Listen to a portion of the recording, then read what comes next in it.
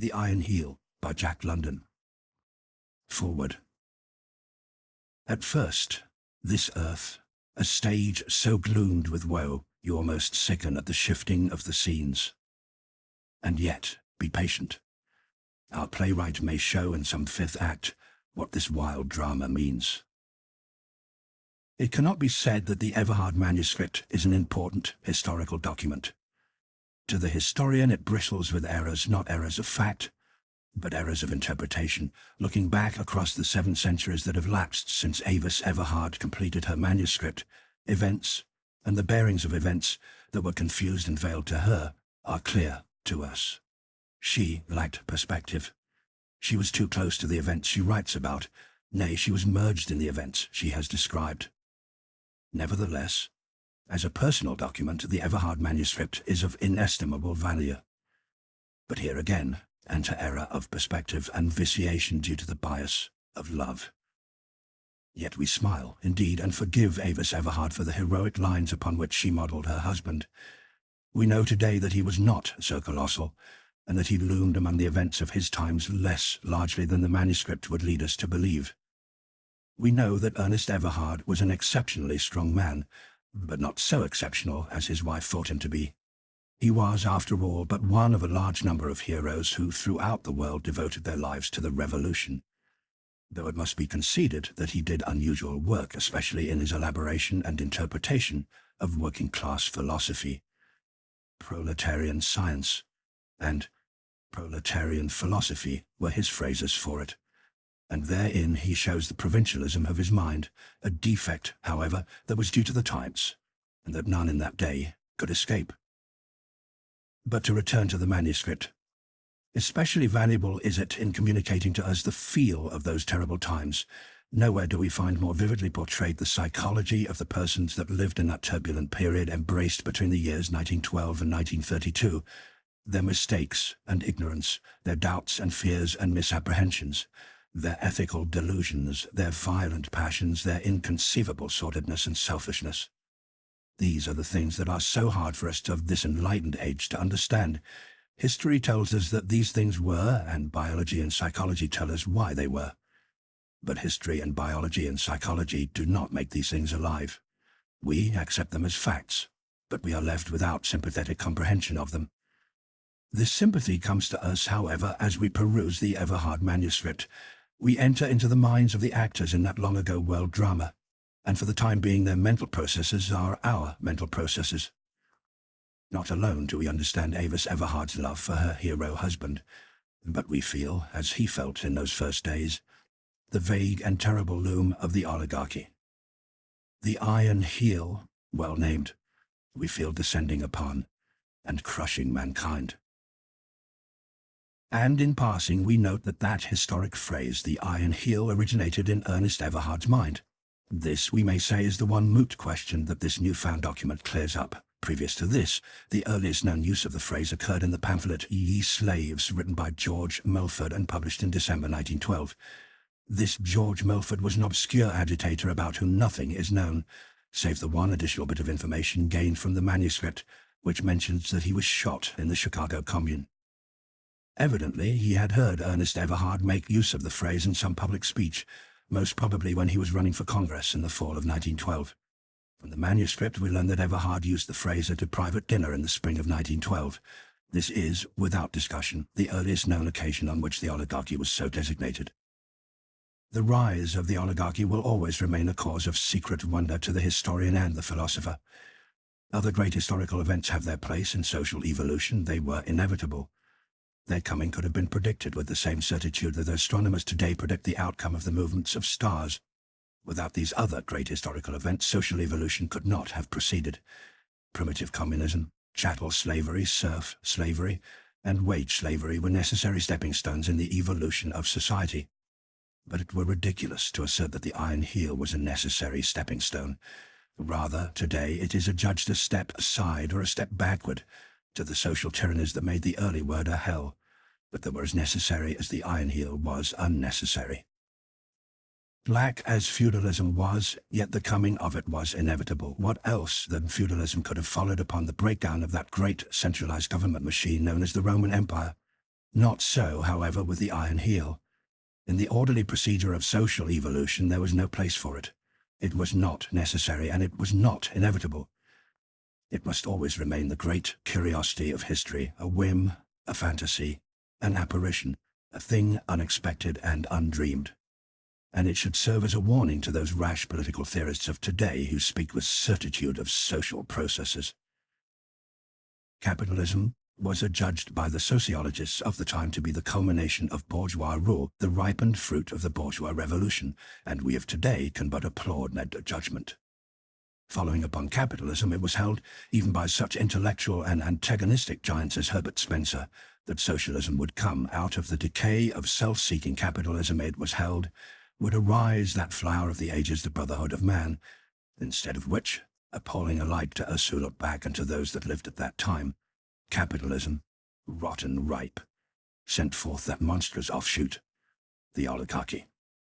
Too late did the socialist movement of the early 20th century divine the coming of the oligarchy. Even as it was divined, the oligarchy was there, a fact established in blood, a stupendous and awful reality. Nor even then, as the Everhard manuscript well shows, was any permanence attributed to the Iron Heel. Its overthrow was a matter of a few short years, was the judgment of the revolutionists. It is true, they realized that the peasant revolt was unplanned, and that the first revolt was premature. But they little realized that the second revolt, planned and mature, was doomed to equal futility and more terrible punishment. It is apparent that Avis Everhard completed the manuscript during the last days of preparation for the second revolt, hence the fact that there is no mention of the disastrous outcome of the second revolt. It is quite clear that she intended the manuscript for immediate publication as soon as the Iron Heel was overthrown, so that her husband, so recently dead, should receive full credit for all that he had ventured and accomplished. Then came the frightful crushing of the second revolt, and it is probable that in the moment of danger, ere she fled or was captured by the mercenaries, she hid the manuscript in the hollow oak at Wake Robin Lodge. Of Avis Everhard there is no further record. Undoubtedly she was executed by the mercenaries, and, as is well known, no record of such executions was kept by the Iron Heel. But little did she realize, even then, as she hid the manuscript and prepared to flee, how terrible had been the breakdown of the second revolt. Little did she realize that the tortuous and distorted evolution of the next 3 centuries would compel a third revolt and a fourth revolt, and many revolts, all drowned in seas of blood, ere the world movement of labor should come into its own. And little did she dream that for 7 long centuries the tribute of her love to Ernest Everhard would repose undisturbed in the heart of the ancient oak of Wake Robin Lodge. Anthony Meredith, Ardis, November the 27th, 419 B.O.M. End of the foreword. The soft summer wind stirs the redwoods, and wild water ripples sweet cadences over its mossy stones. There are butterflies in the sunshine, and from everywhere arises the drowsy hum of bees. It is so quiet and peaceful, and I sit here and ponder, and am restless. It is the quiet that makes me restless. It seems unreal. All the world is quiet, but it is the quiet before the storm. I strain my ears and all my senses for some betrayal of that impending storm. Oh, that it may not be premature, that it may not be premature. The second revolt was largely the work of Ernest Everhard, and though he cooperated, of course, with the European leaders. The capture and secret execution of Everhard was the great event of the spring of 1932 AD. Yet so thoroughly had he prepared for the revolt that his fellow conspirators were able, with little confusion or delay, to carry out his plans. It was after Everhard's execution that his wife went to Wake Robin Lodge, a small bungalow in the Sonoma Hills of California. Small wonder that I am restless. I think, and I cannot cease from thinking. I have been in the thick of life so long that I am oppressed by the peace and quiet, and I cannot forbear from dwelling upon that mad maelstrom of death and destruction so soon to burst forth. In my ears are the cries of the stricken, and I can see, as I have seen in the past, all the marring and mangling of the sweet, beautiful flesh, and the souls torn with violence from proud bodies and hurled at God. Thus do we poor humans attain our ends, striving through carnage and destruction to bring lasting peace and happiness upon the earth. Without doubt, she here refers to the Chicago Commune. And then I am lonely. When I do not think of what is to come, I think of what has been and is no more, my eagle, beating with tireless wings the void, soaring toward what was ever his sun, the flaming ideal of human freedom. I cannot sit idly by and wait the great event that is his making, though he is not here to see. He devoted all the years of his manhood to it, and for it he gave his life.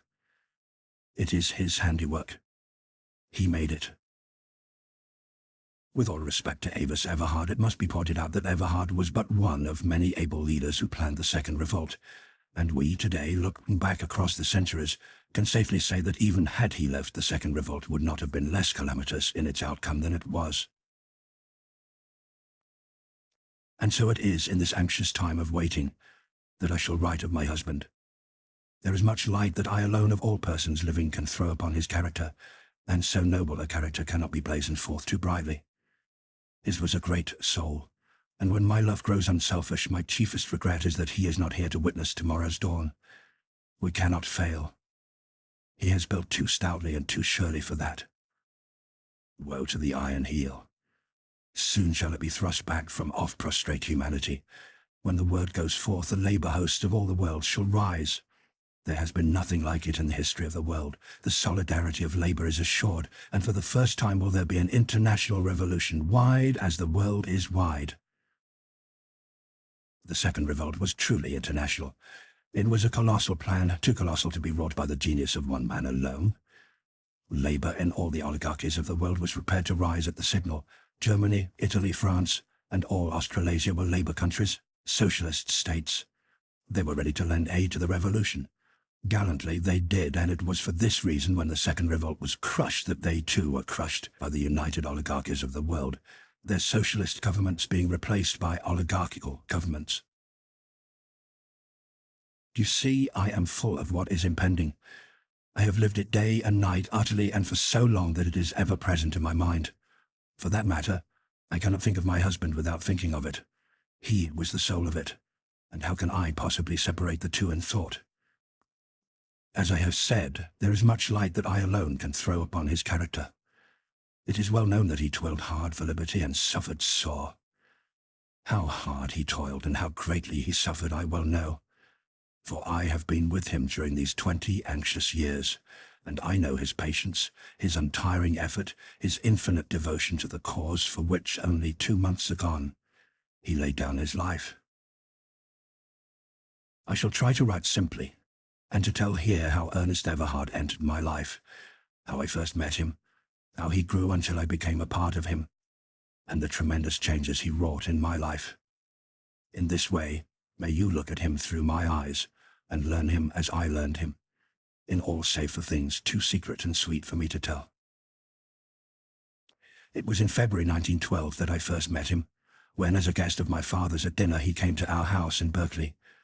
I cannot say that my very first impression of him was favorable. He was one of many at dinner, and in the drawing-room where we gathered and waited for all to arrive, he made a rather incongruous appearance. It was preacher's night, as my father privately called it, and Ernest was certainly out of place in the midst of the churchmen. John Cunningham, Avis Everhard's father, was a professor at the State University at Berkeley, California. His chosen field was physics, and in addition he did much original research and was greatly distinguished as a scientist. His chief contribution to science was his studies of the electron and his monumental work on the identification of matter and energy, wherein he established beyond cavil and for all time that the ultimate unit of matter and the ultimate unit of force were identical. This idea had been earlier advanced but not demonstrated by Sir Oliver Lodge and other students in the field of radioactivity. In the first place, his clothes did not fit him. He wore a ready-made suit of dark cloth that was ill-adjusted to his body. In fact, no ready-made suit of clothes ever could fit his body. And on this night, as always, the cloth bulged with his muscles, while the coat between his shoulders, what of the heavy-shouldered development, was a maze of wrinkles. His neck was the neck of a prize fighter, thick and strong. So this was the social philosopher and ex-horseshoer my father had discovered was my forte. And he certainly looked it, with those bulging muscles and that bull throat. Immediately I classified him. A sort of prodigy, I thought, a blind Tom of the working class. In that day it was the custom of men to compete for purses of money. They fought with their hands. When one was beaten into insensibility or killed, the survivor took the money. This obscure reference applies to a blind Negro musician who took the world by storm in the latter half of the 19th century of the Christian era. And then, when he shook hands with me, his handshake was firm and strong, and he looked at me boldly with his black eyes. Too boldly, I thought. You see, I was a creature of environment, and at that time had strong class instincts. Such boldness on the part of a man of my own class would have been almost unforgivable. I know that I could not avoid dropping my eyes, and I was quite relieved when I passed him on and turned to greet Bishop Morehouse, a favourite of mine, a sweet and serious man of middle age, Christ-like in appearance and goodness, and a scholar as well. But this boldness that I took to be presumption was a vital clue to the nature of Ernest Everhard. He was simple, direct, afraid of nothing, and he refused to waste time on conventional mannerisms. You pleased me, he explained long afterward, and why should I not fill my eyes with that which pleases me? I have said that he was afraid of nothing. He was a natural aristocrat, and this in spite of the fact that he was in the camp of the non-aristocrats. He was a superman, a blonde beast such as Nietzsche has described, and in addition he was aflame with democracy. Friedrich Nietzsche, the mad philosopher of the 19th century of the Christian era, who caught wild glimpses of truth, but who, before he was done, reasoned himself around the great circle of human thought and off into madness. In the interest of meeting the other guests, and what of my unfavourable impression, I forgot all about the working-class philosopher, though once or twice at table I noticed him, especially the twinkle in his eye as he listened to the talk first of one minister and then of another. He has humour, I thought. I almost forgave him his clothes. But the time went by, and the dinner went by, and he never opened his mouth to speak, while the ministers talked interminably about the working class and its relation to the church, and what the church had done and was doing for it. I noticed that my father was annoyed because Ernest did not talk. Once father took advantage of a lull and asked him to say something, but Ernest shrugged his shoulders, and with an "I have nothing to say," went on eating salted almonds. But father was not to be denied. After a while he said, "We have with us a member of the working class. I'm sure that he can present things from a new point of view that will be of interesting and refreshing. I refer to Mr. Everhard." The others betrayed a well-mannered interest and urged Ernest for a statement of his views. Their attitude toward him was so broadly tolerant and kindly that it was really patronizing, and I saw that Ernest noted it and was amused. He looked slowly about him, and I saw the glint of laughter in his eyes. "I am not versed in the courtesies of ecclesiastical controversy," he began, and then hesitated with modesty and indecision. "Go on," they urged, and Dr. Hammerfield said, "We do not mind the truth that is in any man, if it is sincere," he amended. "Then you separate sincerity from truth," Ernest laughed quickly. Dr. Hammerfield gasped and managed to answer, "The best of us may be mistaken, young man, the best of us." Ernest's manner changed on the instant. He became another man. "All right, then," he answered, "and let me begin by saying that you are all mistaken. You know nothing, and worse than nothing, about the working class. Your sociology is as vicious and worthless as is your method of thinking." It was not so much what he said as how he said it. I roused at the first sound of his voice. It was as bold as his eyes. It was a clarion call that thrilled me. And the whole table was aroused, shaken alive from monotony and drowsiness. "What is so dreadfully vicious and worthless in our method of thinking, young man?" Dr. Hammerfield demanded, and already there was something unpleasant in his voice and manner of utterance. "You are metaphysicians. You can prove anything by metaphysics, and have done so. Every metaphysician can prove every other metaphysician wrong, to his own satisfaction. You are anarchists in the realm of thought, and you are mad cosmos makers. Each of you dwells in a cosmos of his own making, created out of his own fancies and desires. You do not know the real world in which you live, and your thinking has no place in the real world, except insofar as it is phenomena for mental aberration. Do you know what I was reminded of as I sat at table and listened to you talk and talk? You reminded me for all the world of the scholastics of the Middle Ages who gravely and learnedly debated the absorbing question of how many angels could dance on the point of a needle. Why, my dear sirs, you are as remote from the intellectual life of the 20th century as an Indian medicine man making incantation in the primeval forest 10,000 years ago. As Ernest talked, he seemed in a fine passion. His face glowed, his eyes snapped and flashed, and his chin and jaw were eloquent with aggressiveness. But it was only a way he had. It always aroused people. His smashing, sledgehammer manner of attack invariably made them forget themselves. And they were forgetting themselves now. Bishop Morehouse was leaning forward and listening intently. Exasperation and anger were flushing the face of Dr. Hammerfield, and others were exasperated too, and some were smiling in an amused and superior way. As for myself, I found it most enjoyable. I glanced at Father, and I was afraid he was going to giggle at the effect of this human bombshell he had been guilty of launching amongst us. "Your terms are rather vague," Dr. Hammerfield interrupted. "Just precisely what do you mean when you call us metaphysicians?" "I call you metaphysicians because you reason metaphysically," Ernest went on. "Your method of reasoning is the opposite to that of science. There is no validity to your conclusions. You can prove everything and nothing, and no two of you can agree upon anything. Each of you goes into his own consciousness to explain himself and the universe. As well may you lift yourselves by your own bootstraps as to explain consciousness by consciousness." "I do not understand," Bishop Morehouse said. "It seems to me that all things of the mind are metaphysical. The most exact and convincing of all sciences, mathematics, is sheerly metaphysical. Each and every thought process of the scientific reasoner is metaphysical. Surely you will agree with me." "As you say, you do not understand," Ernest replied. "The metaphysician reasons deductively out of his own subjectivity. The scientist reasons inductively from the facts of experience. The metaphysician reasons from theory to facts. The scientist reasons from facts to theory. The metaphysician explains the universe by himself. The scientist explains himself by the universe." "Thank God we are not scientists," Dr. Hammerfield murmured complacently. "What are you, then?" Ernest demanded. "Philosophers." "There you go," Ernest laughed. "You have left the real and solid earth and are up in the air with a word for a flying machine.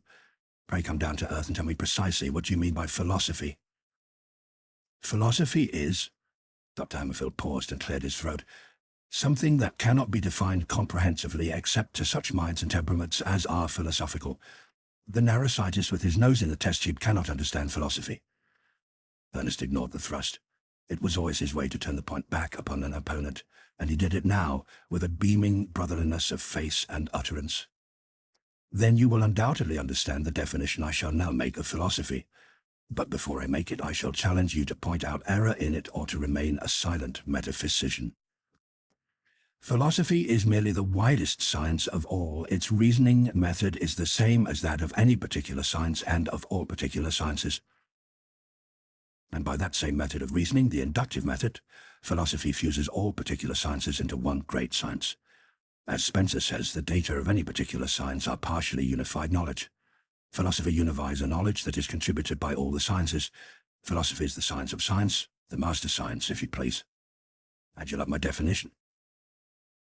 Very creditable, Dr. Hammerfield muttered lamely. But Ernest was merciless. "Remember," he warned, "my definition is fatal to metaphysics. If you do not now point out a flaw in my definition, you are disqualified later on from advancing metaphysical arguments. You must go through life seeking that flaw and remaining metaphysically silent until you have found it." Ernest waited. The silence was painful. Dr. Hammerfield was pained. He was also puzzled. Ernest's sledgehammer attack disconcerted him.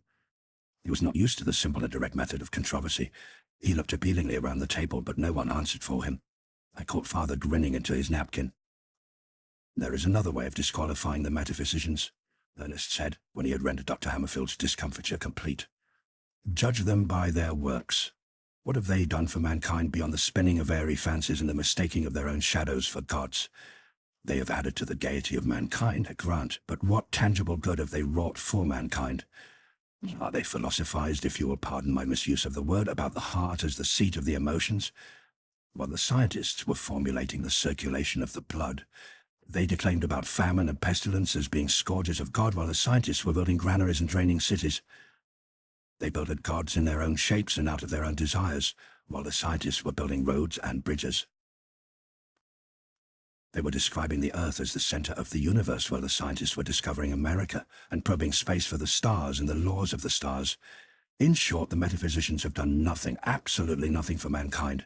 Step by step, before the advance of science, they have been driven back. As fast as the ascertained facts of science have overthrown their subjective explanation of things, they've made their new subjective explanations of things, including explanations of the latest ascertained facts. And this, I doubt not, they will go on doing to the end of time. Gentlemen, a metaphysician is a medicine man. The difference between you and the Eskimo who makes a fur-clad, blubber-eating god is merely a difference of several thousand years of ascertained facts. That is all. Yet the thought of Aristotle ruled Europe for 12 centuries, Dr. Ballingford announced pompously, and Aristotle was a metaphysician. Dr. Ballingford glanced around the table and was rewarded by nods and smiles of approval. Your illustration is most unfortunate, Ernest replied. You refer to a very dark period in human history. In fact, we call that period the Dark Ages. A period wherein science was raped by the metaphysicians, wherein physics became a search for the philosopher's stone, wherein chemistry became alchemy and astronomy became astrology. Sorry, the domination of Aristotle's thought. Dr. Ballingford looked pained.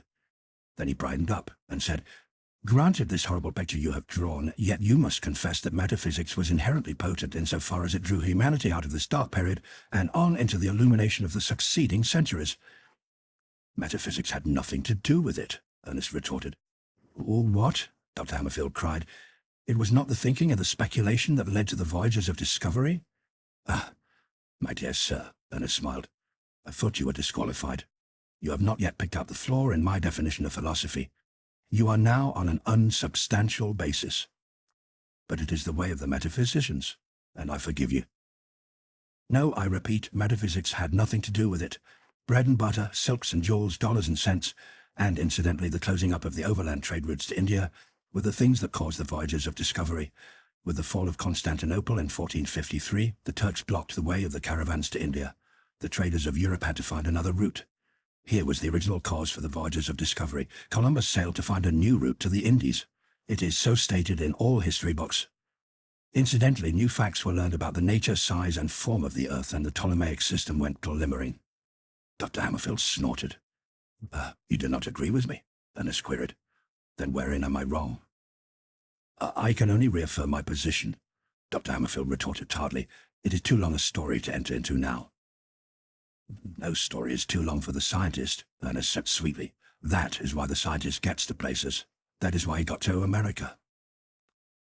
I shall not describe the whole evening, though it is a joy to me to recall every moment, every detail of those first hours of my coming to know Ernest Everhard. Battle royal raged, and the ministers grew red-faced and excited, especially at the moments when Ernest called them romantic philosophers, shadow projectors, and similar things, and always he checked them back to facts. The fact, man, the irrefragable fact, he would proclaim triumphantly when he had brought one of them a cropper. He bristled with facts.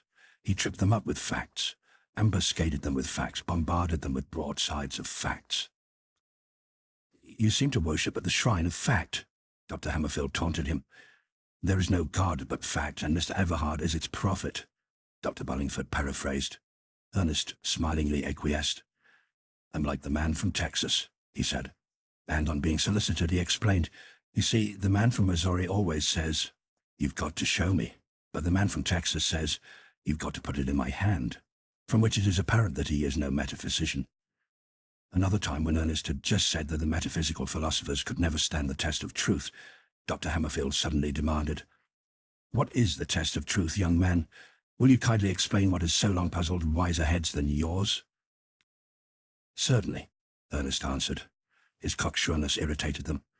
The wise heads have puzzled so sorely over truth because they went up into the air after it. Had they remained on the solid earth, they would have found it easily enough. Aye, they would have found that they themselves were precisely testing truth with every practical act and thought of their lives. The test, Dr. Hammerfield repeated impatiently. Never mind the preamble. Give us that which we have sought so long, the test of truth. Give it us, and we will be as gods. There was an impolite and sneering skepticism in his words and manner that secretly pleased most of them at the table, though it seemed to bother Bishop Morehouse. "Dr. Jordan has stated it very clearly," Ernest said. "His test of truth is, will it work? Will you trust your life with it?" Note: a noted educator of the late 19th and early 20th centuries of the Christian era, he was president of the Stanford University, a private benefaction of the Times. "Ish," Dr. Hammerfield sneered. "You have not taken Bishop Berkeley into account. He has never been answered." Note: an idealistic monist who long puzzled the philosophers of that time with his denial of the existence of matter, but his clever argument was finally demolished when the new empiric facts of science were philosophically generalized. "The noblest metaphysician of them all," Ernest laughed. "But your example is unfortunate, as Berkeley himself attested his metaphysics didn't work." Dr. Hammerfield was angry, righteously angry. It was as though he had caught Ernest in a theft or a lie. "Young man," he trumpeted, "that statement is on a par with all you have uttered tonight. It is a base and unwarranted assumption." "Quite crushed," Ernest murmured meekly. "Only I don't know what hit me. You'll have to put it in my hand, Doctor." I will," Dr. Hammerfield spluttered. "How do you know? You do not know that Bishop Berkeley attested that his metaphysics did not work. You have no proof. Young man, they have always worked." "I take it as proof that Berkeley's metaphysics did not work because—" Ernest paused calmly for a moment. "Because Berkeley made an invariable practice of going through doors instead of walls. Because he trusted his life to solid bread and butter and roast beef. Because he shaved himself with a razor that worked when it removed the hair from his face." "But those are actual things," Dr. Hammerfield cried. "Metaphysics is of the mind." "And they work? In the mind?" Ernest queried softly. The others nodded. "And even a multitude of angels can dance on the point of a needle. In the mind," Ernest went on reflectively. "And a blubber-eating, fur-clad god can exist and work. In the mind. And there are no proofs to the contrary. In the mind." "I suppose, Doctor, you live in the mind?" "My mind, to me, a kingdom is," was the answer. "That's another way of saying that you live up in the air. But you come back to Earth at mealtime, I am sure, or when an earthquake happens along. Or tell me, Doctor, do you have no apprehension in an earthquake, that that incorporeal body of yours will be hit by an immaterial brick?" Instantly, and quite unconsciously, Dr. Hammerfield's hand shot up to his head, where a scar disappeared under the hair. It happened that Ernest had blundered on an apposite illustration. Dr. Hammerfield had nearly been killed in the great earthquake by a falling chimney. Everybody broke out in roars of laughter. Note: the great earthquake of 1906 AD that destroyed San Francisco. "Well?" Ernest asked when the merriment had subsided. "Proofs to the contrary?" And in the silence he asked again, "Well?" Then he added, "Still well, but not so well, that argument of yours." But Dr. Hammerfield was temporarily crushed, and the battle raged on in new directions. On point after point, Ernest challenged the ministers. When they affirmed that they knew the working class, he told them fundamental truths about the working class that they did not know, and challenged them for disproofs. He gave them facts, always facts, checked their excursions into the air, and brought them back to the solid earth and its facts. How the scene comes back to me. I can hear him now with that war note in his voice, flaying them with his facts, each fact a lash that stung and stung again. And he was merciless. He took no quarter and gave none. I can never forget the flaying he gave them at the end. Note: this figure arises from the customs of the times, when, among men fighting to the death in their wild animal way, a beaten man threw down his weapons. It was at the option of the victor to slay him or spare him. You have repeatedly confessed tonight by direct avowal or ignorant statement that you do not know the working class. But you are not to be blamed for this. How can you know anything about the working class? You do not live in the same locality with the working class. You herd with the capitalist class in another locality. And why not? It is the capitalist class that pays you, that feeds you, that puts the very clothes on your backs that you are wearing tonight. And in return you preach to your employers the brand of metaphysics that are especially acceptable to them. And the especially acceptable brands are acceptable because they do not menace the established order of society. Here there was a stir of dissent around the table. I'll not challenge your sincerity," Ernest continued. "You are sincere. You preach what you believe. There lies your strength and your value to the capitalist class. But should you change your belief to something that menaces the established order, your preaching would be unacceptable to your employers and you would be discharged. Every little while, someone or another of you is so discharged, am I not right?" Note: during this period there were many ministers cast out of the church for preaching unacceptable doctrine, especially were they cast out when their preaching became tainted with socialism. This time there was no dissent. They sat dumbly acquiescent, with the exception of Dr. Hammerfield, who said, "It is when their thinking is wrong that they are asked to resign," which is another way of saying when their thinking is unacceptable, Ernest answered, and then went on. "So I say to you, go ahead and preach and earn your pay, but for goodness sake leave the working class alone. You belong in the enemy's camp. You have nothing in common with the working class. Your hands are soft with the work others have performed for you. Your stomachs are round with the plenitude of eating." Here Dr. Ballingford winced, and every eye glanced at his prodigious girth. It was said he had not seen his own feet in years. "And your minds are filled with doctrines that are buttresses of the established order. You are as much mercenaries, sincere mercenaries, I grant, as were the men of the Swiss Guard. Be true to your salt and your hire. Guard with your preaching the interests of your employers, but do not come down to the working class and serve as false leaders. You cannot honestly be in the two camps at once. The working class has done without you. Believe me, the working class will continue to do without you. And, furthermore, the working class can do better without you than with you." Note: the hired foreign palace guards of Louis XIV, the King of France that was beheaded by his people. End of chapter 1. After the guests had gone, Father threw himself into a chair and gave vent to roars of gargantuan laughter. Not since the death of my mother had I known him to laugh so heartily. "I'll wager Dr. Hammerfield was never up against anything like it in his life," he laughed. "The courtesies of ecclesiastical controversy. Did you notice how he began like a lamb? Everhard, I mean, and how quickly he became a roaring lion? He has a splendidly disciplined mind. He would have made a good scientist if his energies had been directed that way." I need scarcely say that I was deeply interested in Ernest Everhard.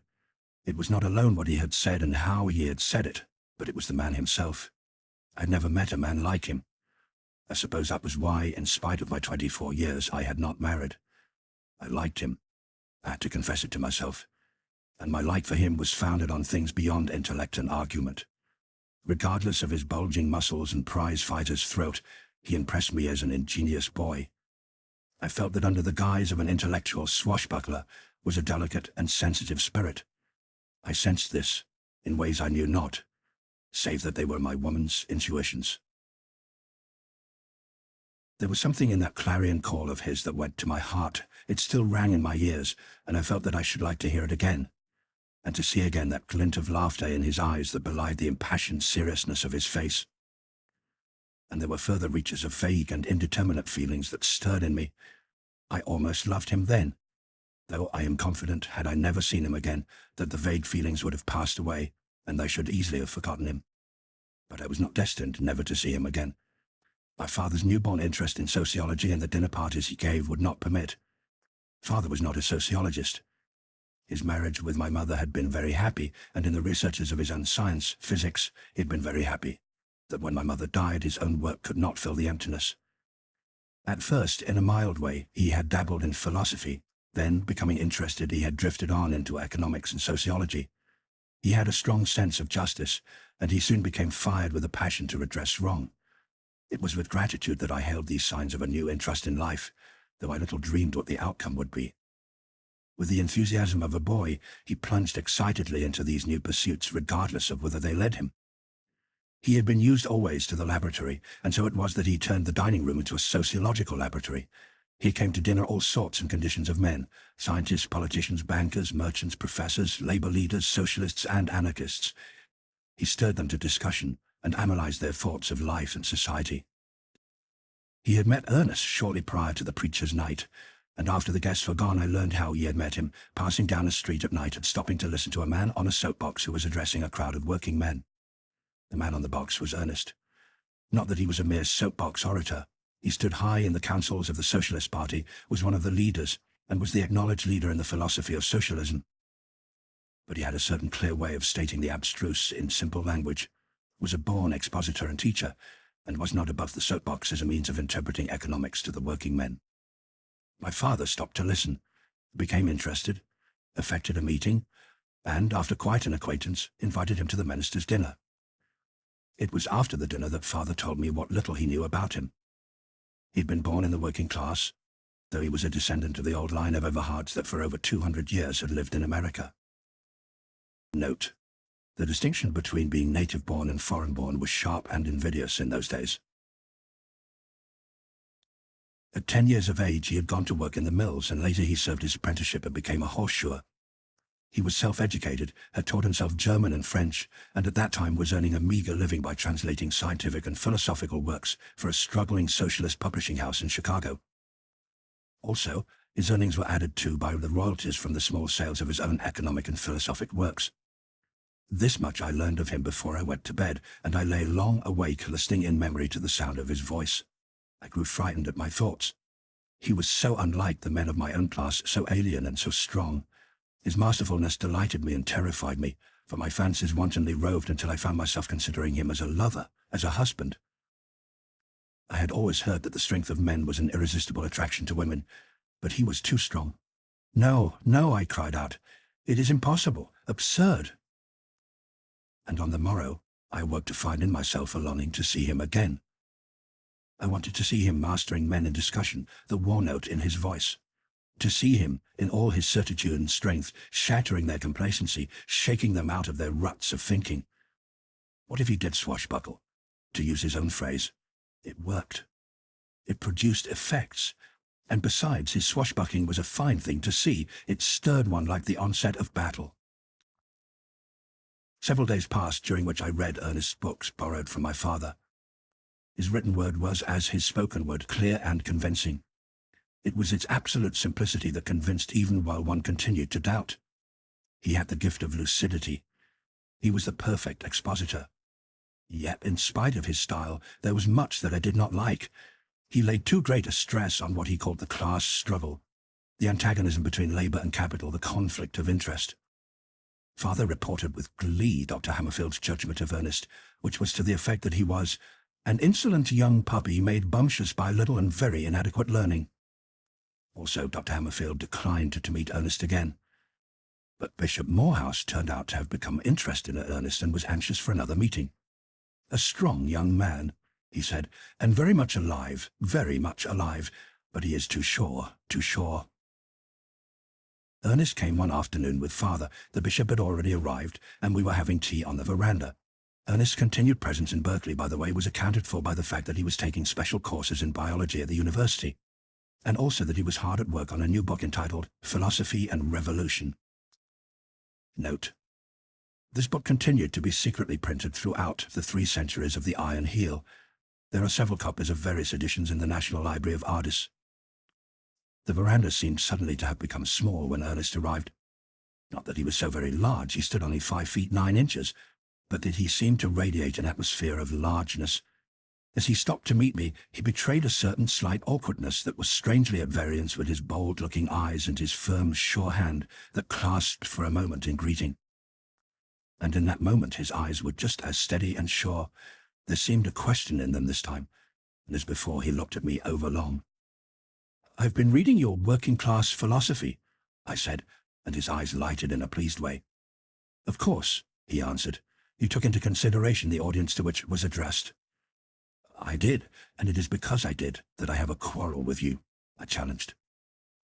I too have a quarrel with you, Mr. Everhard," Bishop Morehouse said. Ernest shrugged his shoulders whimsically and accepted a cup of tea. The bishop bowed and gave me precedence. "You foment class hatred," I said. "I consider it wrong and criminal to appeal to all that is narrow and brutal in the working class. Class hatred is antisocial, and it seems to me anti-socialistic." "Not guilty," he answered. "Class hatred is neither in the text nor in the spirit of anything I have ever written." "Ah!" I cried reproachfully, and reached for his book and opened it. He sipped his tea and smiled at me while I ran over the pages. "Page 132, I read aloud. The class struggle therefore presents itself in the present stage of social development between the wage-paying and the wage-paid classes. I looked at him triumphantly. No mention there of class hatred, he smiled back. But, I answered, you say class struggle. A different thing from class hatred, he replied, and believe me, we foment no hatred. We say that the class struggle is a law of social development. We are not responsible for it. We do not make the class struggle, we merely explain it, as Newton explained gravitation. We explain the nature of the conflict of interest that produces the class struggle. But there should be no conflict of interest, I cried. I agree with you heartily, he answered. That is what we socialists are trying to bring about, the abolition of the conflict of interest. Pardon me, let me read an extract. He took his book and turned back several pages. Page 126. The cycle of class struggles which began with the dissolution of rude tribal communism and the rise of private property will end with the passing of private property in the means of social existence. But I disagree with you, the bishop interposed, his pale ascetic face betraying by a faint glow the intensity of his feelings. Your premise is wrong. There is no such thing as a conflict of interest between labour and capital, or rather there ought not to be. Thank you, Ernest said gravely. By that last statement you have given me back my premise. But why should there be a conflict? The bishop demanded warmly. Ernest shrugged his shoulders. Because we are so made, I guess. But we are not so made, cried the other. Are you discussing the ideal man? Ernest asked. Unselfish and godlike and so few in numbers as to be practically non-existent? Or are you discussing the common and ordinary average man? The common and ordinary man, was the answer. Who is weak and fallible, prone to error? Bishop Morehouse nodded. And petty and selfish? Again he nodded. Or watch out, Ernest warned. I said selfish. What the average man is selfish, the bishop affirmed valiantly. Wants all he can get, true but deplorable. Then I've got you. Ernest's jaw snapped like a trap. Let me show you. Here is a man who works on the street railways.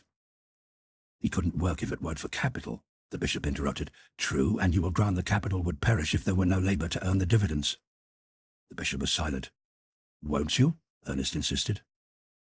The bishop nodded. Then our statements cancel each other, Ernest said in a matter-of-fact tone, and we are where we were. Now to begin again.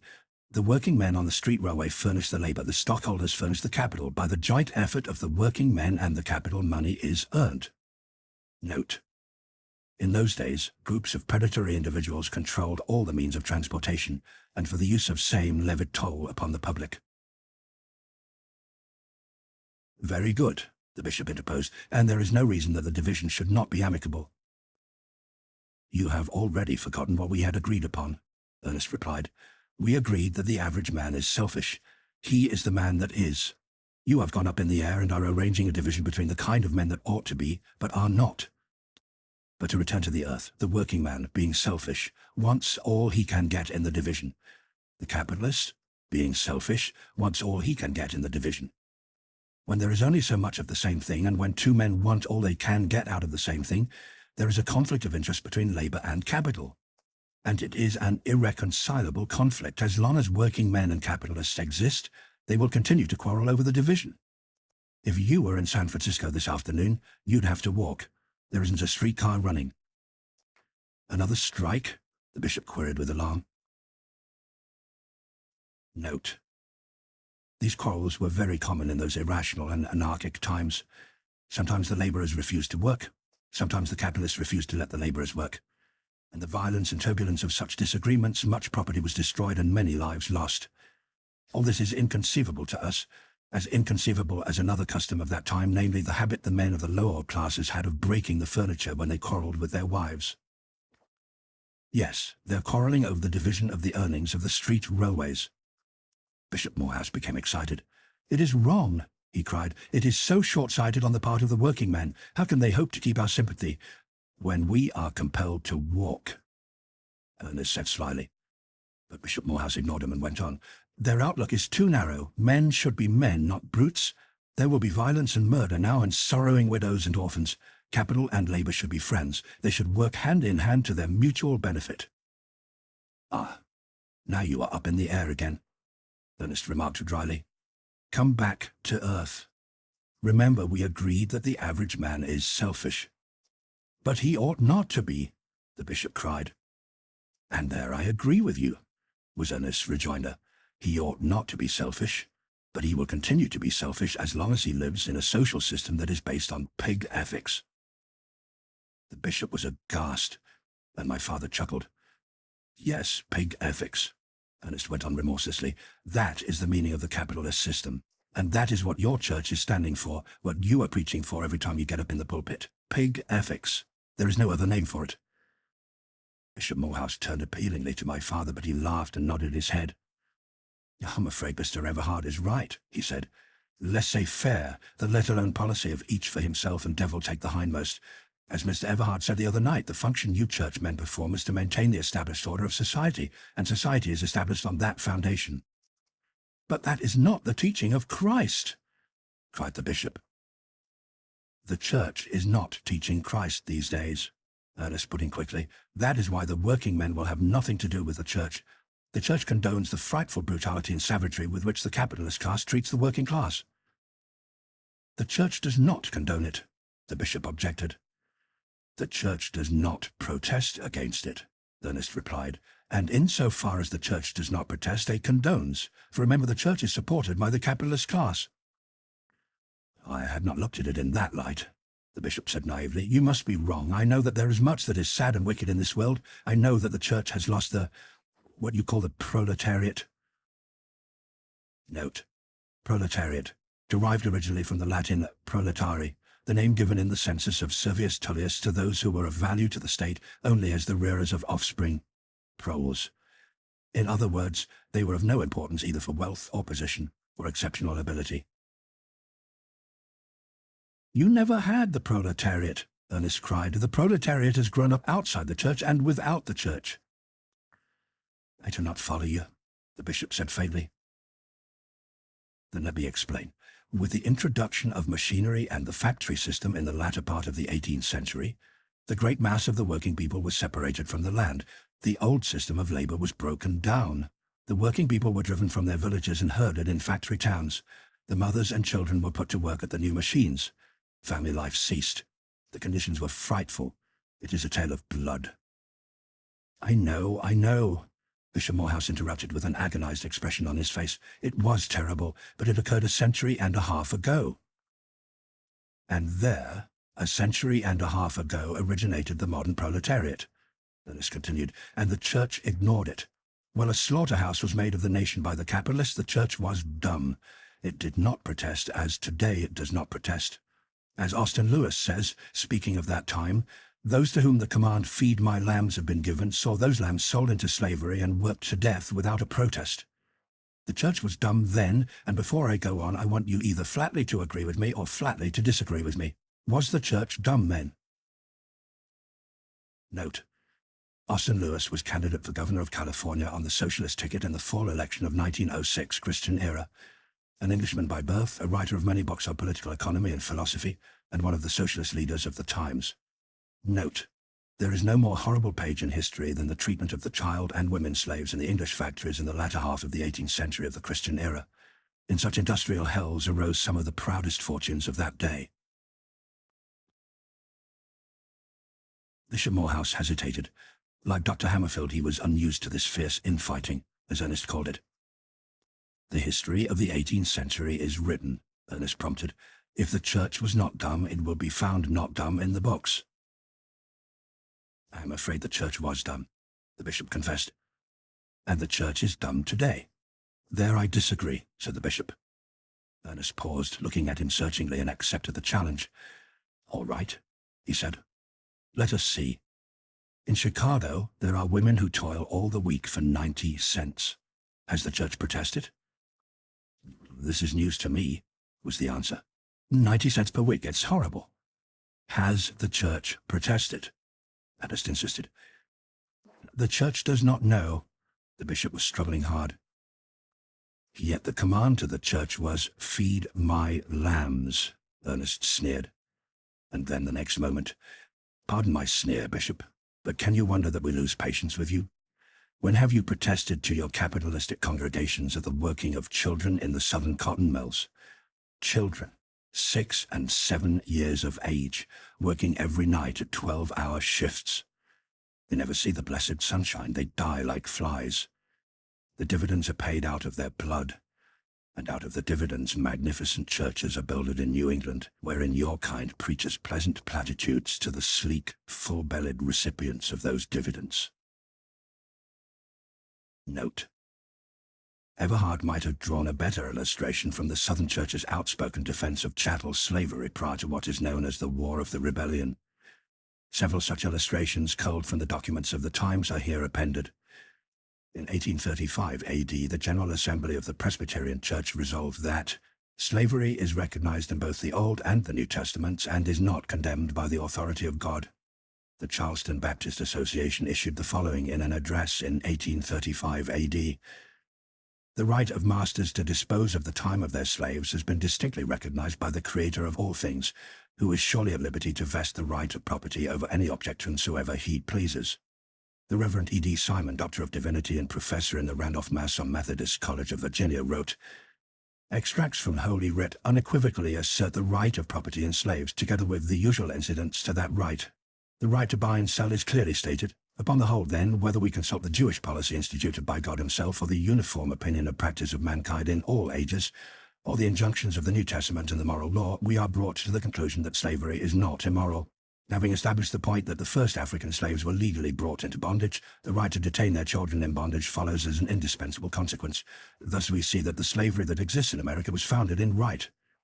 It is not at all remarkable that this same note should have been struck by the Church a generation or so later in relation to the defense of capitalistic property. In the Great Museum at Asgard there is a book entitled Essays in Application, written by Henry Van Dyke. The book was published in 1905 of the Christian era. From what we can make out, Van Dyke must have been a churchman. The book is a good example of what Everhard would have called bourgeois thinking.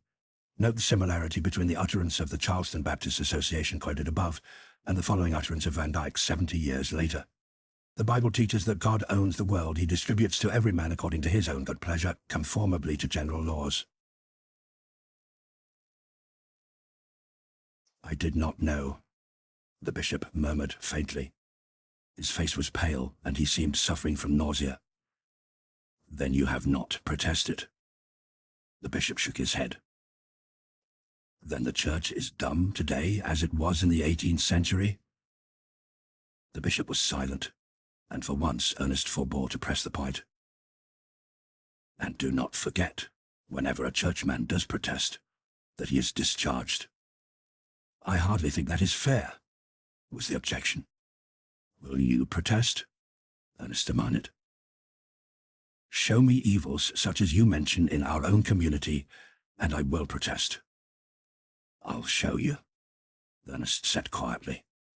I'm at your disposal. I will take you on a journey through hell. And I shall protest. The bishop strained himself in his chair, and over his gentle face spread the harshness of the warrior. The church shall not be dumb. You will be discharged, was the warning. I shall prove the contrary, was the retort. I shall prove, if what you say is so, that the church has erred through ignorance. And, furthermore, I hold that whatever is horrible industrial society is due to the ignorance of the capitalist class. It will mend all that is wrong as soon as it receives the message, and this message it shall be the duty of the church to deliver. Ernest laughed. He laughed brutally, and I was driven to the bishop's defense. Remember, I said, you see but one side of the shield. There is much good in us, though you give us credit for no good at all. Bishop Morehouse is right. The industrial wrong, terrible as you say it is due to ignorance. The divisions of society have become too widely separated. The wild Indian is not so brutal and savage as the capitalist class, he answered, and in that moment I hated him. You do not know us, I answered. We are not brutal and savage. Prove it, he challenged. How can I prove it? To you? I was growing angry. He shook his head. I do not ask you to prove it to me. I ask you to prove it to yourself. I know, I said. You know nothing, was his rude reply. There, children, Father said soothingly. I don't care, I began indignantly, but Ernest interrupted. I understand you have money, where your father has, which is the same thing, money invested in the Sierra Mills. What has that to do with it? I cried. Nothing much, he began slowly, except that the gown you wear is stained with blood. The food you eat is a bloody stew. The blood of little children and of strong men is dripping from your very roof beams. I can close my eyes now and hear it drip, drop, all about me. And suiting the action to the words, he closed his eyes and leaned back in his chair. I burst into tears of mortification and hurt vanity. I'd never been so brutally treated in my life. Both the bishop and my father were embarrassed and perturbed. They tried to lead the conversation away into easier channels, but Ernest opened his eyes, looked at me, and waved them aside. His mouth was stern and his eyes too, and in the latter there was no glint of laughter. What he was about to say, what terrible castigation he was going to give me, I never knew, for at that moment a man, passing along the sidewalk, stopped and glanced in at us. He was a large man, poorly dressed, and on his back was a great load of rattan and bamboo stands, chairs and screens. He looked at the house as if debating whether or not he should come in and try to sell some of his wares. That man's name is Jackson, Ernest said. With that strong body of his, he should be at work and not peddling, I answered curtly. Note, in that day there were many thousands of these poor merchants called peddlers. They carried their whole stock in trade from door to door. It was a most wasteful expenditure of energy. Distribution was as confused and irrational as the whole general system of society. Notice the sleeve of his left arm, Ernest said gently. I looked and saw that the sleeve was empty. It was some of the blood from that arm that I heard dripping from your roof beams, Ernest said with continued gentleness. He lost his arm in the Sierra Mills, and like a broken-down horse, you turned him out on the highway to die. When I say you, I mean the superintendent and the officials that you and the other stockholders pay to manage the mills for you. It was an accident. It was caused by his trying to save the company a few dollars. The toothed drum of the picker caught his arm. He might have let the small flint that he saw in the teeth go through. It would have smashed out a double row of spikes, but he reached for the flint and his arm was picked and clawed to shreds from the fingertips to the shoulder. It was at night. The mills were working overtime. They paid a fat dividend that quarter. Jackson had been working many hours and his muscles had lost their resiliency and snap. They made his movements a bit slow. That was why the machine caught him. He had a wife and 3 children. And what did the company do for him? I asked. Nothing. Oh, yes, they did do something. They successfully fought the damage suit he brought when he came out of hospital.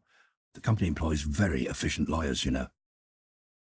You have not told the whole story, I said with conviction, or else you do not know the whole story. Maybe the man was insolent. Insolent? Ha, ha. His laughter was Mephistophelian. Great God! Insolent! And with his arm chewed off. Nevertheless, he was a meek and lowly servant, and there is no record of his having been insolent. But the courts, I urged.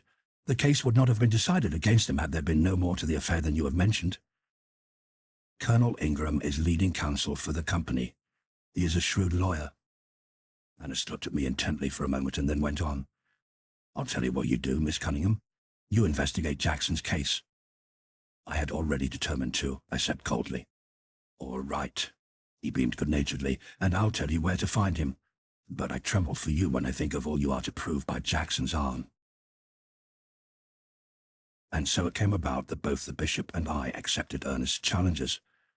They went away together, leaving me smarting with a sense of injustice that had been done to me in my class. The man was a beast.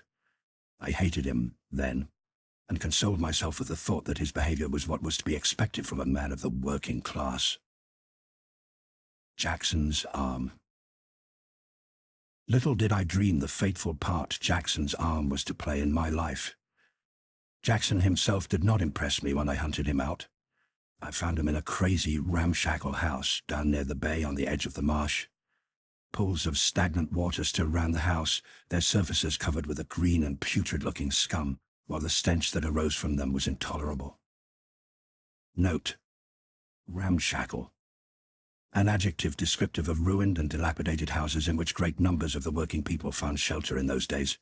They invariably paid rent, and, considering the value of such houses, enormous rent to the landlords.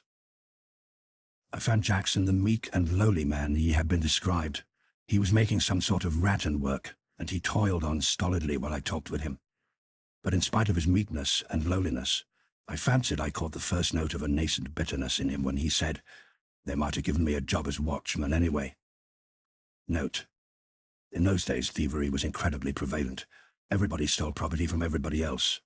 The lords of society stole legally or else legalized their stealing, while the poorer classes stole illegally. Nothing was safe unless guarded. Enormous numbers of men were employed as watchmen to protect property. The houses of the well-to-do were a combination of safe deposit vault and fortress. The appropriation of the personal belongings of others by our own children of today is looked upon as a rudimentary survival of the theft characteristic that in those early times was universal.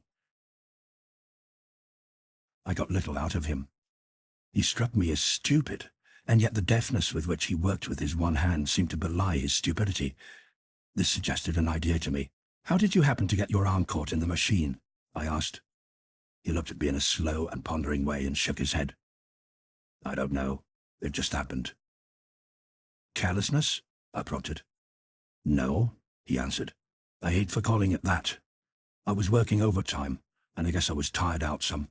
I worked 17 years in them mills, and I've took notice that most of the accidents happens just before whistle blow. I'm willing to bet that more accidents happens in the hour before whistle blow than in all the rest of the day. A man ain't so quick after working steady for hours. I've seen too many of them cut up and gouged and chawed not to know." Note: the labourers were called to work and dismissed by savage, screaming, nerve-wracking steam whistles. "Many of them?" I queried. "Hundreds and hundreds, and children too." With the exception of the terrible details, Jackson's story of his accident was the same as that I had already heard. When I asked him if he had broken some rule of working the machinery, he shook his head. "I chucked off the belt with my right hand," he said, "and made a reach for the flint with my left. I didn't stop to see if the belt was off. I thought my right hand had done it, only it didn't. I reached quick, and the belt wasn't all the way off, and then my arm was chewed off." "It must have been painful," I said sympathetically. "The crunching of the bones wasn't nice," was his answer. His mind was rather hazy concerning the damaged suit.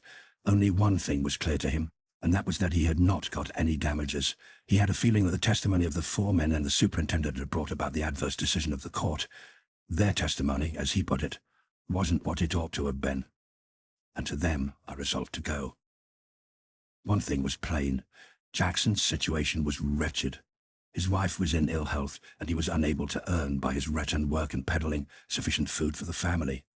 He was back in his rent, and the oldest boy, a lad of 11, had started to work in the mills. "They might have given me that watchman's job," were his last words as I went away. By the time I had seen the lawyer who had handled Jackson's case and the two foremen and the superintendent of the mills who had testified, I began to feel that there was something after all in Ernest's contention. He was a weak and insufficient-looking man, the lawyer, and at sight of him I did not wonder that Jackson's case had been lost. My first thought was that it had served Jackson right for getting such a lawyer, but the next moment two of Ernest's statements came flashing into my consciousness. The company employs very efficient lawyers, and Colonel Ingram is a shrewd lawyer. I did some rapid thinking. It dawned upon me that of course the company could afford finer legal talent than could a working man like Jackson, but this was merely a minor detail. There was some very good reason, I was sure, why Jackson's case had gone against him. "Why did you lose the case?" I asked. The lawyer was perplexed and worried for a moment, and I found it in my heart to pity the wretched little creature. Then he began to whine. I do believe his whine was congenital. He was a man beaten at birth. He whined about the testimony. The witnesses had given only the evidence that helped the other side. Not one word could he get out of them that would have helped Jackson. They knew which side their bread was buttered on.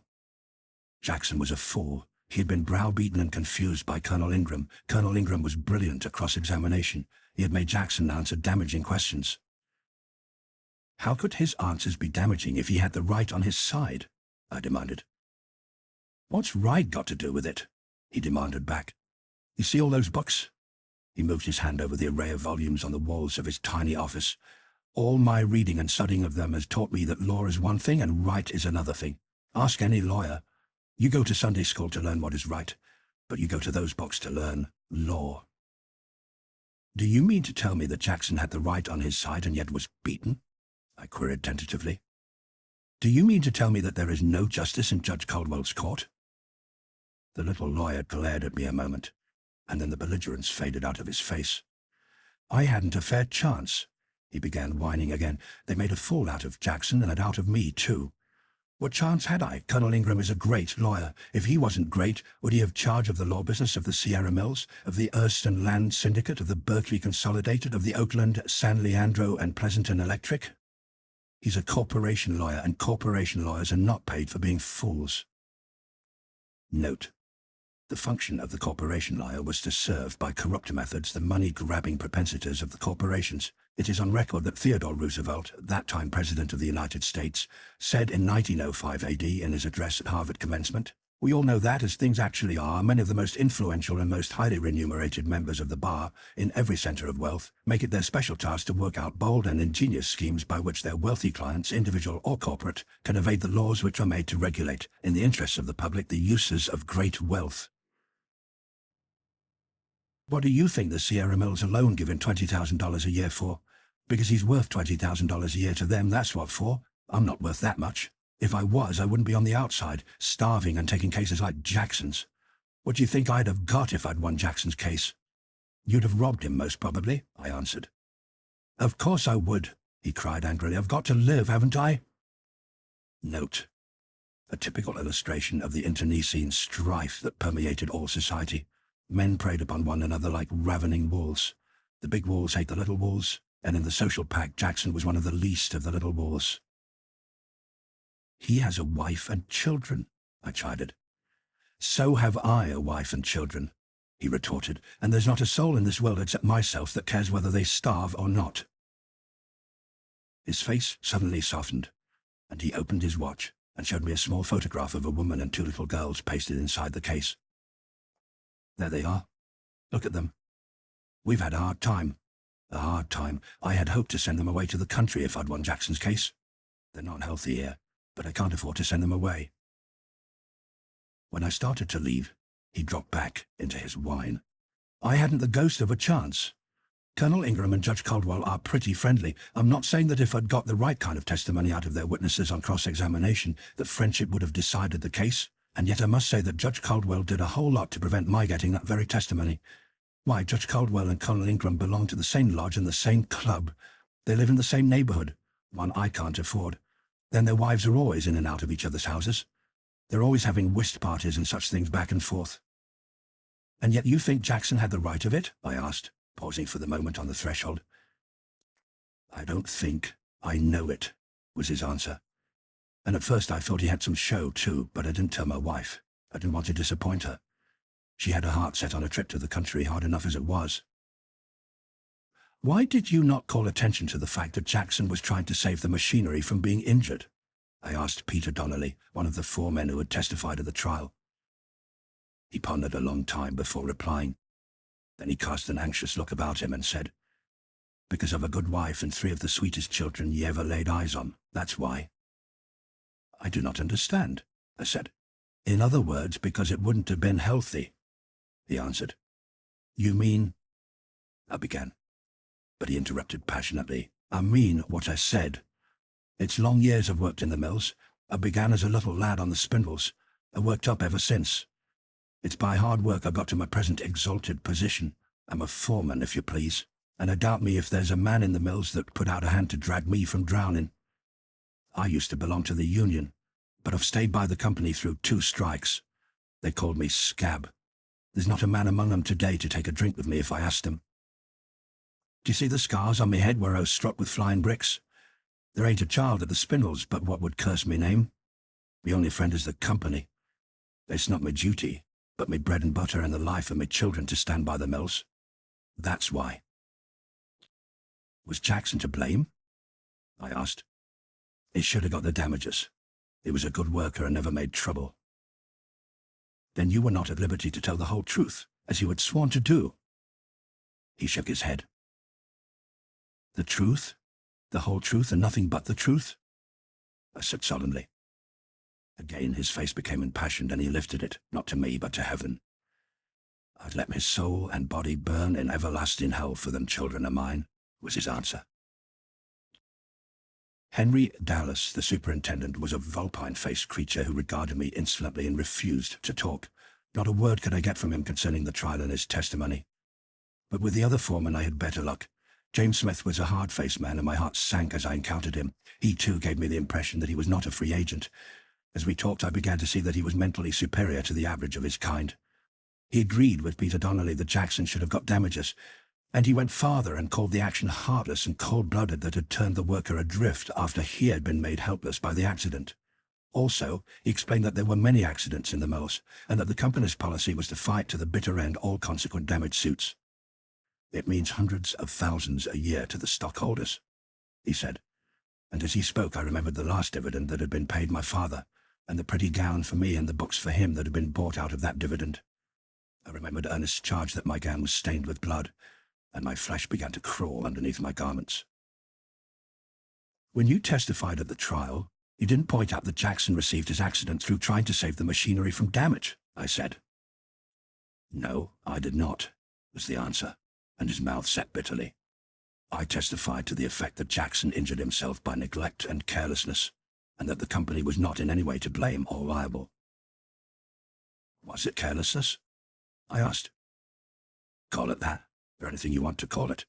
The fact is, a man gets tired after he's been working for hours." I was becoming interested in the man. He certainly was of a superior kind. "You are better educated than most working men," I said. "I went through high school," he replied. "I worked my way through doing janitor work. I wanted to go through the university, but my father died and I came to work in the mills." "I wanted to become a naturalist," he explained shyly, as though confessing a weakness. "I love animals, but I came to work in the mills. When I was promoted to foreman, I got married. Then the family came, and, well, I wasn't my own boss anymore." "What do you mean by that?" I asked. I was explaining why I testified at the trial the way I did, why I followed instructions. "Whose instructions?" "Colonel Ingram.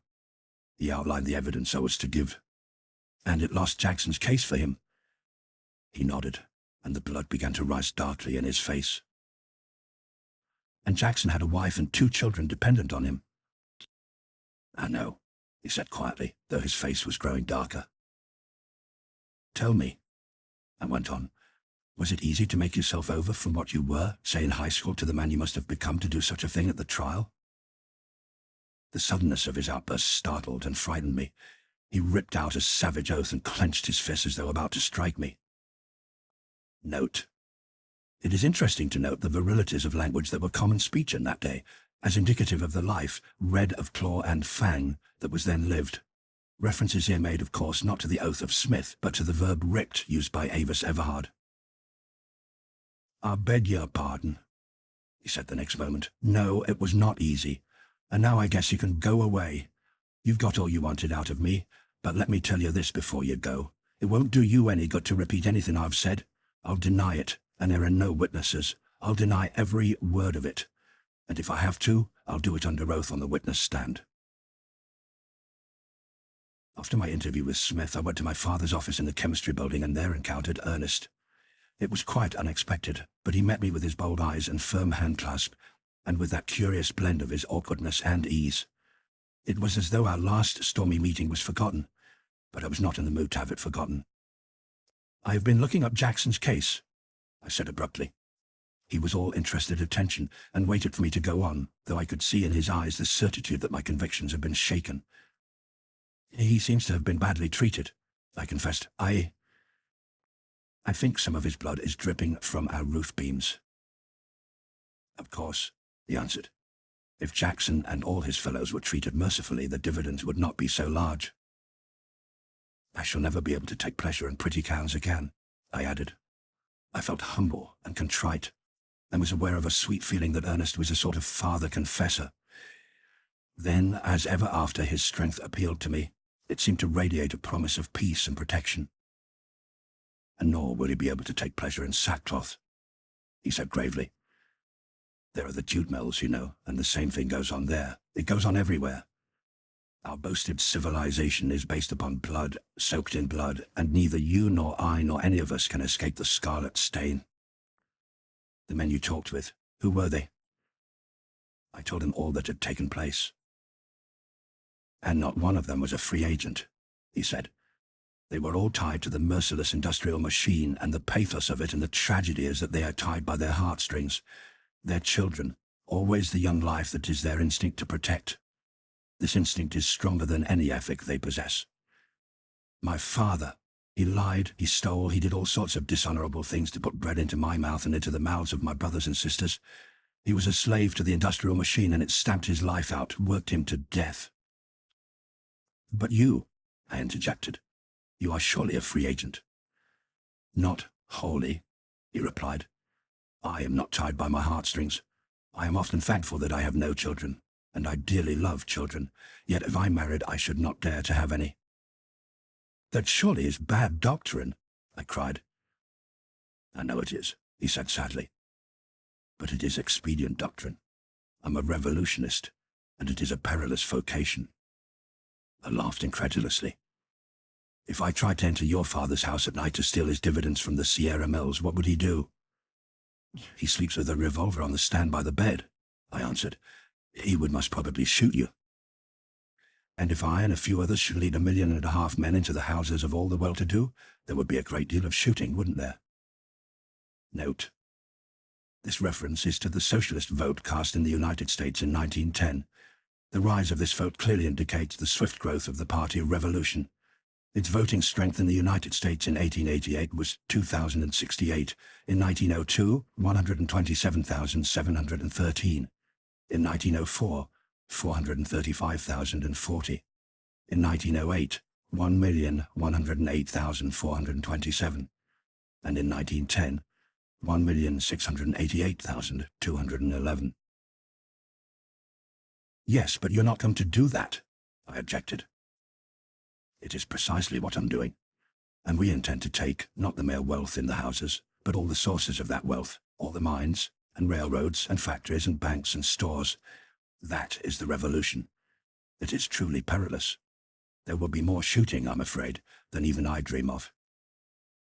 But, as I was saying, no one today is a free agent. We are all caught up in the wheels and cogs of the industrial machine. You found that you were, and that the men you talked with were. Talk with more of them. Go and see Colonel Ingram. Look up the reporters that kept Jackson's case out of the papers and the editors that run the papers. You will find them all slaves of the machine.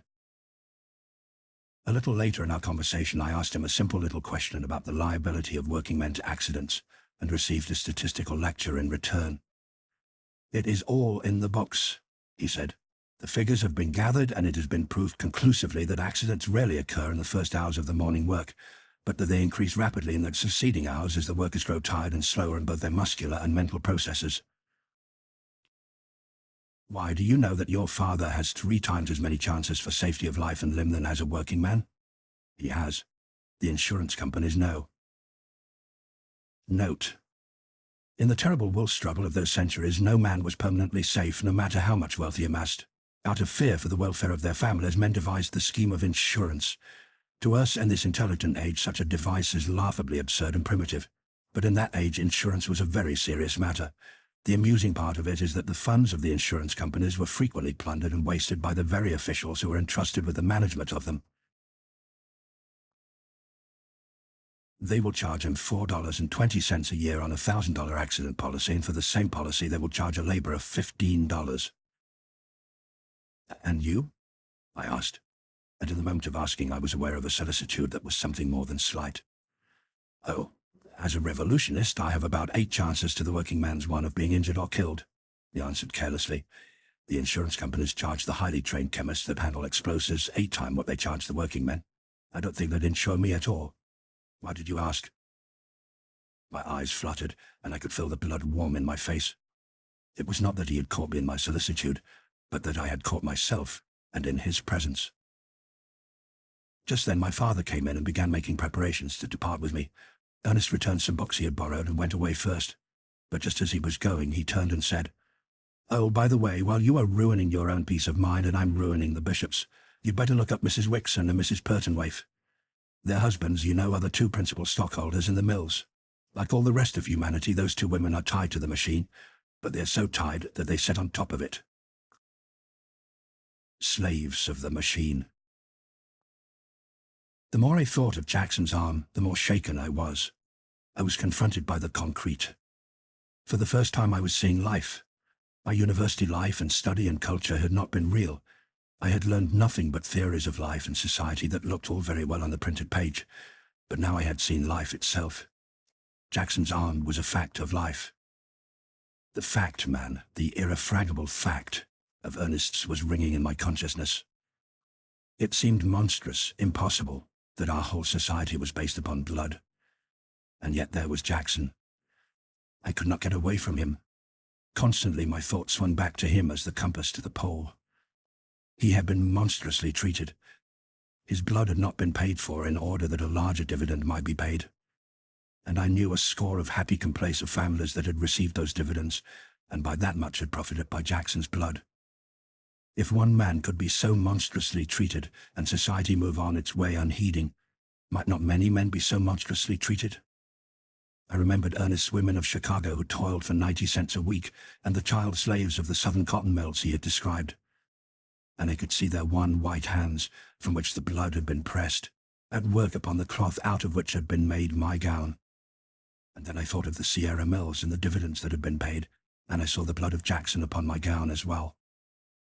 Jackson I could not escape. Always my meditations led me back to him. Down in the depths of me I had a feeling that I stood on the edge of a precipice. It was as though I were about to see a new and awful revelation of life. And not I alone. My whole world was turning over. There was my father. I could see the effect Ernest was beginning to have on him. And then there was the bishop. When I had last seen him he had looked a sick man. He was at high nervous tension, and in his eyes there was unspeakable horror. From the little I learned, I knew that Ernest had been keeping his promise of taking him through hell. But what scenes of hell the bishop's eyes had seen I knew not, for he seemed too stunned to speak about them. Once the feeling strong upon me that my little world and all the world was turning over, I thought of Ernest as the cause of it. And also I thought, we were so happy and peaceful before he came. And the next moment I was aware that thought was a treason against truth, and Ernest rose before me transfigured, the apostle of truth, with shining brows and the fearlessness of one of God's own angels, battling for the truth and the right, and battling for the succor of the poor and lonely and oppressed. And then there arose before me another figure, the Christ. He, too, had taken the part of the lowly and oppressed, and against all the established power of priest and Pharisee. And I remembered his end upon the cross, and my heart contracted with a pang as I thought of Ernest. Was he too destined for a cross? He with his clarion call and war-noted voice, and all the fine man's vigor of him. And in that moment, I knew that I loved him, and that I was melting with desire to comfort him. I thought of his life, a sordid, harsh, and meagre life it must have been. And I thought of his father, who had lied and stolen for him and been worked to death. And he himself had gone into the mills when he was 10. All my heart seemed bursting with desire to fold my arms around him and to rest his head on my breast. His head that must be weary with so many thoughts, and to give him rest, just rest, and easement and forgetfulness for a tender space. I met Colonel Ingram at a church reception. Him I knew well and had known him well for many years. I trapped him behind large palms and rubber plants, though he did not know he was trapped. He met me with the conventional gaiety and gallantry. He was ever a graceful man, diplomatic, tactful, and considerate. And as for appearance, he was the most distinguished-looking man in our society. Beside him, even the venerable head of the university looked tawdry and small. And yet I found Colonel Ingram situated the same as the unlettered mechanics. He was not a free agent. He, too, was bound upon the wheel. I shall never forget the change in him when they mentioned Jackson's case. His smiling good nature vanished like a ghost. A sudden, frightful expression distorted his well-bred face. I felt the same alarm that I had felt when Jane Smith broke out. But Colonel Ingram did not curse. That was the slight difference that was left between the working man and him. He was framed as a wit, but he had no wit now, and unconsciously, This way and that he glanced for avenues of escape, but he was trapped amid the palms and rubber trees. Oh, he was sick of the sound of Jackson's name. Why had I brought the matter up? He did not relish my joke. It was poor taste on my part and very inconsiderate. Did I not know that in his profession personal feelings did not count? He left his personal feelings at home when he went down to the office. At the office he had only professional feelings. Should Jackson have received damages? I asked. Certainly, he answered. That is, personally, I have a feeling that he should. But that has nothing to do with the legal aspects of the case. He was getting his scattered wits slyly in hand. Tell me, has right anything to do with the law? I asked. You have used the wrong initial consonant, he smiled in answer. Might? I queried, and he nodded his head. And yet we are supposed to get justice by means of the law? That is the paradox of it, he countered. We do get justice. You are speaking professionally now, are you not? I asked. Colonel Ingram blushed, actually blushed, and again he looked anxiously about him for a way of escape. But I blocked his path and did not offer to move. Tell me, I said, when one surrenders his personal feelings to his professional feelings, may not the action be defined as a sort of spiritual mayhem? I did not get an answer. Colonel Ingram had ingloriously bolted, overturning a palm in his flight. Next, I tried the newspapers. I wrote a quiet, restrained, dispassionate account of Jackson's case. I made no charges against the men with whom I had talked, nor for that matter did I even mention them. I gave the actual facts of the case, the long years Jackson had worked in the mills, his effort to save the machinery from damage and the consequent accident, and his own present wretched and starving condition. The 3 local newspapers rejected my communication, likewise did the 2 weeklies. I got hold of Percy Layton. He was a graduate of the university, had gone in for journalism, and was then serving his apprenticeship as reporter on the most influential of the 3 newspapers. He smiled when I asked him the reason the newspapers suppressed all mention of Jackson or his case. Editorial policy, he said. We have nothing to do with that. It's up to the editors. But why is it policy? I asked. We're all solid with the corporations.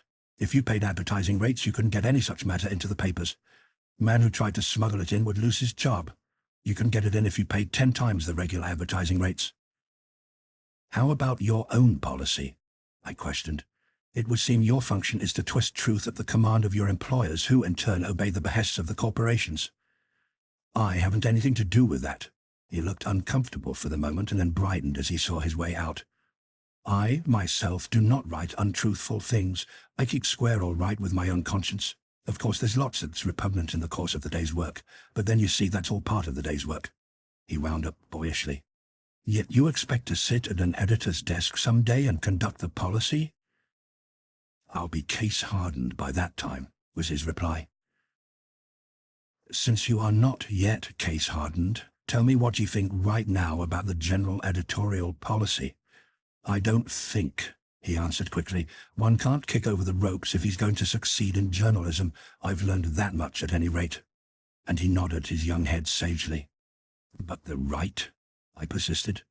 Oh, you don't understand the game. Of course it's all right, because it comes out all right, don't you see? Delightfully vague, I murmured. But my heart was aching for the youth of him. I felt that I must either scream or burst into tears. I was beginning to see through the appearances of the society in which I had always lived, and to find the frightful realities that were beneath. There seemed a tacit conspiracy against Jackson, and I was aware of a thrill of sympathy for the whining lawyer who had ingloriously fought his case. But this tacit conspiracy grew large. Not alone was it aimed against Jackson, it was aimed against every working man who was maimed in the mills. And if against every man in the mills, why not against every man in all the other factories and mills? In fact, was it not true of all the industries? And if this was so, then society was a lie.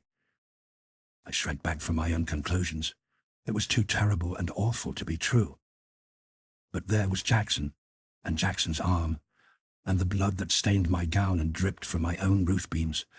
And there were many Jacksons, hundreds of them in the mills alone, as Jackson himself had said. Jackson I could not escape. I saw Mr. Wixon and Mr. Pertonwaithe, the 2 men who held most of the stock in the Sierra Mills. But I could not shake them as I had shaken the mechanics in their employ. I discovered that they had an ethic superior to that of the rest of society. It was what I may call the aristocratic ethic, or the master ethic. Note: before Avis Everhard was born, John Stuart Mill, in his essay On Liberty, wrote, "Wherever there is an ascendant class, a large portion of the morality emanates from its class interests and its class feelings of superiority." They talked in large ways of policy, and they identified policy and right, and to me they talked in fatherly ways, patronizing my youth and inexperience. They were the most hopeless of all I had encountered in my quest. They believed absolutely that their conduct was right. There was no question about it, no discussion. They were convinced that they were the saviors of society, and that it was they who had made happiness for the many, and they drew pathetic pictures of what would be the sufferings of the working class were it not for the employment that they, and they alone, by their wisdom provided for it. Fresh from these two masters, I met Ernest and related my experience. He looked at me with a pleased expression and said, "Really, this is fine. You are beginning to dig truth for yourself. It is your own empirical generalization, and it is correct. No man in the industrial machine is a free will agent except the large capitalist, and he isn't, if you'll pardon the Irishism." Note: verbal contradictions, called bulls, were long an amiable weakness of the ancient Irish. You see, the masters are quite sure that they are right in what they are doing. That is the crowning absurdity of the whole situation. They are so tied by their human nature that they can't do a thing unless they think it is right. They must have a sanction for their acts. When they want to do a thing, in business of course, they must wait till there arises in their brains somehow a religious or ethical or scientific or philosophic concept that the thing is right. And then they go ahead and do it, unwitting that one of the weaknesses of the human mind is that the wish is parent to the thought. No matter what they want to do, the sanction always comes. They are superficial casuists. They are Jesuitical. They even see their way to doing wrong that right may come of it. One of the pleasant and axiomatic fictions they have created is that they are superior to the rest of mankind in wisdom and efficiency. Therefrom comes their sanction to manage the bread and butter of the rest of mankind. They have even resurrected the theory of the divine right of kings, commercial kings in their case. Note: the newspapers in 1902 of that era credited the president of the Anthracite Coal Trust, George F. Baer, with the enunciation of the following principle: "The rights and interests of the laboring man will be protected by the Christian men to whom God in his infinite wisdom has given the property interests of the country. The weakness in their position lies in that they are merely businessmen. They are not philosophers. They are not biologists nor sociologists. If they were, of course, all would be well. A businessman who was also a biologist and a sociologist would know approximately the right thing to do for humanity. But outside the realm of business, these men are stupid. They know only business. They do not know mankind nor society, and yet they set themselves up as arbiters of the fates of the hungry millions and all the other millions thrown in. History some day will have an excruciating laugh at their expense." I was not surprised when I had my talk out with Mrs. Wixon and Mrs. Pertonwaithe.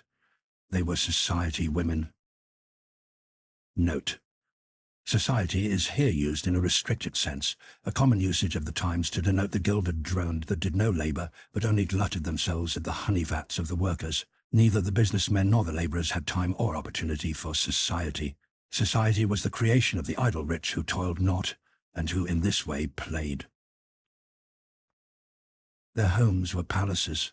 They had many homes scattered over the country, in the mountains, on lakes, and by the sea. They were tended by armies of servants, and their social activities were bewildering.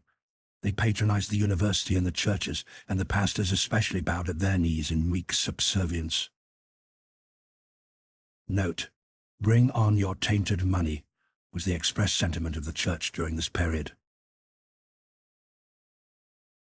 They were powers, these two women. What of the money that was theirs?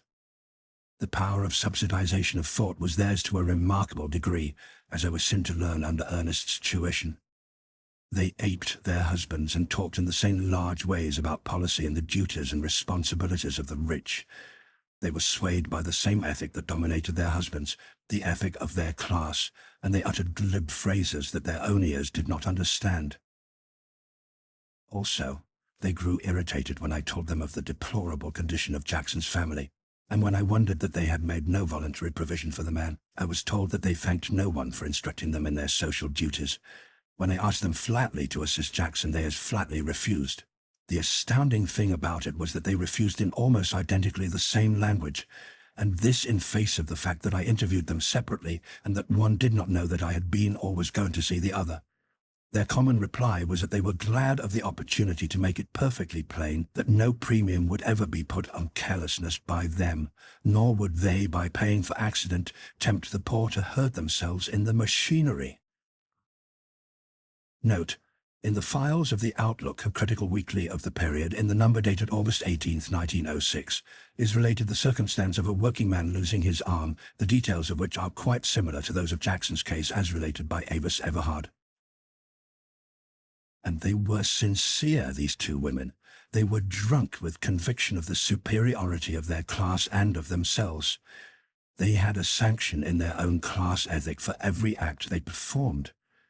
As I drove away from Mrs. Pertonwaith's great house, I looked back at it, and I remembered Ernest's expression that they were bound to the machine, but that they were so bound that they sat on top of it. The philomaths. Ernest was often at the house, nor was it my father merely, nor the controversial dinners that drew him there. Even at that time I flattered myself that I played some part in causing his visits, and it was not long before I learned the correctness of my surmise. For never was there such a lover as Ernest Everhard. His gaze and his hand clasp grew firmer and steadier, if that were possible. And the question that had grown from the first in his eyes grew only the more imperative. My impression of him the first time I saw him had been unfavorable. Then I had found myself attracted toward him. Next came my repulsion, when he so savagely attacked my class and me. After that, as I saw that he had not maligned my class and that the harsh and bitter things he said about it were justified, I had drawn closer to him again. He became my oracle. For me, he tore the sham from the face of society, and gave me glimpses of reality that were as unpleasant as they were undeniably true.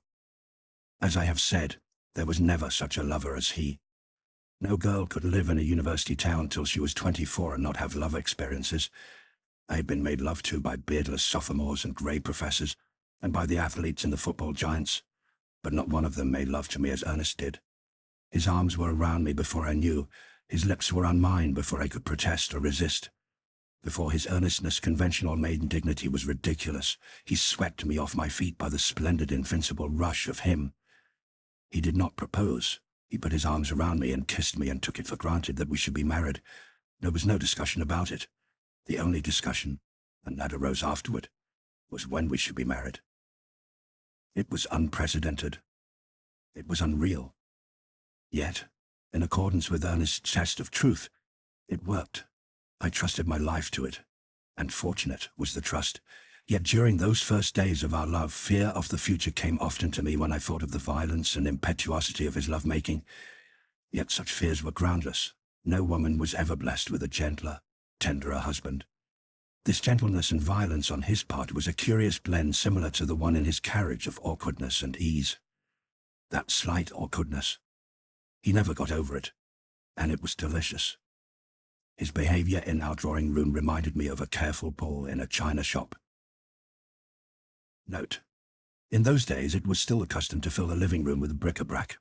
They had not discovered simplicity of living. Such rooms were museums, entailing endless labor to keep clean. The dust demon was the lord of the household.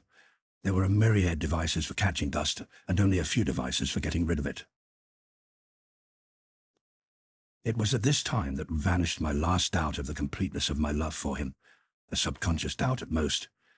It was at the Philomath Club, a wonderful night of battle, wherein Ernest bearded the masters in their lair.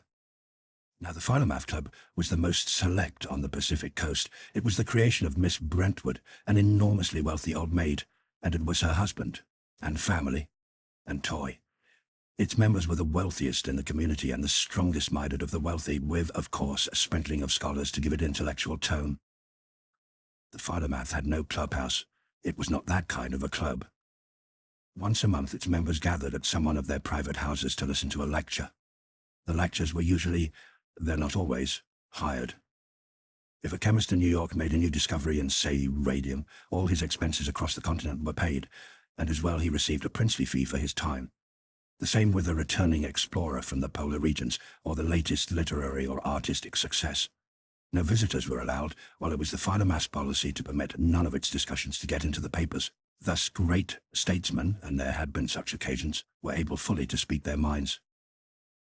I spread before me a wrinkled letter, written to me by Ernest 20 years ago, and from it I copied the following. Your father is a member of the Philomath, so you are able to come. Therefore come next Tuesday night. I promise you that you will have the time of your life. In your recent encounters you failed to shake the masters.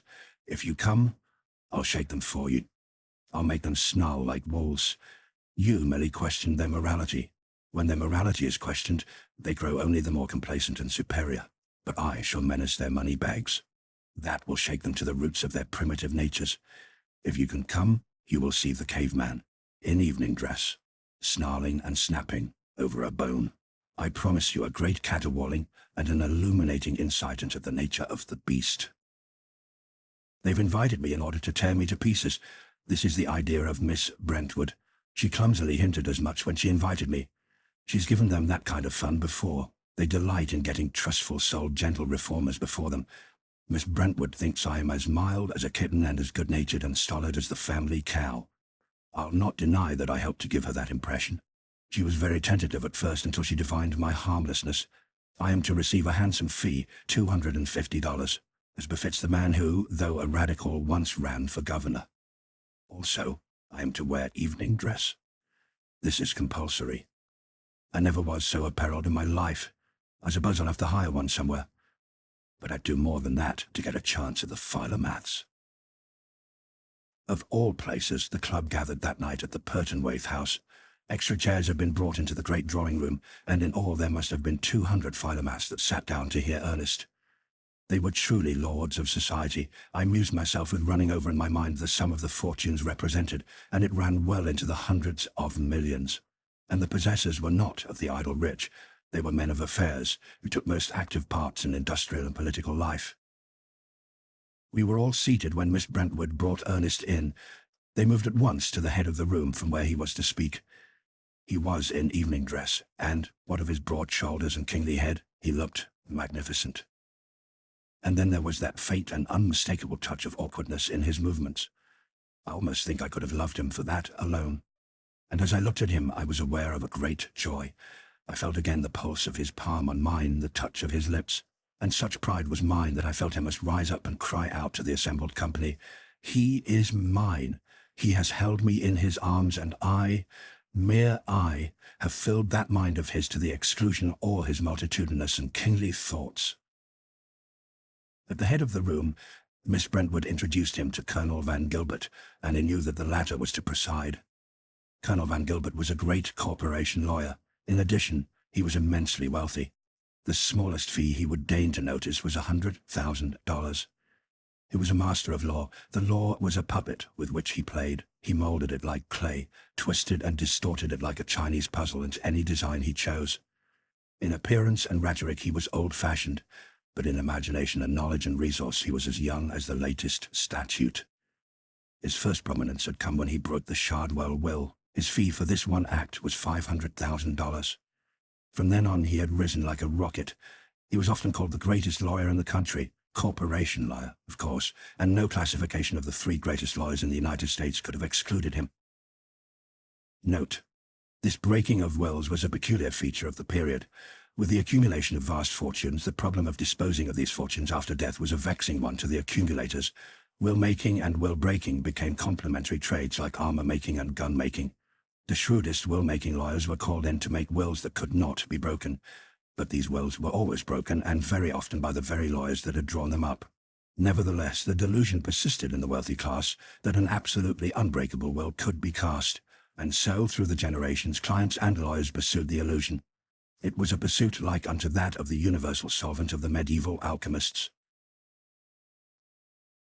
He arose and began, in a few well-chosen phrases that carried an undertone of faint irony, to introduce Ernest. Colonel Van Gilbert was subtly facetious in his introduction of the social reformer and member of the working class, and the audience smiled. It made me angry, and I glanced at Ernest. The sight of him made me doubly angry. He did not seem to resent the delicate slurs. Worse than that, he did not seem to be aware of them. There he sat, gentle and stolid and somnolent.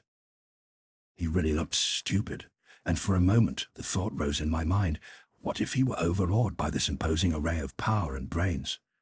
Then I smiled. He couldn't fool me, but he fooled the others, just as he had fooled Miss Brentwood. She occupied a chair right up to the front, and several times she turned her head toward one or another of her confrères and smiled her appreciation of the remarks. Colonel Van Gilbert done, Ernest arose and began to speak.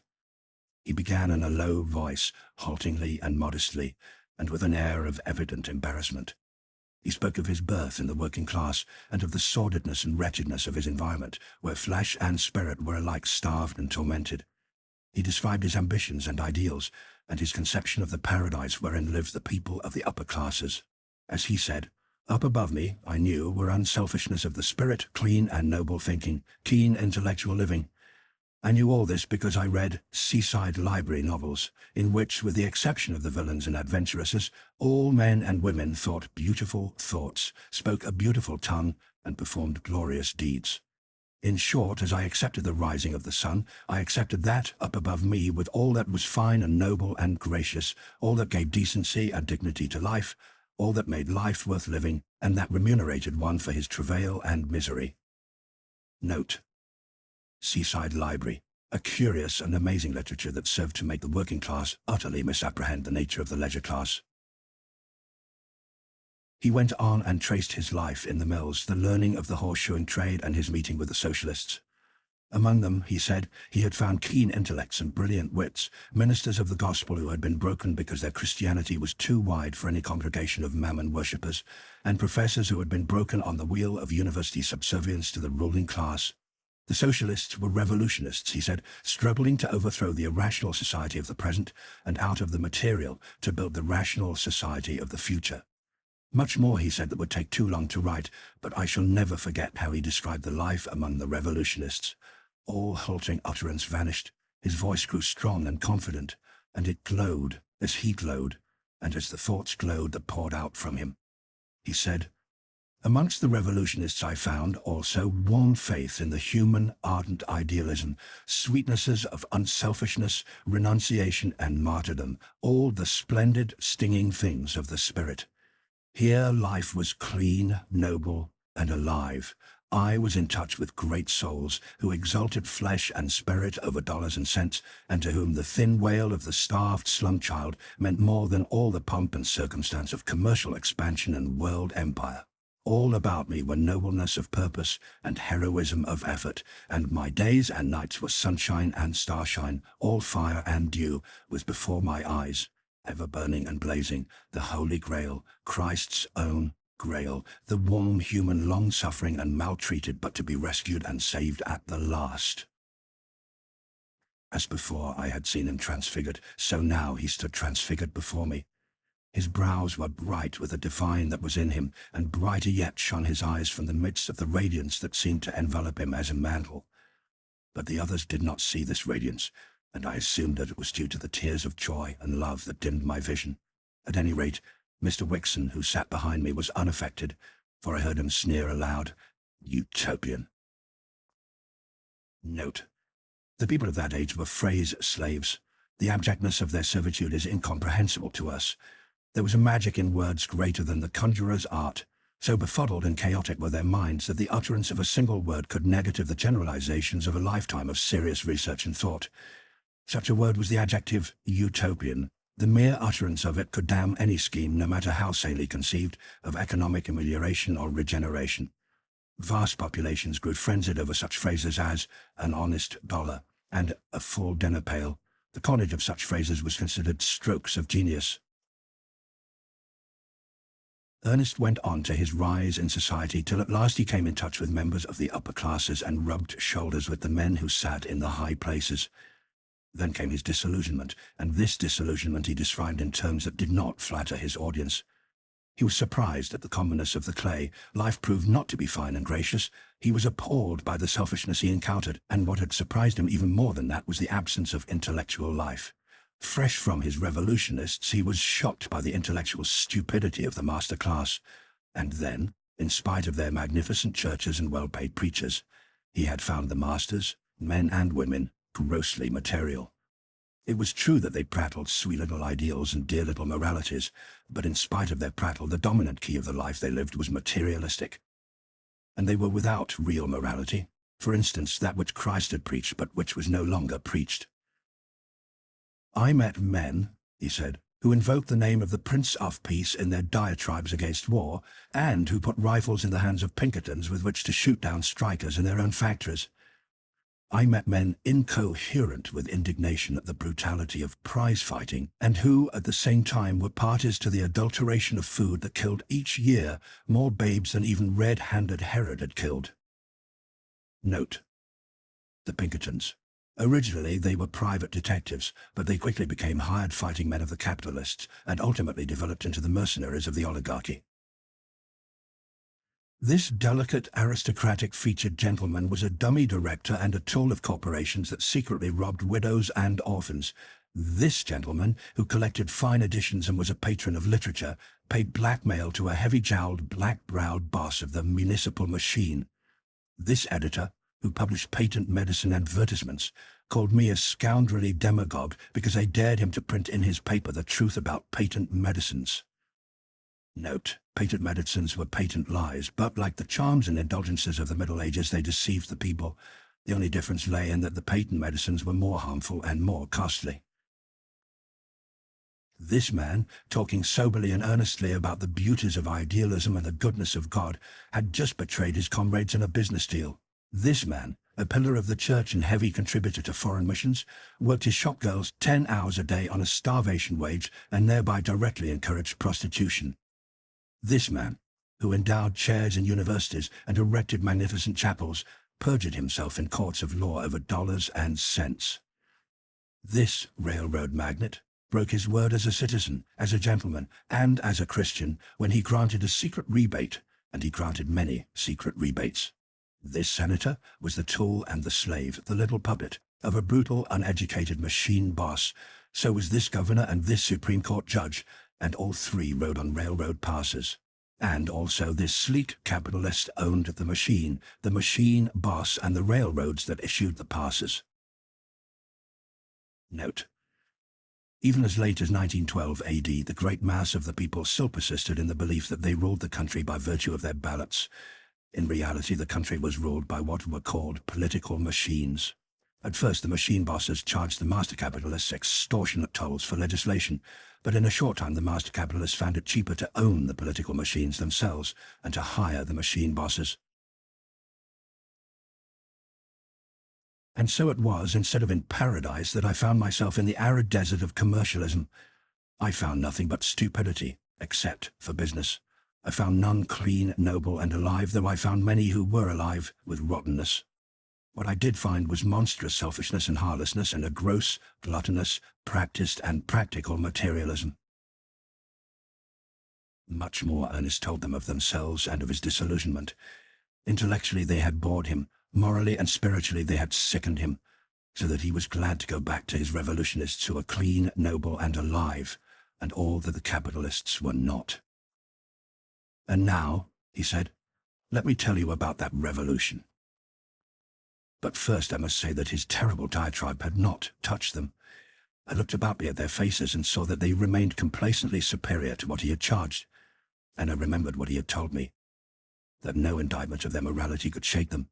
However, I could see that the boldness of his language had affected Miss Brentwood. She was looking worried and apprehensive. Ernest began by describing the army of revolution, and as he gave the figures of its strength, the votes cast in the various countries, the assemblage began to grow restless. Concern showed in their faces, and I noticed a tightening of lips. At last the gauge of battle had been thrown down. He described the international organization of the Socialists that united the 1.5 million in the United States with the 23.5 million in the rest of the world. Such an army of revolution, he said, 25 million strong, is a thing to make rulers and ruling classes pause and consider. The cry of this army is, no quarter. We want all that you possess. We will be content with nothing less than all that you possess. We want in our hands the reins of power and the destiny of mankind. Here are our hands.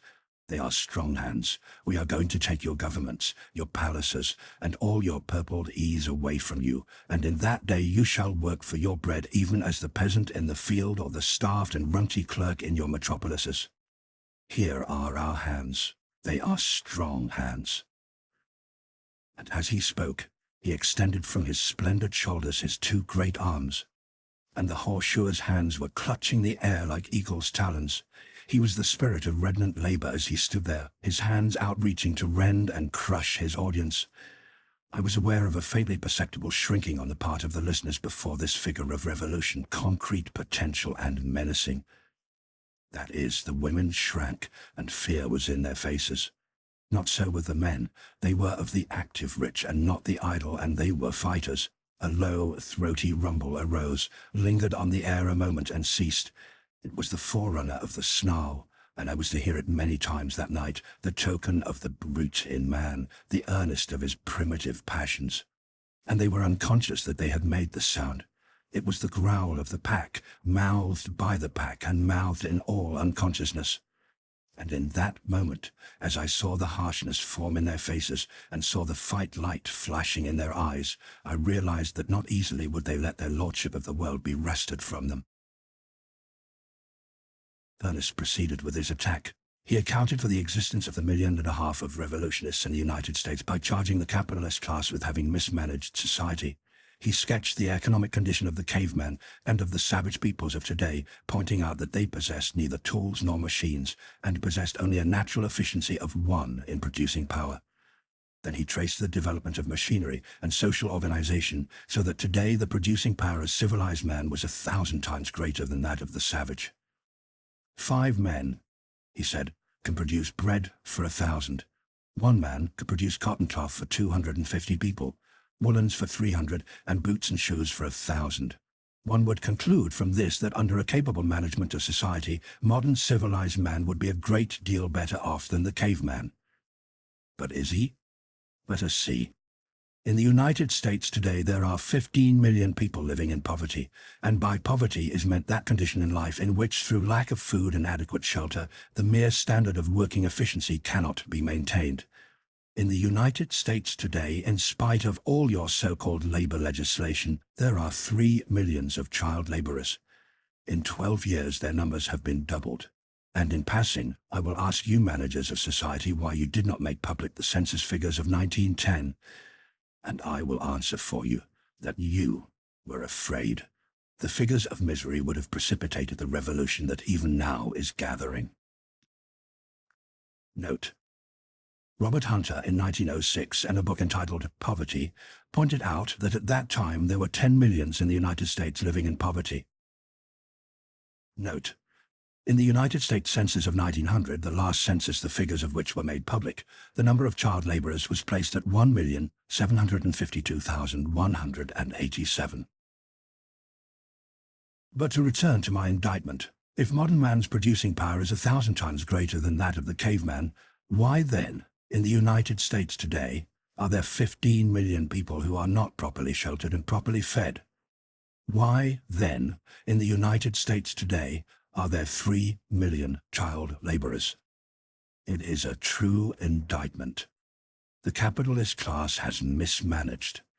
In face of the facts that modern man lives more wretchedly than the caveman, and that his producing power is 1,000 times greater than that of the caveman, no other conclusion is possible than that the capitalist class has mismanaged, that you have mismanaged, my masters, that you have criminally and selfishly mismanaged. And on this count, you cannot answer me here tonight, face to face, any more than can your whole class answer the 1.5 million of revolutionists in the United States. You cannot answer. I challenge you to answer. And furthermore, I dare to say to you now that when I have finished you will not answer. On that point you will be tongue-tied, though you will talk wordily enough about other things. You have failed in your management. You have made a shambles of civilization. You have been blind and greedy. You have risen up, as you today rise up, shamelessly in our legislative halls and declared that profits were impossible without the toil of children and babes. Don't take my word for it. It is all in the records against you. You have lulled your conscience to sleep with prattle of sweet ideals and dear moralities. You are fat with power and possession, drunken with success. And you have no more hope against us than have the drones clustered about the honey vats when the worker bees spring upon them to end their rotund existence. You have failed in your management of society, and your management is to be taken away from you. 1.5 million of the men of the working class say that they are going to get the rest of the working class to join with them and take the management away from you. This is the revolution, my masters. Stop it, if you can. For an appreciable lapse of time, Ernest's voice continued to ring through the great room. Then arose the throaty rumble I had heard before, and 12 men were on their feet clamoring for recognition from Colonel Van Gilbert. I noticed Miss Brentwood's shoulders moving convulsively, and for the moment I was angry, for I thought that she was laughing at Ernest. And then I discovered that it was not laughter, but hysteria. She was appalled by what she had done in bringing this firebrand before her blessed Philomath Club. Colonel Van Gilbert did not notice the 12 men with passion-wrought faces who strove to get permission from him to speak. His own face was passion-wrought. He sprang to his feet, waving his arms, and for a moment could utter only incoherent sounds. Then speech poured from him, but it was not the speech of a $100,000 lawyer, nor was the rhetoric old-fashioned. "Fallacy upon fallacy," he cried. "Never in all my life have I heard so many fallacies uttered in one short hour. And besides, young man, I must tell you that you have said nothing new. I learned all that at college before you were born. Jean-Jacques Rousseau enunciated your socialistic theory nearly 2 centuries ago. A return to the soil, forsooth, reversion. Our biology teaches the absurdity of it. It has been truly said that a little learning is a dangerous thing, and you have exemplified it tonight with your madcap theories. Fallacy upon fallacy. I was never so nauseated in my life with overplus of fallacy. That for your immature generalizations and childish reasonings." He snapped his fingers contemptuously and proceeded to sit down. There were lip exclamations of approval on the part of the women, and hoarser notes of confirmation came from the men. As for the 12 men who were clamoring for the floor, half of them began speaking at once. The confusion and babble was indescribable. Never had Mrs. Pertonway's spacious walls beheld such a spectacle. These, then, were the cool captains of industry and lords of society, these snarling, growling savages in evening clothes. Truly, Ernest had shaken them when he stretched out his hands for their money-bags, his hands that had appeared in their eyes as the hands of the 1,500,000 revolutionists. But Ernest never lost his head in a situation. Before Colonel Van Gilbert had succeeded in sitting down, Ernest was on his feet and had sprung forward. "One at a time," he roared at them. The sound arose from his great lungs and dominated the human tempest. By sheer compulsion of personality, he commanded silence. "One at a time," he repeated softly. "Let me answer Colonel Van Gilbert. After that, the rest of you can come at me. But one at a time, remember. No mass plays here. This is not a football field. As for you," he went on, turning toward Colonel Van Gilbert, "you have replied to nothing I have said. You have merely made a few excited and dogmatic assertions about my mental caliber. That may serve you in your business, but you can't talk to me like that. I am not a working man, cap in hand, asking you to increase my wages or to protect me from the machine at which I work. You cannot be dogmatic with truth when you deal with me. Save that for dealing with your wage slaves. They will not dare reply to you because you hold their bread and butter, their lives in your hands. As for this return to nature that you say you learned at college before I was born, permit me to point out that on the face of it you cannot have learned anything since. Socialism has no more to do with the state of nature than has differential calculus with a Bible class. I have called your class stupid when outside the realm of business. You, sir, have brilliantly exemplified my statement." This terrible castigation of her $100,000 lawyer was too much for Miss Brentwood's nerves. The hysteria became violent, and she was helped, weeping and laughing, out of the room. It was just as well, for there was worse to follow. "Don't take my word for it," Ernest continued, when the interruption had been led away. "Your own authorities with one unanimous voice will prove you stupid. Your own hired purveyors of knowledge will tell you that you are wrong. Go to your meekest little assistant instructor of sociology and ask him what is the difference between Rousseau's theory of the return to nature and the theory of socialism. Ask your greatest orthodox bourgeois political economists and sociologists. Question through the pages of every textbook written on the subject and stored on the shelves of your subsidized libraries. And from one and all the answer will be that there is nothing congruous between the return to nature and socialism. On the other hand, the unanimous affirmative answer will be that the return to nature and socialism are diametrically opposed to each other. As I say, don't take my word for it. The record of your stupidity is there in the books, your own books that you never read. And so far as your stupidity is concerned, you are but the exemplar of your class. You know law and business, Colonel Van Gilbert. You know how to serve corporations and increase dividends by twisting the law. Very good. Stick to it. You are quite a figure. You are a very good lawyer, but you are a poor historian. You know nothing of sociology, and your biology is contemporaneous with Pliny. Here, Colonel Van Gilbert writhed in his chair. There was perfect quiet in the room. Everybody sat fascinated, paralyzed, I may say. Such fearful treatment of the great Colonel Van Gilbert was unheard of, undreamed of, impossible to believe. The great Colonel Van Gilbert, before whom judges trembled when he arose in court. But Ernest never gave quarter to an enemy. "This is, of course, no reflection on you," Ernest said. "Every man to his trade. Only you stick to your trade and I'll stick to mine. You have specialized. When it comes to a knowledge of the law, of how best to evade the law or make new law for the benefit of thieving corporations, I am down in the dirt at your feet. But when it comes to sociology, my trade, you are down in the dirt at my feet. Remember that. Remember also that your law is the stuff of a day, and that you are not versatile in the stuff of more than a day. Therefore, your dogmatic assertions and rash generalizations on things historical and sociological are not worth the breath you waste on them." Ernest paused for a moment and regarded him thoughtfully, noting his face dark and twisted with anger, his panting chest, his writhing body, and his slim white hands nervously clenching and unclenching. "But it seems you have breath to use, and I'll give you a chance to use it. I indicted your class. Show me that my indictment is wrong. I pointed out to you the wretchedness of modern man, 3 million child slaves in the United States, without whose labor profits would not be possible, and 15 million underfed, ill-clothed, and worse-housed people.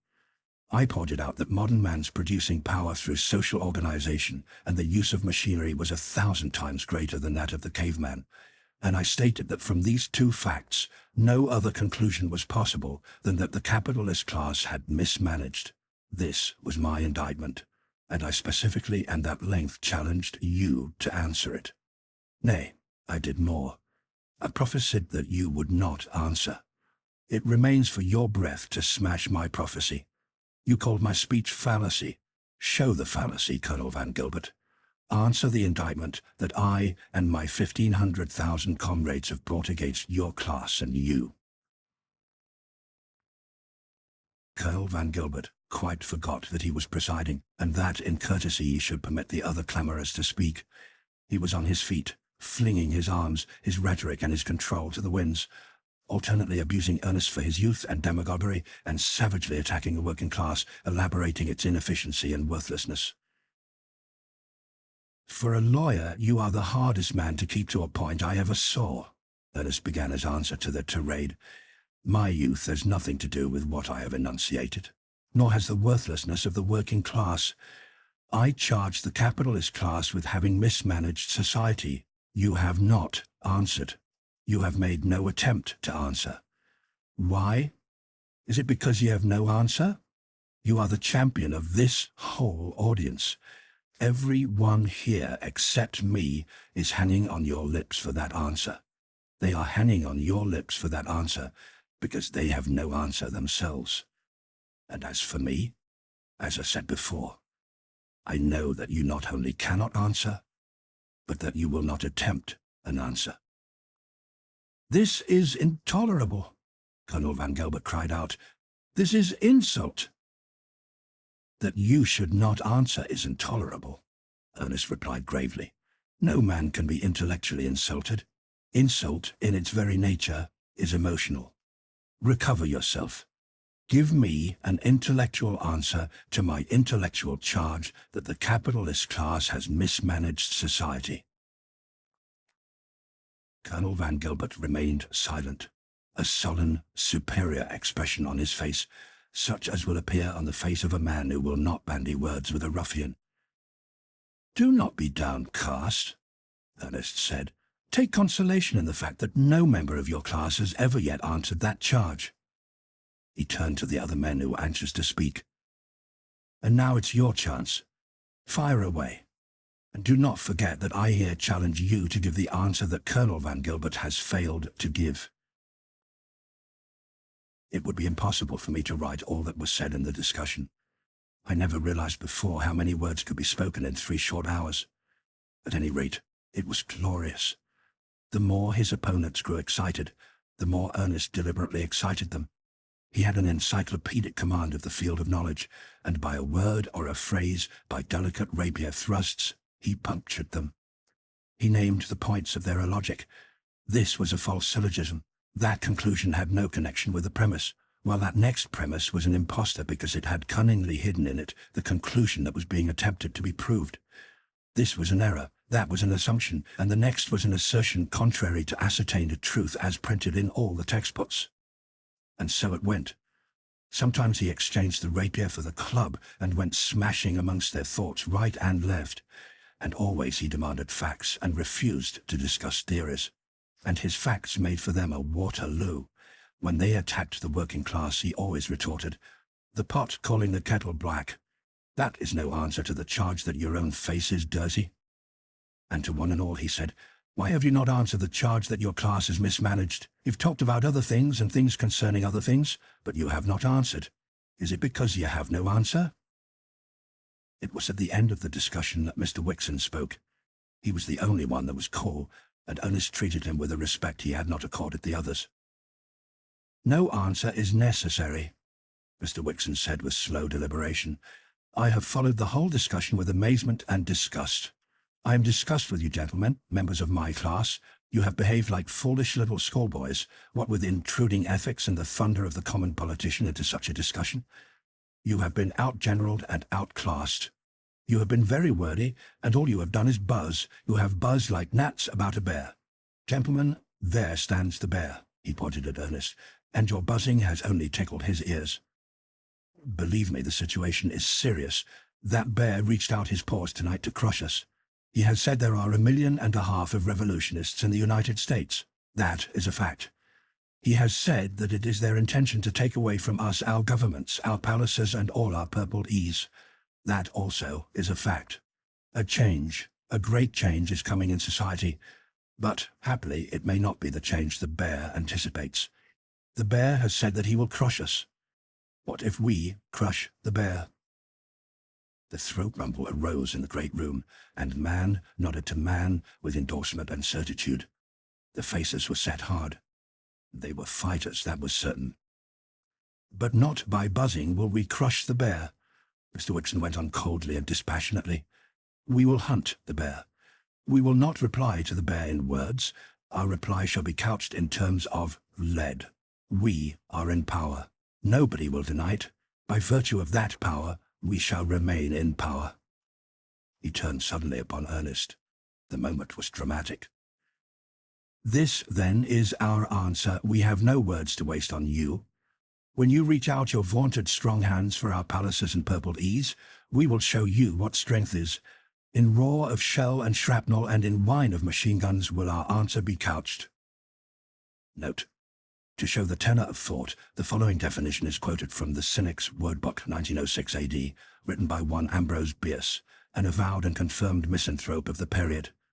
Great shot. Noun. An argument which the future is preparing in answer to the demands of American socialism.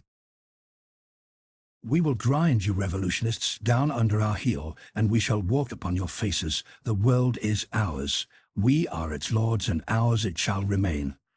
As for the host of labor, it has been in the dirt since history began, and I read history aright. And in the dirt it shall remain so long as I and mine and those that come after us have the power. There is the word. It is the king of words. Power. Not God, not mammon, but power. Pour it over your tongue till it tingles with it. Power. I am answered, Ernest said quietly. It is the only answer that could be given. Power. It is what we of the working class preach. We know, and well we know by bitter experience, that no appeal for the right, for justice, for humanity, can ever touch you. Your hearts are hard as your heels with which you tread upon the faces of the poor. So we have preached power. By the power of our ballots on election day, will we take your government away from you.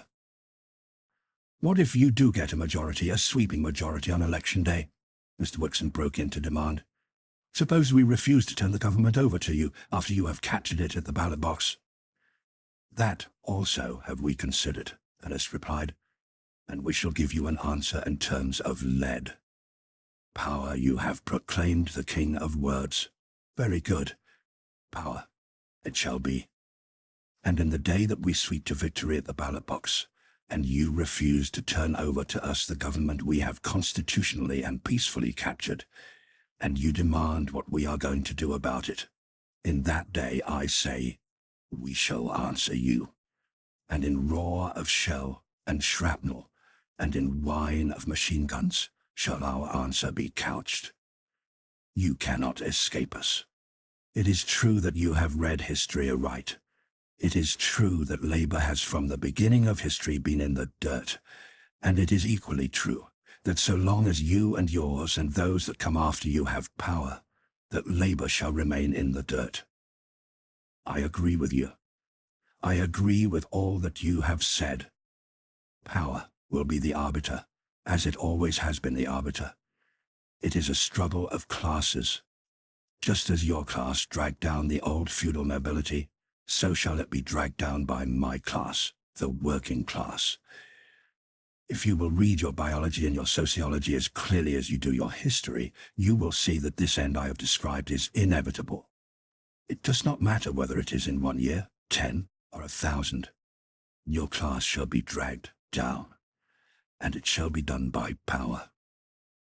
We of the labor hosts have conned that word over till our minds are all a-tingle with it.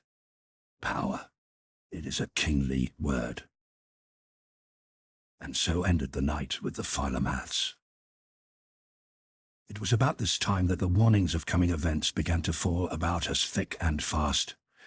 Ernest had already questioned Father's policy of having socialists and labor leaders at his house, and of openly attending socialist meetings, and Father had only laughed at him for his pains. As for myself, I was learning much from this contact with the working-class leaders and thinkers. I was seeing the other side of the shield. I was delighted with the unselfishness and high idealism I encountered, though I was appalled by the vast philosophic and scientific literature of socialism that was opened up to me. I was learning fast, but I learned not fast enough to realize then the peril of our position. There were warnings, but I did not heed them. For instance, Mrs. Pertonwaithe and Mrs. Wixon exercised tremendous social power in the university town, and from them emanated the sentiment that I was a too forward and self-assertive young woman with a mischievous penchant for officiousness and interference in other persons' affairs. This I thought no more than natural, considering the part I had played in investigating the case of Jackson's arm. But the effect of such a sentiment, enunciated by two such powerful social arbiters, I underestimated. True, I noticed a certain aloofness on the part of my general friends, but this I ascribed to the disapproval that was prevalent in my circles of my intended marriage with Ernest. It was not till some time afterward that Ernest pointed out to me clearly that this general attitude of my class was something more than spontaneous, that behind it were the hidden springs of an organized conduct. "You've given shelter to an enemy of your class," he said, "and not alone shelter, for you have given your love, yourself. This is treason to your class. Think not that you will escape being penalized." But it was before this that Father returned one afternoon. Ernest was with me, and we could see that Father was angry, philosophically angry. He was really angry, but a certain measure of controlled anger he allowed himself. He called it a tonic, and we could see that he was tonic angry when he entered the room. "What do you think?" he demanded. "I had luncheon with Wilcox." Wilcox was the superannuated president of the university, whose withered mind was stored with generalizations that were young in 1870 and which he had since failed to revise. "I was invited," Father announced. "I was sent for." He paused, and we waited. "Oh, it was done very nicely, I'll allow, but I was reprimanded. And by that old fossil." "I'll wager I know what you were reprimanded for," Ernest said. "Not in 3 guesses," Father laughed. "Oh, 1 guess will do," Ernest retorted. "And it won't be a guess. It will be a deduction. You were reprimanded for your private life." "The very thing," Father cried. "How did you guess?" "I knew it was coming. I warned you before about it." "Yes, you did." Father meditated. "But I couldn't believe it. At any rate, it is only so much more clinching evidence for my book." "It is nothing to what will come," Ernest went on, "if you persist in your policy of having these socialists and radicals of all sorts at your house, myself included. Just what old Wilcox said. And of all unwarranted things, he said it was in poor taste, utterly profitless anyway, and not in harmony with university traditions and policy. He said much more of the same vague sort, and I couldn't pin him down to anything specific. I made it pretty awkward for him, and he could only go on repeating himself and telling me how much he honored me, and all the world honored me, as a scientist. It wasn't an agreeable task for him. I could see he didn't like it." "He was not a free agent," Ernest said. "The leg bar is not always worn graciously." Note: leg bar. The African slaves were so manacled, also criminals. It was not until the coming of the Brotherhood of Man that the leg bar passed out of use. "Yes, I got that much out of him. He said the university needed ever so much more money this year than the state was willing to furnish, and that it must come from wealthy personages who could not but be offended by the swerving of the university from its high ideal of the passionless pursuit of passionless intelligence. When I tried to pin him down to what my home life had to do with swerving the university from its high ideal, he offered me a 2 years vacation on full pay in Europe for recreation and research. Of course, I couldn't accept it under the circumstances." "Now, it would have been far better if you had," Ernest said gravely. "It was a bribe," Father protested, and Ernest nodded. "Also, the beggar said that there was talk, tea-table gossip and so forth, about my daughter being seen in public with so notorious a character as you, and that it was not in keeping with university tone and dignity. Not that he personally objected, oh no, but that there was talk, and that I would understand." Ernest considered this announcement for a moment and then said, and his face was very grave, withal there was a somber wrath in it, "There is more behind this than a mere university ideal. Somebody has put pressure on President Wilcox." "Do you think so?" Father asked, and his face showed that he was interested rather than frightened. "I wish I could convey to you the conception that is dimly forming in my own mind," Ernest said. "Never in the history of the world was society in so terrible flux as it is right now. The swift changes in our industrial system are causing equally swift changes in our religious, political, and social structures. An unseen and fearful revolution is taking place in the fiber and structure of society. One can only dimly feel these things, but they are in the air, now, today. One can feel the loom of them, things vast, vague, and terrible. My mind recoils from contemplation of what they may crystallize into. You heard Wixon talk the other night. Behind what he said were the same nameless, formless things that I feel. He spoke out of a superconscious apprehension of them." "You mean," Father began, then paused. "I mean that there is a shadow of something colossal and menacing that even now is beginning to fall across the land. Call it the shadow of an oligarchy if you will. It is the nearest I dare approximate it. What its nature may be, I refuse to imagine. But what I wanted to say was this: you are in a perilous position, a peril that my own fear enhances because I am not able even to measure it. Take my advice and accept the vacation. Note: though, like Everhard, they did not dream of the nature of it, there were men, even before his time, who caught glimpses of the shadow. John C. Calhoun said, "A power has risen up in the government greater than the people themselves, consisting of many and various and powerful interests combined into one mass and held together by the cohesive power of the vast surplus in the banks."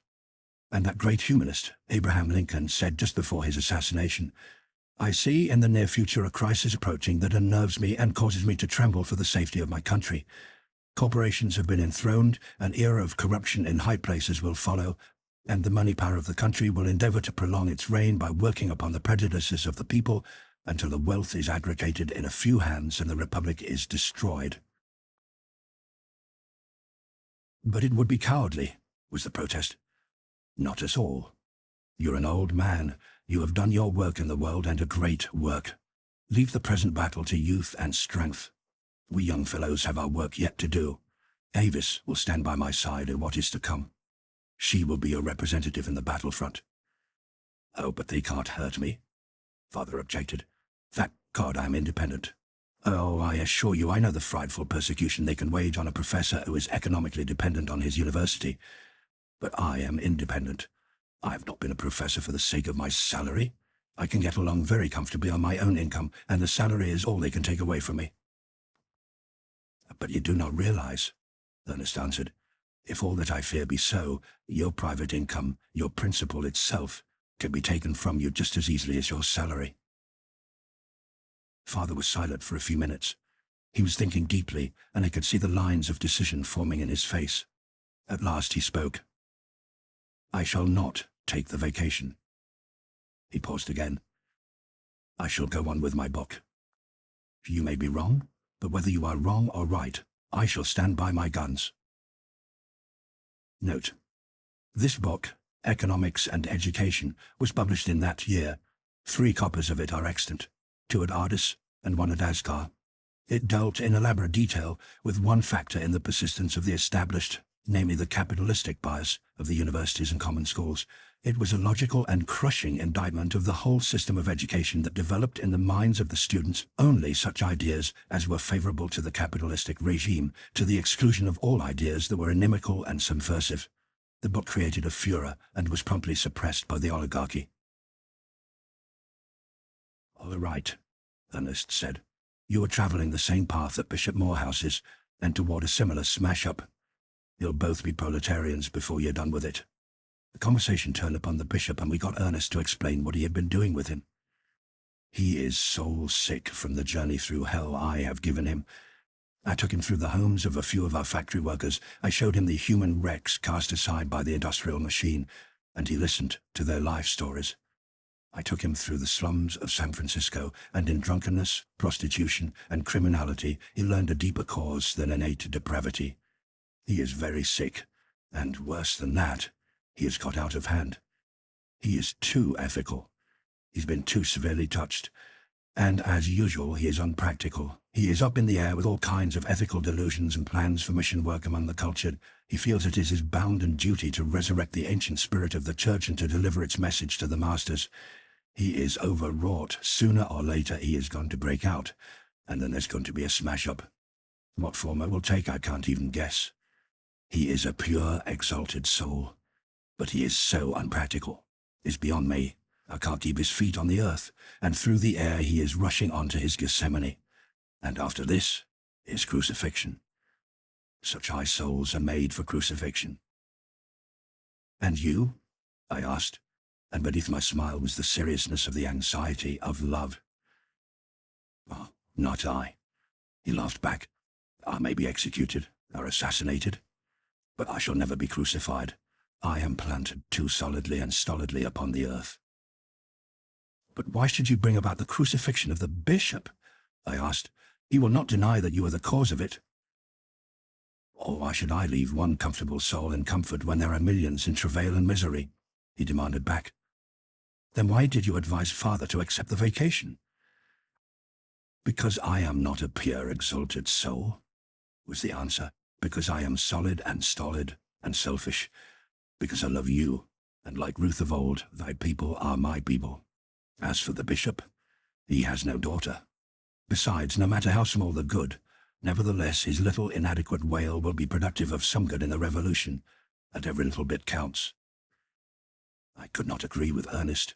I knew well the noble nature of Bishop Morehouse, and I could not conceive that his voice raised for righteousness would be no more than a little inadequate wail. But I did not yet have the harsh facts of life at my fingers' ends as Ernest had. He saw clearly the futility of the bishop's great soul, as coming events were soon to show as clearly to me. It was shortly after this day that Ernest told me, as a good story, the offer he had received from the government, namely, an appointment as United States Commissioner of Labor. I was overjoyed.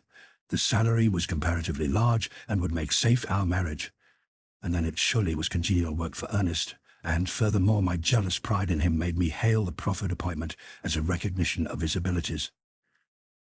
Then I noticed the twinkle in his eyes. He was laughing at me. You are not going to decline, I quavered. It is a bribe, he said. Behind it is the fine hand of Wixon, and behind him the hands of greater men than he. It is an old trick, old as the class struggle is old, stealing the captains from the army of labor. Poor betrayed labor. If you but knew how many of its leaders have been bought out in similar ways in the past. It is cheaper, so much cheaper to buy a general than to fight him and his whole army. There was, but I'll not call any names. I'm bitter enough over it as it is. Dear heart, I am a captain of labor. I could not sell out. If for no other reason, the memory of my poor old father and the way he was worked to death would prevent. The tears were in his eyes, this great, strong hero of mine. He never could forgive the way his father had been malformed, the sordid lies and the petty thefts he had been compelled to in order to put food in his children's mouths. My father was a good man, Ernest once said to me. The soul of him was good, and yet it was twisted and maimed and blunted by the savagery of his life. He was made into a broken-down beast by his masters, the arch-beasts. He should be alive today, like your father. He had a strong constitution, but he was caught in the machine and worked to death. For profit. Think of it, for profit. His lifeblood transmuted into a wine supper or a jeweled gewgaw or some similar sense orgy of the parasitic and idle rich. His masters, the arch-beasts. The bishop is out of hand, Ernest wrote me. He is clear up in the air. Tonight he is going to begin putting to rights this very miserable world of ours. He is going to deliver his message. He has told me so, and I cannot dissuade him. Tonight he is chairman of the IPH, and he will embody his message in his introductory remarks. Note: there is no clue to the name of the organization for which these initials stand. May I bring you to hear him? Of course, he is foredoomed to futility. It will break your heart. It will break his. But for you, it will be an excellent object lesson. You know, dear heart, how proud I am because you love me. And because of that, I want you to know my fullest value. I want to redeem in your eyes some small measure of my unworthiness. And so it is that my pride desires that you shall know my thinking is correct and right. My views are harsh. The futility of so noble a soul as the bishop will show you the compulsion for such harshness.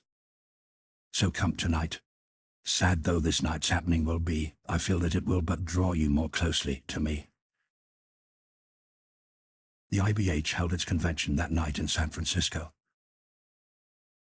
Note: it took but a few minutes to cross by ferry from Berkeley to San Francisco. These and the other base cities practically composed one community.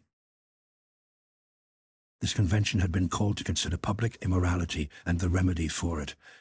Bishop Morehouse presided. He was very nervous as he sat on the platform, and I could see the high tension he was under. By his side were Bishop Dickinson, H. Jones, the head of the ethical department in the University of California, Mrs. W. Hurd, the great charity organizer, Philip Ward, the equally great philanthropist, and several lesser luminaries in the field of morality and charity. Bishop Morehouse rose and abruptly began. I was in my brougham and driving through the streets. It was night time. Now and then I looked through the carriage windows, and suddenly my eyes seemed to be opened, and I saw things as they really are. At first I covered my eyes with my hands to shut out the awful sight, and then, in the darkness, the question came to me, what is to be done? What is to be done? A little later the question came to me in another way. What would the Master do? And with the question a great light seemed to fill the place, and I saw my duty sun-clear, as Saul saw his on the way to Damascus. I stopped the carriage, got out, and after a few minutes' conversation persuaded 2 of the public women to get into the brougham with me. If Jesus was right, then these 2 unfortunates were my sisters, and the only hope of their purification was in my affection and tenderness. I live in one of the loveliest localities of San Francisco. The house in which I live cost $100,000, and its furnishings, books, and works of art cost as much more. The house is a mansion. No, it is a palace, wherein there are many servants. I never knew what palaces were good for. I had thought they were to live in. But now I know. I took the 2 women of the street to my palace, and they are going to stay with me. I hope to fill every room in my palace with such sisters as they. The audience had been growing more and more restless and unsettled, and the faces of those that sat on the platform had been betraying greater and greater dismay and consternation. And at this point Bishop Dickinson arose, and with an expression of disgust on his face, fled from the platform and the hall. But Bishop Morehouse, oblivious to all, his eyes filled with his vision, continued, "Oh, sisters and brothers, in this act of mine I find the solution of all my difficulties. I didn't know what brooms were made for, but now I know. They are made to carry the weak, the sick, and the aged. They are made to show honor to those who have lost the sense even of shame. I did not know what palaces were made for, but now I have found a use for them. The palaces of the church should be hospitals and nurseries for those who have fallen by the wayside and are perishing." He made a long pause, plainly overcome by the thought that was in him, and nervous how best to express it. "I am not fit, dear brethren, to tell you anything about morality. I have lived in shame and hypocrisies too long to be able to help others, but my action with those women, sisters of mine, shows me that the better way is easy to find. To those who believe in Jesus and his gospel, there can be no other relation between man than the relation of affection. Love alone is stronger than sin, stronger than death. I therefore say to the rich among you that it is their duty to do what I have done and am doing. Let each one of you who is prosperous take into his house some thief and treat him as his brother, some unfortunate and treat her as his sister, and San Francisco will need no police force and no magistrates. The prisons will be turned into hospitals, and the criminal will disappear with his crime.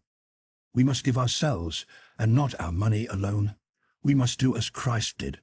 That is the message of the church today. We have wandered far from the Master's teaching. We are consumed in our own fleshpots. We have put mammon in the place of Christ. I have here a poem that tells the whole story. I should like to read it to you. It was written by an erring soul who yet saw clearly.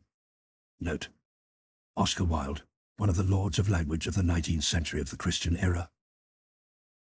It must not be mistaken for an attack upon the Catholic Church. It is an attack upon all churches, upon the pomp and splendor of all churches that have wandered from the Master's path and hedged themselves in from his lambs. Here it is. The silver trumpets rang across the dome. The people knelt upon the ground with awe, and borne upon the necks of men I saw like some great god, the Holy Lord of Rome. Priest-like, he wore a robe more white than foam, and king-like swathed himself in royal red. 3 crowns of gold rose high upon his head. In splendor and in light the Pope passed home. My heart stole back across wide wastes of years to one who wandered by a lonely sea, and sought in vain for any place of rest. Foxes have holes, and every bird its nest. I, only I, must wander wearily, and bruise my feet, and drink wine salt with tears. The audience was agitated, but unresponsive. Yet Bishop Morehouse was not aware of it. He held steadily on his way. "And so I say to the rich among you, and to all the rich, that bitterly you oppress the master's lambs. You have hardened your hearts, you have closed your ears to the voices that are crying in the land, the voices of pain and sorrow that you will not hear, but that someday will be heard. And so I say—" But at this point, H. Jones and Philip Ward, who had already risen from their chairs, led the bishop off the platform, while the audience sat breathless and shocked. Ernest laughed harshly and savagely when he had gained the street. His laughter jarred upon me. My heart seemed ready to burst with suppressed tears. "He has delivered his message," Ernest cried. The manhood and the deep, hidden, tender nature of their bishop burst out, and his Christian audience that loved him concluded that he was crazy. Did you see them leading him so solicitously from the platform? There must have been laughter in hell at the spectacle. "Nevertheless, it will make a great impression, what the bishop did and said tonight," I said. "Think so?" Ernest queried mockingly. "It will make a sensation," I asserted. "Didn't you see the reporters scribbling like mad while he was speaking? And not a line of which will appear in tomorrow's papers." "I can't believe it," I cried. "Just wait and see," was the answer. Not a line, not a thought that he uttered. The daily press, the daily suppressage. "But the reporters," I objected. "I saw them." "Not a word that he uttered will see print. You have forgotten the editors. They draw their salaries for the policy they maintain. Their policy is to print nothing that is a vital menace to the established. The bishop's utterance was a violent assault upon the established morality. It was heresy. They led him from the platform to prevent him from uttering more heresy. The newspapers will purge his heresy in the oblivion of silence. The press of the United States, it is a parasitic growth that battens on the capitalist class. Its function is to serve the established by molding public opinion, and right well it serves it. Let me prophesy.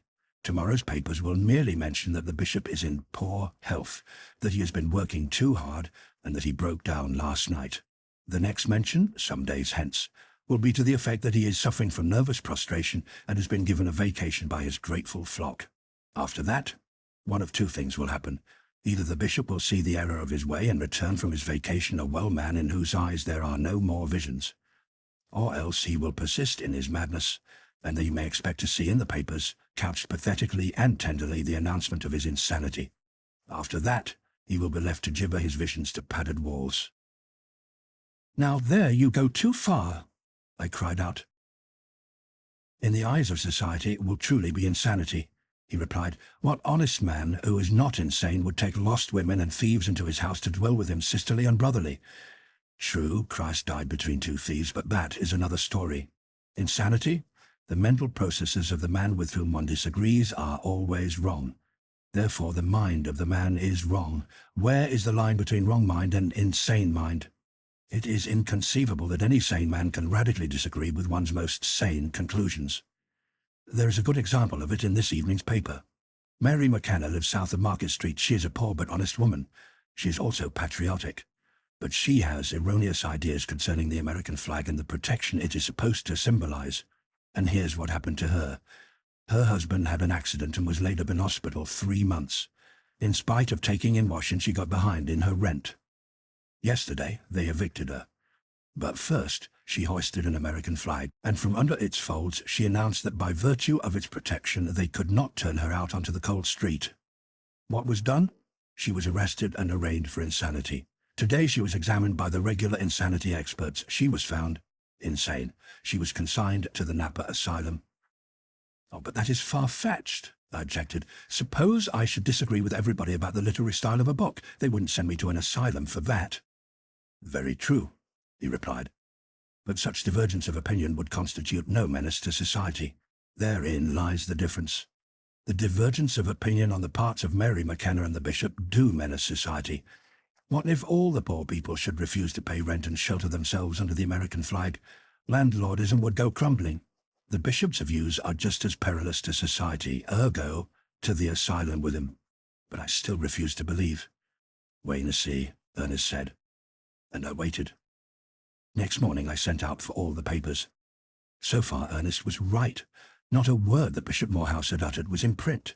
Mention was made in one or two of the papers that he had been overcome by his feelings, yet the platitudes of the speakers that followed him were reported at length. Several days later, the brief announcement was made that he had gone away on a vacation to recover from the effects of overwork. So far, so good, but there had been no hint of insanity, not even of nervous collapse.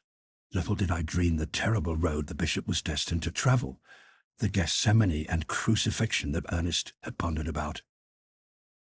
The machine breakers. It was just before Ernest ran for Congress, on the Socialist ticket, that Father gave what he privately called his profit and loss dinner. Ernest called it the dinner of the machine breakers. In point of fact, it was merely a dinner for businessmen, small businessmen, of course. I doubt if one of them was interested in any business the total capitalization of which exceeded a couple of $100,000. They were truly representative middle-class businessmen. There was Owen of Silverberg, Owen and Company, a large grocery firm with several branch stores. We bought our groceries from them. They were both partners of the big drug firm of Cowalt and Washburn, and Mr. Asmundsen, the owner of a large granite quarry in Contra Costa County. And there were many similar men, owners or part owners in small factories, small businesses and small industries, small capitalists, in short. They were shrewd-faced, interesting men, and they talked with simplicity and clearness. Their unanimous complaint was against the corporations and trusts. Their creed was, bust the trusts. All oppression originated in the trusts, and one and all told the same tale of woe. The advocated government ownership of such trusts as the railroads and telegraphs, and excessive income taxes, graduated with ferocity to destroy large accumulations. Likewise, they advocated as a cure for local ills, municipal ownership of such public utilities as water, gas, telephones, and street railways. Especially interesting was Mr. Amundsen's narrative of his tribulations as a quarry owner. He confessed that he never made any profit out of his quarry, and this in spite of the enormous volume of business that had been caused by the destruction of San Francisco, by the big earthquake. For 6 years the rebuilding of San Francisco had been going on, and his business had quadrupled and octupled, and yet he was no better off. The railroad knows my business just a little bit better than I do, he said. It knows my operating expenses to a cent, and it knows the terms of my contracts. How it knows these things, I can only guess. It must have spies in my employ, and it must have access to the parties to all my contracts. For look you, when I place a big contract, the terms of which favor me a goodly profit, the freight rate from my quarry to market is promptly raised. No explanation is made. The railroad gets my profit. Under such circumstances, I have never succeeded in getting the railroad to reconsider its raise. On the other hand, when there have been accidents, increased expenses of operating, or contracts of less profitable terms, I have always succeeded in getting the railroad to lower its rate. What is the result? Large or small, the railroad always gets my profits. What remains to you over and above, Ernest interrupted to ask, would roughly be the equivalent of your salary as a manager did the railroad own the quarry. The very thing, Mr. Asmundsen replied. Only a short time ago I had my books gone through for the past 10 years. I discovered that for those 10 years my gain was just equivalent to a manager's salary. The railroad might just as well have owned my quarry and hired me to run it. But with this difference, Ernest laughed. The railroad would have had to assume all the risk which you so obligingly assumed for it. Very true, Mr. Asmundsen answered sadly. Having let them have their say, Ernest began asking questions right and left. He began with Mr. Owen. You started a branch store in Berkeley about 6 months ago? Yes, Mr. Owen answered. And since then I've noticed that 3 little corner groceries have gone out of business. Was your branch store the cause of it? Mr. Owen affirmed with a complacent smile. They had no chance against us. Why not? We had greater capital. With a large business there is always less waste and greater efficiency. And your branch store absorbed the profits of the 3 small ones. I see. But tell me, what became of the owners of the 3 stores? One is driving a delivery wagon for us. I don't know what happened to the other 2. Ernest turned abruptly on Mr. Cowalt. You sell a great deal at cut rates. What have become of the owners of the small drugstores that you forced to the wall? Note: cut rates. Alluring of selling price to cost and even to less than cost. Thus, a large company could sell at a loss for a longer period than a small company, and so drive the small company out of business. the common device of competition. One of them, Mr. Hasfurther, has charge now of our prescription department, was the answer. And you absorbed the profits they had been making? Surely, that is what we are in business for. And you, Ernest said suddenly to Mr. Asmundsen, you are disgusted because the railroad has absorbed your profits. Mr. Asmundsen nodded. What you want is to make profits yourself. Again Mr. Asmundsen nodded. Out of others? There was no answer. Out of others? Ernest insisted. That is the way profits are made, Mr. Asmundsen replied curtly. Then the business game is to make profits out of others and to prevent others from making profits out of you. That's it, isn't it? Ernest had to repeat his question before Mr. Asmundsen gave an answer, and then he said, Yes, that's it, except that we do not object to the others making profits, so long as they are not extortionate. By extortionate you mean large. You do not object to making large profits yourself. Surely not. And Mr. Asmundsen amiably confessed to the weakness. There was one other man who was quizzed by Ernest at this juncture, a Mr. Calvin, who had once been a great dairy owner. Some time ago you were fighting the Milk Trust, Ernest said to him, and now you are in Grange politics. How did this happen? Note: Grange politics. Many efforts were made during this period to organize the perishing farmer class into a political party, the aim of which was to destroy the trusts and corporations by drastic legislation. All such attempts ended in failure. Oh, I haven't quit the fight, Mr. Calvert answered, and he looked belligerent enough. I'm fighting the trust on the only field where it is possible to fight, the political field. Let me show you. A few years ago we dairymen had everything our own way. But you competed among yourselves, Ernest interrupted. Yes, that was what kept the profits down. We did try to organize, but independent dairymen always broke through us. Then came the Milk Trust. Financed by surplus capital from Standard Oil, Ernest said. Note: Standard Oil, the first successful great trust, almost a generation in advance of the rest. Yes, Mr. Calvin acknowledged, but we did not know it at the time. Its agents approached us with a club. Come in and be fat, was their proposition, or stay out and starve. Most of us came in. Those that didn't starved. Oh, it paid us. At first. Milk was raised a cent a quart. 1/4 of this cent came to us. 3/4 of it went to the trust. Then milk was raised another cent, only we didn't get any of that cent. Our complaints were useless. The trust was in control. We discovered that we were pawns. Finally, the additional 1/4 cent was denied us. Then the trust began to squeeze us out. What could we do? We were squeezed out. There were no dairymen, only a milk trust. But with milk 2 cents higher, I should think you could have competed, Ernest suggested slyly. So we thought. We tried it. Mr. Calvin paused a moment. It broke us. The trust could put milk upon the market more cheaply than we. It could sell still at a slight profit when we were selling at actual loss. I dropped $50,000 in that venture. Most of us went bankrupt. The dairymen were wiped out of existence. Note: Bankruptcy, a peculiar institution that enabled an individual who had failed in competitive industry to forego paying his debts. The effect was to ameliorate the too savage conditions of the fang and claw social struggle. So the trust took your profits away from you, Ernest said, and you've gone into politics in order to legislate the trust out of existence and get the profits back? Mr. Calvin's face lighted up. That is precisely what I say in my speeches to the farmers. That's our whole idea in a nutshell. And yet the trust produces milk more cheaply than could the independent dairymen, Ernest queried. Why shouldn't it, with the splendid organization and new machinery its large capital makes possible?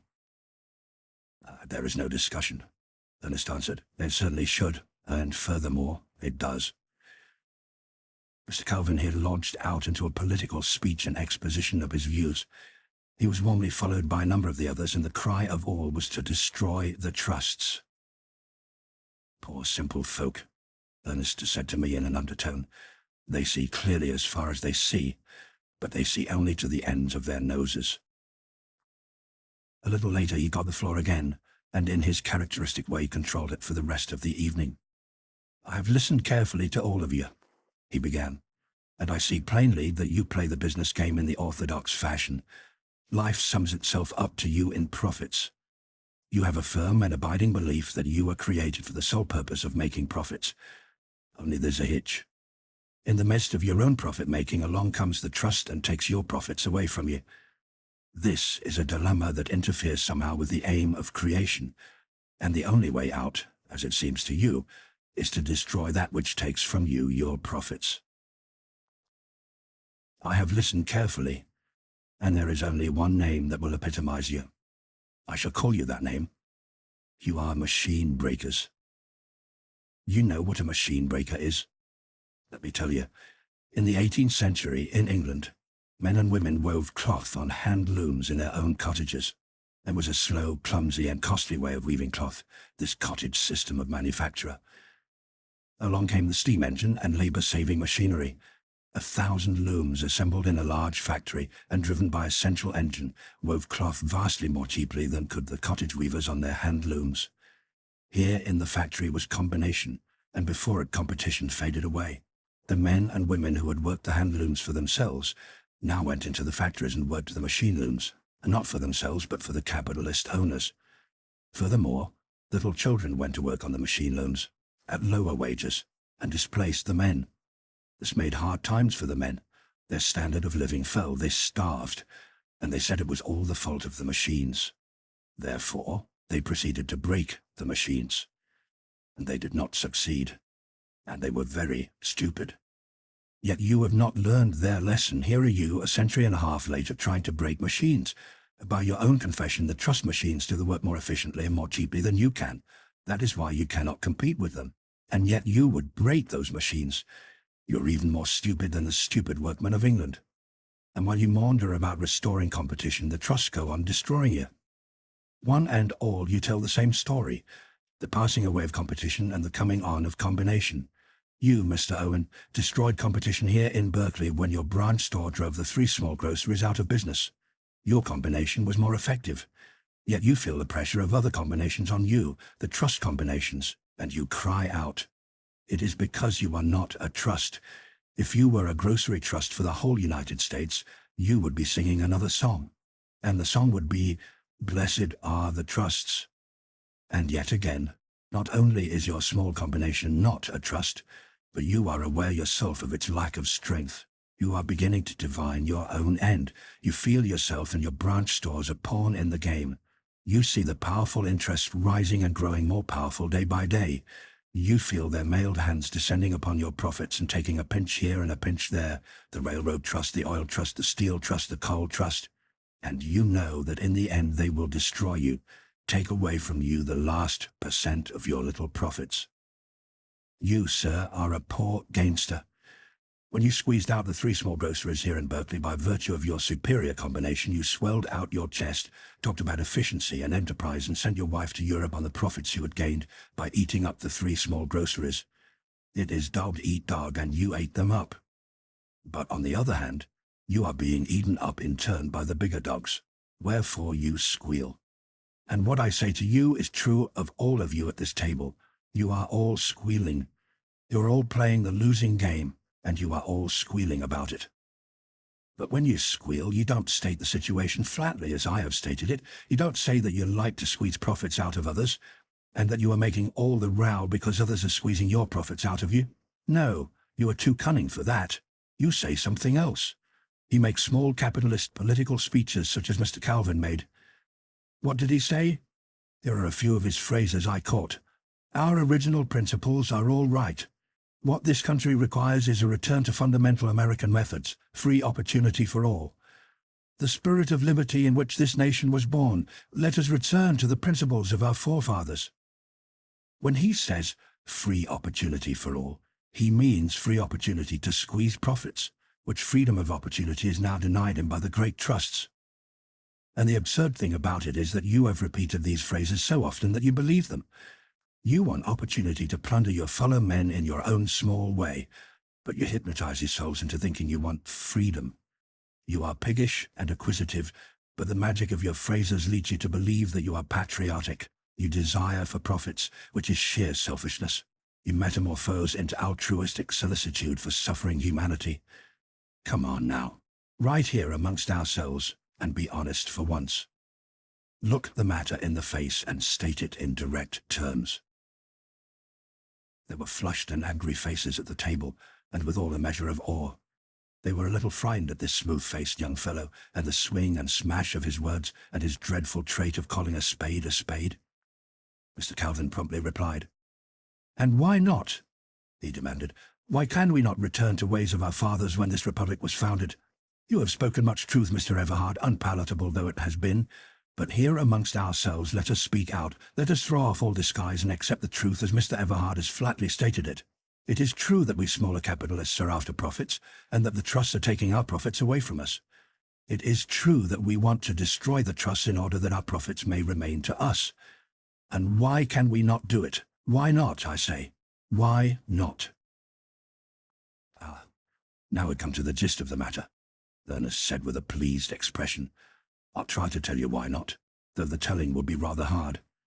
You see, you fellows have studied business in a small way, but you have not studied social evolution at all. You are in the midst of a transition stage now in economic evolution, but you do not understand it, and that's what causes all of the confusion. Why cannot you return? Because you can't. You can no more make water run uphill than you can cause the tide of economic evolution to flow back in its channel along the way it came. Joshua made the sun stand still upon Gibeon, but you would outdo Joshua. You would make the sun go backward in the sky. You would have time retrace its steps from noon to morning. In the face of labor-saving machinery, of organized production, of the increased efficiency of combination, you would set the economic sun back a whole generation or so to the time when there were no great capitalists, no great machinery, no railroads, a time when a host of little capitalists warred with each other in economic anarchy, and when production was primitive, wasteful, unorganized, and costly. Believe me, Joshua's task was easier, and he had Jehovah to help him. But God has forsaken you small capitalists. The sun of the small capitalists is setting. It will never rise again. Nor is it in your power even to make it stand still. You are perishing, and you are doomed to perish utterly from the face of society. This is the fiat of evolution. It is the word of God. Combination is stronger than competition. Primitive man was a puny creature hiding in the crevices of the rocks. He combined and made war upon his carnivorous enemies. They were competitive beasts. Primitive man was a combinative beast, and because of it he rose to primacy over all the animals. And man has been achieving greater and greater combinations ever since. It is combination versus competition, a 1,000-centuries-long struggle in which competition has always been worsted. Whoso enlists on the side of competition perishes. But the trusts themselves rose out of competition, Mr. Calvin interrupted. Very true, Ernest answered, and the trusts themselves destroyed competition. That, by your own word, is why you are no longer in the dairy business. The first laughter of the evening went around the table, and even Mr. Calvin joined in the laugh against himself. And now, while we are on the trusts, Ernest went on, let us settle a few things. I shall make certain statements, and if you disagree with them, speak up. Silence will mean agreement. Is it not true that a machine loom will weave more cloth and weave more cheaply than a hand loom? He paused, but nobody spoke up. Is it not then highly irrational to break the machine loom and go back to the clumsy, more costly hand loom method of weaving? Heads nodded in acquiescence. Is it not true that known as a trust produces more efficiently and cheaply than can 1,000 competing small concerns? Still no one objected. Then is it not irrational to destroy that cheap and efficient combination? No one answered for a long time. Then Mr. Cobalt spoke. Oh, what are we to do, then? He demanded. To destroy the trusts is the only way we can see to escape their domination. Ernest was all fire and aliveness on the instant. I'll show you another way, he cried. Let us not destroy those wonderful machines that produce efficiently and cheaply. Let us control them. Let us profit by their efficiency and cheapness. Let us run them for ourselves. Let us oust the present owners of the wonderful machines, and let us own the wonderful machines ourselves. That, gentlemen, is socialism, a greater combination than the trusts, a greater economic and social combination than any that has yet appeared on the planet. It is in line with evolution. We meet combination with greater combination. It is the winning side. Come on over with us, socialists, and play on the winning side. Here arose dissent. There was a shaking of heads, and mutterings arose. "All right, then. You prefer to be anachronisms," Ernest laughed. "You prefer to play atavistic roles. You are doomed to perish as all atavisms perish. Have you ever asked what will happen to you when greater combinations than even the present trusts arise? Have you ever considered where you will stand when the great trusts themselves combine into the combination of combinations, into the social, economic, and political trust?" He turned abruptly and irrelevantly upon Mr. Calvin. "Tell me," Ernest said, "if this is not true. You are compelled to form a new political party because the old parties are in the hands of the trusts. The chief obstacle to your deranged propaganda is the trusts. Behind every obstacle you encounter, every blow that smites you, every defeat that you receive, is the hand of the trusts. Is this not so? Tell me." Mr. Calvin sat in uncomfortable silence. "Go ahead," Ernest encouraged. "It is true," Mr. Calvin confessed. "We captured the state legislature of Oregon and put through splendid protective legislation, and it was vetoed by the governor. It was a creature of the trusts. We elected a governor of Colorado, and the legislature refused to permit him to take office. Twice we have passed a national income tax, and each time the Supreme Court smashed it as unconstitutional. The courts are in the hands of the trusts. We, the people, do not pay our judges sufficiently. But there will come a time when the combination of the trusts will control all legislation, when the combination of the trusts will itself be the government," Ernest interrupted. "Never, never!" With the cries that arose, everybody was excited and belligerent. "Tell me," Ernest demanded, "what will you do when such a time comes?" "We will rise in our strength," Mr. Asmundsen cried, and many voices backed his decision. "That will be civil war," Ernest warned them. "So be it. Civil war," was Mr. Asmundsen's answer, with the cries of all the men at the table behind him. "We have not forgotten the deeds of our forefathers. For our liberties we are ready to fight and die." Ernest smiled. "Do not forget," he said, "that we had tacitly agreed that liberty, in your case, gentlemen, means liberty to squeeze profits out of others." The table was angry now, fighting angry, but Ernest controlled the tumult and made himself heard. "One more question. When you rise in your strength, remember, the reason for your rising will be that the government is in the hands of the trusts. Therefore, against your strength, the government will turn the regular army, the navy, the militia, the police, in short, the whole organized war machinery of the United States. Where will your strength be then?" Dismay sat on their faces, and before they could recover, Ernest struck again. "Do you remember not so long ago, when our regular army was only 50,000? Year by year it has been increased until today it is 300,000. Again he struck. "Nor is that all. While you diligently pursued that favorite phantom of yours called profits, and moralized about that favorite fetish of yours called competition, even greater and more direful things have been accomplished by combination. There is the militia." "It is our strength," cried Mr. Cold. "With it we would repel the invasion of the regular army." "You would go into the militia yourself," was Ernest's retort, "and be sent to Maine, or Florida, or the Philippines, or anywhere else, to drown in blood your own comrades civil warring for their liberties. While from Kansas, or Wisconsin, or any other state, your own comrades would go into the militia and come here to California to drown in blood your own civil warring."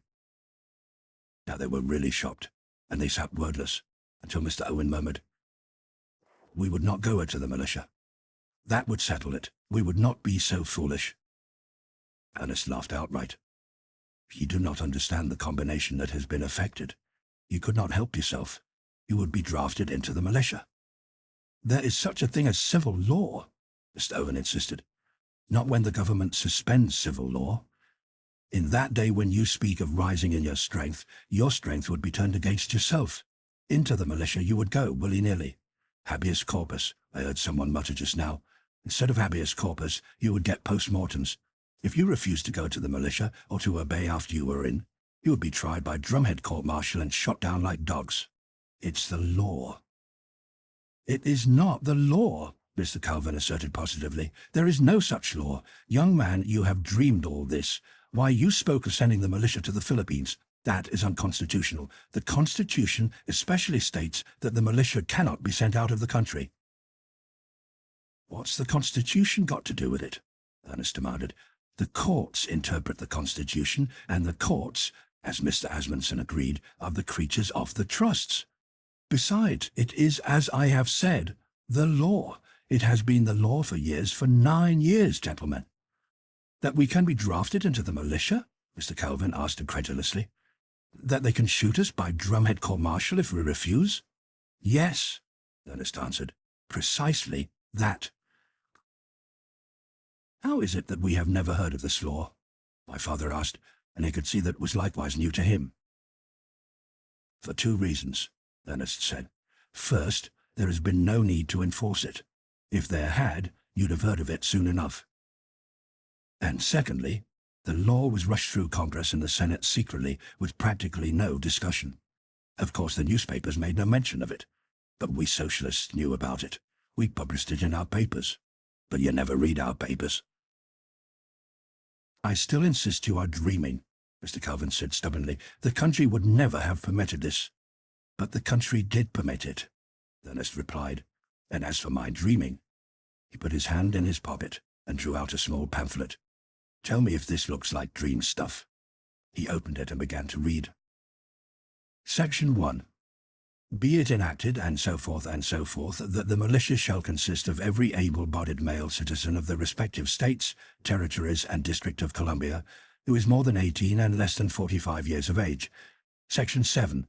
That any officer or enlisted man," remember Section 1, gentlemen, you are all enlisted men, "that any enlisted man of the militia who shall refuse or neglect to present himself to such mustering officer upon being called forth as herein prescribed, shall be subject to trial by court-martial and shall be punished as such court-martial shall direct.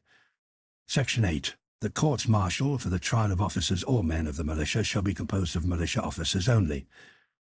Section 9. That the militia, when called into the actual service of the United States, shall be subject to the same rules and articles of war as the regular troops of the United States. There you are, gentlemen, American citizens and fellow militiamen. 9 years ago we socialists thought that law was aimed against labor, but it would seem that it was aimed against you, too. Congressman Wiley, in the brief discussion that was permitted, said that the bill provided for a reserve force to take the mob by the throat. You're the mob, gentlemen, and protect at all hazards life, liberty, and property. And in the time to come, when you rise in your strength, remember that you will be rising against the property of the trusts and the liberty of the trusts according to the law to squeeze you. Your teeth are pulled, gentlemen. Your claws are trimmed. In the day you rise in your strength, toothless and clawless, you will be as harmless as any army of clams." "I don't believe it," Cold cried. "There is no such law. It is a canard got up by you socialists."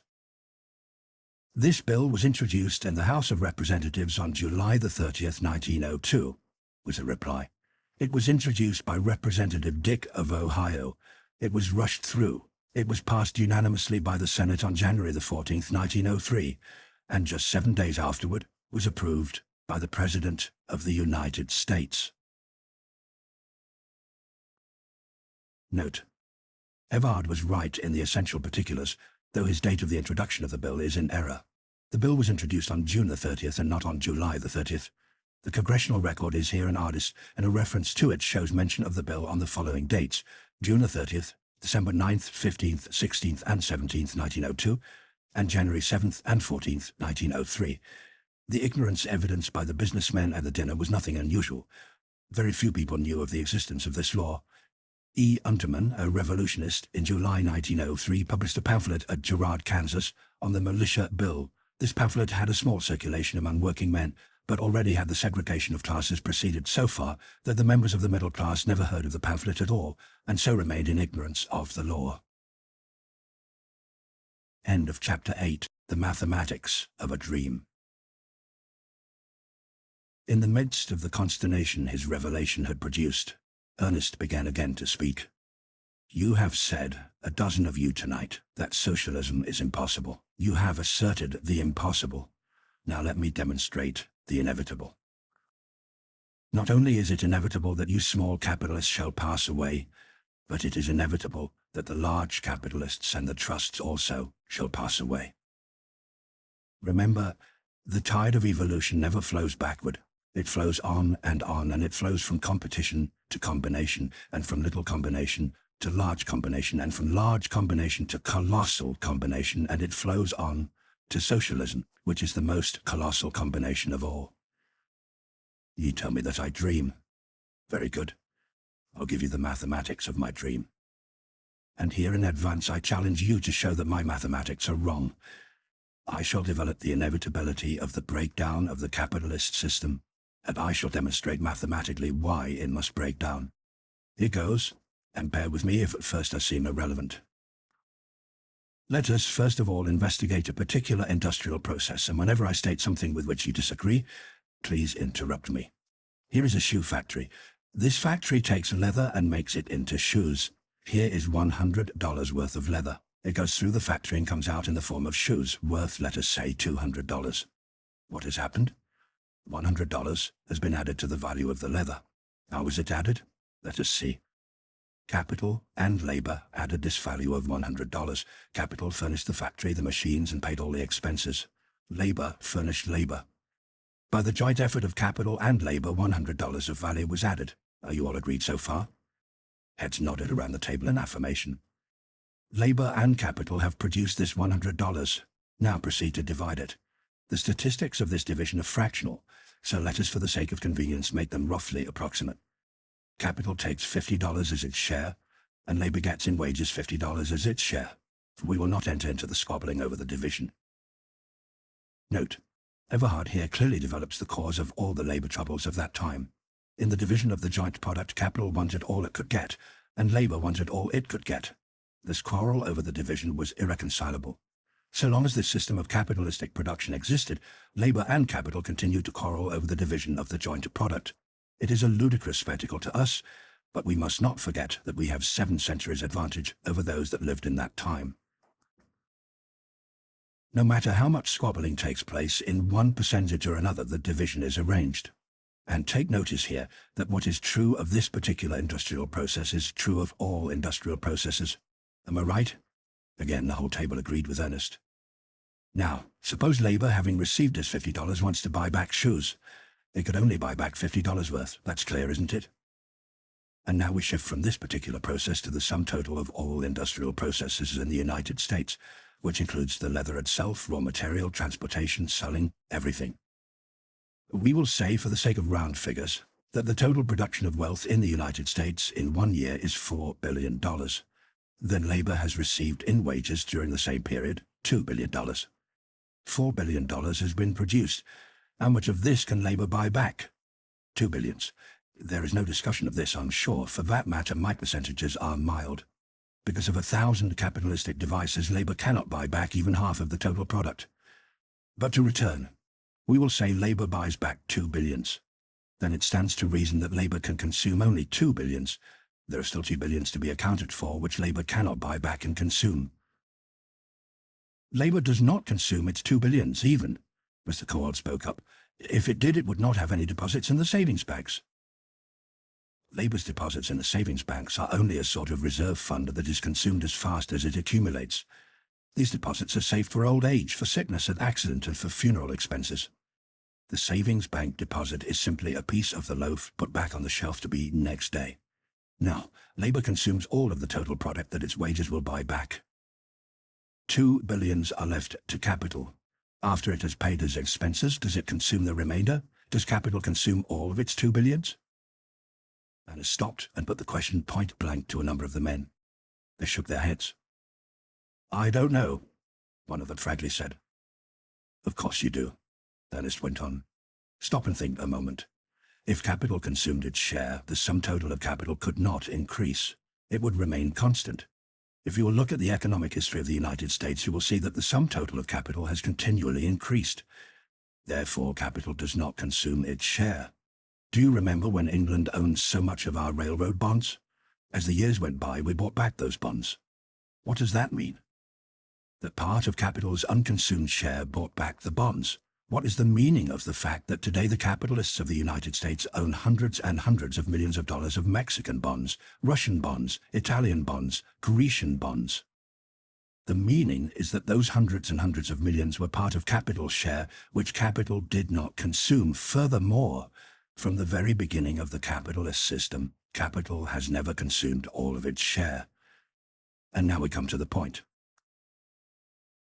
$4 billion of wealth is produced in 1 year in the United States. Labor buys back and consumes 2 billions. Capital does not consume the remaining 2 billions. There is a large balance left over unconsumed. What is done with this balance? What can be done with it?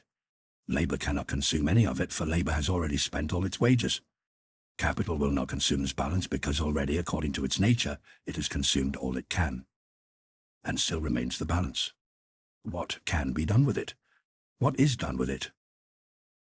It is sold abroad, Mr. Cole volunteered. The very thing, Ernest agreed. Because of this balance arises our need for a foreign market. This is sold abroad. It has to be sold abroad. There is no other way of getting rid of it. And that unconsumed surplus, sold abroad, becomes what we call our favorable balance of trade. Are we all agreed so far? Surely it is a waste of time to elaborate these ABCs of commerce, Mr. Calvin said tartly. We all understand them. And it is by these ABCs I have so carefully elaborated that I shall confound you, Ernest retorted. There's the beauty of it, and I'm going to confound you with them right now. Here goes. The United States is a capitalist country that has developed its resources. According to its capitalist system of industry, it has an unconsumed surplus that must be got rid of, and that must be got rid of abroad. Note: Theodore Roosevelt, the President of the United States few years prior to this time, made the following public declaration.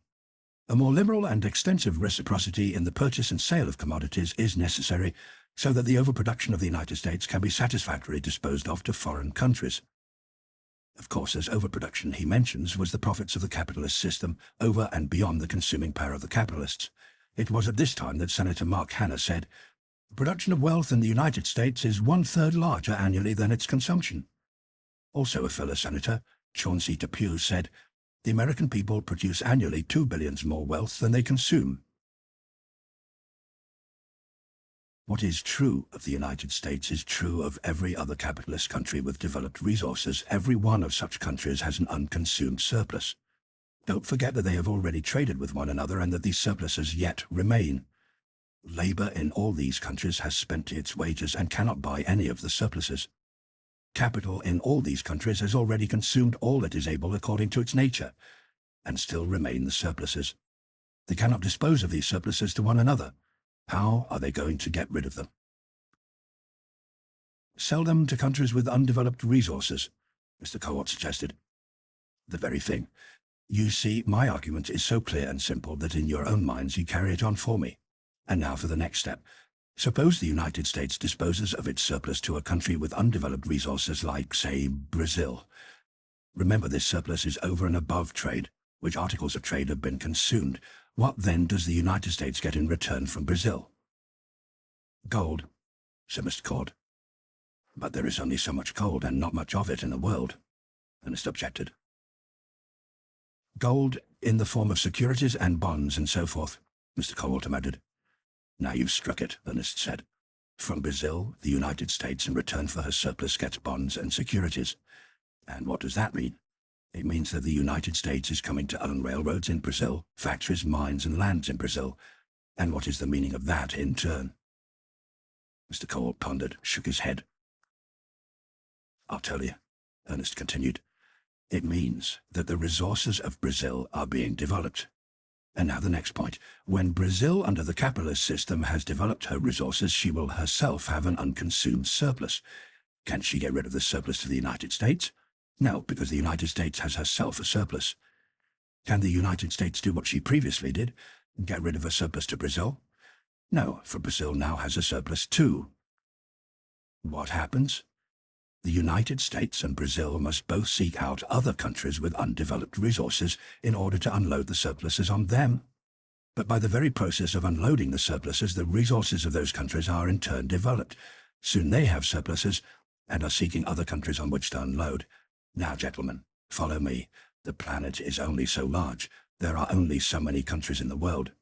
What will happen when every country in the world, down to the smallest and last, with a surplus in its hands, stands confronting every other country with surpluses in their hands? He paused and regarded his listeners. The bepuzzlement in their faces was delicious. Also, there was awe in their faces. Out of abstractions, Ernest had conjured a vision and made them see it. They were seeing it then, as they sat there, and they were frightened by it. "We started with ABC, Mr. Calvin," Ernest said slyly. "I have now given you the rest of the alphabet. It is very simple. That is the beauty of it. You surely have the answer forthcoming. What then when every country in the world has an unconsumed surplus? Why will your capitalist system be then?" But Mr. Calvin shook a troubled head. He was obviously questing back through Ernest's reasoning in search of an error. "Let me briefly go over the ground with you again," Ernest said.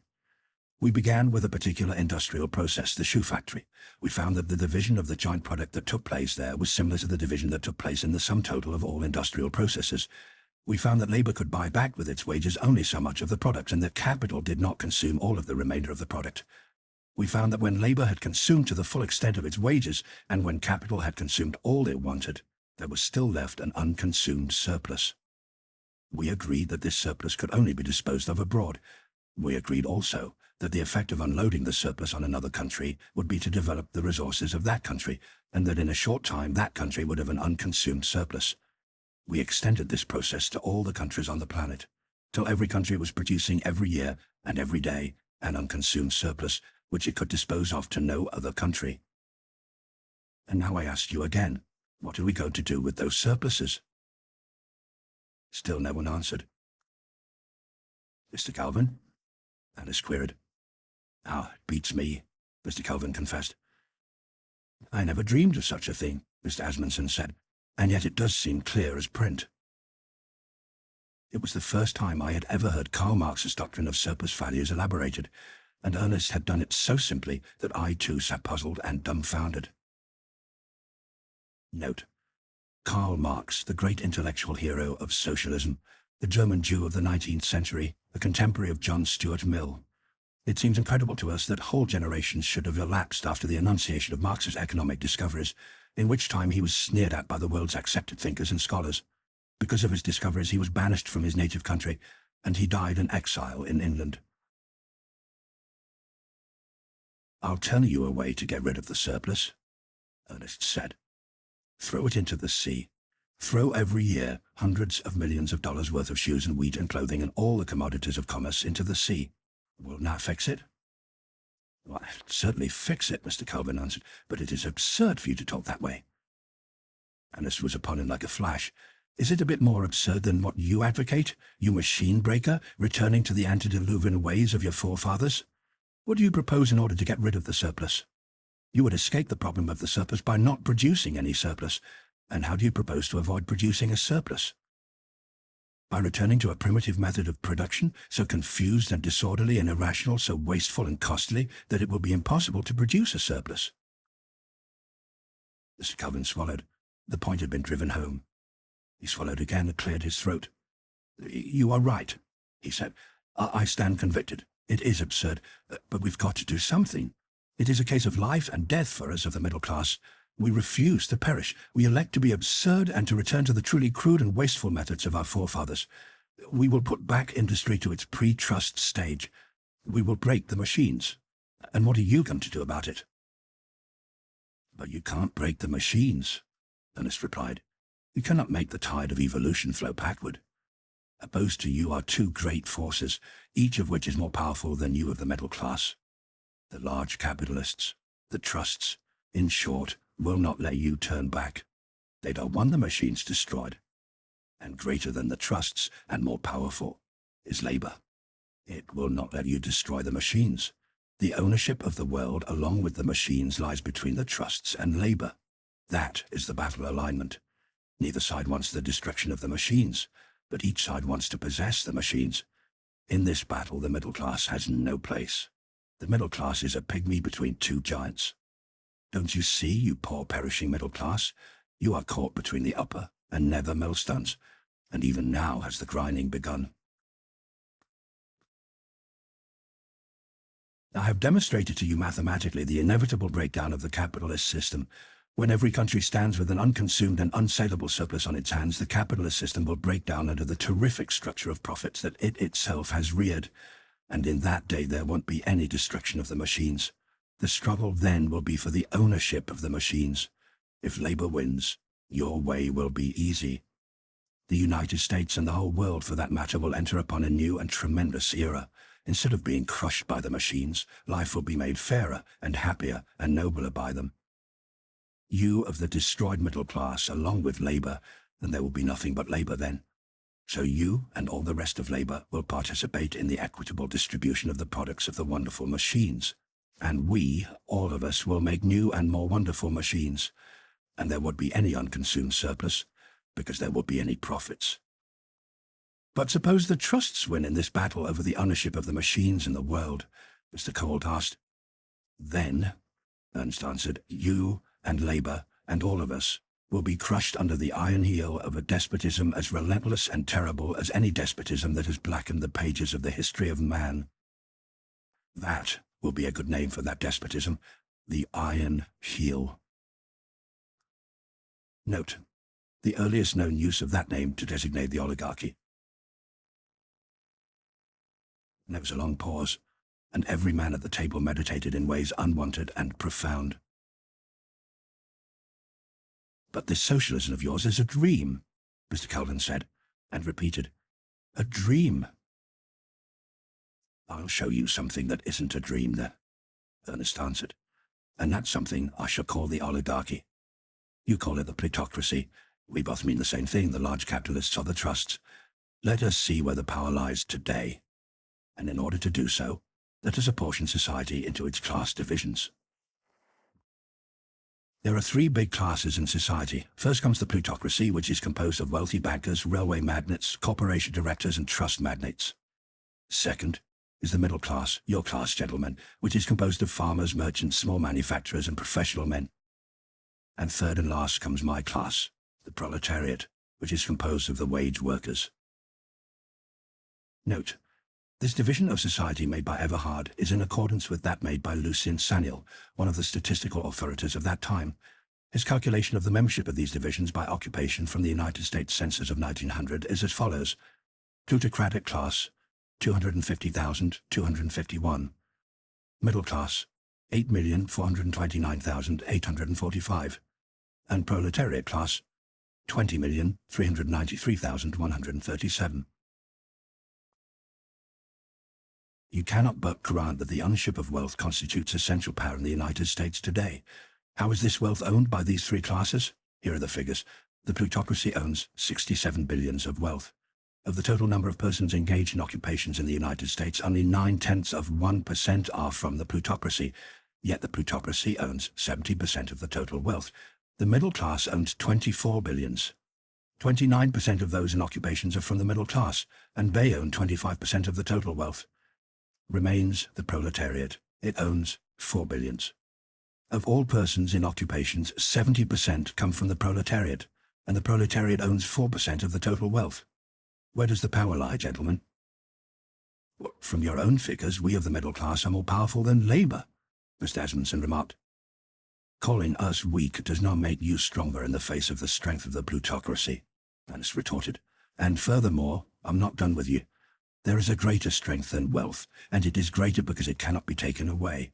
Our strength, the strength of the proletariat, is in our muscles, in our hands to cast ballots, in our fingers to pull triggers. The strength we cannot be stripped of. It is the primitive strength. It is the strength that is to life germane. It is the strength that is stronger than wealth, and that wealth cannot take away. But your strength is detachable. It can be taken away from you. Even now the plutocracy is taking it away from you. In the end it will take it all away from you. And then you will cease to be the middle class. You will descend to us. You will become proletarians. And the beauty of it is that you will then add to our strength. We will hail you, brothers, and we will fight shoulder to shoulder in the cause of humanity. You see, labor has nothing concrete of which to be despoiled. Its share of the wealth of the country consists of clothes and household furniture, with here and there, in very rare cases, an unencumbered home. But you have the concrete wealth, 24 billions of it. and the plutocracy will take it away from you. Of course, there is the large likelihood that the proletariat will take it away first. And don't you see your position, gentlemen? The middle class is a wobbly little lamb between a lion and a tiger. If one doesn't get you, the other will. And if the plutocracy gets you first, why, it's only a matter of time when the proletariat gets the plutocracy. Even your present wealth is not a true measure of your power. The strength of your wealth at this moment is only an empty shell. That is why you are crying out your feeble little battle cry. Return to the ways of our fathers. You are aware of your impotency. You know that your strength is an empty shell, and I'll show you the emptiness of it. What power of the farmers? Over 50% are thralls by virtue of the fact that they are merely tenants or unmortgaged, and all of them are thralls by virtue of the fact that the trusts already own or control, it is the same thing only better, own and control all the means of marketing the crops, such as cold storage, railroads, elevators and steamship lines. And furthermore, the trusts control the markets. In all this, the farmers are without power. As regards their political and governmental power, I'll take that up later, along with the political and governmental power of the whole middle class. Day by day, the trusts squeeze out the farmers as they squeezed out Mr. Calvin and the rest of the dairymen, and day by day are the merchants squeezed out in the same way. Do you remember how in 6 months the tobacco trust squeezed out over 400 cigar stores in New York City alone? Where are the old-time owners of the coal fields? You know today, without my telling you, that the railroad trust owns or controls the entire anthracite and bituminous coal fields. Does the Standard Oil Trust own a score of the ocean lines? Note: Standard Oil and Rockefeller. See upcoming footnote. Rockefeller began as a member. And does it not also control copper, to say nothing of running a smelter trust as a little side enterprise? There are 10,000 cities in the United States tonight lighted by the companies owned or controlled by Standard Oil. And in as many cities, all the electric transportation, urban, suburban, and interurban, is in the hands of Standard Oil. The small capitalists who were in these thousands of enterprises are gone. You know that. It's the same way that you are going. The small manufacturer is like the farmer, and small manufacturers and farmers today are reduced to all intents and purposes to feudal tenure.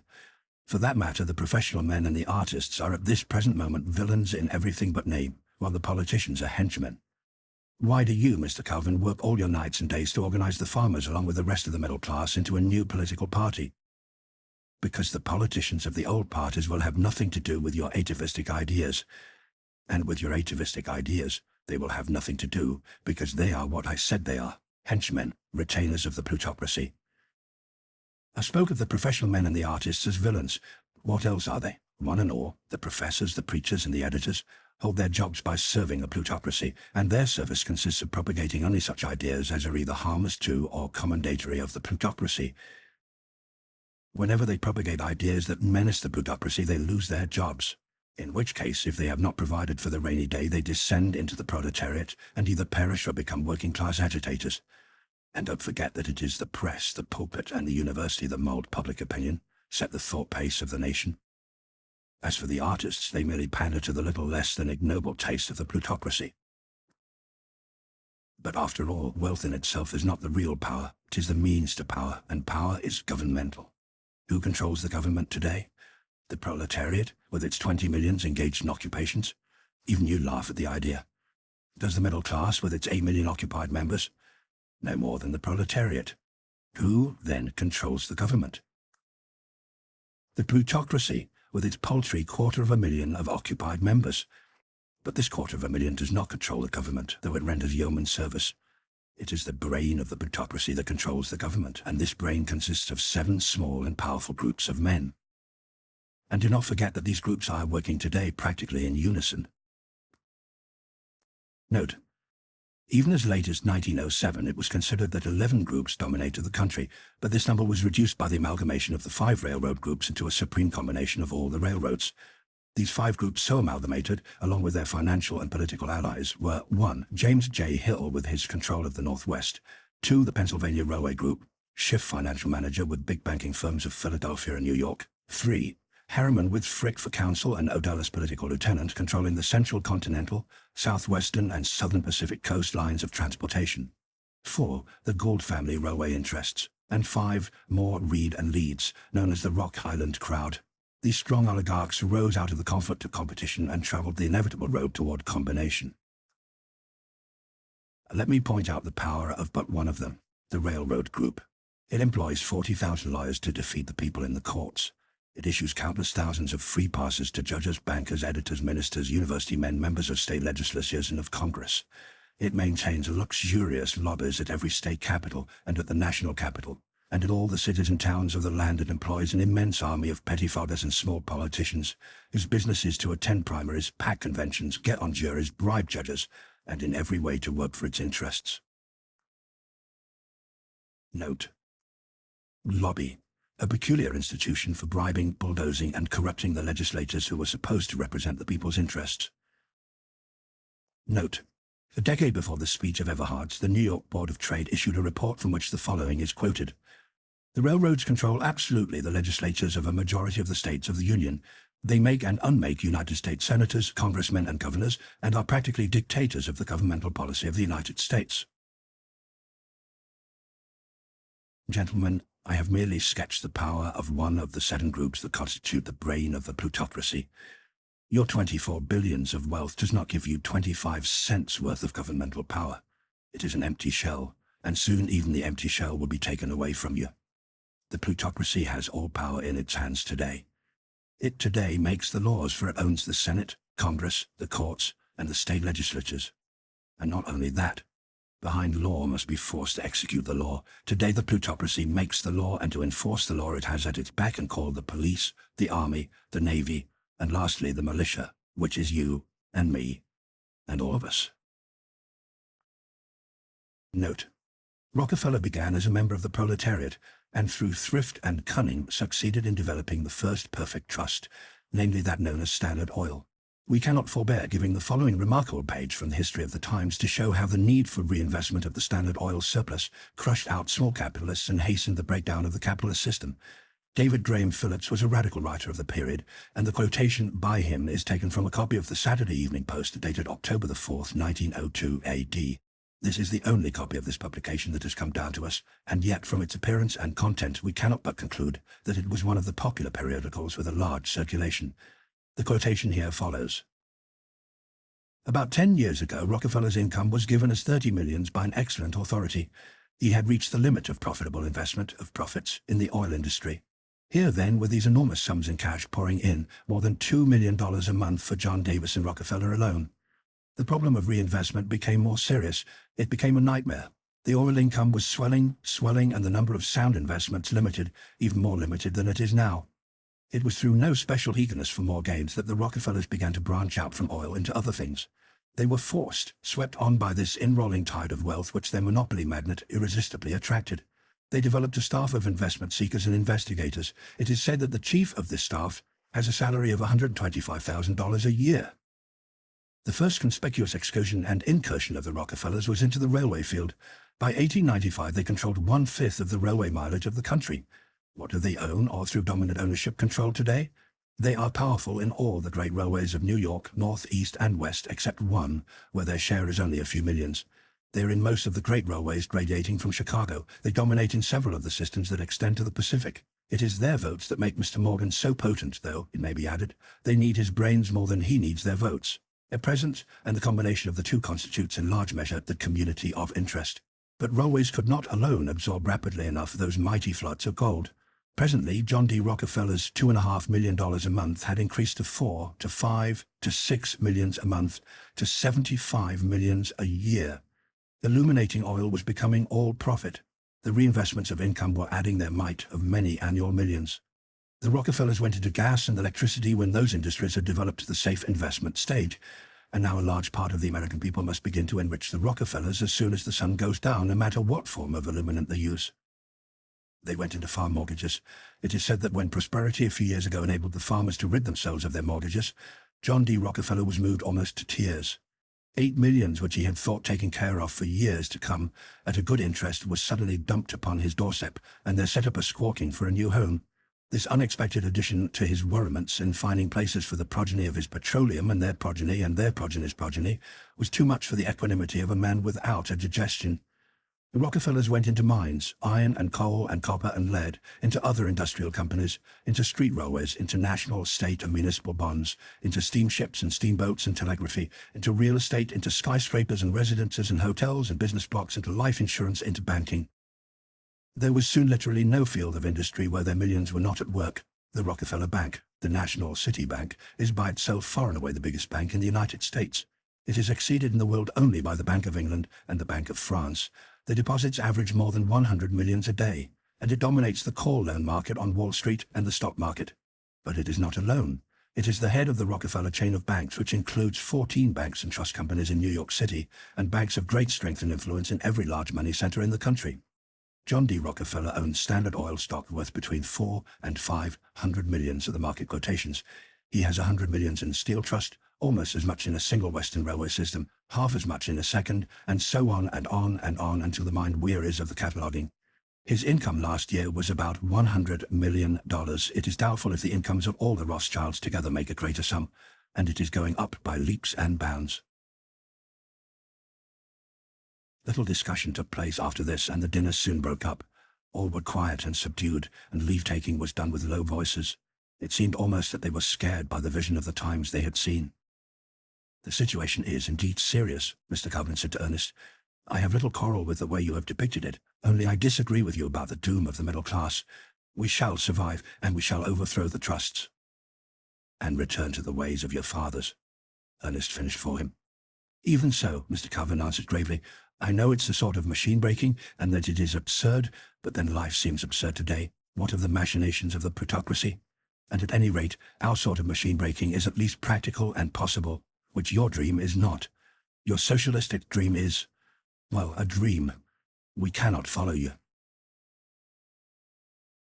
"I only wish you fellows knew a little something about evolution and sociology," Ernest said wistfully, as they shook hands. "We would be saved so much trouble if you did." End of chapter 9. Following like thunderclaps upon the businessmen's dinner, occurred event after event of terrifying moment. And I, little I, who had lived so placidly all my days in the quiet university town, found myself and my personal affairs drawn into the vortex of the great world affairs. Whether it was my love for Ernest, or the clear sight he had given me of the society in which I lived that made me a revolutionist, I know not.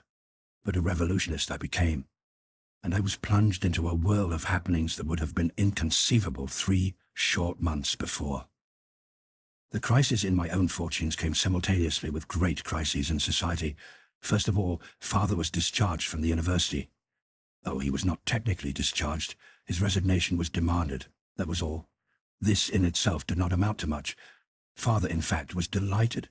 He was especially delighted because his discharge had been precipitated by the publication of his book, Economics and Education. It clinched his argument, he contended. What better evidence could be advanced to prove that education was dominated by the capitalist class? But this proof never got anywhere. Nobody knew he had been forced to resign from the university. He was so eminent a scientist that such an announcement, coupled with the reason for his enforced resignation, would have created somewhat of a furor all over the world. The newspapers showered him with praise and honor, and commended him for having given up the drudgery of the lecture room in order to devote his whole time to scientific research. At first, father laughed. Then he became angry, tonic angry. Then came the suppression of his book. This suppression was performed secretly, so secretly that at first we could not comprehend. The publication of the book had immediately caused a bit of excitement in the country. Father had been politely abused in the capitalist press, the tone of the abuse being to the effect that it was a pity so great a scientist should leave his field and invade the realm of sociology, about which he knew nothing and wherein he had promptly become lost. This lasted for a week, while father chuckled and said the book had touched a sore spot on capitalism. And then, abruptly, the newspapers and the critical magazines ceased saying anything about the book at all.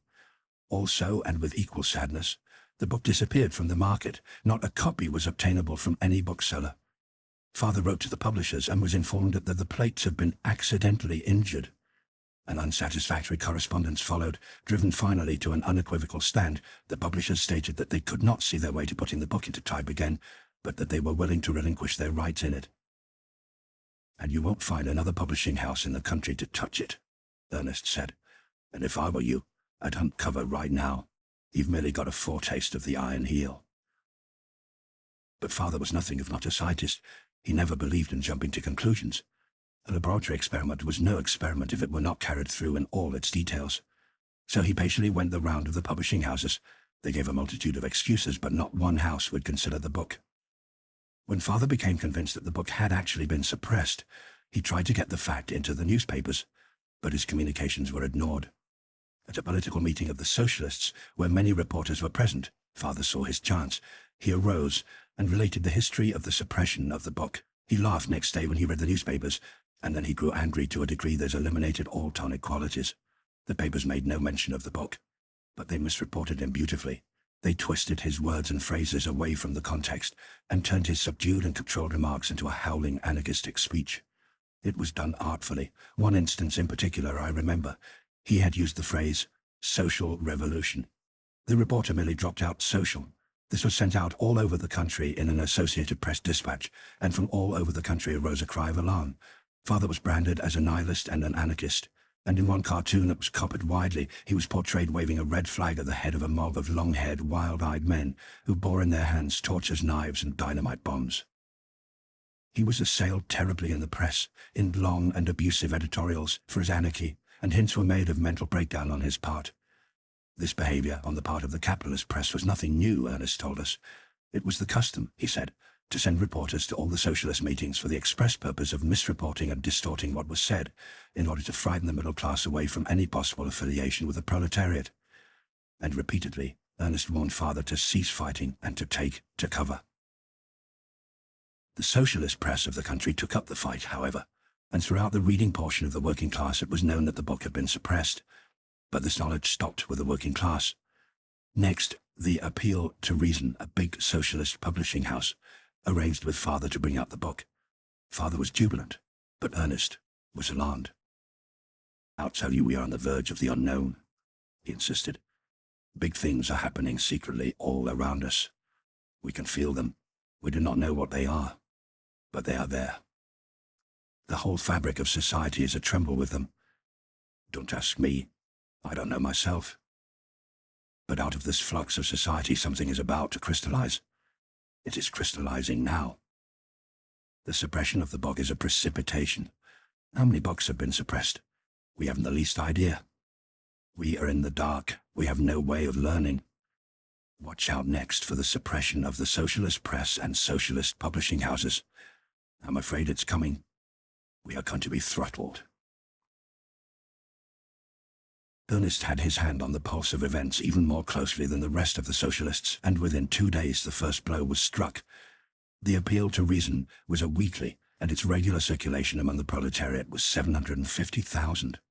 Also, it very frequently got out special editions of from 2 to 5 millions. These great editions were paid for and distributed by the small army of voluntary workers who had marshalled around the Appeal. The first blow was aimed at these special editions, and it was a crushing one. By an arbitrary ruling of the post office, these editions were decided to be not the regular circulation of the paper, and for that reason were denied admission to the mails. A week later, the post office department ruled that the paper was seditious and barred it entirely from the mails. This was a fearful blow to the socialist propaganda. The Appeal was desperate.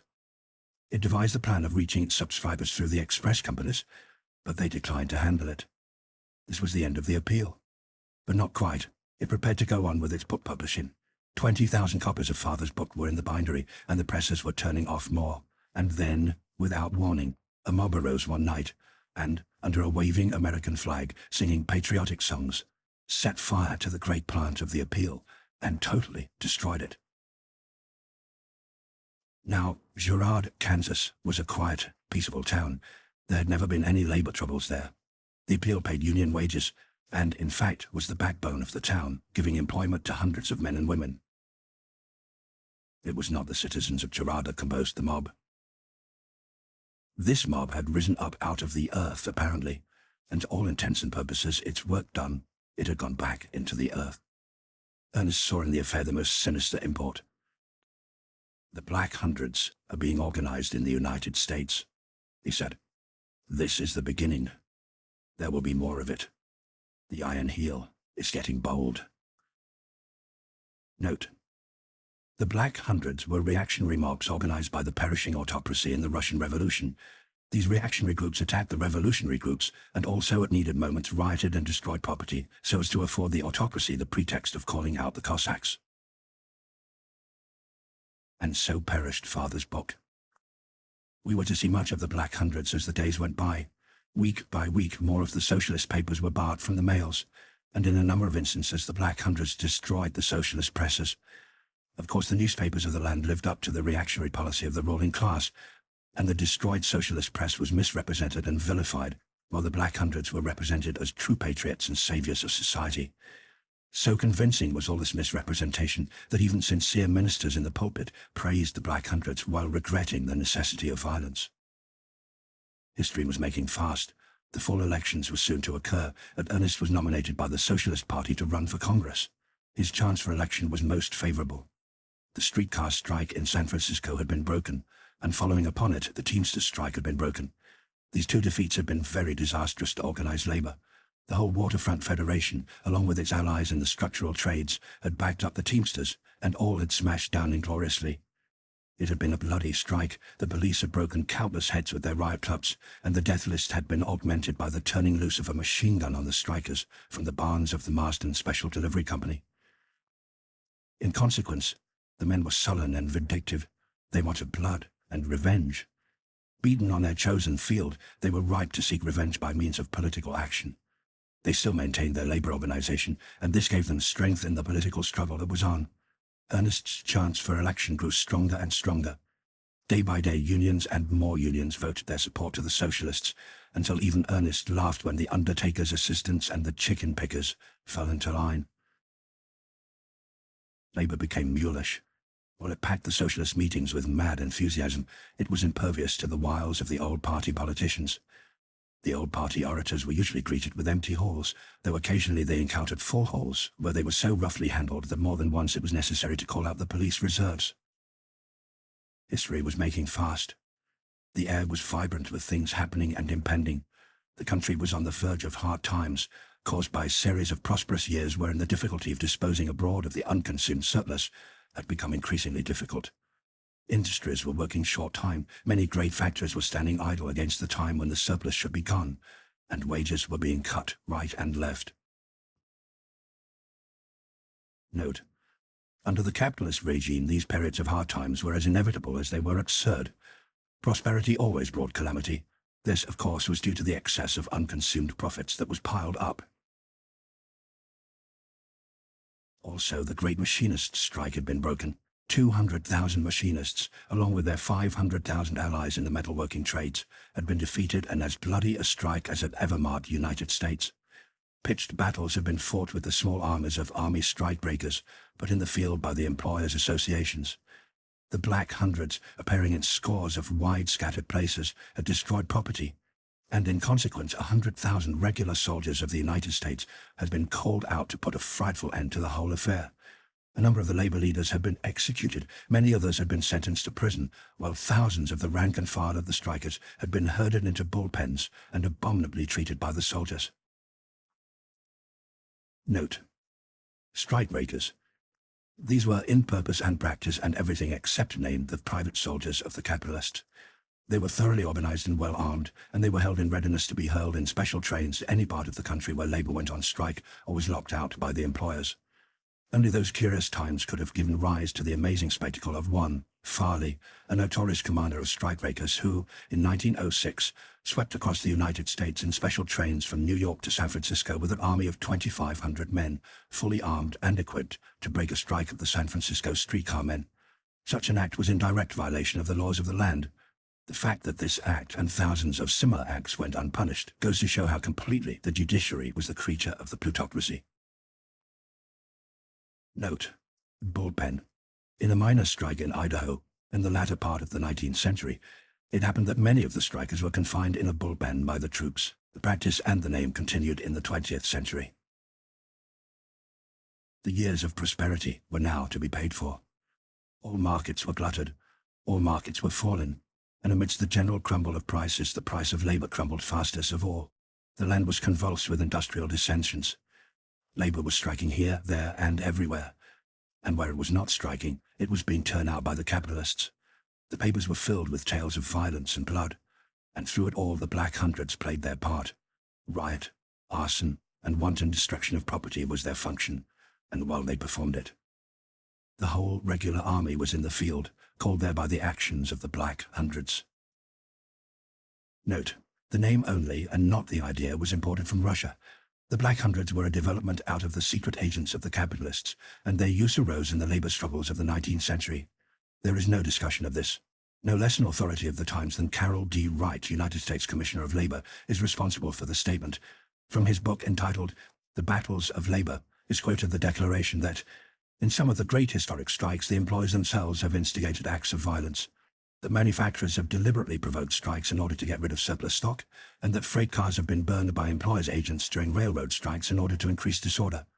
It was out of these secret agents of the employers that the Black Hundreds arose, and it was they, in turn, that later became that terrible weapon of the oligarchy, the agent provocateur. Never had labor received such an all-round beating. The great captains of industry, the oligarchs, had for the first time thrown their full weight into the breach the struggling employers' associations had made. These associations were practically middle-class affairs, and now, compelled by hard times and crashing markets, and aided by the great captains of industry, they gave organized labor an awful and decisive defeat. It was an all-powerful alliance, but it was an alliance of the lion and the lamb, as the middle class was soon to learn. Labor was bloody and sullen, but crushed. Yet his defeat did not put an end to the hard times. The banks, themselves constituting one of the most important forces of the oligarchy, continued to call in credits. The Wall Street group turned the stock market into a maelstrom where the values of all the land crumbled away almost to nothingness. And out of all the wreck and ruin rose the form of the nascent oligarchy, imperturbable, indifferent, and sure. Its serenity and certitude was terrifying. Not only did it use its own vast power, but it used all the power of the United States Treasury to carry out its plans. Note: Wall Street. So named from a street in ancient New York, where was situated the stock exchange and where the irrational organization of society permitted underhanded manipulation of all the industries of the country. The captains of industry had turned upon the middle class. The employers' associations that had helped the captains of industry to tear and rend labor were now torn and rent by their quondam allies. Amidst the crashing of the middlemen, the small businessmen and manufacturers, the trusts stood firm. Nay, the trust did more than stand firm. They were active. They sowed wind, and ever more wind, for they alone knew how to reap the whirlwind and make a profit out of it. And such profits, colossal profits, strong enough themselves to weather the storm that was largely their own brewing, they turned loose and plundered the wrecks that floated about them. Values were pitifully and inconceivably shrunken, and the trusts added hugely to their holdings, even extending their enterprises into many new fields, and always at the expense of the middle class. Thus the summer of 1912 witnessed the virtual death thrust to the middle class. Even Ernest was astounded at the quickness with which it had been done. He shook his head ominously and looked forward without hope to the fall elections. "It's no use," he said. "We are beaten. The Iron Heel is here. I had hoped for a peaceable victory at the ballot box. I was wrong. Wixon was right. We shall be robbed of our few remaining liberties. The Iron Heel will walk upon our faces. Nothing remains but a bloody revolution of the working class. Of course we will win, but I shudder to think of it." And from then on, Ernest pinned his faith in revolution. In this he was in advance of his party. His fellow socialists could not agree with him. They still insisted that victory could be gained through the elections. It was not that they were stunned. They were too cool-headed and courageous for that. They were merely incredulous.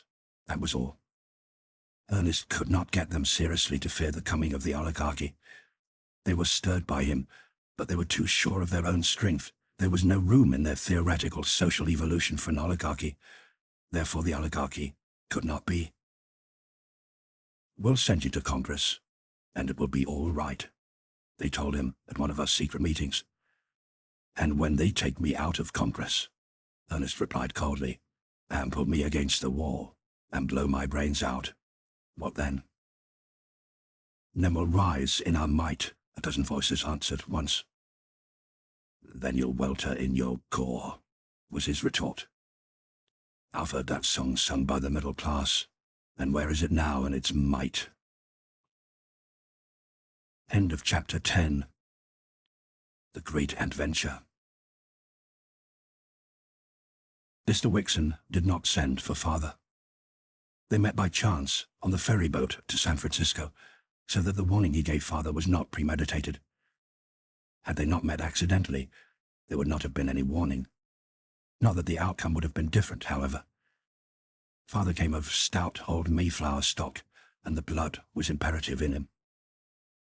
Note: the Mayflower, one of the first ships that carried colonies to America after the discovery of the New World. Descendants of these original colonists were for a while inordinately proud of their genealogy, but in time the blood became so widely diffused that it ran in the veins practically of all Americans. Ernest was right, he told me, as soon as he had returned home. Ernest is a very remarkable young man, and I'd rather see you his wife than the wife of Rockefeller himself or the King of England. What's the matter? I asked in alarm. The oligarchy is about to tread upon our faces, yours and mine. Wixon as much as told me so. He was very kind, for an oligarch. He offered to reinstate me in the university. What do you think of that? He, Wixon, a sordid money grabber, has the power to determine whether I shall or shall not teach in the university of the state. But he offered me even better than that, offered to make me president of some great college of physical sciences that is being planned. The oligarchy must get rid of its surplus somehow, you see. Do you remember what I told that socialist lover of your daughter's? He said. I told him that we would walk upon the faces of the working class, and so we shall. As for you, I have for you a deep respect as a scientist, but if you throw your fortunes in with the working class, well, watch out for your face, that is all. And then he turned and left me. It means we'll have to marry earlier than you'd planned, was Ernest's comment when we told him. I could not follow his reasoning, but I was soon to learn it. It was at this time that the quarterly dividend of the Sierra Mills was paid, or rather, should have been paid, for father did not receive his. After waiting several days, father wrote to the secretary. Promptly came the reply that there was no record on the box of father's owning any stock, and a bly request for more explicit information. I'll make it explicit enough, confound him, father declared, and departed for the bank to get the stock in question from his safe deposit box. Ernest is a very remarkable man, he said when he got back, and while I was helping him off with his overcoat. I repeat, my daughter, that young man of yours is a very remarkable young man. I had learned, whenever he praised Ernest in such fashion, to expect disaster. They have already walked upon my face, father explained. There was no stock. The box was empty. You and Ernest will have to get married pretty quickly. Father insisted on laboratory methods. He brought the Sierra Mills into court, but he could not bring the books of the Sierra Mills into court. He did not control the courts, and the Sierra Mills did. That explained it all. He was thoroughly beaten by the law, and the barefaced robbery held good. It is almost laughable now, when I look back on it, the way father was beaten. He met Wixon accidentally on the street in San Francisco, and he told Wixon that he was a damned scoundrel. And then father was arrested for attempted assault, fined in the police court, and bound over to keep the peace. It was all so ridiculous that when he got home he had to laugh himself. But what a furor was raised in the local papers. There was grave talk about the bacillus of violence that infected all men who embraced socialism, and father with his long and peaceful life was instanced as a shining example of how the bacillus of violence worked. Also, it was asserted by more than one paper that father's mind had weakened under the strain of scientific study, and confinement in a state asylum for the insane was suggested. Nor was this merely talk. It was an imminent peril. The father was wise enough to see it. He had the bishop's experience to lesson from, and he lessoned well. He kept quiet, no matter what injustice was perpetrated on him, and really, I think, surprised his enemies. There was the matter of the house, our home. A mortgage was foreclosed on it, and we had to give up possession. Of course, there wasn't any mortgage, and never had been any mortgage. The ground had been bought outright, and the house had been paid for when it was built, and house and lot had always been free and unencumbered.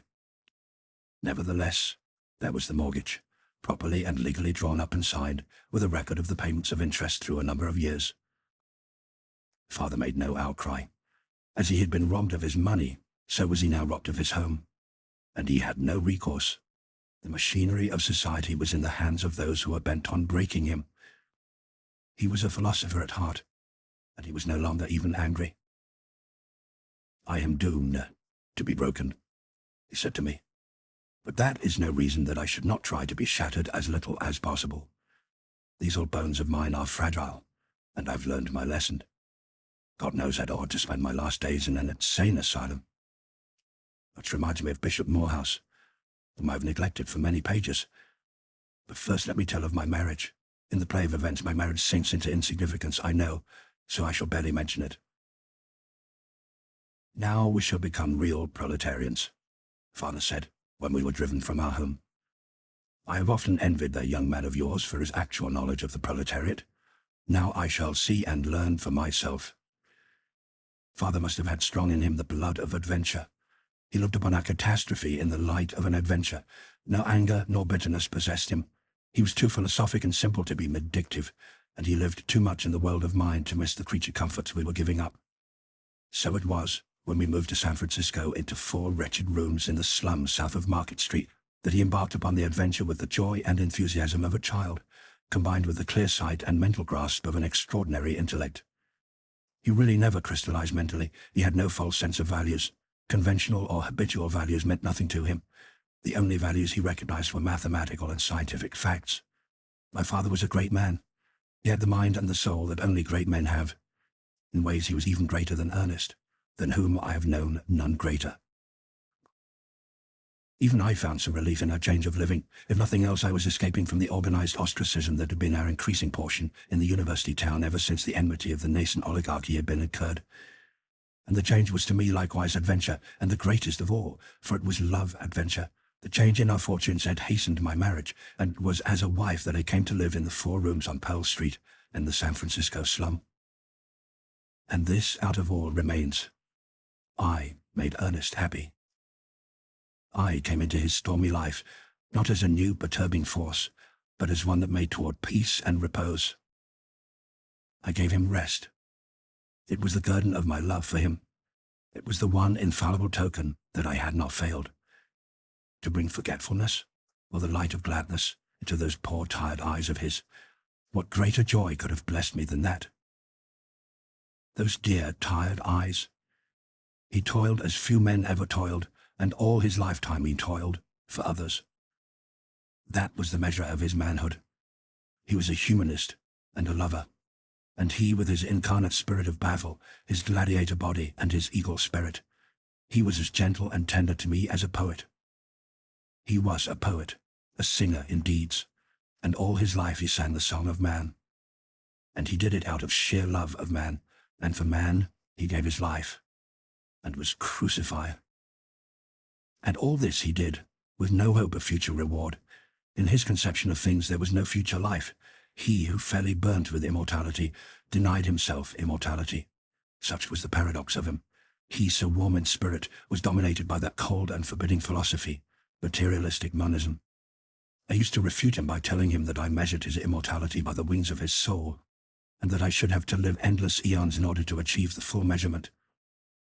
Whereat he would laugh, and his arms would leap out to me, and he would call me his sweet metaphysician. And the tiredness would pass out of his eyes, and into them would flood the happy love light that was in itself a new and sufficient advertisement of his immortality. Also, he used to call me his dualist, and he would explain how Kant, by means of pure reason, had abolished reason in order to worship God, and he drew the parallel, and declared me guilty of a similar act. And when I pleaded guilty, but defended the act as highly rational, he but pressed me closer and laughed as only one of God's own lovers could laugh. I was one to deny that heredity and environment could explain his own originality and genius, any more than could the cold, groping finger of science catch and analyze and classify that elusive essence that lurked in the constitution of life itself. I held that space was an apparition of God, and that soul was a projection of the character of God. And when he called me his sweet metaphysician, I called him my immortal materialist. And so we loved, and were happy. And I forgave him his materialism because of his tremendous work in the world, performed without thought of soul gain thereby. and because of his so exceeding modesty of spirit that prevented him from having pride and regal consciousness of himself and his soul. But he had pride. How could he have been an evil and not have pride? His contention was that it was finer for a finite mortal speck of life to feel godlike than for a god to feel godlike. And so it was that he exalted what he deemed his mortality. He was fond of quoting a fragment from a certain poem. He had never seen the whole poem, and he had tried vainly to learn its authorship. I here give the fragment, not alone because he loved it, but because it epitomized the paradox that he was in the spirit of him and his conception of his spirit. For how can a man, with thrilling and burning and exaltation, recite the following and still be mere mortal earth, a bit of fugitive force, an evanescent form? Here it is. Joy upon joy and gain upon gain are the destined rights of my birth, and I shout the praise of my endless days to the echoing edge of the earth. Though I suffer all deaths that a man can die to the uttermost end of time, I have deep drained this, my cup of bliss, in every age and clime. The froth of pride, the tang of power, the sweet of womanhood, I drain the lees upon my knees, for oh, the draught is good. I drink to life, I drink to death, and smack my lips with song. For when I die, another I shall pass the cup along. The man you drove from Eden's grove was I, my lord, was I, and I shall be there when the earth and the air are rent from sea to sky. For it is my world, my gorgeous world, the world of my dearest woes, from the first faint cry of the newborn to the rack of the woman's throes. Packed with the pulse of an unborn race, torn with a world's desire, the surging flood of my wild young blood would quench the judgment fire. I am man, man, man, from the tingling flesh to the dust of my earthly goal, from the nestling gloom of the pregnant womb to the sheen of my naked soul, bone of my bone and flesh of my flesh, the whole world leaps to my will, and the unslaked thirst of an Eden cursed shall harrow the earth for its fill. Almighty God, when I drain life's glass of all its rainbow gleams, the hapless plight of eternal night shall be none too long for my dreams. The man you drove from Eden's grove was I, my lord, was I. And I shall be there when the earth and the air are rent from sea to sky, for it is my world, my gorgeous world, the world of my dear delight. From the brightest gleam of the Arctic stream to the dusk of my own love night. Ernest always overworked. His wonderful constitution kept him up, but even that constitution could not keep the tired look out of his eyes, his dear tired eyes. He never slept more than 4½ hours a night, yet he never found time to do all the work he wanted to do. He never ceased from his activities as a propagandist, and was always scheduled long in advance for lectures to working men's organizations. Then there was the campaign. He did a man's full work in that alone. With the suppression of the socialist publishing houses, his meager royalties ceased, and he was hard put to make a living, for he had to make a living in addition to all his other labor. He did a great deal of translating for the magazines on scientific and philosophic subjects, and coming home late at night, worn out from the strain of the campaign, he would plunge into his translating and toil on well into the morning hours. And in addition to everything, there was his studying. To the day of his death, he kept up his studies, and he studied prodigiously. And yet he found time in which to love me and make me happy. But this was accomplished only through my merging my life completely into his. I learned shorthand and typewriting and became his secretary. He insisted that I succeeded in cutting his work in half, and so it was that I schooled myself to understand his work. Our interest became mutual, and we worked together and played together. And then there were our sweet, stolen moments in the midst of our work. Just a word, or caress, or flash of lovelight, and our moments were sweeter for being stolen, for we lived on the heights, where the air was keen and sparkling, where the toil was for humanity, and where sordidness and selfishness never entered. We loved love, and our love was never smirched by anything less than the best, and this out of all remains. I did not fail. I gave him rest. He who worked so hard for others, my dear, tired-eyed mortalist. End of chapter 11. It was after my marriage that I chanced upon Bishop Morehouse, but I must give the events in their proper sequence. After his outbreak at the IPH convention, the bishop, being a gentle soul, had yielded to the friendly pressure brought to bear upon him and had gone away on a vacation. But he returned more fixed than ever in his determination to preach the message of the church. To the consternation of his congregation, his first sermon was quite similar to the address he had given before the convention. Again he said, and at length and with distressing detail, that the church had wandered away from the Master's teaching and that Mammon had been instated in the place of Christ.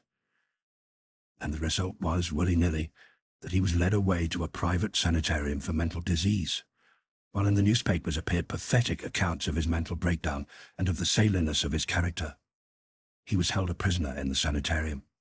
I called repeatedly, but was denied access to him, and I was terribly impressed by the tragedy of a sane, normal, saintly man being crushed by the brutal will of society.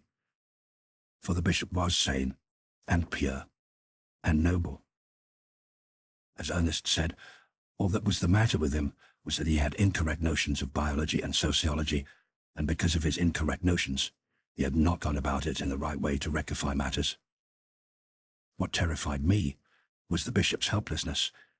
If he persisted in the truth as he saw it, he was doomed to an insane ward. And he could do nothing.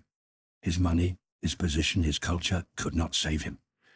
His views were perilous to society, and society could not conceive that such perilous views could be the product of a sane mind. Or at least, it seems to me that such was society's attitude. But the bishop, in spite of the gentleness and purity of his spirit, was possessed of guile. He apprehended clearly his danger. He saw himself caught in the web, and he tried to escape from it. Denied help from his friends, such as Father and Ernest and I could have given, he was left to battle for himself alone. And in the enforced solitude of the sanitarium, he recovered. He became again sane. His eyes ceased to see visions. His brain was purged of the fancy that it was the duty of society to feed the Master's lambs. As I say, he became well, quite well, and the newspapers and the church people hailed his return with joy. I went once to his church. The sermon was of the same order as the ones he had preached long before his eyes had seen visions. I was disappointed, shocked. Had society then beaten him into submission? Was he a coward? Had he been bulldozed into recanting? Or had the strain been too great for him, and had he meekly surrendered to the juggernaut of the established? I called upon him in his beautiful home. He was woefully changed. He was thinner, and there were lines on his face which I had never seen before. He was manifestly distressed by my coming. He plucked nervously at his sleeve as we talked, and his eyes were restless, fluttering here, there, and everywhere, and refusing to meet mine. His mind seemed preoccupied, and there were strange pauses in his conversation, abrupt changes of topic, and an inconsecutiveness that was bewildering. Could this, then, be the firm, poised, Christ-like man I had known, with pure, limpid eyes and a gaze steady and unfaltering as his soul? He had been manhandled. He had been cowed into subjection. His spirit was too gentle. It had not been mighty enough to face the organized wolf-pack of society. I felt sad, unutterably sad. He talked ambiguously, and he was so apprehensive of what I might say that I had not the heart to catechize him. He spoke in a faraway manner of his illness, and we talked disjointedly about the church, the alterations in the organ, and about petty charities, and he saw me depart with such evident relief that I should have laughed had not my heart been so full of tears. The poor little hero, if I had only known. He was battling like a giant, and I did not guess it. Alone, all alone, in the midst of millions of his fellow men, he was fighting his fight. Torn by his horror of the asylum and his fidelity to truth and the right, he clung steadfastly to truth and the right, but so alone was he that he did not dare to trust even me. He had learned his lesson well, too well. But I was soon to know. One day the bishop disappeared. He had told nobody that he was going away, and as the days went by and he did not reappear, there was much gossip to the effect that he had committed suicide while temporarily deranged. But this idea was dispelled when it was learned that he had sold all his possessions: his city mansion, his country house at Menlo Park, his paintings and collections, and even his cherished library. It was patent that he had made a clean and secret sweep of everything before he disappeared. This happened during the time when calamity had overtaken us in our own affairs, and it was not till we were well settled in our new home that we had opportunity really to wonder and speculate about the bishop's doings. And then everything was suddenly made clear. Early one evening, while it was yet twilight, I had run across the street and into the butcher's shop to get some chops for Ernest's supper. We called the last meal of the day supper in our new environment. Just at the moment I came out of the butcher's shop, a man emerged from the corner grocery that stood alongside. A queer sense of familiarity made me look again, but the man had turned and was walking rapidly away. There was something about the slope of the shoulders and the fringe of silver hair between coat collar and slouch hat that aroused vague memories. Instead of crossing the street, I hurried after the man. I quickened my pace, trying not to think the thoughts that formed unbidden in my brain. No, it was impossible. It could not be. Not in those faded overalls, too long in the legs and frayed at the bottoms. I paused, laughed at myself, and almost abandoned the chase. But the haunting familiarity of those shoulders and that silver hair. Again I hurried on. As I passed him, I shot a keen look at his face. Then I whirled around abruptly and confronted the bishop. He halted with equal abruptness and gasped. A large paper bag in his right hand fell to the sidewalk. It burst, and about his feet and mine bounced and rolled a flood of potatoes. He looked at me with surprise and alarm. Then he seemed to wilt away. The shoulders drooped with dejection, and he uttered a deep sigh. I held up my hand. He shook it, but his hand felt clammy. He cleared his throat in embarrassment, and I could see the sweat starting out on his forehead. It was evident that he was badly frightened. "The potatoes," he murmured vaguely. "They are precious." Between us we picked them up and replaced them in the broken bag, which he now held carefully in the hollow of his arm. I tried to tell him my gladness of meeting him, and that he must come right home with me. "Father will be rejoiced to see you," I said. "We live only a stone's throw away." "I can't," he said. "I must be going. Goodbye."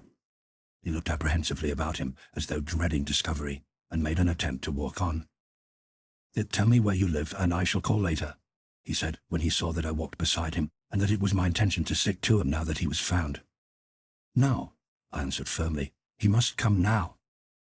He looked at the potatoes spilling on his arm, at the small parcels on his other arm.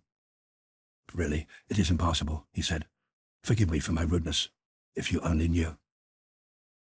He looked as if he were going to break down, but the next moment he had himself in control. "Besides, this food," he went on. "It is a sad case. It is terrible. She is an old woman. I must take it to her at once. She is suffering from want of it. I must go at once. You understand? Then I will return. I promise you." "Let me go with you," I volunteered. "Is it far?" He sighed again and surrendered. "Only 2 blocks," he said. "Let us hasten." Under the bishop's guidance I learned something of my own neighborhood. I had not dreamed such wretchedness and misery existed in it. Of course this was because I did not concern myself with charity. I had become convinced that Ernest was right when he sneered at charity as a poulticing of an ulcer.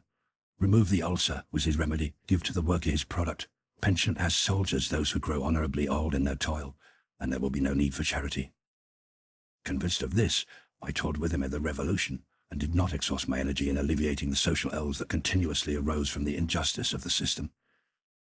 I followed the bishop into a small room, 10 by 12 in a rear tenement, and there we found a little old German woman, 64 years old, the bishop said. She was surprised at seeing me, but she nodded a pleasant greeting and went on sewing on the pair of men's trousers in her lap. Beside her, on the floor, was a pile of trousers. The bishop discovered there was neither coal nor kindling, and went out to buy some. I took up a pair of trousers and examined her work. 6 cents, lady," she said, nodding her head gently while she went on stitching. She stitched slowly, but never did she cease from stitching. She seemed mastered by the verb, to stitch. "For all that work?" I asked. "Is that what they pay? How long does it take you?" "Yes," she answered. "That's what they pay. 6 cents for finishing, 2 hours sewing on each pair. But the boss doesn't know that," she added quickly. betraying a fear of getting him into trouble. I'm slow. I've got the rheumatism in my hands. Girls work much faster. They finish in half that time. The boss is kind. He lets me take the work home, now that I'm old and the noise of the machine bothers my head. If it wasn't for his kindness, I'd starve. Yes, those who work in the shop get 8 cents. But what can you do? There's not enough work for the young. The old have no chance. Often one pair is all I can get. Sometimes, like today, I'm given a pair to finish before night. I asked her the hours she worked, and she said it depended on the season. In the summer, when there is a rush order, I work from 5 in the morning to 9 at night. But in the winter it is too cold. The hands do not early get over the stiffness. Then you must work later, till after midnight sometimes. Yes, there's been a bad summer, the hard times. God must be angry. This is the first work the boss has given me in a week. It is true, one cannot eat much when there is no work. Now I'm used to it. I have sewed all my life, in the old country and here in San Francisco. 33 years. If she's sure of the rent, it is all right. The houseman is very kind, but he must have his rent. And his fare, he only charges $3 for this room. That is cheap, but it is not easy for you to find all of $3 every month. She ceased talking, and nodding her head, went on stitching. You have to be very careful as to how you spend your earnings, I suggested. She nodded emphatically. Well, after the rent, it's not so bad.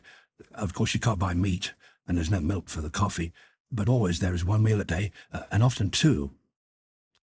She said this last proudly. There was a smack of success in her words, but as she stitched on in silence, I noticed the sadness in her pleasant eyes and the droop of her mouth. The look in her eyes became far away. She rubbed the dimness hastily out of them. It interfered with her stitching. No, it's not the hunger that makes the heart ache, she explained. You get used to being hungry. It's for my child that I cry. It was the machine that killed her. It's true she worked hard, but I cannot understand. She was strong, and she was young, only 40, and she worked only 30 years. She began young, it's true, but my man died. The boiler exploded down at the works, and what were we to do? She was 10, but she was very strong. But the machine killed her. Yes, it did. It killed her, and she was the fastest worker in the shop. I've thought about it often, and I know. That is why I cannot work in the shop. The machine bothers my head. Always I hear it saying, I did it, I did it. And it's just there whole day long. And then I think of my daughter, and I cannot work. The moistness was in her old eyes again, and she had to wipe it away before she could go on stitching. I heard the bishop stumbling up the stairs, and I opened the door. What a spectacle he was! On his back he carried half a sack of coal with kindling on top. Some of the coal dust had coated his face, and the sweat from his exertions was running in streaks. He dropped his burden in the corner by the stove and wiped his face on a coarse bandana handkerchief. I could scarcely accept the verdict of my senses. The bishop, black as a coal heaver, in a working man's cheap cotton shirt. 1 button was missing from the throat, and in overalls. That was the most incongruous of all, the overalls, frayed at the bottoms, dragged down at the heels, and held up by a narrow leather belt around the hips such as labourers wear. Though the bishop was warm, the poor swollen hands of the old woman were already cramping with the cold, and before we left her the bishop had built the fire, while I had peeled the potatoes and put them on to boil. I was to learn as time went by that there were many cases similar to hers, and many worse, hidden away in the monstrous depths of the tenements in my neighbourhood. We got back to find Ernest alarmed by my absence. After the first surprise of greeting was over, the bishop leaned back in his chair, stretched out his overall-covered legs, and actually sighed a comfortable sigh. We were the first of his old friends he had met since his disappearance, he told us, and during the intervening weeks he must have suffered greatly from loneliness. He told us much, though he told us more of the joy he had experienced in doing the master's bidding. For truly now, he said, I am feeding his lambs, and I have learned a great lesson. The soul cannot be ministered to till the stomach is appeased. His lambs must be fed bread and butter and potatoes and meat. After that, and only after that, are their spirits ready for more refined nourishment. He ate heartily of the supper I cooked. Never had he had such an appetite at our table in the old days. We spoke of it, and he said that he had never been so healthy in his life. I walk always now, he said, and a blush was on his cheek at the thought of the time when he rode in his carriage, as though it were a sin not lightly to be laid. My health is better for it, he added hastily, and I am very happy, indeed most happy. At last I am a consecrated spirit. And yet there was in his face a permanent pain, the pain of the world that he was now taking to himself. He was seeing life in the raw, and it was a different life from what he had known within the printed books of his library. "And you are responsible for all this, young man," he said directly to Ernest. Ernest was embarrassed and awkward. I warned you," he faltered. No, you misunderstand," the bishop answered. "I speak not in reproach, but in gratitude. I have you to thank for showing me my path. You led me from theories about life to life itself. You pulled aside the veils from the social shams. You were light in my darkness, but now I too see the light, and I am very happy, only—" He hesitated painfully, and in his eyes fear leaped large. "Only the persecution. I harm no one. Why will they not let me alone? But it is not that. It is the nature of the persecution. I shouldn't mind if they cut my flesh with stripes, or burned me at the stake, or crucified me head downward. But it is the asylum that frightens me. Think of me, in an asylum for the insane. It is revolting. I saw some of the cases at the sanitarium. They were violent. My blood chills when I think of it, and to be imprisoned for the rest of my life amid scenes of screaming madness. No, not that. Not that." It was pitiful. His hands shook, his whole body quivered and shrank away from the picture he had conjured, but the next moment he was calm. "Forgive me," he said simply. "It is my wretched nerves. And if the master's work leads there, so be it. Who am I to complain?" I felt like crying aloud as I looked at him. Great Bishop, oh hero, God's hero. As the evening wore on, we learned more of his doings. "I sold my houses, he said. "All my other possessions. I knew I must do it secretly, else they would have taken everything away from me. That would have been terrible. I often marvel these days at the immense quantity of potatoes $200,000 or $300,000 will buy, or bread, or meat, or coal and kindling." He turned to Ernest. "You are right, young man. Labor is dreadfully underpaid. I never did a bit of work in my life except to appeal aesthetically to Pharisees. I thought I was preaching the message, and yet I was worth $500,000. I never knew what $500,000 meant until I realized how much potatoes and bread and butter and meat it could buy. And then I realized something more. I realized that all those potatoes and that bread and butter and meat were mine, and that I had not worked to make them. Then it was clear to me. Someone else had worked and made them and been robbed of them. And when I came down amongst the poor, I found those who had been robbed and who were hungry and wretched because they had been robbed." We drew him back to his narrative. "The money?" "I have it deposited in many different banks under different names. It can never be taken away from me because it can never be found. And it is so good, that money. It buys so much food. I never knew before what money was good for." "I wish we could get some of it for the propaganda," Ernest said wistfully. "It would do immense good." "Do you think so?" the bishop said. "I do not have much faith in politics. In fact, I'm afraid I do not understand politics." Ernest was delicate in such matters. He did not repeat his suggestion, though he knew only too well the sore straits the Socialist Party was in through lack of money. "I sleep in cheap lodging houses," the bishop went on, "but I am afraid I never stay long in one place. Also, I rent 2 rooms in working men's houses in different quarters of the city. It is a great extravagance, I know, but it is necessary. I make up for it in part by doing my own cooking, though sometimes I get something to eat in cheap coffee houses. And I have made a discovery. Tamales are very good when the air grows chilly late at night." Note: tamales, a Mexican dish referred to occasionally in the literature of the times. It is supposed that it was warmly seasoned. No recipe of it has come down to us.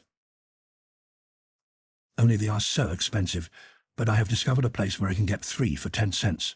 They are not so good as the others, but they are very warming. And so I have at last found my work in the world, thanks to you, young man. It is the master's work." He looked at me, and his eyes twinkled. "You caught me feeding his lambs, you know, and of course you will all keep my secret." He spoke carelessly enough, but there was real fear behind the speech. He promised to call upon us again, but a week later we read in the newspaper of the sad case of Bishop Morehouse, who had been committed to the Napa Asylum and for whom there were still hopes held out. In vain we tried to see him, to have his case reconsidered or investigated, nor could we learn anything about him except the reiterated statements that slight hopes were still held for his recovery. "Christ told the rich young man to sell all he had," Ernest said bitterly. The bishop obeyed Christ's injunction and got locked up in a madhouse. Times have changed since Christ's day. A rich man today who gives all he has to the poor is crazy. There is no discussion. Society has spoken. Of course, Ernest was elected to Congress and the great socialist landslide that took place in the fall of 1912. One great factor that helped to swell the socialist vote was the destruction of Hearst. This the plutocracy found an easy task. It cost Hearst $18 million a year to run his various papers, and this sum, and more, he got back from the middle class in payment for advertising. The source of his financial strength lay wholly in the middle class. The trusts did not advertise. To destroy Hearst, all that was necessary was to take away from him his advertising. Note: William Randolph Hearst, the young California millionaire who became the most powerful newspaper owner in the country. His newspapers were published in all the large cities, and they appealed to the perishing middle class and to the proletariat.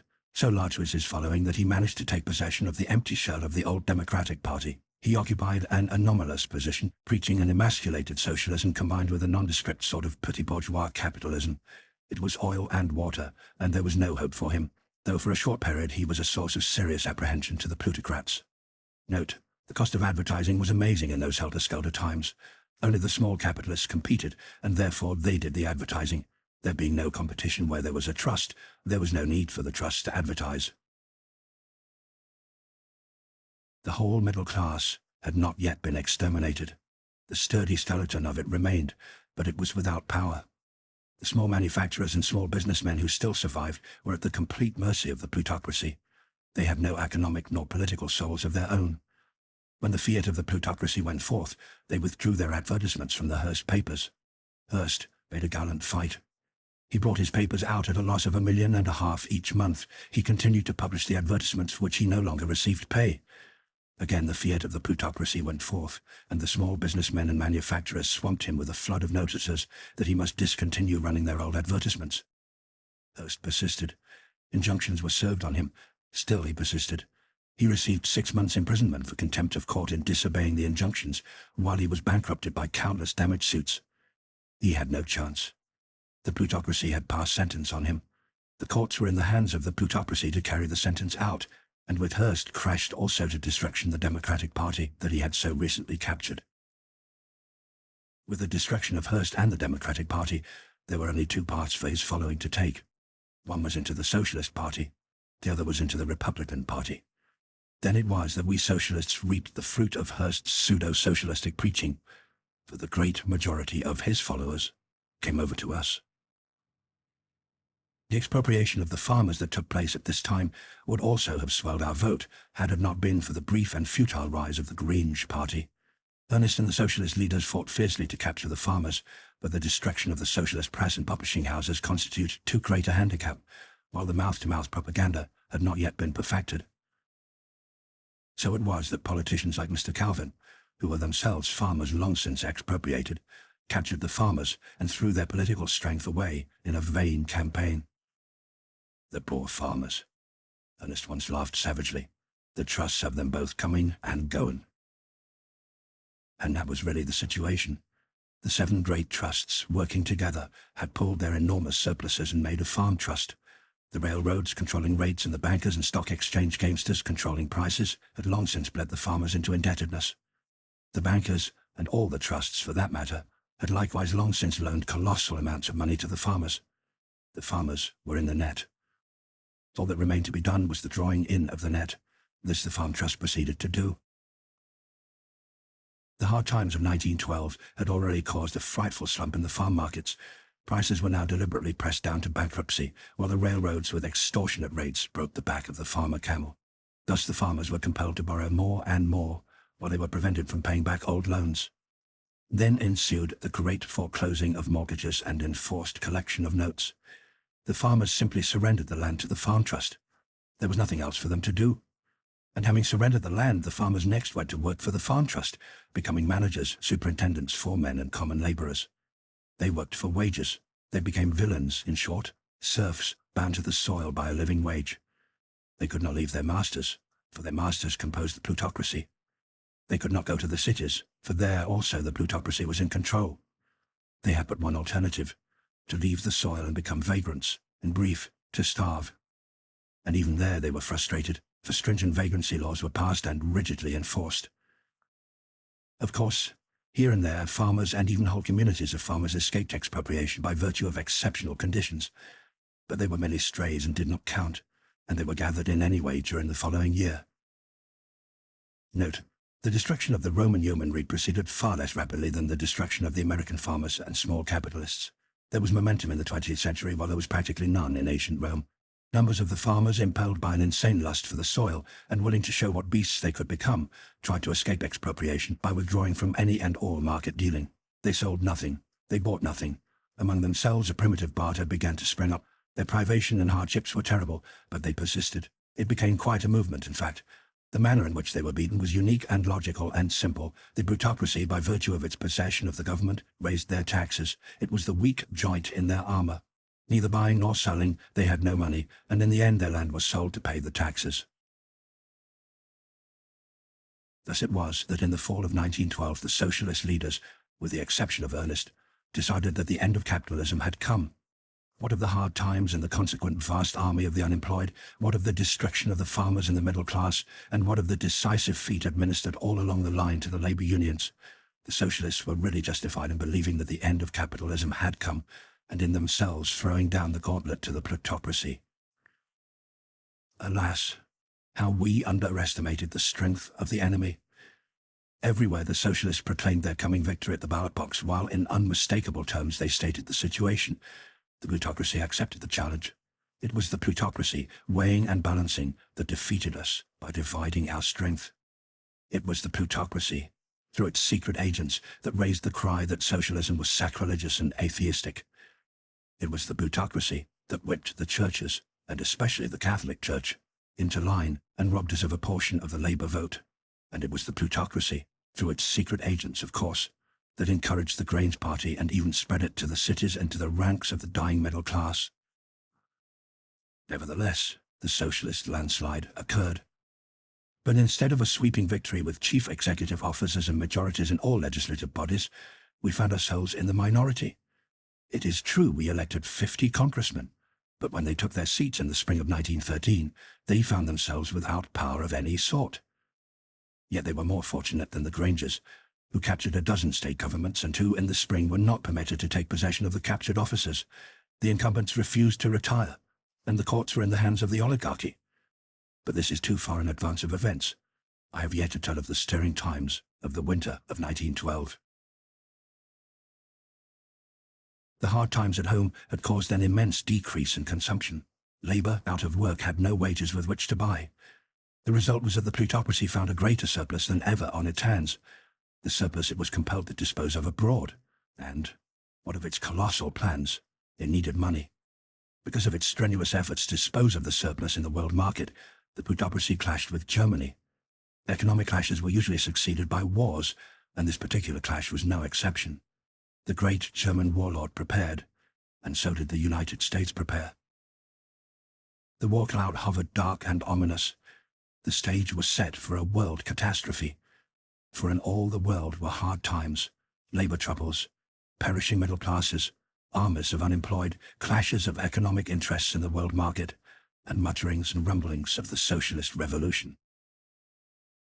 Note: for a long time these mutterings and rumblings have been heard.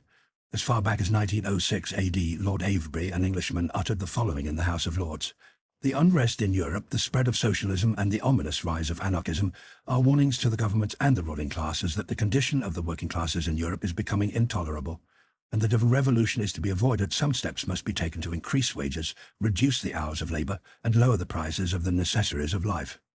The Wall Street Journal, a stock gamesters publication, in commenting upon Lord Avebury's speech, said, "These words were spoken by an aristocrat and a member of the most conservative body in all Europe. That gives them all the more significance. They contain more valuable political economy than is to be found in most of the books. They sound a note of warning. Take heed, gentlemen of the War and Navy Departments." At the same time, Sidney Brooks, writing in America in Harper's Weekly, said, "You will not hear the socialists mentioned in Washington. Why should you? The politicians are always the last people in this country to see what is going on under their noses. They will jeer at me when I prophesy, and prophesy with the utmost confidence, that at the next presidential election the Socialists will poll over 1 million votes. The oligarchy wanted the war with Germany, and it wanted the war for a dozen reasons. In the juggling of events such a war would cause, in the reshuffling of the international cards and the making of new treaties and alliances, the oligarchy had much to gain. And furthermore, the war would consume many national surpluses, reduce the armies of unemployed that menaced all countries, and give the oligarchy a breathing space in which to perfect its plans and carry them out. Such a war would virtually put the oligarchy in possession of the world market. Also, such a war would create a large standing army that need never be disbanded, while in the minds of the people would be substituted the issue America versus Germany in place of socialism versus oligarchy. And truly the war would have done all these things had it not been for the Socialists. A secret meeting of the Western leaders was held in our 4 tiny rooms in Pole Street. Here was first considered the stand the Socialists were to take. It was not the first time we had put our foot down upon war, but it was the first time we had done so in the United States. After our secret meeting, we got in touch with the national organization, and soon our code cables were passing back and forth across the Atlantic between us and the International Bureau. Note: it was at the very beginning of the 20th century AD that the International Organization of the Socialists finally formulated their long-maturing policy on war. Epitomized their doctrine was, why should the working men of one country fight with the working men of another country for the benefit of their capitalist masters? On May 21st, 1905 AD, when war threatened between Austria and Italy, the Socialists of Italy, Austria and Hungary held a conference at Trieste and threatened a general strike of the working men of both countries in case war was declared. This was repeated the following year, when the Morocco affair threatened to involve France, Germany, and England. The German Socialists were ready to act with us. There were over 5 million of them, many of them in the standing army, and in addition, they were on friendly terms with the labor unions. In both countries, the Socialists came out in bold declaration against the war and threatened the general strike. And in the meantime, they made preparation for the general strike. Furthermore, the revolutionary parties in all countries gave public utterance to the socialist principle of international peace that must be preserved at all hazards, even to the extent of revolt and revolution at home. The general strike was the one great victory we American socialists won.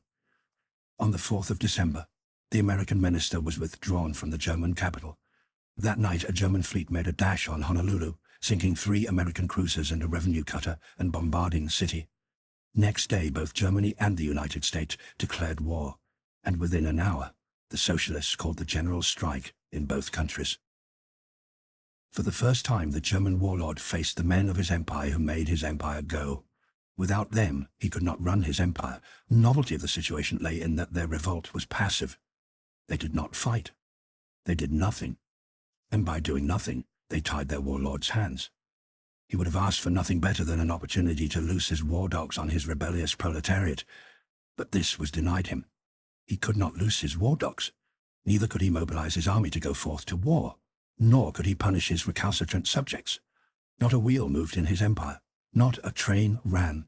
Not a telegraphic message went over the wires. For the telegraphers and railroad men had ceased work, along with the rest of the population. And as it was in Germany, so it was in the United States. At last, organized labor had learned its lesson. Beaten decisively on its own chosen field, it had abandoned that field and come over to the political field of the Socialists. For the general strike was a political strike. Besides, organized labor had been so badly beaten that it did not care. It joined in the general strike out of sheer desperation. The workers threw down their tools and left their tasks by the millions.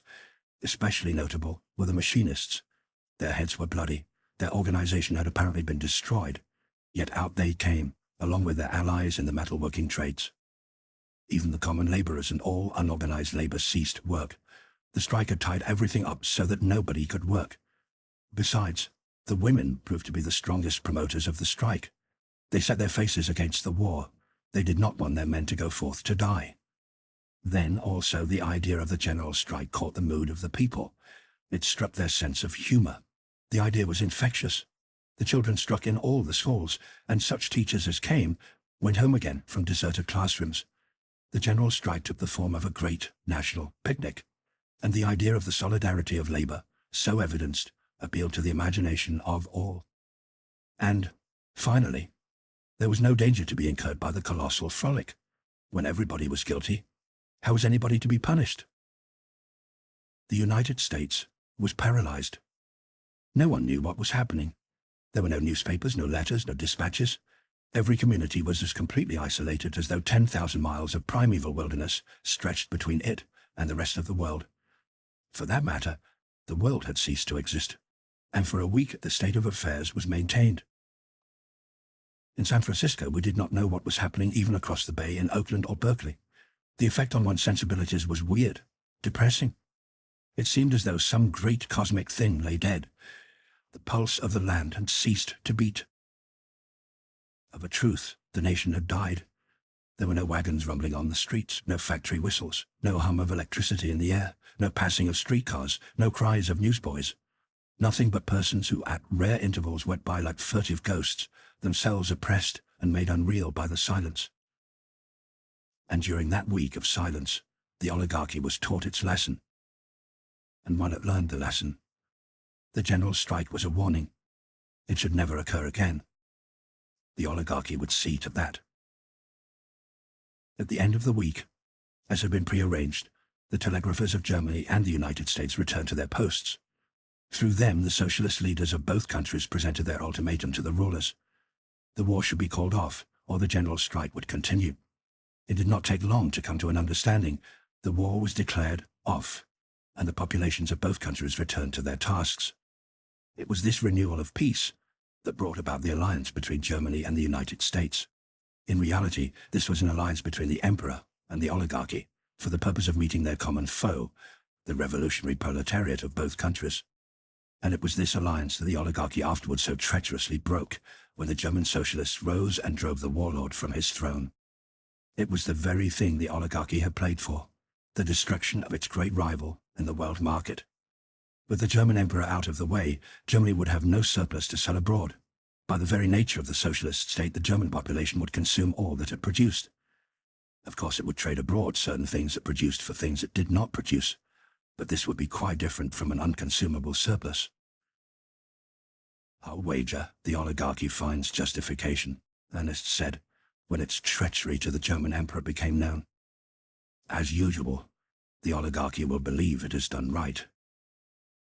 And sure enough, the oligarchy's public defense for the act was that it had done it for the sake of the American people whose interests it was looking out for.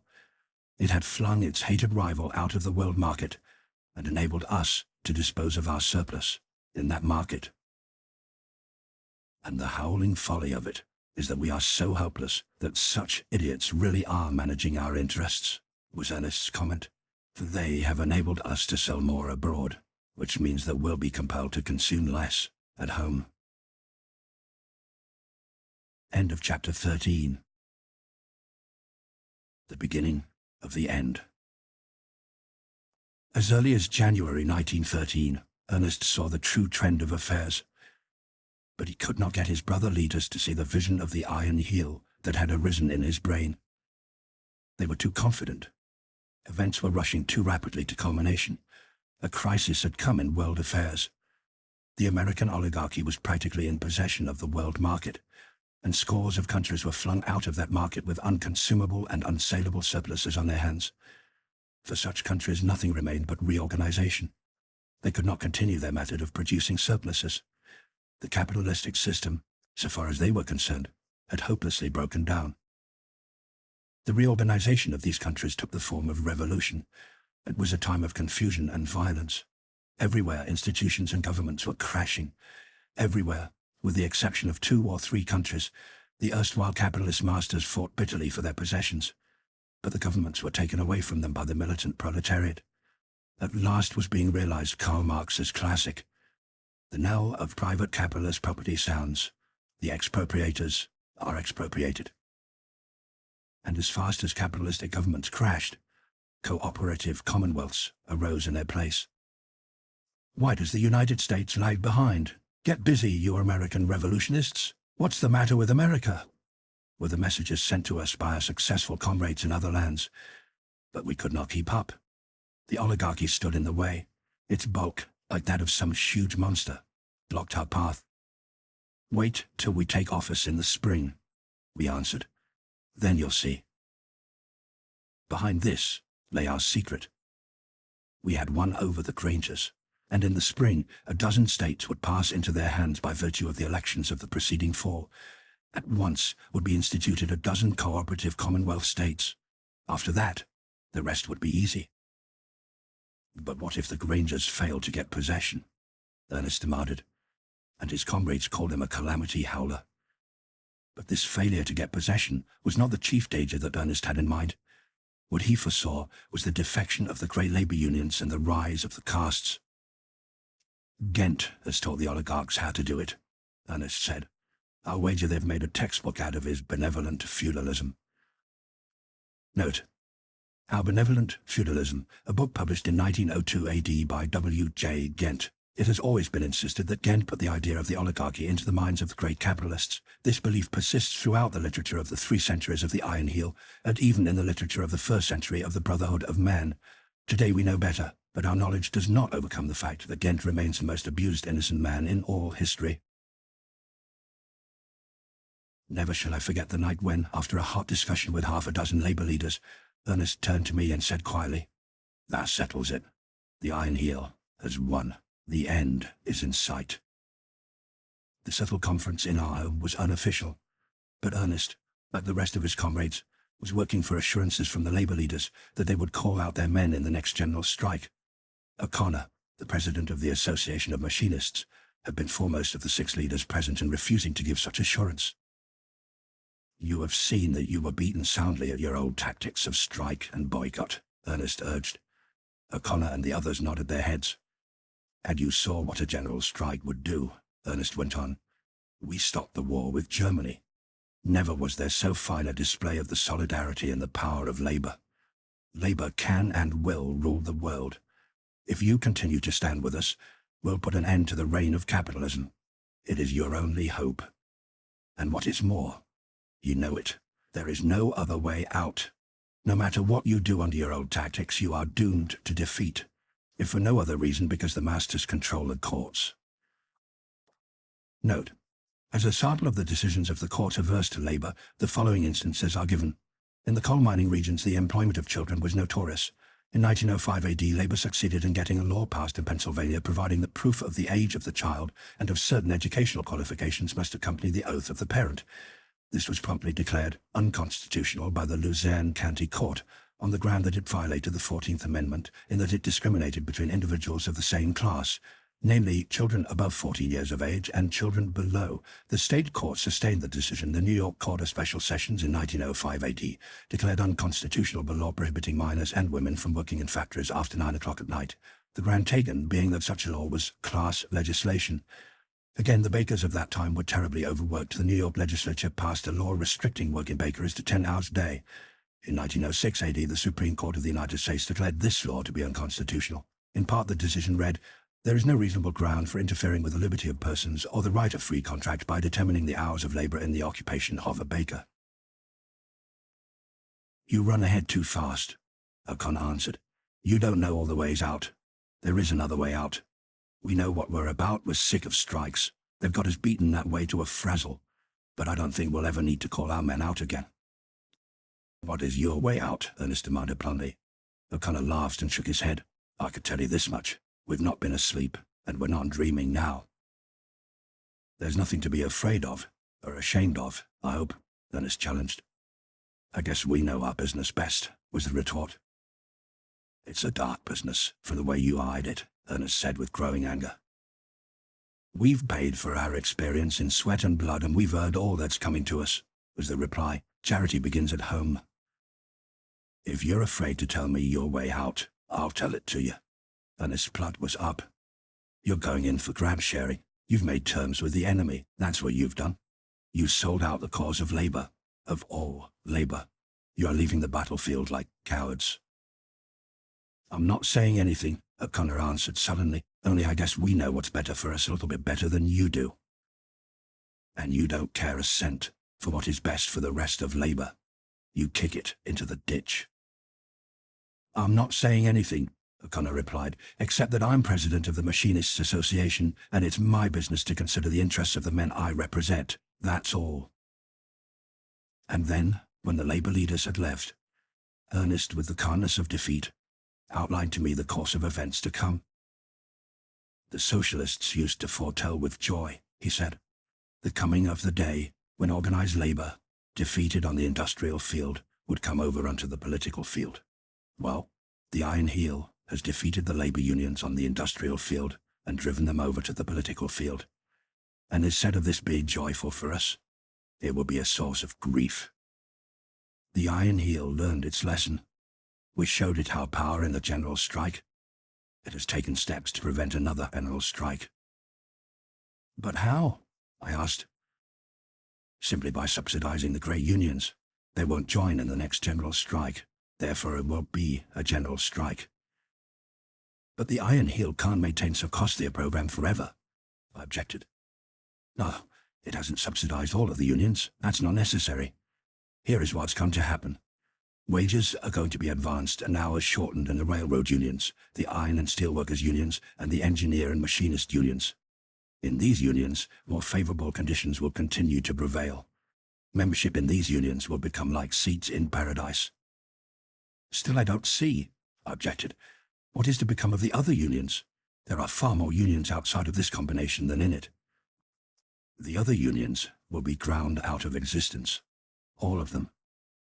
For, don't you see, the railwaymen, machinists and engineers, iron and steel workers do all of the vitally essential work in our machine civilization. Assured of their faithfulness, the Iron Heel can snap its fingers at all the rest of labour.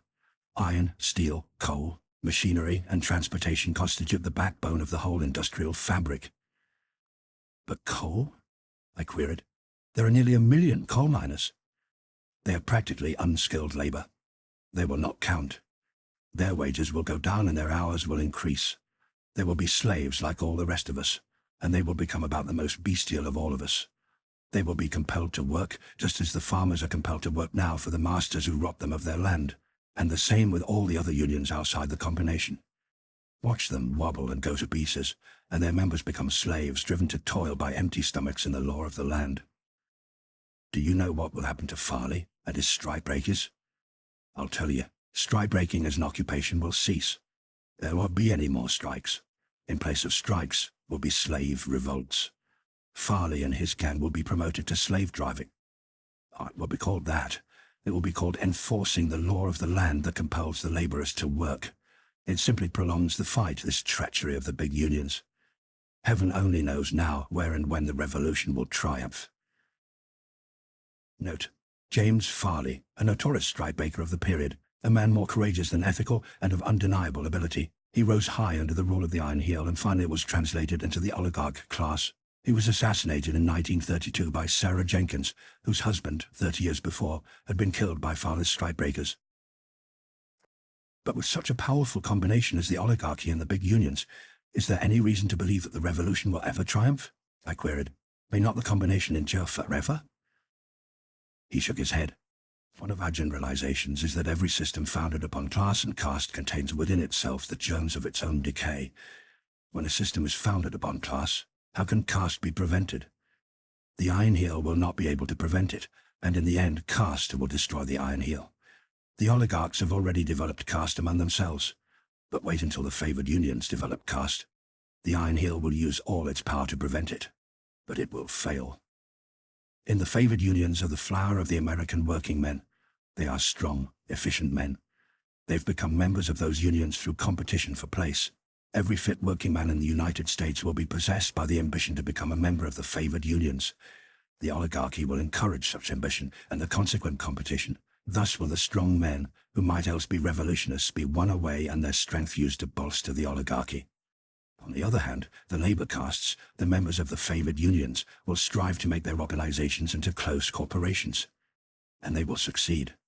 Membership in the labour castes will become hereditary.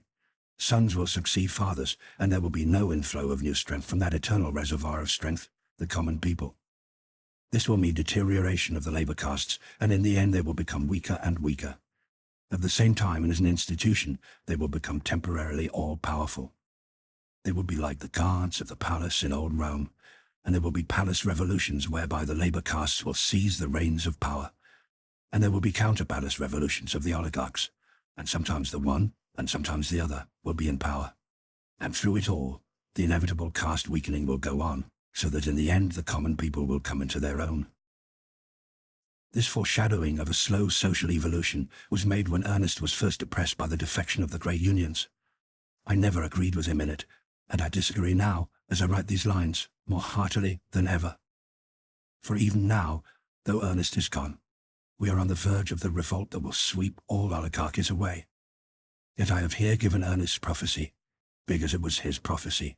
In spite of his belief in it, he worked like a giant against it, and he, more than any man, has made possible the revolt that even now waits the signal to burst forth. Note: Everhard's social foresight was remarkable.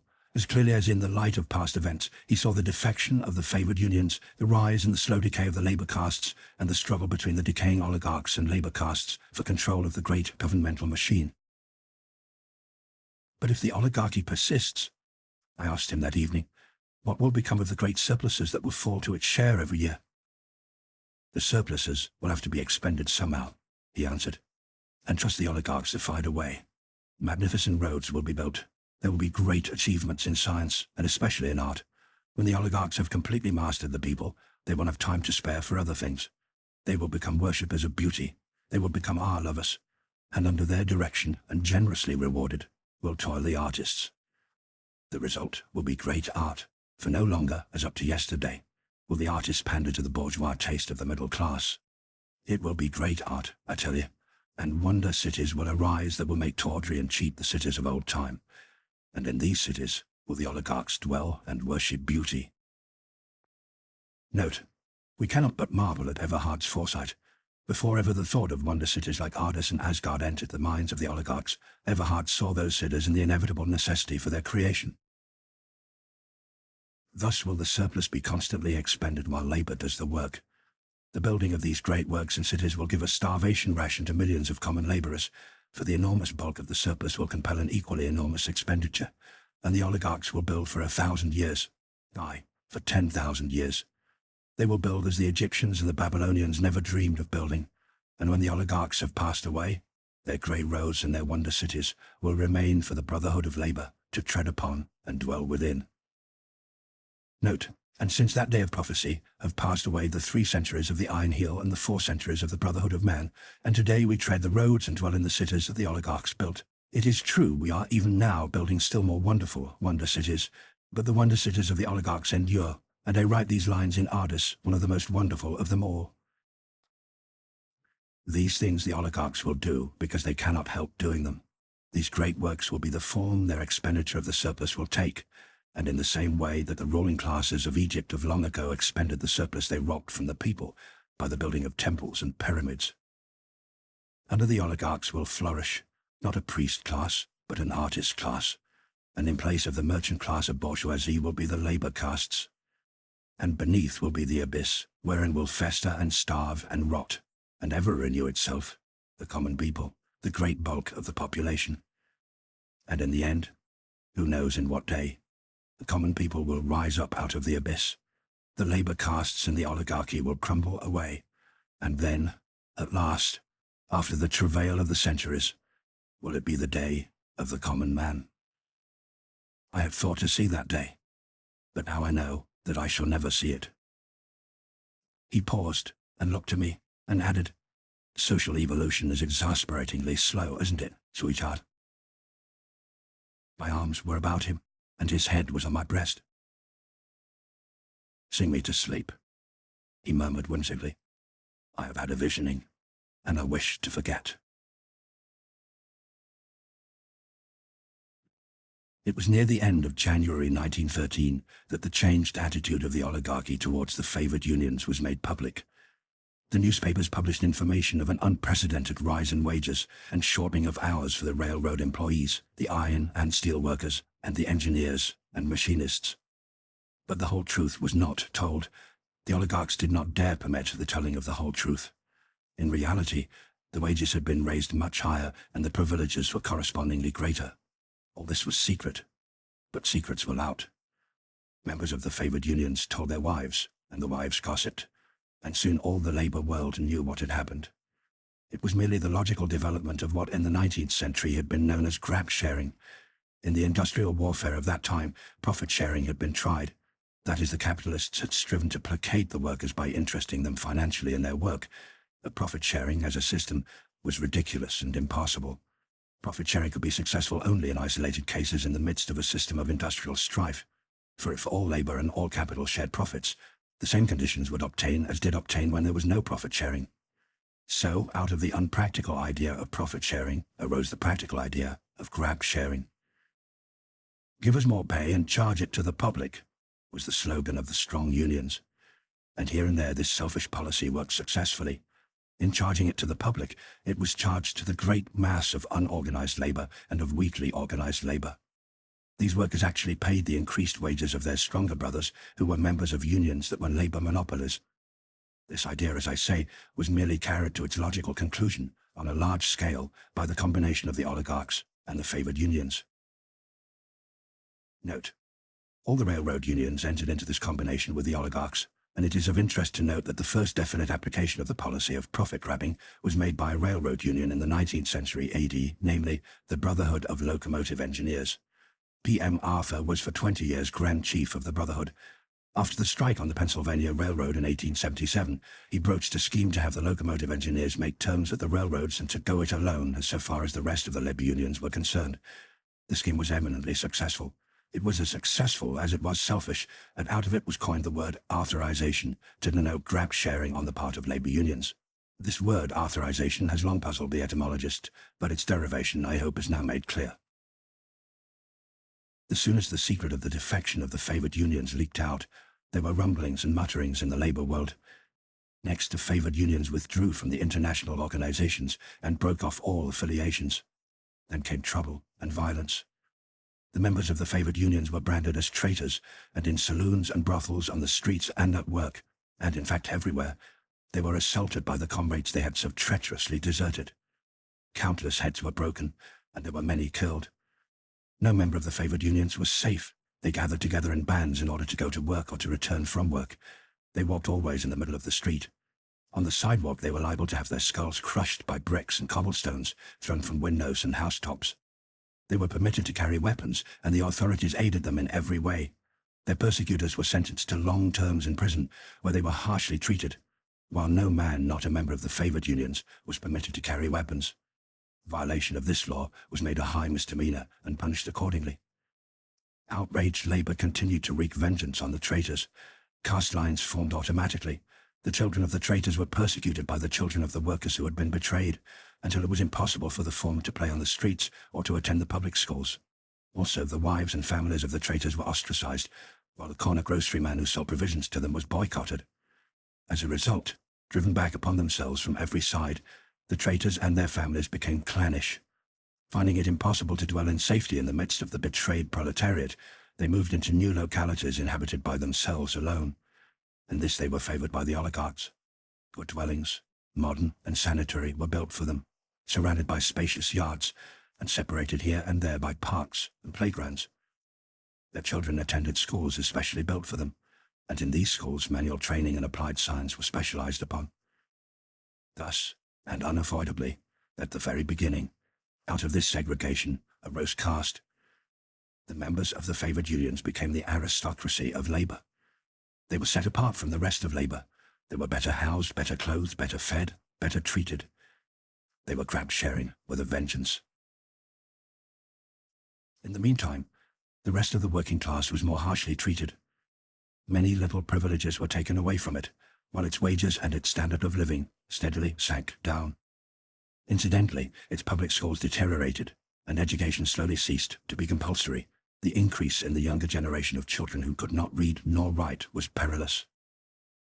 The capture of the world market by the United States had disrupted the rest of the world.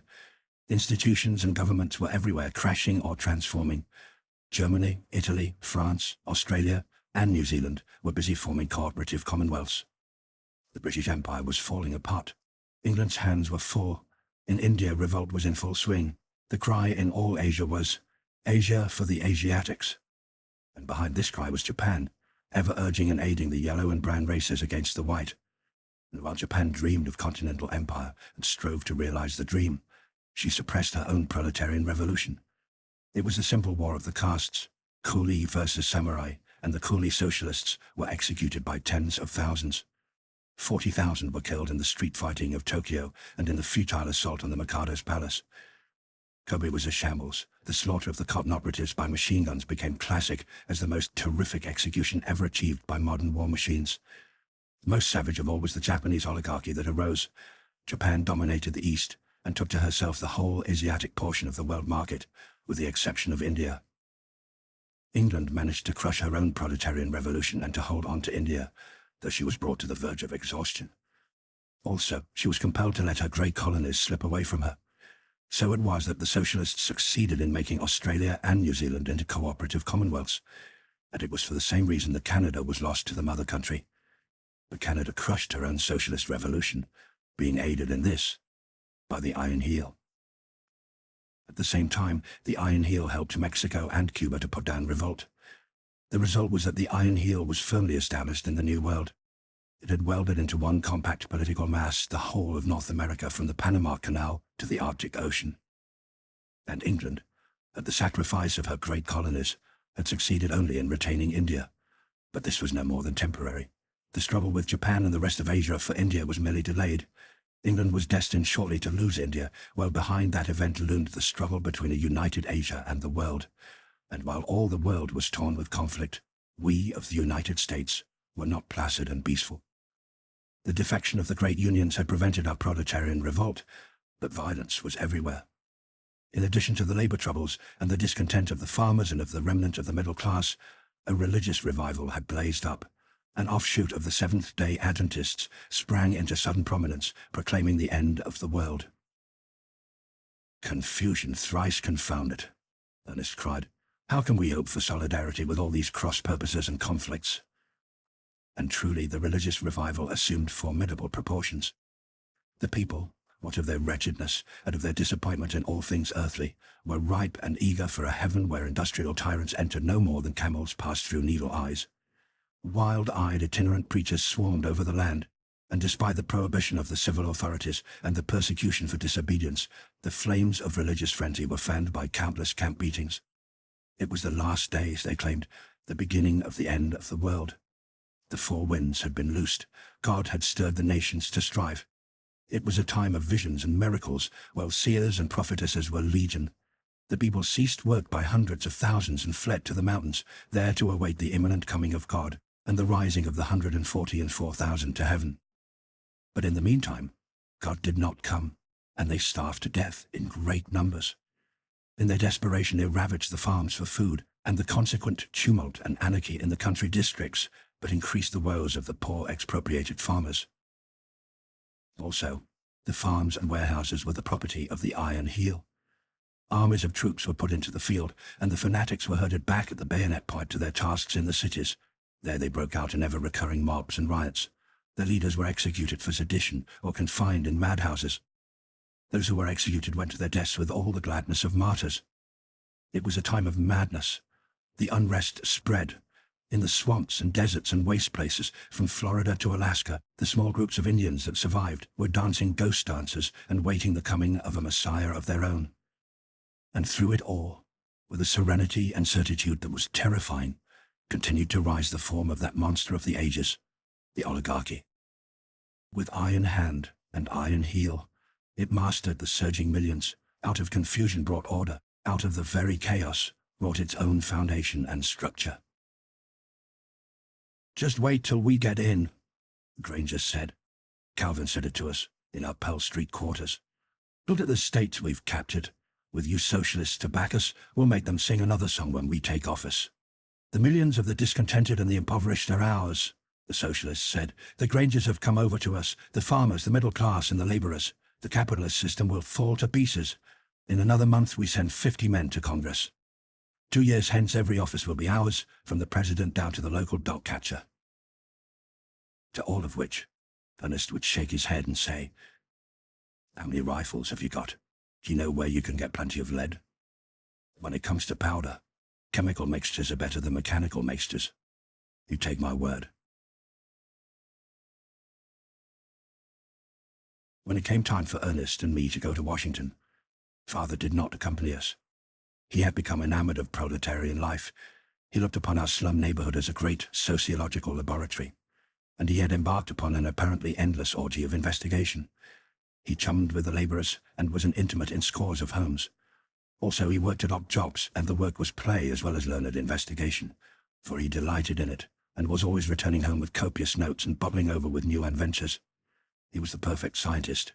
There was no need for his working at all, because Ernest managed to earn enough for his translating to take care of the three of us, but Father insisted on pursuing his favorite phantom, and a protean phantom it was, judging from the jobs he worked at.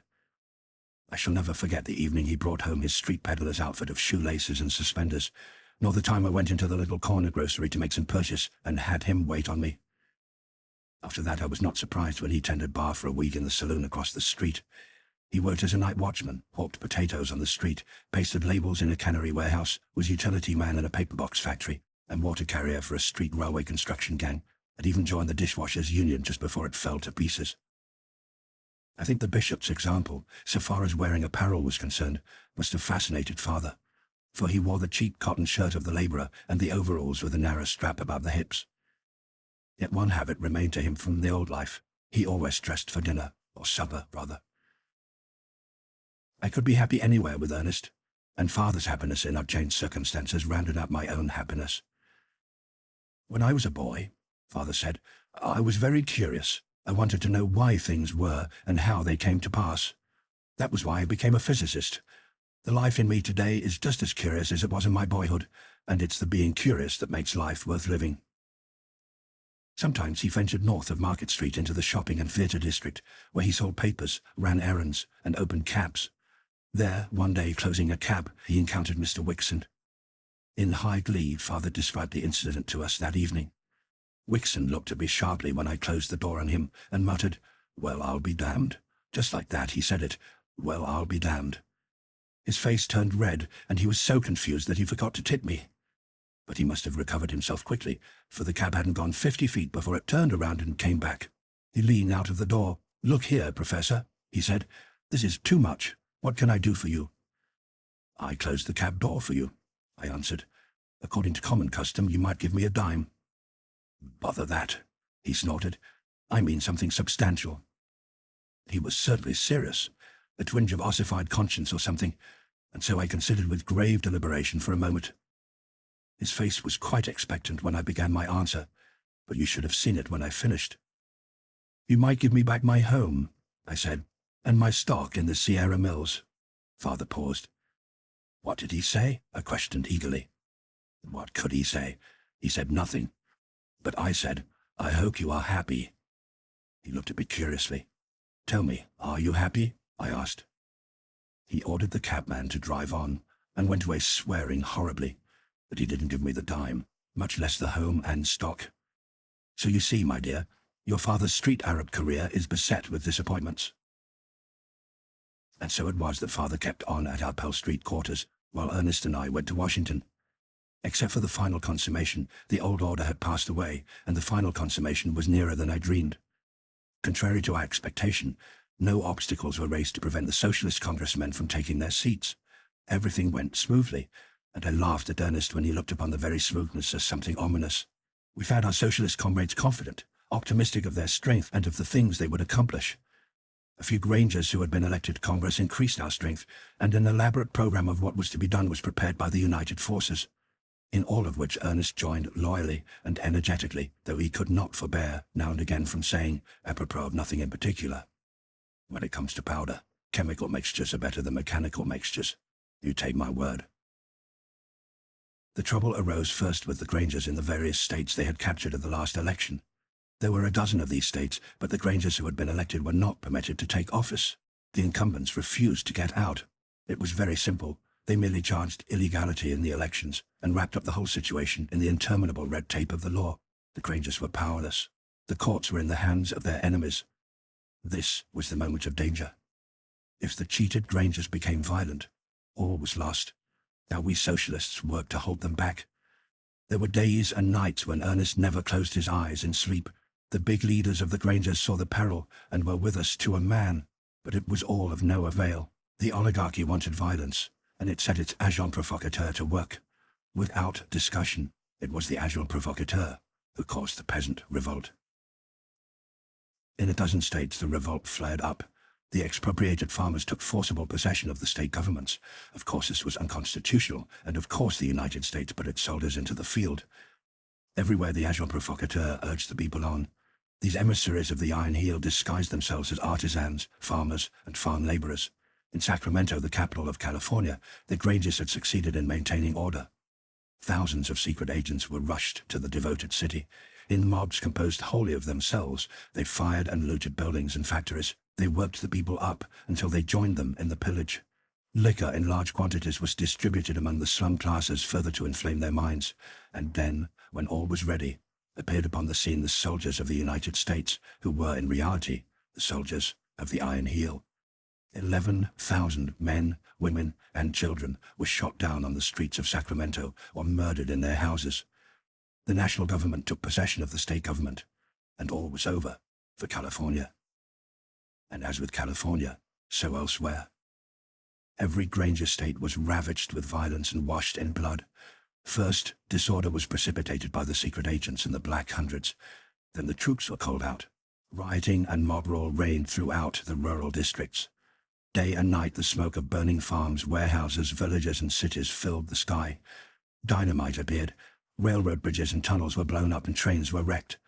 The poor farmers were shot and hanged in great numbers.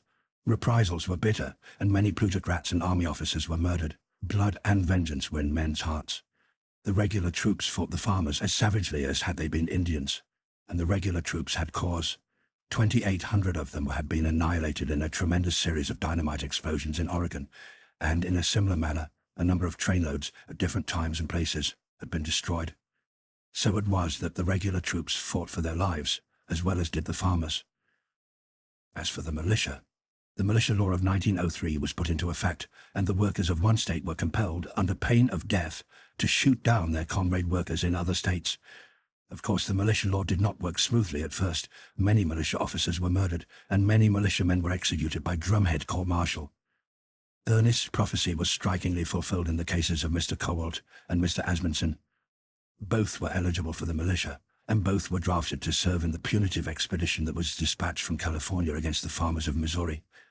Mr. Cowalt and Mr. Asmundsen refused to serve. They were given short shrift. Drumhead court-martial was their portion, and military execution their end. They were shot with their backs to the firing squad. Many young men fled into the mountains to escape serving in the militia. There they became outlaws, and it was not until more peaceful times that they received their punishment, and was drastic. The government issued a proclamation for all law-abiding citizens to come in from the mountains for a period of 3 months. When the proclaimed date arrived, 500,000 soldiers were sent into the mountainous districts everywhere. There was no investigation, no trial. Wherever a man was encountered, he was shot down on the spot. The troops operated on the basis that no man, not an outlaw, remained in the mountains. Some bands in strong positions fought gallantly, but in the end, every deserter from the militia met death. A more immediate lesson, however, was impressed on the minds of the people by the punishment meted out to the Kansas militia. The Great Kansas Mutiny occurred at the very beginning of military operations against the Grangers. 6,000 of the militia mutinied. They had been for several weeks very turbulent and sullen, and for that reason had been kept in camp. The open mutiny, however, was without doubt precipitated by the agent provocateur. On the night of the 22nd of April, they arose and murdered their officers, only a small remnant of the latter escaping. This was beyond the scheme of the Iron Heel, for the agent provocateur had done their work too well. But everything was grist to the Iron Heel. It had prepared for the outbreak, and the killing of so many officers gave a justification for what followed. As by magic, 40,000 soldiers of the regular army surrounded the malcontents. It was a trap. The wretched militiamen found that their machine guns had been tampered with, and that the cartridges from the captured magazines did not fit their rifles. They hoisted the white flag of surrender, but it was ignored. There were no survivors. The entire 6,000 were annihilated. Common shell and shrapnel were thrown in upon them from a distance. and when in their desperation they charged the encircling lines, they were mowed down by the machine guns.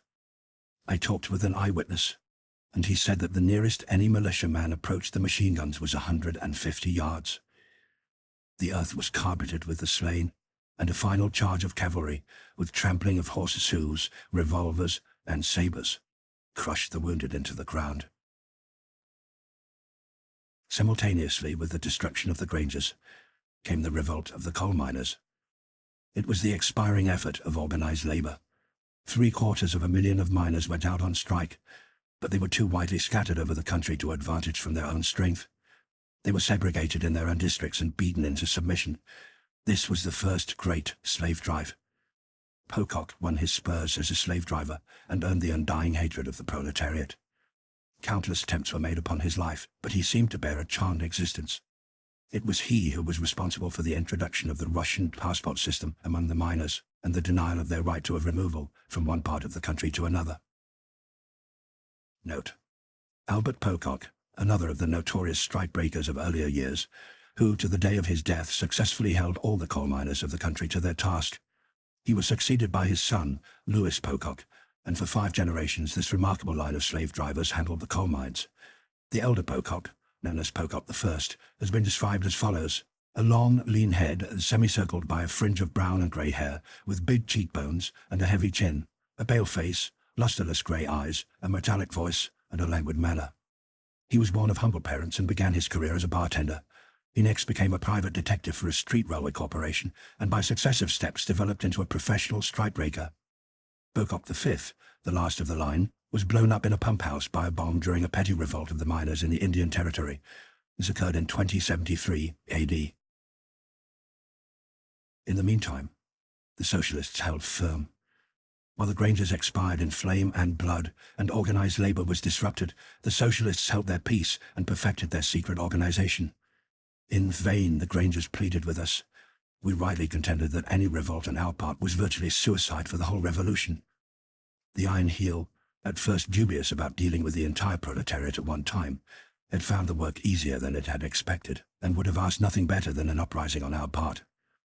But we avoided the issue, in spite of the fact that agents provocateurs swarmed in our midst. In those early days, the agents of the Iron Heel were clumsy in their methods. They had much to learn, and in the meantime our fighting groups weeded them out. It was bitter, bloody work, but we were fighting for life and for the revolution, and we had to fight the enemy with its own weapons. Yet we were fair. No agent of the Iron Heel was executed without a trial. We may have made mistakes, but if so, very rarely. The bravest and the most combative and self-sacrificing of our comrades went into the fighting groups. Once, after 10 years had passed, Ernest made a calculation from figures furnished by the chiefs of the fighting groups, and his conclusion was that the average life of a man or woman after becoming a member was 5 years. The comrades of the fighting groups were heroes all, and the peculiar thing about it was that they were opposed to the taking of life. They violated their own natures, yet they loved liberty and knew of no sacrifice too great to make for the cause. Note: these fighting groups were modeled somewhat after the fighting organization of the Russian Revolution, and despite the unceasing efforts of the Iron Heel, these groups persisted throughout the 3 centuries of its existence. Composed of men and women actuated by lofty purpose and unafraid to die, the fighting groups exercised tremendous influence and tempered the savage brutality of the rulers.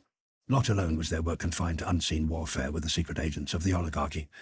The oligarchs themselves were compelled to listen to the decrees of the groups, and often, when they disobeyed, were punished by death, and likewise were the subordinates of the oligarchs, with the officers of the army and the leaders of the labor castes. Stern justice was meted out by these organized avengers, but most remarkable was their passionless and judicial procedure. There were no snap judgments. When a man was captured, he was given fair trial and opportunity for defense. Of necessity, many men were tried and condemned by proxy, as in the case of General Lambton. This occurred in 2138 AD, possibly the most bloodthirsty and malignant of all the mercenaries that ever served the Iron Heel. He was informed by the fighting groups that they had tried him, found him guilty, and condemned him to death.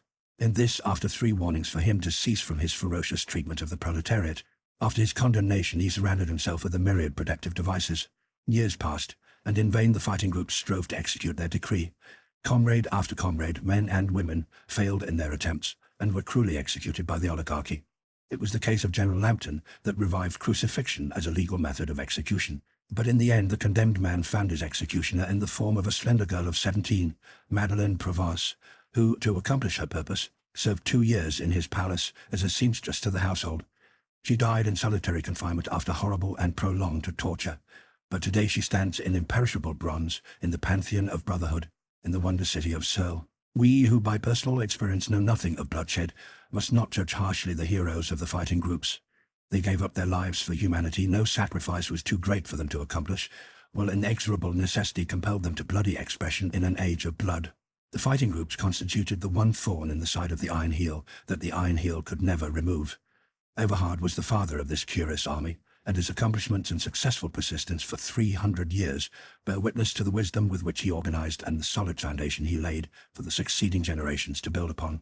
In some respects, despite his great economic and sociological contributions, and his work as a general leader in the revolution, his organization of the fighting groups must be regarded as his greatest achievement.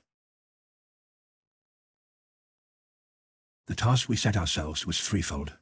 First, the weeding out from our circles of the secret agents of the oligarchy. Second, the organizing of the fighting groups, and outside of them, of the general secret organization of the revolution. And third, the introduction of our own secret agents into every branch of the oligarchy, into the labor castes, and especially among the telegraphers and secretaries and clerks, into the army, the agents provocateurs, and the slave drivers. It was slow work and perilous, and often were our efforts rewarded with costly failures. The Iron Heel had triumphed in open warfare, but we held our own in the new warfare, strange and awful and subterranean, that we instituted. All was unseen, much was unguessed. The blind fought the blind, and yet through it all was order, purpose, control. We permeated the entire organization of the Iron Heel with our agents, while our own organization was permeated with the agents of the Iron Heel. It was warfare, dark and devious, replete with intrigue and conspiracy, plot and counterplot, and behind all, ever menacing, was death, violent and terrible. Men and women disappeared, our nearest and dearest comrades. We saw them today. Tomorrow they were gone. We never saw them again, and we knew that they had died. There was no trust, no confidence anywhere. The man who plotted beside us, for all we knew, might be an agent of the Iron Heel. We mined the organization of the Iron Heel with our secret agents, and the Iron Heel countermined with its secret agents inside its own organization, and it was the same with our organization. And despite the absence of confidence and trust, we were compelled to base our every effort on confidence and trust. Often were we betrayed. Men were weak. The Iron Heel could offer money, leisure, the joys and pleasures that awaited in the repose of the wonder cities. We could offer nothing but the satisfaction of being faithful to a noble ideal. As for the rest, the wages of those who were loyal were unceasing peril, torture, and death. Men were weak, I say, and because of their weakness, we were compelled to make the only other reward that was within our power. It was the reward of death. Out of necessity, we had to punish our traitors. For every man who betrayed us, from 1 to 12 faithful avengers were loosed upon his heels. We might fail to carry out our decrees against our enemies, such as the Pococs, for instance, but the one thing we could not afford to fail in was the punishment of our own traitors. Comrades turned traitor by permission in order to win to the wonder cities and there execute our sentences on the real traitors. In fact, so terrible did we make ourselves that it became a greater peril to betray us than to remain loyal to us. The revolution took on largely the character of religion. We worshipped at the shrine of the revolution, which was the shrine of liberty. It was the divine flashing through us. Men and women devoted their lives to the cause, and newborn babes were sealed to it, as of old they had been sealed to the service of God. We were lovers of humanity. With the destruction of the Granger states, the Grangers in Congress disappeared. They were being tried for high treason, and their places were taken by the creatures of the Iron Heel.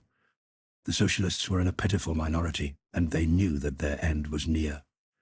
Congress and the Senate were empty pretenses, farces.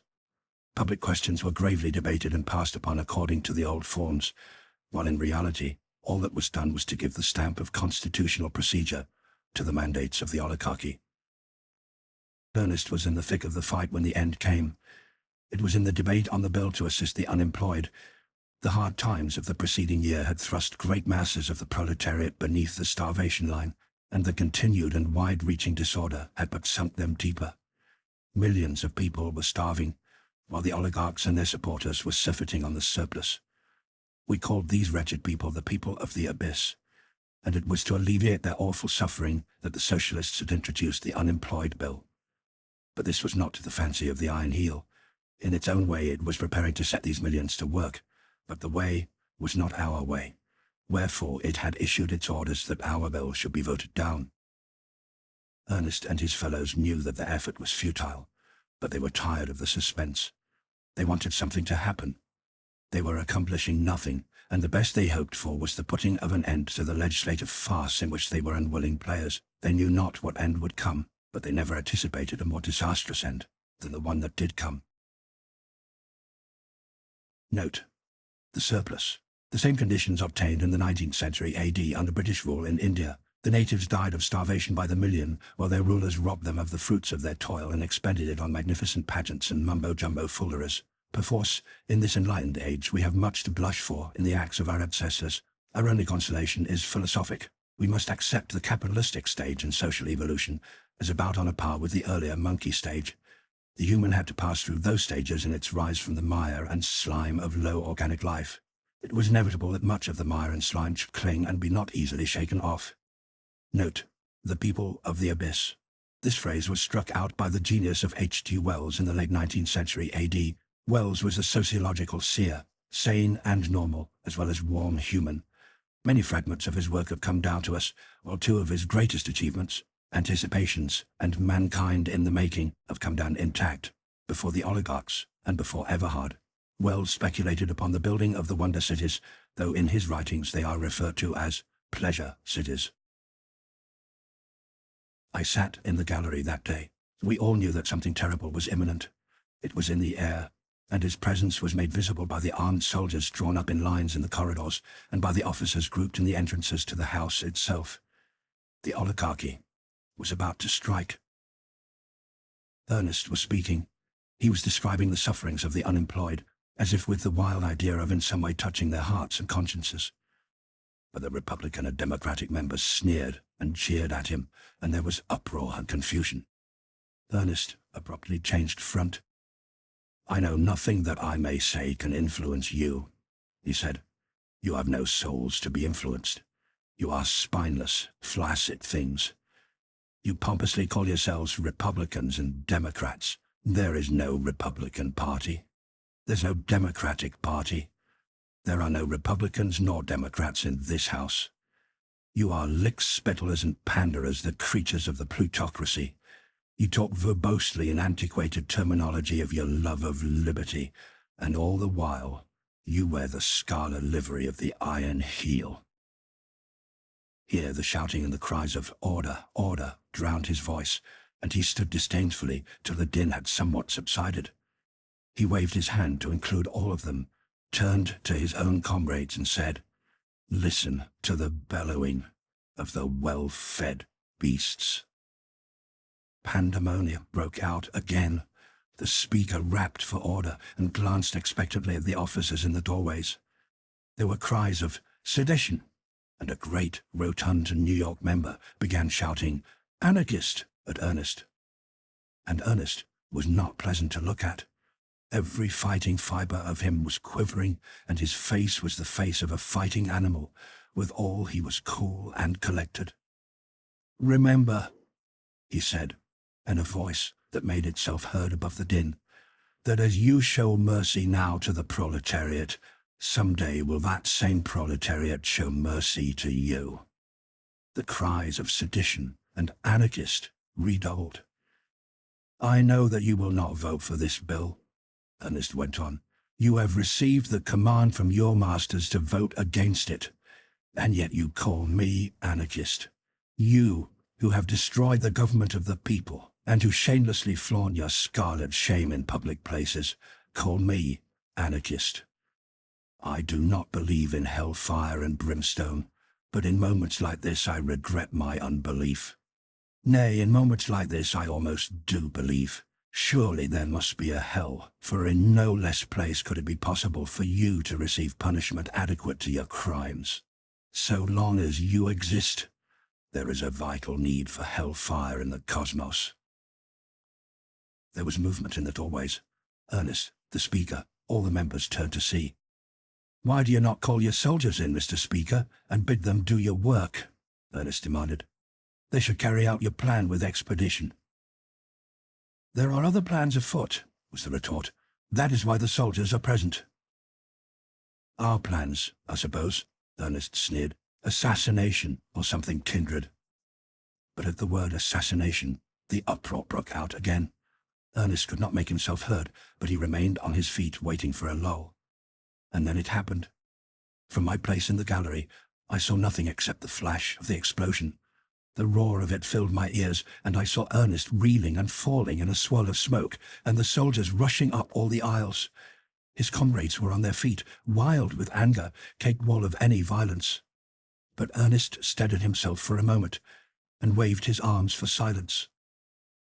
"It is a plot." His voice rang out in warning to his comrades. "Do nothing, or you will be destroyed." Then he slowly sank down, and the soldiers reached him. The next moment soldiers were clearing the galleries, and I saw no more. Though he was my husband, I was not permitted to get to him. When I announced who I was promptly placed under arrest. And at the same time were arrested all socialist congressmen in Washington, including the unfortunate Simpson, who lay ill with typhoid fever in his hotel. The trial was prompt and brief. The men were foredoomed. The wonder was that Ernest was not executed. This was a blunder on the part of the oligarchy, and a costly one. But the oligarchy was too confident in those days. It was drunk with success, and little did it dream that that small handful of heroes had within them the power to rock it to its foundations. Tomorrow, when the great revolt breaks out and all the world resounds with the tramp of the millions, the oligarchy will realize, and too late, how mightily that band of heroes has grown. Note: Avis Everhard took for granted that her narrative would be read in her own day, and so omits to mention the outcome of the trial for high treason. Many other similar disconcerting omissions will be noticed in the manuscript. 52 socialist congressmen were tried, and all were found guilty. Strange to relate, not one received the death sentence. Everhard and 11 others, among whom were Theodore Donaldson and Matthew Kent, received life imprisonment. The remaining 40 received sentences varying from 30 to 45 years, while Arthur Simpson, referred to in the manuscript as being ill of typhoid fever at the time of the explosion, received only 15 years. It is the tradition that he died of starvation in solitary confinement, and this harsh treatment is explained as having been caused by his uncompromising stubbornness and his fiery and tactless hatred for all men that served the despotism. He died in Cabanas in Cuba, where 3 of his comrades were also confined. 52 socialist congressmen were confined in military fortresses scattered all over the United States. Thus Du Bois and Woods were held in Puerto Rico, while Everhard and Merriweather were placed in Alcatraz, an island in San Francisco Bay that had already seen long service as a military prison. As a revolutionist, myself, as one on the inside who knew the hopes and fears and secret plans of the revolutionists, I am fitted to answer, as very few are, the charge that they were guilty of exploding the bomb in Congress. And I can say flatly, without qualification or doubt of any sort, that the socialists, in Congress and out, had no hand in the affair. Who threw the bomb, we do not know, but the one thing we are absolutely sure of is that we did not throw it. On the other hand, there is evidence to show that the Iron Heel was responsible for the act. Of course, we cannot prove this. Our conclusion is merely presumptive, but here are such facts as we do know. It had been reported to the Speaker of the House by Secret Service agents of the government that the socialist congressmen were about to resort to terroristic tactics, and that they had decided upon the day when their tactics would go into effect. This day was the very day of the explosion, wherefore the Capitol had been packed with troops in anticipation. Since we knew nothing about the bomb, and since a bomb actually was exploded, and since the authorities had prepared in advance for the explosion, it is only fair to conclude that the Iron Heel did know. Furthermore, we charge that the Iron Heel was guilty of the outrage, and that the Iron Heel planned and perpetrated the outrage for the purpose of foisting the guilt on our shoulders, and so bringing about our destruction. From the speaker, the warning leaked out to all the creatures in the house that wore the scarlet livery. They knew, while Ernest was speaking, that some violent act was to be committed. And to do them justice, they honestly believed that the act was to be committed by the Socialists. That the trial, and still with honest belief, several testified to having seen Ernest prepare to throw the bomb, and that it exploded prematurely. Of course they saw nothing of the sort. In the fevered imagination of fear they thought they saw. That was all.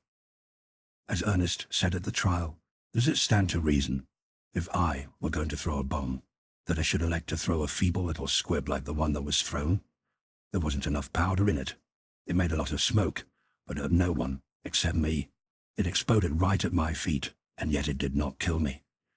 Believe me, when I get to throwing bombs, I'll do damage. There'll be more than smoke in my petards. In return, it was argued by the prosecution that the weakness of the bomb was a blunder on the part of the Socialists, just as its premature explosion, caused by Ernest's losing his nerve and dropping it, was a blunder. And to clinch the argument, there were the several congressmen who testified to having seen Ernest fumble and drop the bomb. As for ourselves, not one of us knew how the bomb was thrown. Ernest told me that the fraction of an instant before it exploded, he both heard and saw it strike at his feet. He testified to this at the trial, but no one believed him. Besides, the whole thing in popular slang was cooked up. The Iron Heel had made up its mind to destroy us, and there was no withstanding it. There is a saying that truth will out. I have come to doubt that saying. 19 years have elapsed, and despite our untiring efforts, we have failed to find the man who really did throw the bomb. Undoubtedly, he was some emissary of the Iron Heel, but he has escaped detection. We have never got the slightest clue to his identity. And now, at this late date, nothing remains but for the affair to take its place among the mysteries of history. Note: Avis Everhard would have had to live for many generations ere she could have seen the clearing up of this particular mystery. A little less than 100 years ago, and a little more than 600 years after the death, the confession of Pervaise was discovered in the secret archives of the Vatican. It is perhaps well to tell a little something about this obscure document, which in the main is of interest to the historian only. Pervaise was an American, of French descent, who in 1913 AD was lying in the Tombs prison, New York City, awaiting trial for murder. From his confession we learn that he was not a criminal. He was warm-blooded, passionate, emotional. In an insane fit of jealousy he killed his wife, a very common act in those times. Pervaise was mastered by the fear of death, all of which is recounted at length in his confession. To escape death he would have done anything, and the police agents prepared him by assuring him that he could not possibly escape conviction of murder in the first degree when his trial came off. In those days, murder in the first degree was capital offense. Guilty man or woman was placed in a specially constructed death chair, and under the supervision of competent physicians, was destroyed by a current of electricity. This was called electrocution, and it was very popular during that period. Anesthesia as a mode of compulsory death was not introduced until later. This man, good at heart but with a ferocious animalism close at the surface of his being, lying in jail and expectant of nothing less than death, was prevailed upon by the agents of the Iron Heel to throw the bomb in the House of Representatives. In his confession he states explicitly that he was informed that the bomb was to be a feeble thing and that no lives would be lost. This is directly in line with the fact that the bomb was lightly charged and that its explosion at Everhard's feet was not deadly. The vase was smuggled into one of the galleries ostensibly closed for repairs. He was to select the moment for the throwing of the bomb, and he naively confesses that in his interest in Everhard's tirade and the general commotion raised thereby, he nearly forgot his mission. Not only was he released from prison in reward for his deed, but he was granted an income for life. This he did not long enjoy. In 1914 AD in September, he was stricken with rheumatism of the heart and lived for 3 days. It was then that he said to the Catholic priest, Father Peter Durbin, and to him made confession. So important did it seem to the priest that he had the confession taken down in writing and sworn to. What happened after this we can only surmise. The document was certainly important enough to find its way to Rome. Powerful influences must have been brought to bear, hence its suppression. For centuries no hint of its existence reached the world. It was not until in the last century that Lorbia, the brilliant Italian scholar, stumbled upon it quite by chance during his researches in the Vatican. There is today no doubt whatever that the Iron Heel was responsible for the bomb that exploded in the House of Representatives in 1913 AD, even though the Pervaise confession had never come to light and no reasonable doubt could obtain, for the act in question that sent 52 congressmen to prison was on a par with countless other acts committed by the oligarchs, and before them, by the capitalists. There is the classic instance of the ferocious and wanton judicial murder of the innocent and so-called Haymarket anarchists in Chicago in the penultimate decade of the 19th century AD. In a category by itself is the deliberate burning and destruction of capitalist property by the capitalists themselves. For such destruction of property, innocent men were frequently punished, railroaded in the parlance of times. In the labor troubles of the first decade of the 20th century AD, between the capitalists and the Western Federation of Miners, similar but more bloody tactics were employed. The railroad station at Independence was blown up by the agents of the capitalists. 13 men were killed and many more were wounded. And then the capitalists, controlling the legislative and judicial machinery of the state of Colorado, charged the miners with the crime and came very near to convicting them.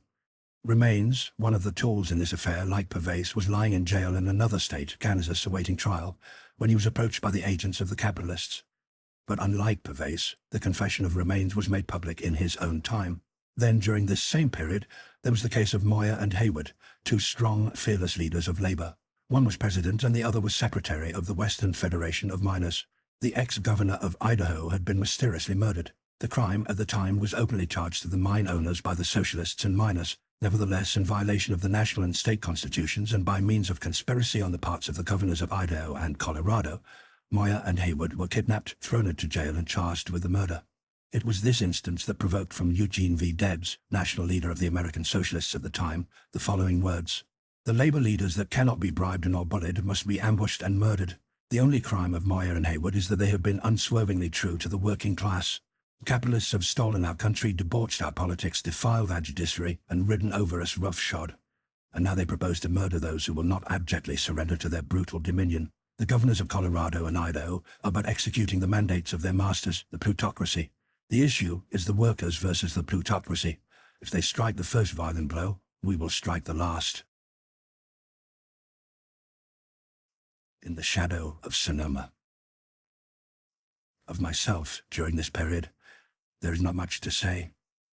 For 6 months I was kept in prison, though charged with no crime. I was a suspect, a word of fear that all revolutionists were soon to come to know.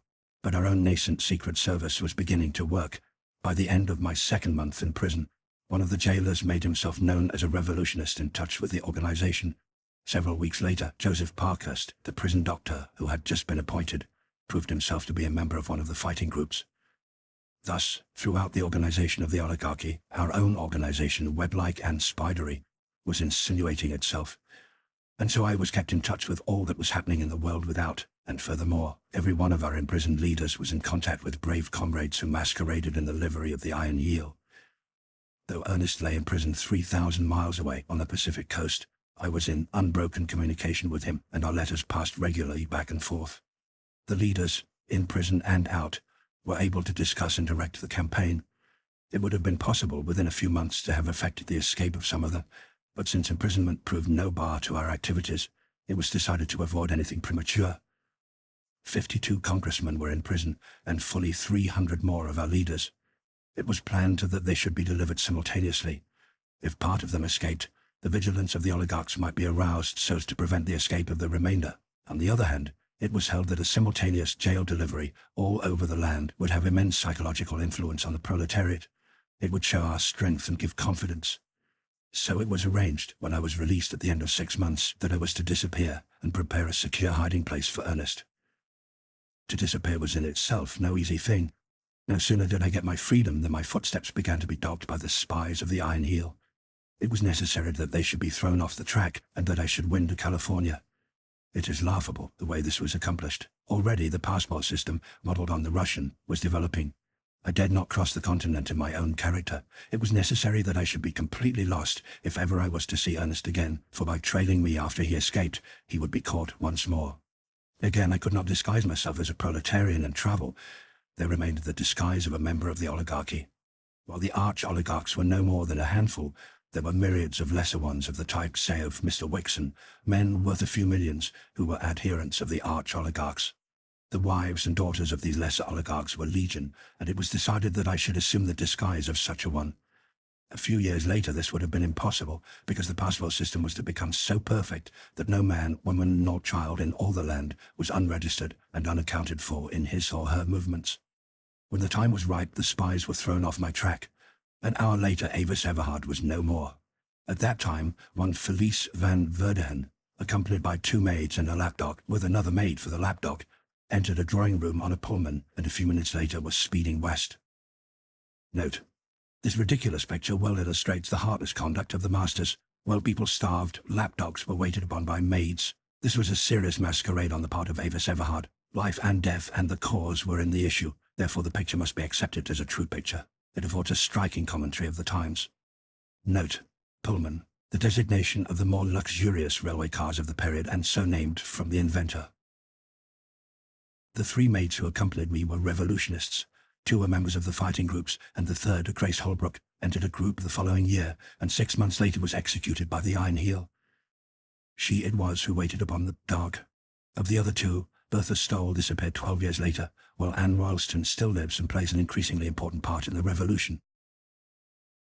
Note: despite continual and almost inconceivable hazards, Anna Royalston lived to the royal age of 91. As the Pococks defied the executioners of the fighting groups, so she defied the executioners of the Iron Heel. She bore a charmed life and prospered amid dangers and alarms. She herself was an executioner for the fighting groups, and, known as the Red Virgin, she became one of the inspired figures of the revolution. When she was an old woman of 69, she shot bloody Hallcliffe down in the midst of his armed escort and got away unscathed. In the end, she died peaceably of old age in a secret refuge of the revolutionists in the Ozark Mountains. Without adventure, we crossed the United States to California. When the train stopped at 16th Street Station in Oakland, we alighted, and there, Felice Van Verden, with her two maids, her lapdog, and her lapdog's maid, disappeared forever. The maids, guided by trusty comrades, were led away. Other comrades took charge of me. Within half an hour after leaving the train, I was on board a small fishing boat and out on the waters of San Francisco Bay. The winds baffled, and we drifted aimlessly the greater part of the night. But I saw the lights of Alcatraz where Ernest lay, and found comfort in the thought of nearness to him. By dawn, what with the rowing of the fishermen, we made the Marin Islands. Here we lay in hiding all day, and on the following night, swept on by a flood tide and a fresh wind, we crossed San Pablo Bay in 2 hours, and ran up Petaluma Creek. Here horses were ready, and another comrade, and without delay we were away through the starlight. To the north I could see the loom of Sonoma Mountain, toward which we rode. We left the old town of Sonoma to the right, and rode up a canyon that lay between outlying buttresses of the mountain. The wagon road became a wood road, the wood road became a cow path, and the cow path dwindled away and ceased among the upland pastures. Straight over Sonoma Mountain we rode. It was the safest route. There was no one to mark our passing. Dawn caught us on the northern brow, and in the grey light we dropped down through the chaparral into redwood canyons, deep and warm with the breath of passing summer. It was old country to me that I knew and loved, and soon I became the guide. The hiding place was mine. I had selected it. We let down the bars and crossed an upland meadow. Next we went over a low, oak-covered ridge and descended into a smaller meadow. Again we climbed a ridge, this time riding under red-limbed madronas and manzanitas of deeper red. The first rays of the sun streamed upon our backs as we climbed. A flight of quail thrummed off through the thickets. A big jackrabbit crossed our path, leaping swiftly and silently like a deer. And then a deer, a many-pronged buck, the sun flashing red gold from neck and shoulders, cleared the crest of the ridge before us, and was gone. We followed in his wake a space, then dropped down a zigzag trail that he disdained into a group of noble redwoods that stood about a pool of water, murky with minerals from the mountainside. I knew every inch of the way. Once, a writer friend of mine had owned the ranch, but he, too, had become a revolutionist, and more disastrously than I, for he was already dead and gone, and none knew where nor how. He alone, and the days he had lived, knew the secret of the hiding place for which I was bound. He had bought the ranch for beauty, and paid a round price for it, much to the disgust of the local farmers. He used to tell with great glee how they were wont to shake their heads mournfully at the price, to accomplish ponderously a bit of mental arithmetic, and then to say, "But you can't make 6% on it." But he was dead now, nor did the ranch descend to his children. Of all men it was now the property of Mr. Wixon, who owned the whole eastern and northern slopes of Sonoma Mountain, running from the Spreckles estate to the divide of Bennett Valley. Out of it he had made a magnificent deer park where, over thousands of acres of sweet slopes and glades and canyons, the deer ran almost in primitive wildness. The people who had owned the soil had been driven away. A state home for the feeble-minded had also been demolished to make room for the deer. To cap it all, Wixon's hunting lodge was 1/4 of a mile from my hiding place. This, instead of being a danger, was an added security. We were sheltered under the very aegis of one of the minor oligarchs. Suspicion by the nature of the situation was turned aside. The last place in the world the spies of the Iron Heel would dream of looking for me and for Ernest when he joined me. was Wixon's deer park. We tied our horses among the redwoods at the pool. From a cache behind a hollow rotting log my companion brought out a variety of things: a 50-pound sack of flour, tinned foods of all sorts, cooking utensils, blankets, a canvas tarpaulin, books and writing material, a great bundle of letters, a 5-gallon can of kerosene, an oil stove, and, last and most important, a large coil of stout rope. So large was the supply of things that a number of trips would be necessary to carry them to the refuge. But the refuge was very near. Taking the rope and leading the way, I passed through a glade of tangled vines and bushes that ran between 2 wooded knolls. The glade ended abruptly at the steep bank of a stream. It was a little stream, rising from springs, and the hottest summer never dried it up. On every hand were tall wooded knolls, a group of them, with all the seeming of having been flung there from some careless Titan's hand. There was no bedrock in them. They rose from their bases hundreds of feet, and they were composed of red volcanic earth, the famous wine soil of Sonoma. Through these, the tiny stream had cut its deep and precipitous channel. It was quite a scramble down to the stream bed, and, once on the bed, we went downstream perhaps for 100 feet, and then we came to the great hole. There was no warning of the existence of the hole, nor was it a hole in the common sense of the word. One crawled through tight-locked briars and branches, and found oneself on the very edge, peering out and down through a green screen. A couple of 100 feet in length and width, it was half of that in depth. Possibly because of some fault that had occurred when the knolls were flung together, and certainly helped by freakish erosion, the hole had been scooped out in the course of centuries by the wash of water. Nowhere did the raw earth appear. All was garmented by vegetation, from tiny maidenhair and gold-back ferns to mighty redwood and Douglas spruces. These great trees even sprang out from the walls of the hole. Some leaned over at angles as great as 45 degrees, though the majority towered straight up from the soft and almost perpendicular earth walls. It was a perfect hiding place. No one ever came there, not even the village boys of Glen Ellen. Had this hole existed in the bed of a canyon a mile long, or several miles long, it would have been well known. But this was no canyon. From beginning to end, the length of the stream was no more than 500 yards. 300 yards above the hole, the stream took its rise in a spring at the foot of a flat meadow. 100 yards below the hole, the stream ran out into open country, joining the main stream and flowing across rolling and grass-covered land. My companion took a turn of the rope around a tree, and with me fast on the other end lowered away. In no time I was on the bottom, and in but a short while he had carried all the articles from the cache and lowered them down to me. He hauled the rope up and hid it, and before he went away called down to me a cheerful parting. Before I go on, I want to say a word for this comrade, John Carlson, a humble figure of the Revolution, one of the countless faithful ones in the ranks. He worked for Wixon, in the stables near the hunting lodge. In fact, it was on Wixon's horses that we had ridden over Sonoma Mountain. For nearly 20 years now, John Carlson has been custodian of the refuge. No thought of disloyalty, I am sure, has ever entered his mind during all that time. To betray his trust would have been in his mind a thing undreamed. He was phlegmatic, stolid to such a degree that one could not but wonder how the revolution had any meaning to him at all, and yet love of freedom glowed somberly and steadily in his dim soul. In ways it was indeed good that he was not flighty and imaginative. He never lost his head. He could obey orders, and he was neither curious nor garrulous. Once I asked how it was that he was a revolutionist. "When I was a young man, I was a soldier," was his answer. "It was in Germany. There, all young men must be in the army. So I was in the army. There was another soldier there, a young man, too. His father was what you call an agitator, and his father was in jail for lese majesty, what you call speaking the truth about the emperor. And the young man, the son, talked with me much about people, and work, and the robbery of the people by the capitalists. He made me see things in new ways, and I became a socialist. His talk was very true and good, and I have never forgotten. When I came to the United States, I hunted up the Socialists. I became a member of a section. That was in the day of the SLP. Then later, when the split came, I joined the local of the SP. I was working in a livery stable in San Francisco then. That was before the earthquake. I have paid my dues for 22 years. I'm yet a member, and I yet pay my dues. That was his very secret now. I will always pay my dues, and when the cooperative commonwealth comes, I will be glad. Left to myself, I proceeded to cook breakfast on the oil stove and to prepare my home. Often in the early morning or in the evening after dark, Carlson would steal down to the refuge and work for a couple of hours. At first my home was the tarpaulin, later a small tent was put up, and still later, when we became assured of the perfect security of the place, a small house was erected. This house was completely hidden from any chance eye that might peer down from the edge of the hole. The lush vegetation of that sheltered spot make a natural shield. Also, the house was built against the perpendicular wall, and in the wall itself, shored by strong timbers, well drained and ventilated, we excavated 2 small rooms. Now, believe me, we had many comforts. When Biedenbach, the German terrorist, hid with us some time later, he installed a smoke-consuming device that enabled us to sit by crackling wood fires on winter nights.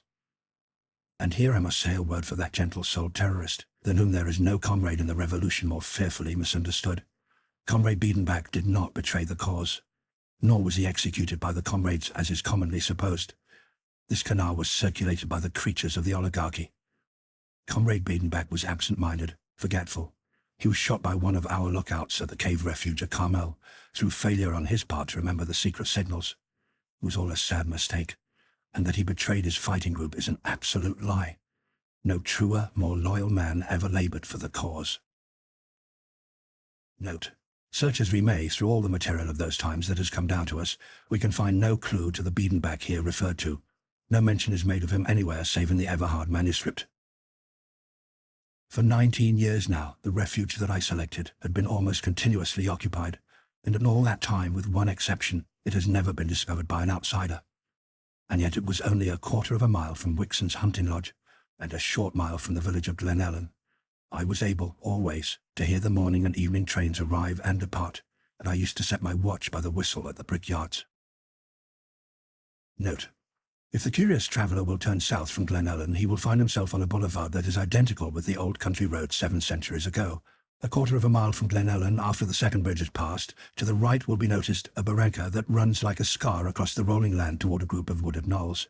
The barranca is the site of the ancient right-of-way that in the time of private property in land ran across the holding of one Chauvet, a French pioneer of California, who came from his native country in the fabled days of gold. The wooded knolls are the same knolls referred to by Avis Everhard. The great earthquake of 2368 AD broke off the side of one of these knolls and toppled it into the hole where the Everhards made their refuge. Since the finding of the manuscript, excavations have been made, and the house, the 2 cave rooms, and all the accumulated rubbish of long occupancy have been brought to light. Many valuable relics have been found, among which, curious to relate, is the smoke-consuming device of Biedenbach's mentioned in the narrative. Students interested in such matters should read the brochure of Arnold Bentham, soon to be published. A mile northwest from the wooded knolls brings one to the site of Wake Robin Lodge, at the junction of Wildwater and Sonoma Creeks. It may be noticed in passing that Wildwater was originally called Graham Creek, and was so named on the early local maps. But the later name sticks. It was a Wake Robin Lodge that Avis Everhard later lived for short periods. When, disguised as an agent provocateur of the Iron Heel, she was enabled to play with impunity her part among men and events. The official permission to occupy Wake Robin Lodge is still on the records, signed by no less a man than Wixon, the minor oligarch of the manuscript. Transformation. You must make yourself over again, Ernest wrote to me. You must cease to be. You must become another woman, and not merely in the clothes you wear, but inside your skin, under the clothes. You must make yourself over again so that even I would not know you. Your voice, your gestures, your mannerisms, your carriage, your walk, everything. This command I obeyed. Every day I practiced for hours in bearing forever the old Avis Everhard beneath the skin of another woman who I may call my other self. It was only by long practice that such results could be obtained. In the mere detail of voice intonation, I practiced almost perpetually till the voice of my new self became fixed, automatic. It was this automatic assumption of a role that was considered imperative. One must become so adept as to deceive oneself. It was like learning a new language, say the French. At first, speech in French is self-conscious, a matter of the will. The student thinks in English and then transmutes into French, or reads in French but transmutes into English before he can understand. Then, later, becoming firmly grounded, automatic, the student reads, writes, and thinks in French without any recourse to English at all. And so, without disguises, it was necessary for us to practice until our assumed roles became real, until to be our original selves would require a watchful and strong exercise of will. Of course, at first, much was mere blundering experiment. We were creating a new art, and we had much to discover. But the work was going on everywhere. Masters in the art were developing, and a fund of tricks and expedients was being accumulated. This fund became a sort of textbook that was passed on, a part of the curriculum, as it were, of the school of revolution. Note: disguise did become a veritable art during that period. The revolutionists maintained schools of acting in all their refuges. They scorned accessories such as wigs and beards, false eyebrows, and such aids of the theatrical actors. The game of revolution was a game of life and death, and mere accessories were traps. Disguise had to be fundamental, intrinsic, part and parcel of one's being, second nature. The Red Virgin is reported to have been one of the most adept in the art, to which must be ascribed her long and successful career. It was at this time that my father disappeared. His letters, which had come to me regularly, ceased. He no longer appeared at our Pell Street quarters. Our comrades sought him everywhere. Through our secret service, we ransacked every prison in the land. But he was lost as completely as if the earth had swallowed him up, and to this day, no clue to his end has been discovered. Note: disappearance was one of the horrors of the time. As a motif in song and story, it constantly crops up. It was an inevitable concomitant of the subterranean warfare that raged through those 3 centuries. This phenomenon was almost as common in the oligarch class and the labor caste as it was in the ranks of the revolutionists. Without warning, without trace, men and women and even children disappeared and were seen no more, their ends shrouded in mystery. 6 lonely months I spent in the refuge, but they were not idle months. Our organization went on apace, and there were mountains of work always waiting to be done. Ernest and his fellow leaders, from their prisons, decided what should be done, and it remained for us on the outside to do it. There was the organization of the mouth-to-mouth propaganda, the organization with all its ramifications of our spy system, the establishment of our secret printing presses, and the establishment of our underground railways, which meant the knitting together of all our myriads places of refuge and the formation of new refuges where links were missing in the chains we ran over all the land. So I say, the work was never done. At the end of 6 months, my loneliness was broken by the arrival of 2 comrades. They were young girls, brave souls and passionate lovers of liberty. Laura Peterson, who disappeared in 1922, and Kate Bierce, who later married Du Bois, and who is still with us with eyes lifted to tomorrow's sun that heralds in the new age.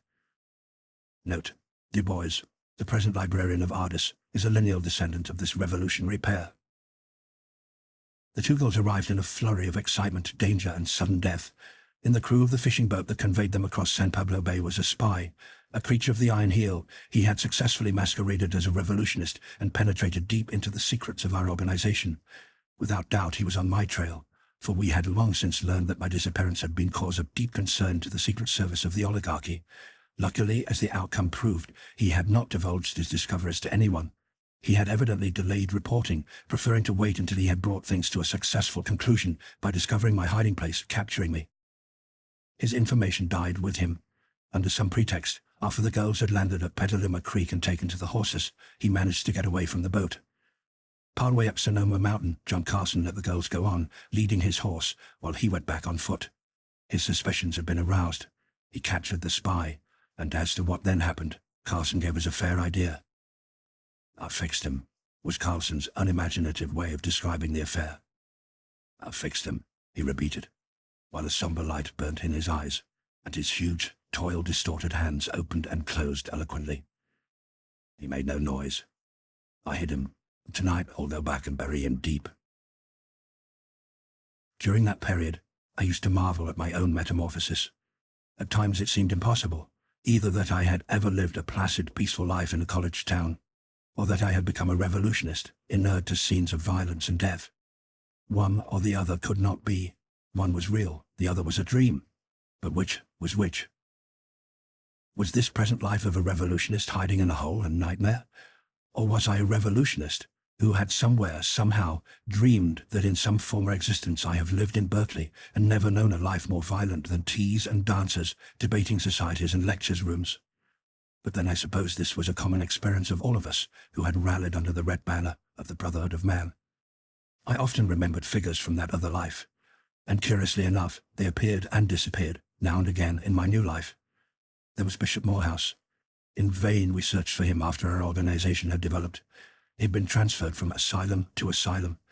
We traced him from the state hospital for the insane at Napa to the one in Stockton, and from there to the one in the Santa Clara Valley called Anus. And there the trail ceased.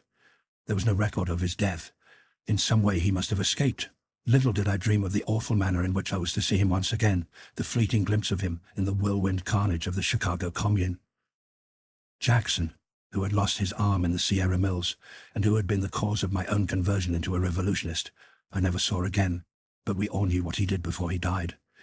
He never joined the revolutionists. Embittered by his fate, brooding over his wrongs, he became an anarchist. Not a philosophic anarchist, but a mere animal, mad with hate and lust for revenge. And well, he revenged himself. Evading the guards, in the night time while all were asleep, he blew the Pertonwaithe Palace into atoms. Not a soul escaped, not even the guards, and in prison, while awaiting trial, he suffocated himself under his blankets. Dr. Hammerfield and Dr. Ballingford achieved quite different fates from that of Jackson. They have been faithful to their salt, and they have been correspondingly rewarded with ecclesiastical palaces wherein they dwell at peace with the world. Both are apologists for the oligarchy. Both have grown very fat. Dr. Hammerfield, as Ernest once said, has succeeded in modifying his metaphysics so as to give God's sanction to the iron heel, and also to include much worship of beauty and to reduce to an invisible wreath the gaseous vertebrate described by Hegel. The difference between Dr. Hammerfield and Dr. Ballingford being that the latter has made the god of the oligarchs a little more gaseous and a little less vertebrate. Peter Donnelly, the scamp foreman of the Sierra Mills, whom I encountered while investigating the case of Jackson, was a surprise to all of us. In 1918, I was present at a meeting of the Frisco Reds. Of all our fighting groups, this one was the most formidable, ferocious, and merciless. It was really not a part of our organization. Its members were fanatics, madmen. We dared not encourage such a spirit. On the other hand, though they did not belong to us, we remained on friendly terms with them. It was a matter of vital importance that brought me there that night. I, alone in the midst of a score of men, was the only person unmasked. After the business that brought me there was transacted, I was led away by one of them. In a dark passage, this guide struck a match, and holding it close to his face, slipped back his mask. For a moment I gazed upon the passion-wrought features of Peter Donnelly. Then the match went out. "I just wanted you to know it was me," he said in the darkness. "You remember Dallas, the superintendent?" I nodded, a recollection of the vulpine-faced superintendent of the Sierra Mills. "Well, I got him first," Donnelly said with pride. "It was after that I joined the Reds." "But how comes it that you are here?" I queried. "Your wife and children?" "Dead," he answered. "That's why." "No," he went on hastily. "'Tis not revenge for them. They died easily in their beds. Sickness, you see, one time and another. They tied my arms while they lived.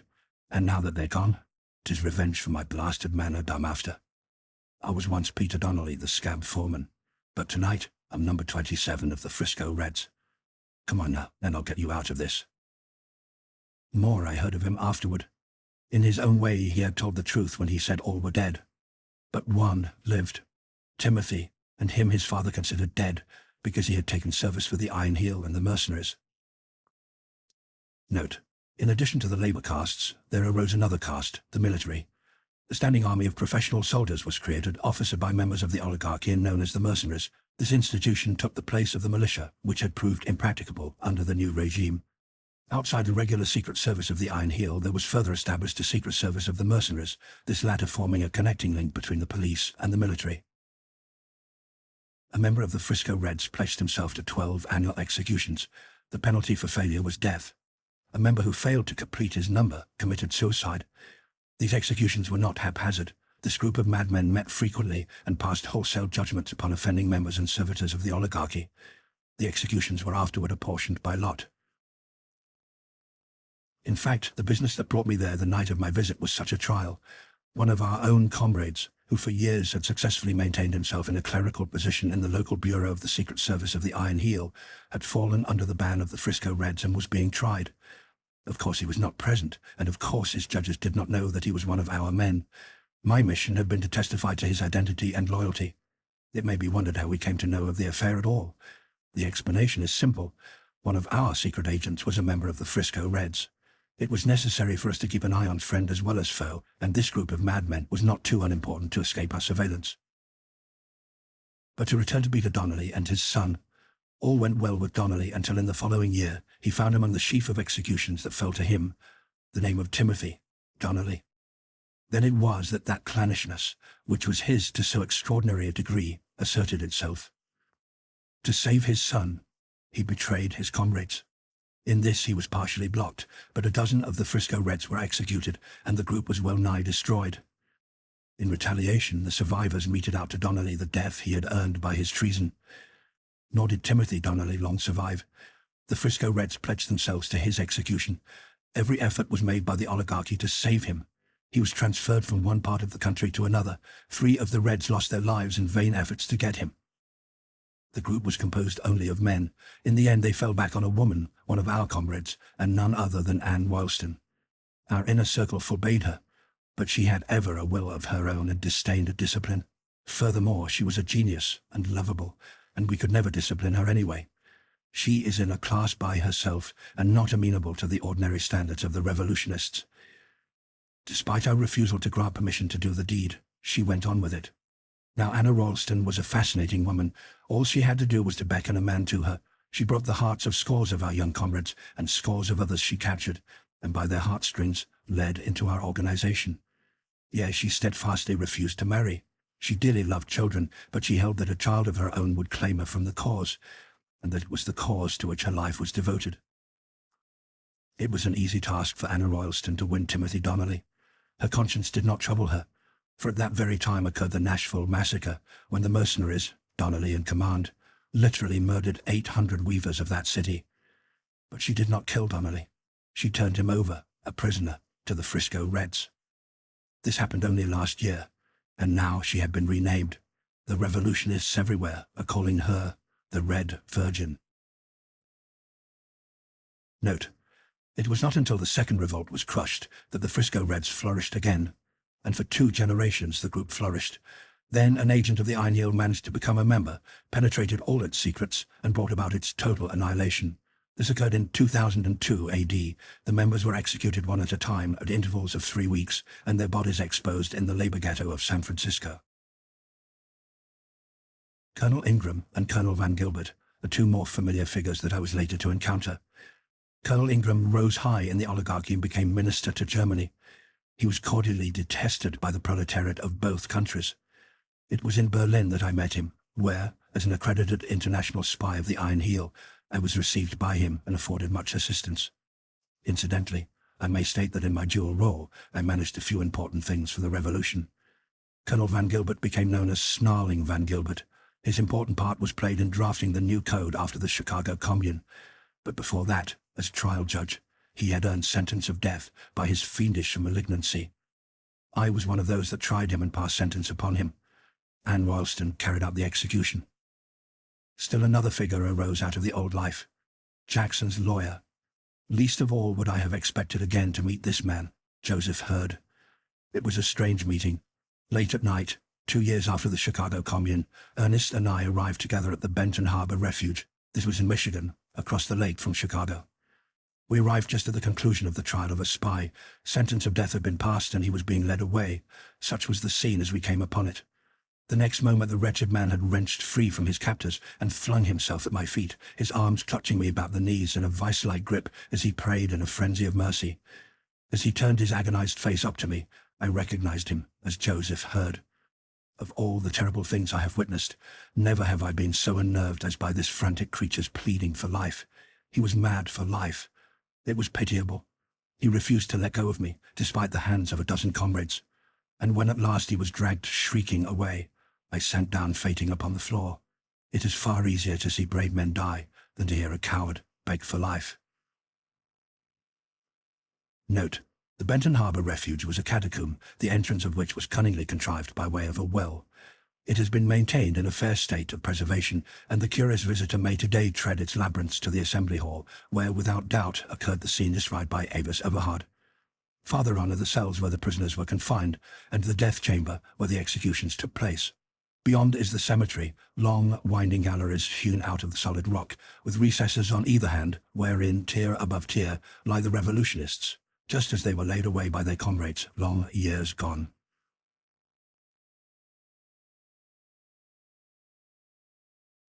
A lost oligarch.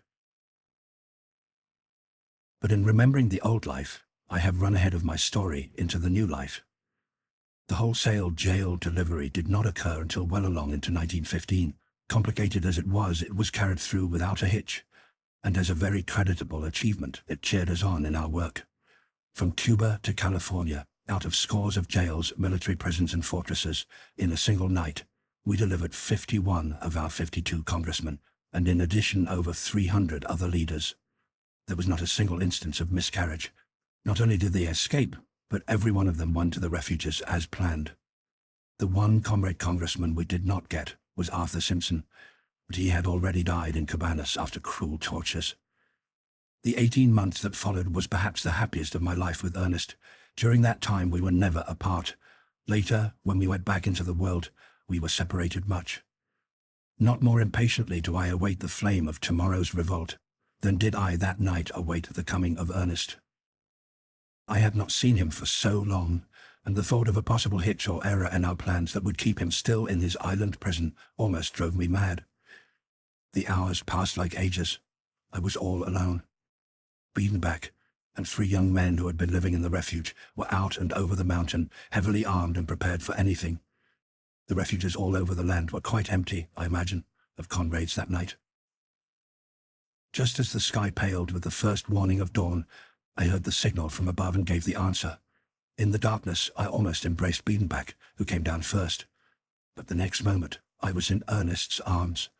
And in that moment, so complete had been my transformation, I discovered it was only by an effort of will that I could be the old Avis Everhard, with the old mannerisms and smiles, phrases and intonations of voice. It was by strong effort only that I was able to maintain my old identity. I could not allow myself to forget for an instant, so automatically imperative had become the new personality I had created. Once inside the little cabin, I saw Ernest's face in the light. With the exception of the prison pallor, there was no change in him, at least not much. He was my same lover, husband, and hero. And yet there was a certain ascetic lengthening of the lines of his face. But he could well stand it, for it seemed to add a certain nobility of refinement to the riotous excess of life that had always marked his features. He might have been a trifle graver than of yore, but the glint of laughter still was in his eyes. He was 20 pounds lighter, but in splendid physical condition. He had kept up exercise during the whole period of confinement, and his muscles were like iron. And truth, he was in better condition than when he had entered prison. Hours passed before his head touched pillow, and I had soothed him off to sleep. But there was no sleep for me. I was too happy, and the fatigue of jailbreaking and riding horseback had not been mine. While Ernest slept, I changed my dress, arranged my hair differently, and came back to my new automatic self. Then, when Biedenbach and the other comrades awoke, with their aid I concocted a little conspiracy. All was ready, and we were in the cave room that served for kitchen and dining room when Ernest opened the door and entered.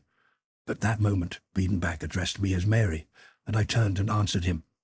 And I glanced at Ernest with curious interest, such as any young comrade might betray on seeing for the first time so noted a hero of the Revolution. But Ernest's glance took me in, and questioned impatiently past and around the room. The next moment I was being introduced to him as Mary Holmes. To complete the deception, an extra plate was laid, and when we sat down to table, one chair was not occupied. I could have cried with joy as I noted Ernest's increasing uneasiness and impatience. Finally he could stand it no longer. "Where's my wife?" he demanded bluntly. "She is still asleep," I answered. It was the crucial moment, but my voice was a strange voice, and in it he recognized nothing familiar. The meal went on. I talked a great deal and enthusiastically, as a hero worshipper might talk, and it was obvious that he was my hero. I rose to a climax of enthusiasm and worship, and before he could guess my intention, threw my arms around his neck and kissed him on the lips. He held me from him at arm's length and stared about in annoyance and perplexity. The 4 men greeted him with roars of laughter, and explanations were made. And first he was skeptical. He scrutinized me keenly and was half convinced, then shook his head and would not believe. It was not until I became the old Avis Everhard and whispered secrets in his ear that none knew but he and Avis Everhard that he accepted me as his really, truly wife. It was later in the day that he took me in his arms, manifesting great embarrassment and claiming polygamous emotions. "You are my Avis," he said, "and you are also someone else. You are 2 women, and therefore you are my harem. At any rate, we are safe now. If the United States becomes too hard for us, why, I have qualified for citizenship in Turkey. Note: at that time polygamy was still practiced in Turkey. Life became for me very happy in the refuge.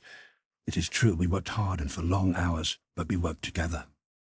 We had each other for 18 precious months, and we were not lonely, for there was always a coming and going of leaders and comrades, strange voices from the underworld of intrigue and revolution, bringing stranger tales of strife and war from all our battle line.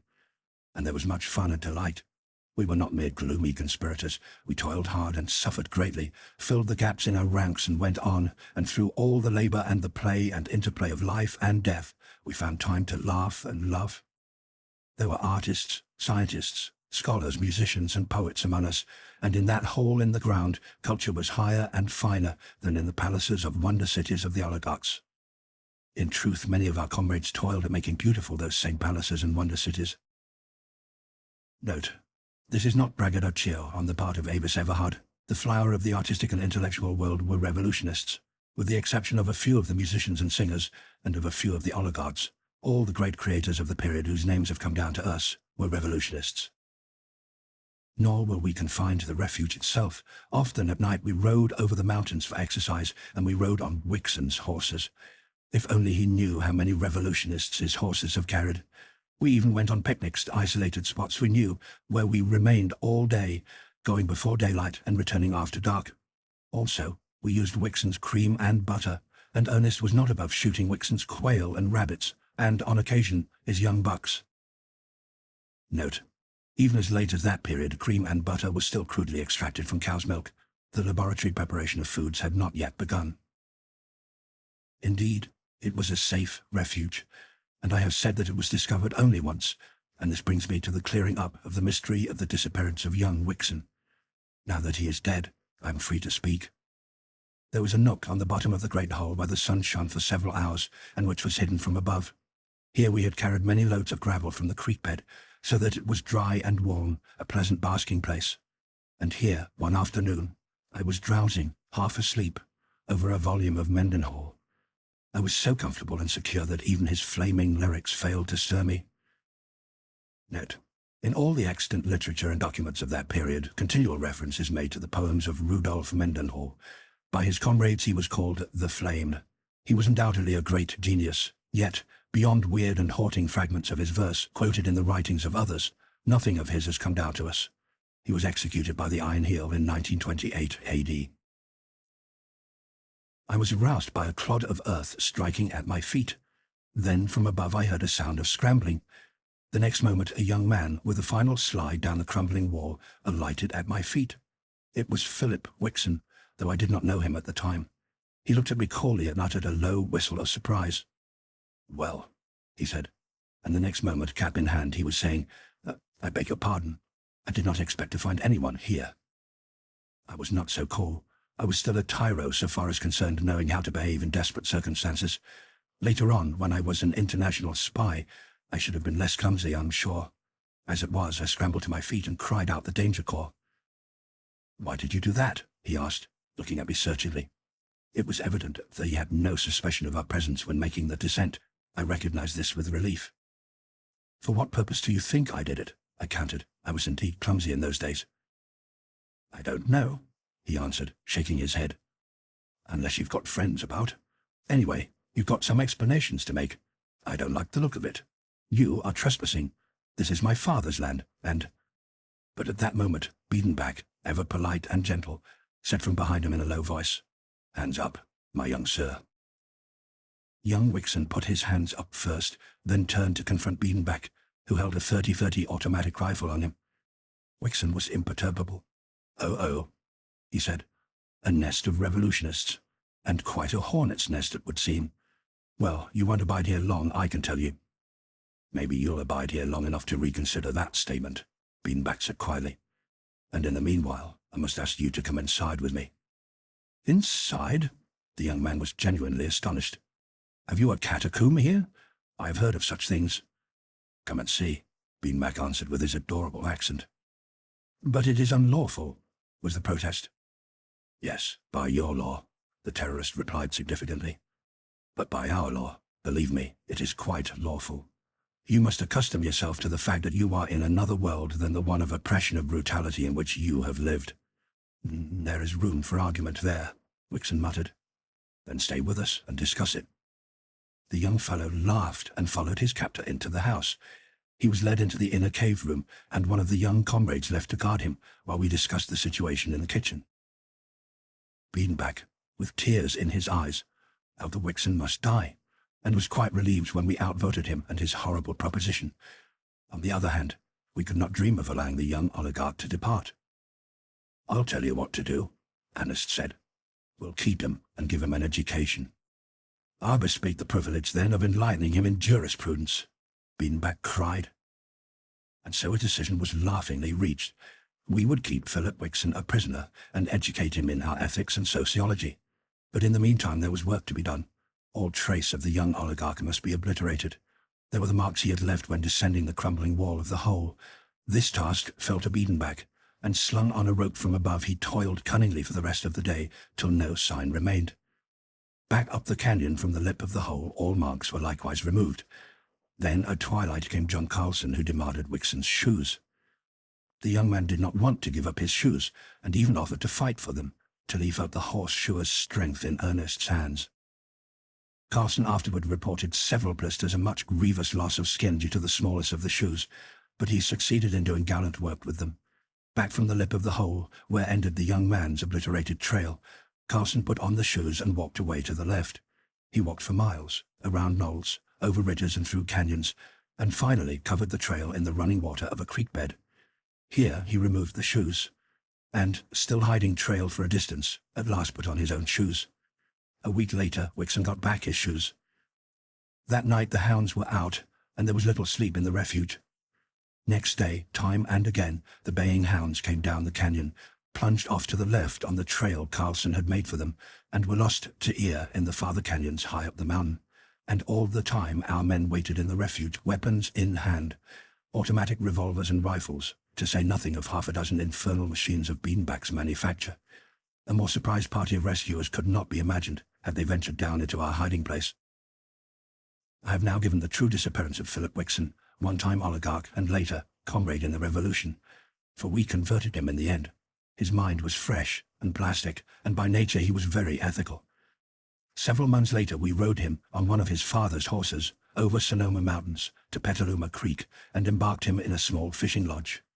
By easy stages we smuggled him along our underground railway to the Carmel Refuge. There he remained 8 months, at the end of which time, for 2 reasons, he was loath to leave us. One reason was that he had fallen in love with Anna Royalston, and the other was that he had become one of us.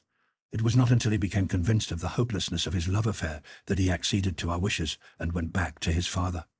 Ostensibly an oligarch until his death, he was in reality one of the most valuable of our agents. Often and often has the Iron Heel been dumbfounded by the miscarriage of its plans and operations against us. If it but knew the number of its own members who are our agents, it would understand. Young Wixon never wavered in his loyalty to the cause. In truth, his very death was incurred by his devotion to duty. In the great storm of 1927, while attending a meeting of our leaders, he contracted the pneumonia, of which he died. Note: the case of this young man was not unusual. Many young men of the oligarchy, impelled by sense of right conduct, or their imaginations captured by the glory of the revolution, ethically or romantically devoted their lives to it. In similar way, many sons of the Russian nobility played their parts in the earlier and protracted revolution in that country. The roaring, abysmal beast. During the long period of our stay in the refuge, we were kept closely in touch with what was happening in the world without, and we were learning thoroughly the strength of the oligarchy with which we were at war. Out of the flux of transition, the new institutions were forming more definitely and taking on the appearance and attributes of permanence. The oligarchs had succeeded in devising a governmental machine as intricate as it was vast, that worked, and this despite all our efforts to clog and hamper. This was a surprise to many of the revolutionists. They had not conceived it possible. Nevertheless, the work of the country went on. The men toiled in the mines and fields, perforce they were no more than slaves. As for the vital industries, everything prospered. The members of the great labor castes were contented and worked on merrily. For the first time in their lives they knew industrial peace. No more were they worried by slack times, strike and lockout and the union label. They lived in more comfortable homes and in delightful cities of their own, delightful compared with the slums and ghettos in which they had formerly dwelt. They had better food to eat, less hours of labor, more holidays, and a greater amount and variety of interests and pleasures. And for their less fortunate brothers and sisters, the unfavored laborers, the driven people of the abyss, they cared nothing. An age of selfishness was dawning upon mankind. And yet this is not altogether true. The labor castes were honeycombed by our agents, men whose eyes saw beyond the belly need the radiant figure of liberty and brotherhood. Another great institution that had taken form and was working smoothly was the mercenaries. This body of soldiers had been evolved out of the old regular army and was now 1 million strong, to say nothing of the colonial forces. The mercenaries constituted a race apart. They dwelt in cities of their own, which were practically self-governed, and they were granted many privileges. By them, a large portion of the perplexing surplus was consumed. They were losing all touch and sympathy with the rest of the people, and, in fact, were developing their own class morality and consciousness. And yet we had thousands of our agents among them. Note: the mercenaries, in the last days of the Iron Heel, played an important role. They constituted the balance of power in the struggles between the labor castes and the oligarchs, and now to one side and now to the other, through their strength according to the play of intrigue and conspiracy.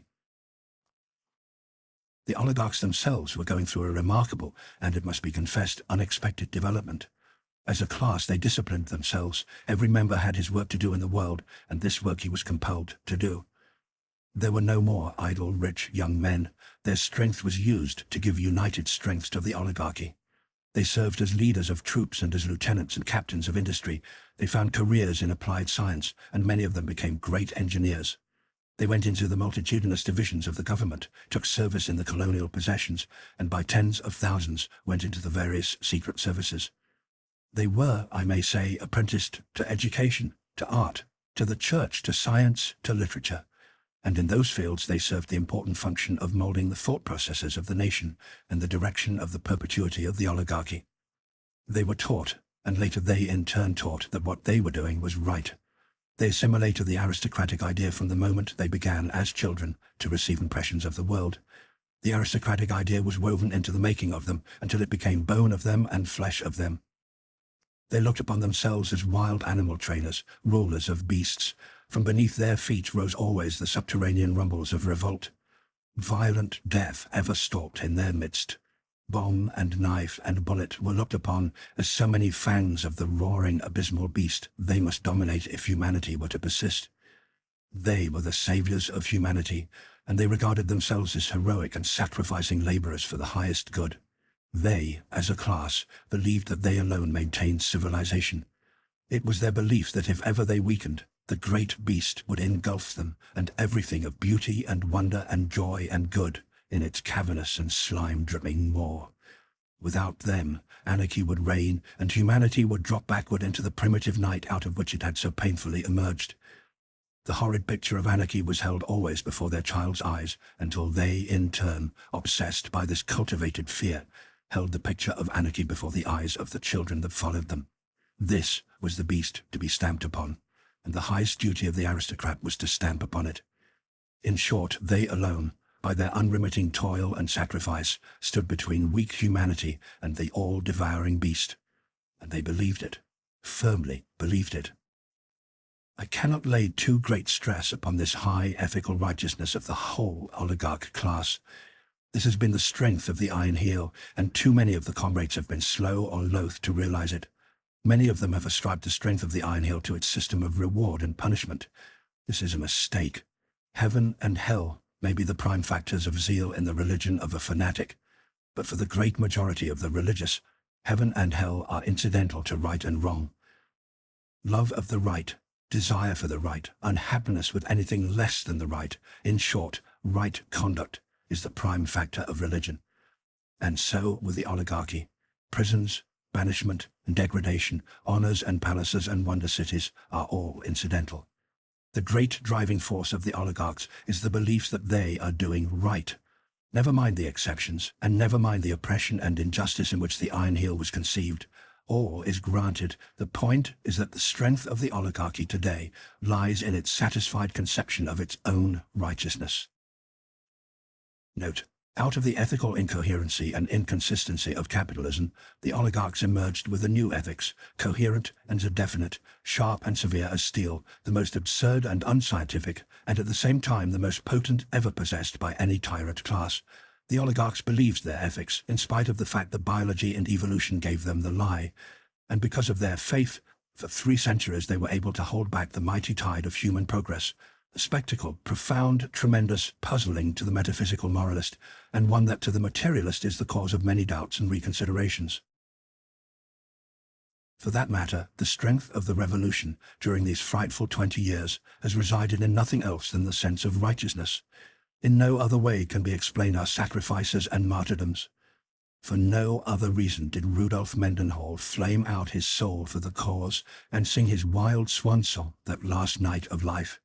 For no other reason did Herbert die under torture, refusing to the last to betray his comrades. For no other reason has Anna Royalston refused to blessed motherhood. For no other reason has John Carlson been the faithful and unrewarded custodian of the Glen Ellen Refuge. It does not matter, young or old, man or woman, high or low, genius or clod, go where one will among the comrades of the revolution, the motor force will be found to be a great and abiding desire for the right. But I have run away from my narrative. Ernest and I well understood, before we left the refuge, how the strength of the Iron Heel was developing. The labour castes, the mercenaries, and the great hordes of secret agents and police of various sorts were all pledged to the oligarchy. In the main, and ignoring the loss of liberty, they were better off than they had been. On the other hand, the great, helpless mass of the population, the people of the abyss, were sinking into a brutish apathy of content with misery. Whenever strong proletarians asserted their strength in the midst of the mass, they were drawn away from the mass by the oligarchs and given better conditions by being made members of the labour castes or of the mercenaries. Thus discontent was lulled and the proletariat robbed of its natural leaders. The condition of the people of the abyss was pitiable. Common school education, so far as they were concerned, had ceased. They lived like beasts in great, squalid labour ghettos, festering in misery and degradation. All their old liberties were gone. They were labour slaves. Choice of work was denied them. Likewise was denied them the right to move from place to place, or the right to bear or possess arms. They were not land serfs like the farmers. They were machine serfs and labour serfs. When unusual needs arose for them, such as the building of the great highways and airlines, of canals, tunnels, subways and fortifications, levies were made on the labour ghettos, and tens of thousands of serfs willy-nilly were transported to the scene of operations. Great armies of them are toiling now at the building of Ardis, housed in wretched barracks where family life cannot exist and where decency is displaced by dull bestiality. In all truth, there in the labour ghettos is the roaring, abysmal beast the oligarchs fear so dreadfully. But it is the beast of their own making. In it, they will not let the ape and tiger die. And just now, the word has gone forth that new levies are being imposed for the building of Asgard, the projected wonder city that will far exceed Ardis when the latter is completed. Note: Ardis was completed in 1942 AD. Asgard was not completed until 1984 AD. It was 52 years in the building, during which time a permanent army of 500,000 serfs was employed. At times these numbers swelled to over 1 million, without any account being taken of the hundreds of thousands of the labour castes and the artists. We of the revolution will go on with that great work, but it will not be done by the miserable serfs. The walls and towers and shafts of that fair city will arise to the sound of singing, and into its beauty and wonder will be woven not sighs and groans, but music and laughter. Ernest was madly impatient to be out in the world and doing, for our ill-fated first revolt that had miscarried in the Chicago Commune was ripening fast. Yet he possessed his soul with patience, and during this time of his torment, when Hadley, who had been brought for the purpose from Illinois, made him over into another man, he revolved great plans in his head for the organization of the learned proletariat, and for the maintenance of at least the rudiments of education among the people of the abyss. All this, of course, in the event of the first revolt being a failure. Note: among the revolutionists were many surgeons, and in vivisection they attained marvelous proficiency. In Avis Everhard's words, they could literally make a man over. To them, the elimination of scars and disfigurements was a trivial detail. They changed the features with such microscopic care that no traces were left of their handiwork. The nose was a favorite organ to work upon. Skin grafting and hair transplanting were among their commonest devices. The changes in expression they accomplished were wizard-like. Eyes and eyebrows, lips, mouths and ears were radically altered.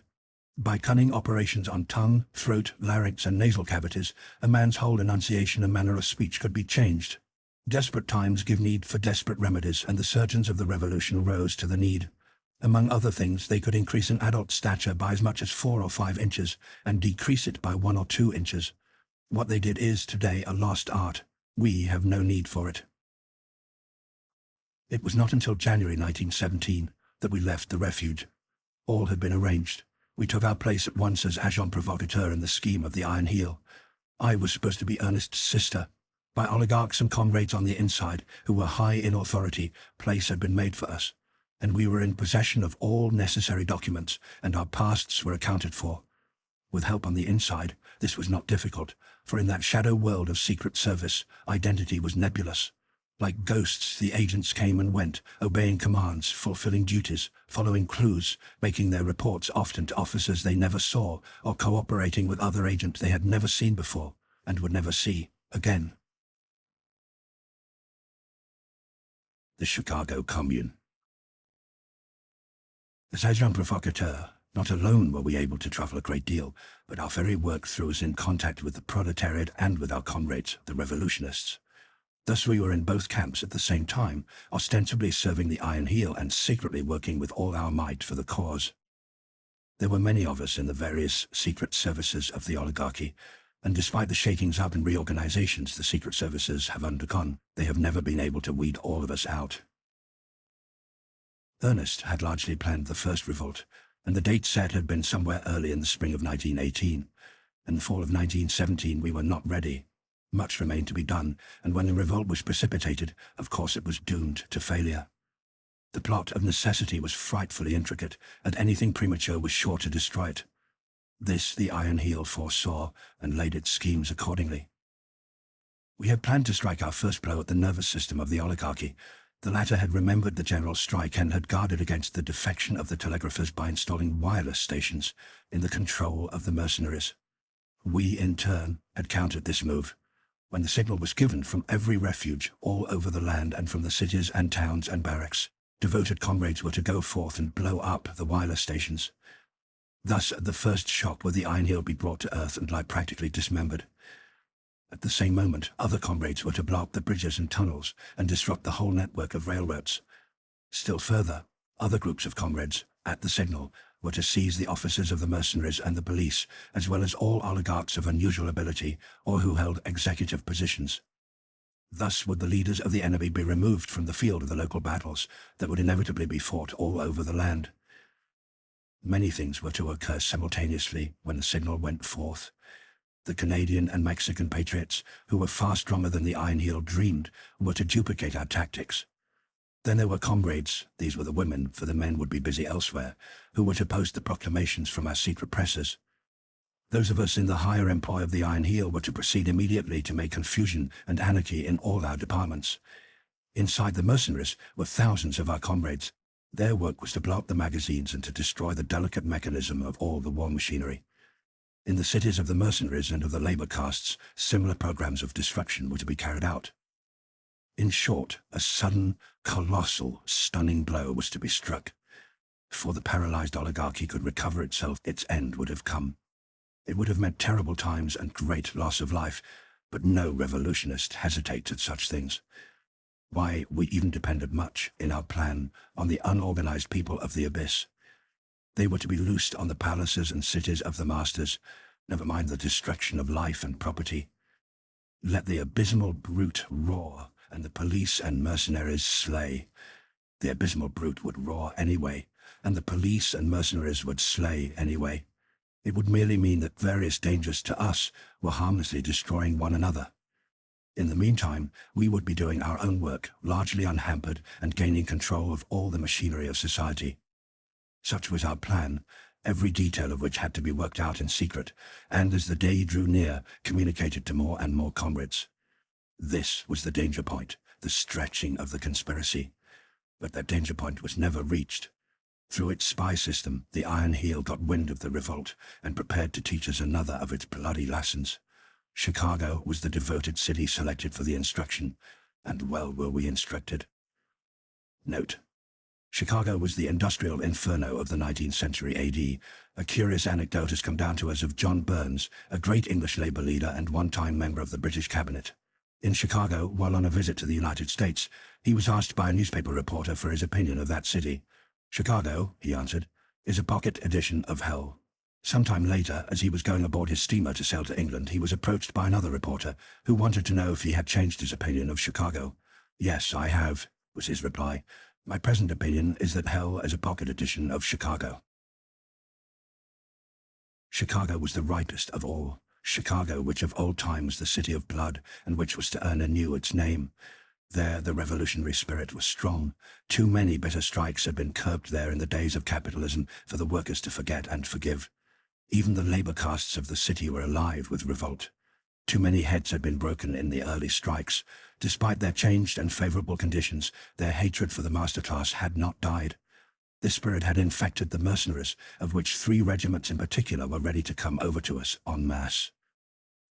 Chicago had always been the storm center of the conflict between labor and capital, a city of street battles and violent death, with a class-conscious capitalist organization and a class-conscious workman organization, where in the old days the very school teachers were formed into labor unions and affiliated with the hod carriers and bricklayers in the American Federation of Labor. And Chicago became the storm center of the premature First Revolt. The trouble was precipitated by the Iron Heel. It was cleverly done. The whole population, including the favored labor castes, was given a course of outrageous treatment. Promises and agreements were broken, and most drastic punishments visited upon even petty offenders. The people of the Abyss were tormented out of their apathy. In fact, the Iron Heel was preparing to make the abysmal beast roar. And hand in hand with this, in all precautionary measures in Chicago, the Iron Heel was inconceivably careless. Discipline was relaxed among the mercenaries that remained, while many regiments had been withdrawn and sent to various parts of the country. It did not take long to carry out this program, only several weeks. We of the Revolution caught vague rumors of the state of affairs, but had nothing definite enough for an understanding. In fact, we thought it was a spontaneous spirit of revolt that would require careful curbing on our part, and never dreamed that it was deliberately manufactured. And it had been manufactured so secretly from the very innermost circle of the Iron Heel that we had got no inkling. The counterplot was an able achievement, and ably carried out. I was in New York when I received the order to proceed immediately to Chicago. The man who gave me the order was one of the oligarchs. I could tell that by his speech, though I did not know his name nor see his face. His instructions were too clear for me to make a mistake. Plainly I read between the lines that our plot had been discovered, that we had been countermined. The explosion was ready for the flash of powder, and countless agents of the Iron Heel, including me, either on the ground or being sent there, were to supply that flash. I flatter myself that I maintained my composure under the keen eye of the oligarch, but my heart was beating madly. I could almost have shrieked and flown at his throat with my naked hands before his final, cold-blooded instructions were given. Once out of his presence, I calculated the time.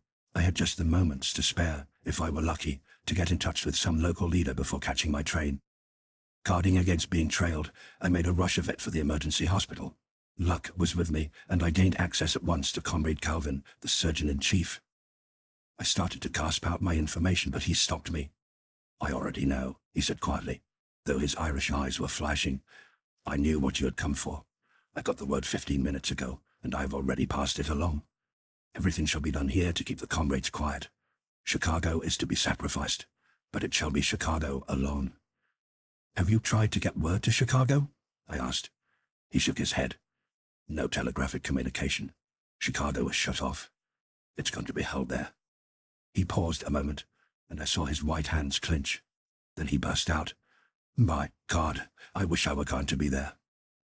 "There is yet a chance to stop it," I said, "if nothing happens to the train and I can get there in time. Or if some of the other Secret Service comrades who have learned the truth can get there in time." "You on the inside were caught napping this time," he said. I nodded my head humbly. "It was very secret," I answered. "Only the inner chiefs could have known up to today. We haven't yet penetrated that far, so we couldn't escape being kept in the dark. If only Ernest were here. Maybe he is in Chicago now, and all is well."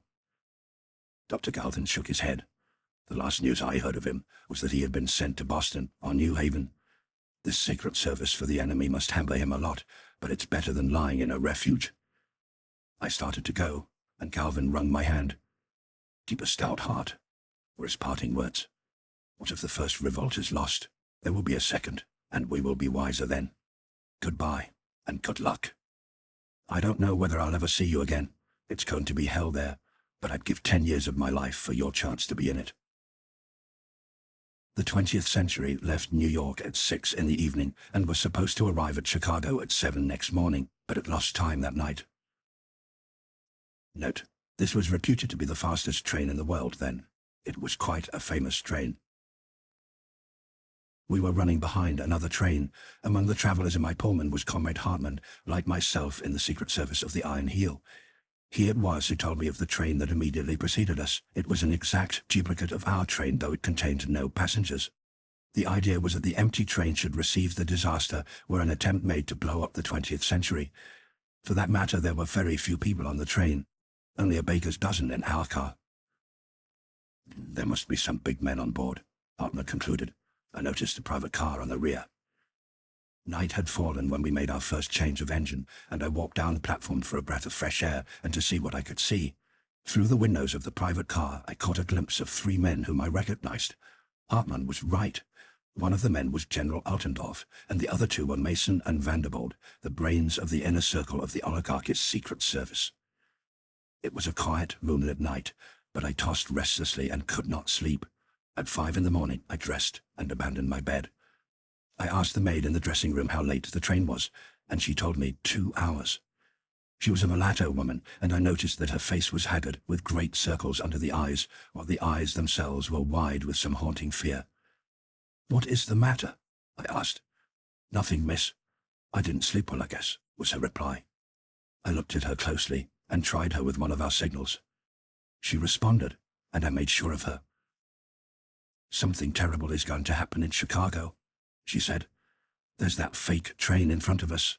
That and the troop trains have made us late." Note: fake, false.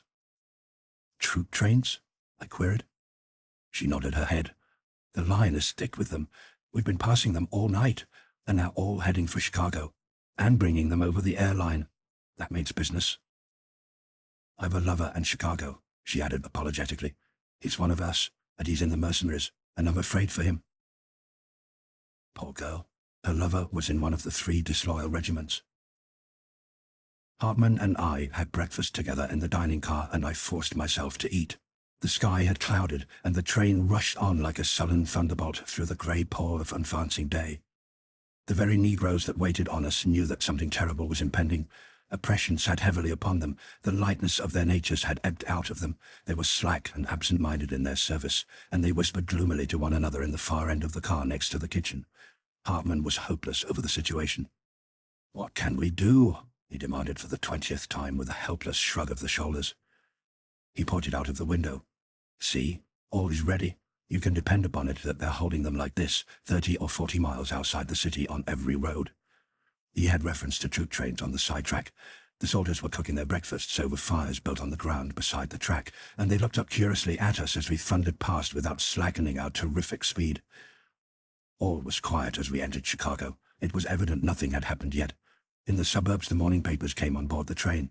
There was nothing in them, and yet there was much in them for those skilled in reading between the lines. Then it was intended the ordinary reader should read into the text. The fine hand of the Iron Heel was apparent in every column. Glimmerings of weakness in the armor of the oligarchy were given. Of course, there was nothing definite. It was intended that the reader should feel his way to these glimmerings. It was cleverly done. As fiction, those morning papers of October the 27th were masterpieces. The local news was missing. This in itself was a masterstroke. It shrouded Chicago in mystery, and it suggested to the average Chicago reader that the oligarchy did not dare give the local news. Hints that were untrue, of course, were given of insubordination all over the land, crudely disguised with complacent references to punitive measures to be taken. There were reports of numerous wireless stations that had been blown up, with heavy rewards offered for the detection of the perpetrators. Of course, no wireless stations had been blown up. Many similar outrages that dovetailed with the plot of the revolutionists were given. The impression to be made on the minds of the Chicago comrades was that the general revolt was beginning, albeit with a confusing miscarriage in many details. It was impossible for one uninformed to escape the vague yet certain feeling that all the land was ripe for the revolt that had already begun to break out. It was reported that the defection of the mercenaries in California had become so serious that half a dozen regiments had been disbanded and broken, and that their members with their families had been driven from their own city and on into the labor ghettos. And the California mercenaries were in reality the most faithful of all to their salt. But how was Chicago, shut off from the rest of the world, to know? Then there was a ragged telegram describing an outbreak of the populace in New York City, in which the labor castes were joining, concluding with the statement, intended to be accepted as a bluff, that the troops had the situation in hand. Note: bluff, a lie. And as the oligarchs had done with the morning papers, so had they done in 1,000 other ways. These we learned afterward, as, for example, the secret messages of the oligarchs, sent with the express purpose of leaking to the ears of the revolutionists, that had come over the wires now and again during the first part of the night. "I guess the Iron Heel won't need our services," Armand remarked, putting down the paper he had been reading when the train pulled into the central depot. "They wasted their time sending us here. Their plans have evidently prospered better than they expected. Hell will break loose any second now." He turned and looked down the train as we alighted. "I thought so," he muttered. "They dropped their private car when the papers came aboard." Hartman was hopelessly depressed. I tried to cheer him up, but he ignored my effort and suddenly began talking very hurriedly in a low voice as we passed through the station. At first I could not understand. "I have not been sure," he was saying, "and I have told no one. I have been working on it for weeks, and I cannot make sure. Watch out for Knowlton. I suspect him. He knows the secrets of a score of our refuges. He carries the lives of hundreds of us in his hands, and I think he is a traitor. It's more a feeling on my part than anything else, but I thought I marked a change in him a short while back. There is the danger that he has sold us out or is going to sell us out. I am almost sure of it. I wouldn't whisper my suspicions to a soul, but somehow I don't think I'll leave Chicago alive. Keep your eye on Knowlton. Trap him. Find out. I don't know anything more. It is only an intuition, and so far I have failed to find the slightest clue." We were just stepping out upon the sidewalk. "Remember," Hartman concluded earnestly, "keep your eyes upon Knowlton." And Hartman was right. Before a month went by, Knowlton paid for his treason with his life. He was formally executed by the comrades in Milwaukee. All was quiet on the streets. Too quiet. Chicago lay dead. There was no roar and rumble of traffic. There were not even cabs on the streets. The surface cars and the elevated were not running. Only occasionally, on the sidewalks, were there stray pedestrians, and these pedestrians did not loiter. They went their ways with great haste and definiteness. Withal, there was a curious indecision in their movements, as though they expected the buildings to topple over on them, or the sidewalks to sink under their feet, or fly up in the air. A few gamins, however, were around, in their eyes a suppressed eagerness in anticipation of wonderful and exciting things to happen. From somewhere, far to the south, the dull sound of an explosion came to our ears. That was all. Then quiet again, though the gamins had startled and listened, like young deer, at the sound.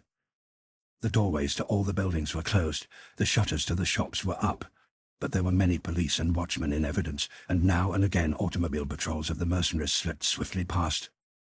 Hartman and I agreed that it was useless to report ourselves to the local chiefs of the Secret Service. Our failure so to report would be excused, we knew, in the light of subsequent events. So we headed for the great labor ghetto on the south side in the hope of getting in contact with some of the comrades. Too late. We knew it, but we could not stand still and do nothing in those ghastly silent streets. Where was Ernest, I was wondering? What was happening in the cities of the labor castes and mercenaries, in the fortresses? As if in answer, a great screaming roar went up, dim with distance, punctuated with detonation after detonation. "It's the fortresses," Hartman said. "God pity those 3 regiments." At a crossing we noticed in the direction of the stockyards a gigantic pillar of smoke. At the next crossing several similar smoke pillars were rising skyward in the direction of the west side.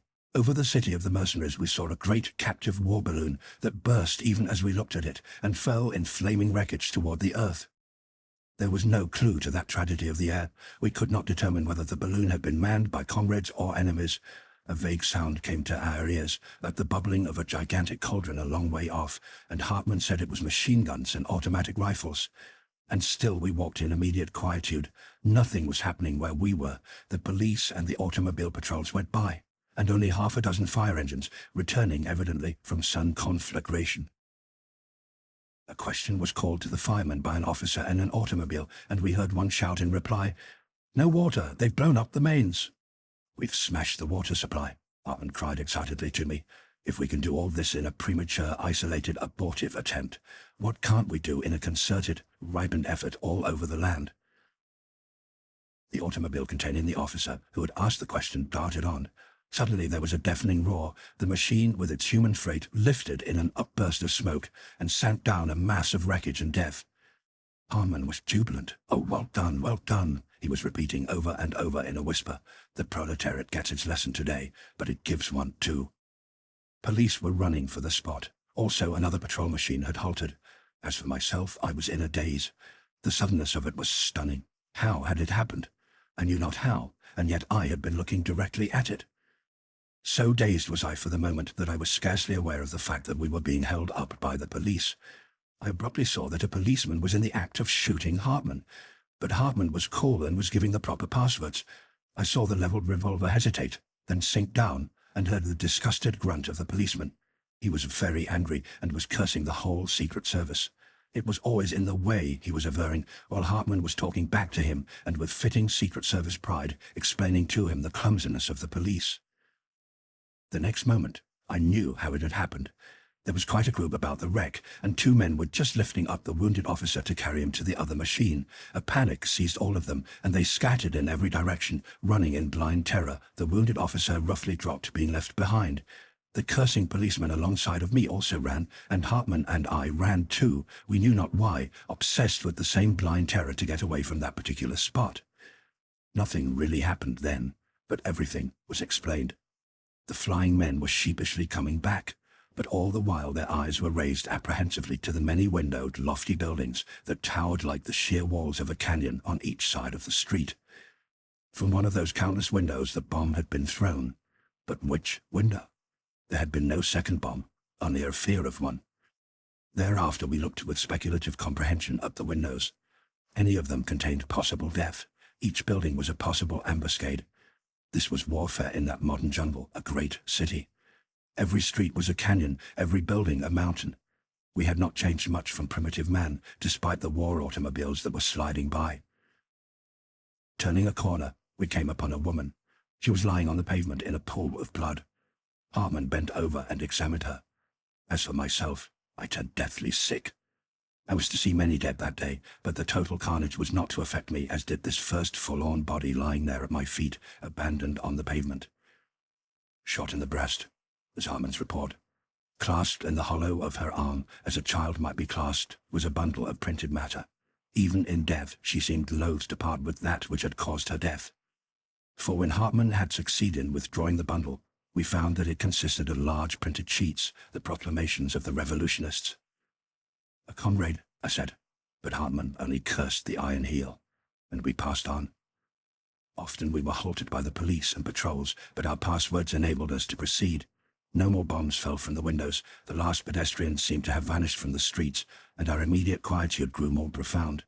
Though the gigantic cauldron continued to bubble in the distance, dull roars of explosions came to us from all directions, and the smoke pillars were towering more ominously in the heavens. The people of the abyss. Suddenly a change came over the face of things. A tingle of excitement ran along the air. Automobiles fled past, 2, 3, a dozen, and from them warnings were shouted to us. One of the machines swerved wildly at high speed half a block down, and the next moment, already left well behind it, the pavement was torn into a great hole by a bursting bomb. We saw the police disappearing down the cross streets on the run, and knew that something terrible was coming. We could hear the rising roar of it. "Our brave comrades are coming," Hartman said. We could see the front of their column filling the street from gutter to gutter as the last war automobile fled past. The machine stopped for a moment just abreast of us.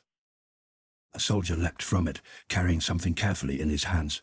This with the same care he deposited in the gutter. Then he leapt back to his seat, and the machine dashed on, took the turn at the corner, and was gone from sight. Hartman ran to the gutter and stooped over the object. "Keep back," he warned me. I could see he was working rapidly with his hands. When he returned to me, the sweat was heavy on his forehead. "I disconnected it," he said, "and just in the nick of time. The soldier was clumsy. He intended it for our comrades, but he didn't give it enough time. It would have exploded prematurely. Now it won't explode at all." Everything was happening rapidly now. Across the street and half a block down, high up in a building, I could see heads peering out. I had just pointed them out to Hartman when a sheet of flame and smoke ran along that portion of the face of the building where the heads had appeared, and the air was shaken by the explosion. In places, the stone facing of the buildings torn away, exposing the iron construction beneath. The next moment, similar sheets of flame and smoke smote the front of the building across the street opposite it. Between the explosions, we could hear the rattle of the automatic pistols and rifles. For several minutes, this mid-air battle continued, then died out. It was patent that our comrades were in one building, that mercenaries were in the other, and that they were fighting across the street. But we could not tell which was which building contained our comrades, and which the mercenaries. By this time, the column on the street was almost on us. As the front of it passed under the warring buildings, both went into action again, one building dropping bombs into the street, being attacked from across the street, and in return replying to that attack. Thus we learned which building was held by our comrades, and they did good work, saving those in the street from the bombs of the enemy. Hartman gripped my arm and dragged me into a wide entrance. "They're not our comrades," he shouted in my ear. The inner doors to the entrance were locked and bolted. We could not escape. The next moment the front of the column went by. It was not a column, but a mob, an awful river that filled the street, the people of the abyss, mad with drink and wrong, up at last and roaring for the blood of their masters. I had seen the people of the abyss before, gone through its ghettos, and thought I knew it. But I found that I was now looking on it for the first time. Dumb apathy had vanished. It was now dynamic, a fascinating spectacle of dread. It surged past my vision in concrete waves of wrath, snarling and growling, carnivorous, drunk with whiskey from pillaged warehouses, drunk with hatred, drunk with lust for blood, men, women, and children in rags and tatters, dim, ferocious intelligences, with all the godlike blotted from their features, and all the fiendlike stamped in, apes and tigers, anemic consumptors, and great hairy beasts of burden, wan faces from which vampire society had sucked the juice of life, bloated forms swollen with physical grossness and corruption, withered hags and death's heads bearded like patriarchs, festering youth and festering age, faces of fiends, crooked, twisted, misshapen monsters, blasted with the ravages of disease and all the horrors of chronic innutrition, the refuse and the scum of life, a raging, screaming, screeching, demoniacal horde. And why not? The people of the abyss had nothing to lose but the misery and pain of living, and to gain nothing, save one final awful glut of vengeance. And as I looked, the thought came to me that in that rushing stream of human lava were men, comrades and heroes, whose mission had been to rouse the abysmal beast and to keep the enemy occupied in coping with it. And now a strange thing happened to me. A transformation came over me. The fear of death, for myself and for others, left me. I was strangely exalted, another being in another life. Nothing mattered. The cause for this one time was lost, but the cause would be here tomorrow, the same cause, ever fresh and ever burning. And thereafter, in the orgy of horror that raged through the succeeding hours, I was able to take a calm interest. Death meant nothing. Life meant nothing. I was an interested spectator of events, and sometimes swept on by the rush, was myself a curious participant. For my mind had leapt to a star-cool altitude and grasped a passionless transvaluation of values. Had it not done this, I know that I should have died. Half a mile of the mob had swept by when we were discovered. A woman in fantastic rags, with cheeks cavernously hollow and with narrow black eyes like burning gimlets, caught a glimpse of Hartman and me. She let out a shrill shriek and bore in upon us. A section of the mob tore itself loose and surged in after her. I can see her now, As I write these lines, a leap in advance, her grey hair flying in thin tangled strings, the blood dripping down her forehead from some wound in the scalp, in her right hand a hatchet, her left hand lean and wrinkled, a yellow talon, gripping the air convulsively. Hartman sprang in front of me. This was no time for explanations. We were well dressed, and that was enough. His fist shot out, striking the woman between her burning eyes. The impact of the blow drove her backward, but she struck the wall of her oncoming fellows and bounced forward again, dazed and helpless, the brandished hatchet falling feebly on Hartman's shoulder. The next moment I knew not what was happening. I was overborne by the crowd. The confined space was filled with shrieks and yells and curses. Blows were falling on me. Hands were ripping and tearing at my flesh and garments. I felt that I was being torn to pieces. I was being borne down, suffocated. Some strong hand gripped my shoulder in the thick of the press and was dragging fiercely at me. Between pain and pressure I fainted. Hartman never came out of that entrance. He had shielded me and received the first brunt of the attack. This had saved me, for the jam had quickly become too dense for anything more than the mad gripping and tearing of hands. I came to in the midst of wild movement. All about me was the same movement. I had been caught up in a monstrous flood that was sweeping me I knew not whither. Fresh air was on my cheek and biting sweetly in my lungs. Faint and dizzy, I was vaguely aware of a strong arm around my body under the arms, and half lifting me and dragging me along. Feebly my own limbs were helping me. In front of me I could see the moving back of a man's coat. It had been slit from top to bottom along the center seam, and it pulsed rhythmically, the slit opening and closing regularly with every leap of the wearer. This phenomenon fascinated me for a time, while my senses were coming back to me. Next I became aware of stinging cheeks and nose, and could feel blood dripping on my face. My hat was gone. My hair was down and flying, and from the stinging of the scalp I managed to recollect a hand in the press of the entrance that had torn at my hair. My chest and arms were bruised and aching in a score of places. My brain grew clearer, and I turned as I ran and looked at the man who was holding me up. He it was who had dragged me out and saved me. He noticed my movement. "It's all right," he shouted hoarsely. "I knew you on the instant."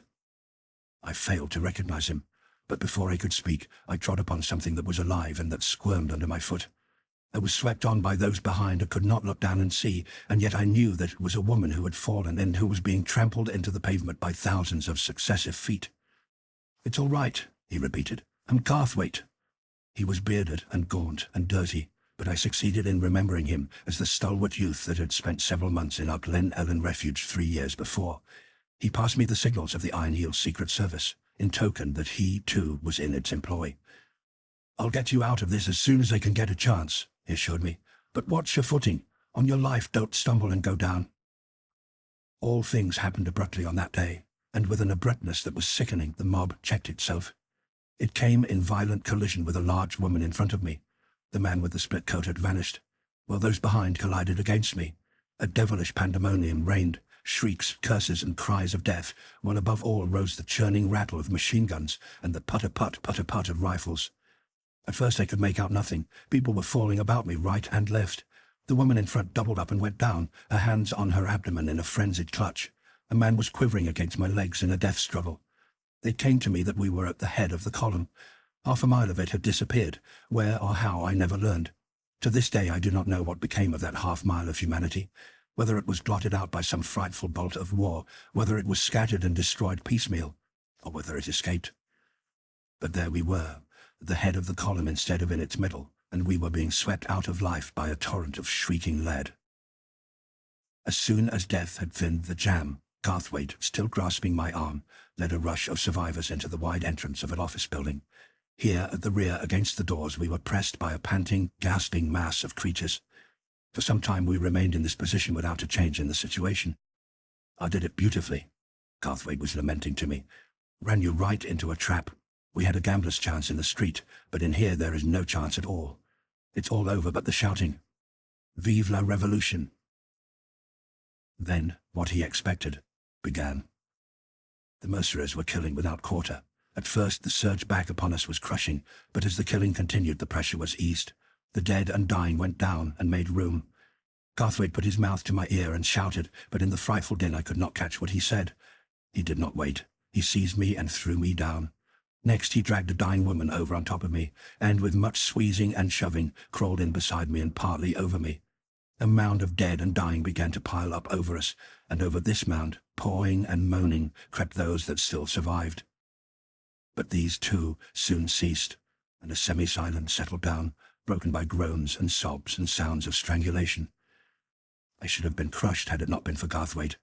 As it was, it seemed inconceivable that I could bear the weight I did and live, and yet, outside of pain, the only feeling I possessed was one of curiosity. How was it come to end? What would death be like? Thus did I receive my red baptism in that Chicago shambles. Prior to that, death to me had been a theory, but ever afterward, death had been a simple fact that does not matter. It is so easy. But the mercenaries were not content with what they had done. They invaded the entrance, killing the wounded and searching out the unhurt that, like ourselves, were playing dead.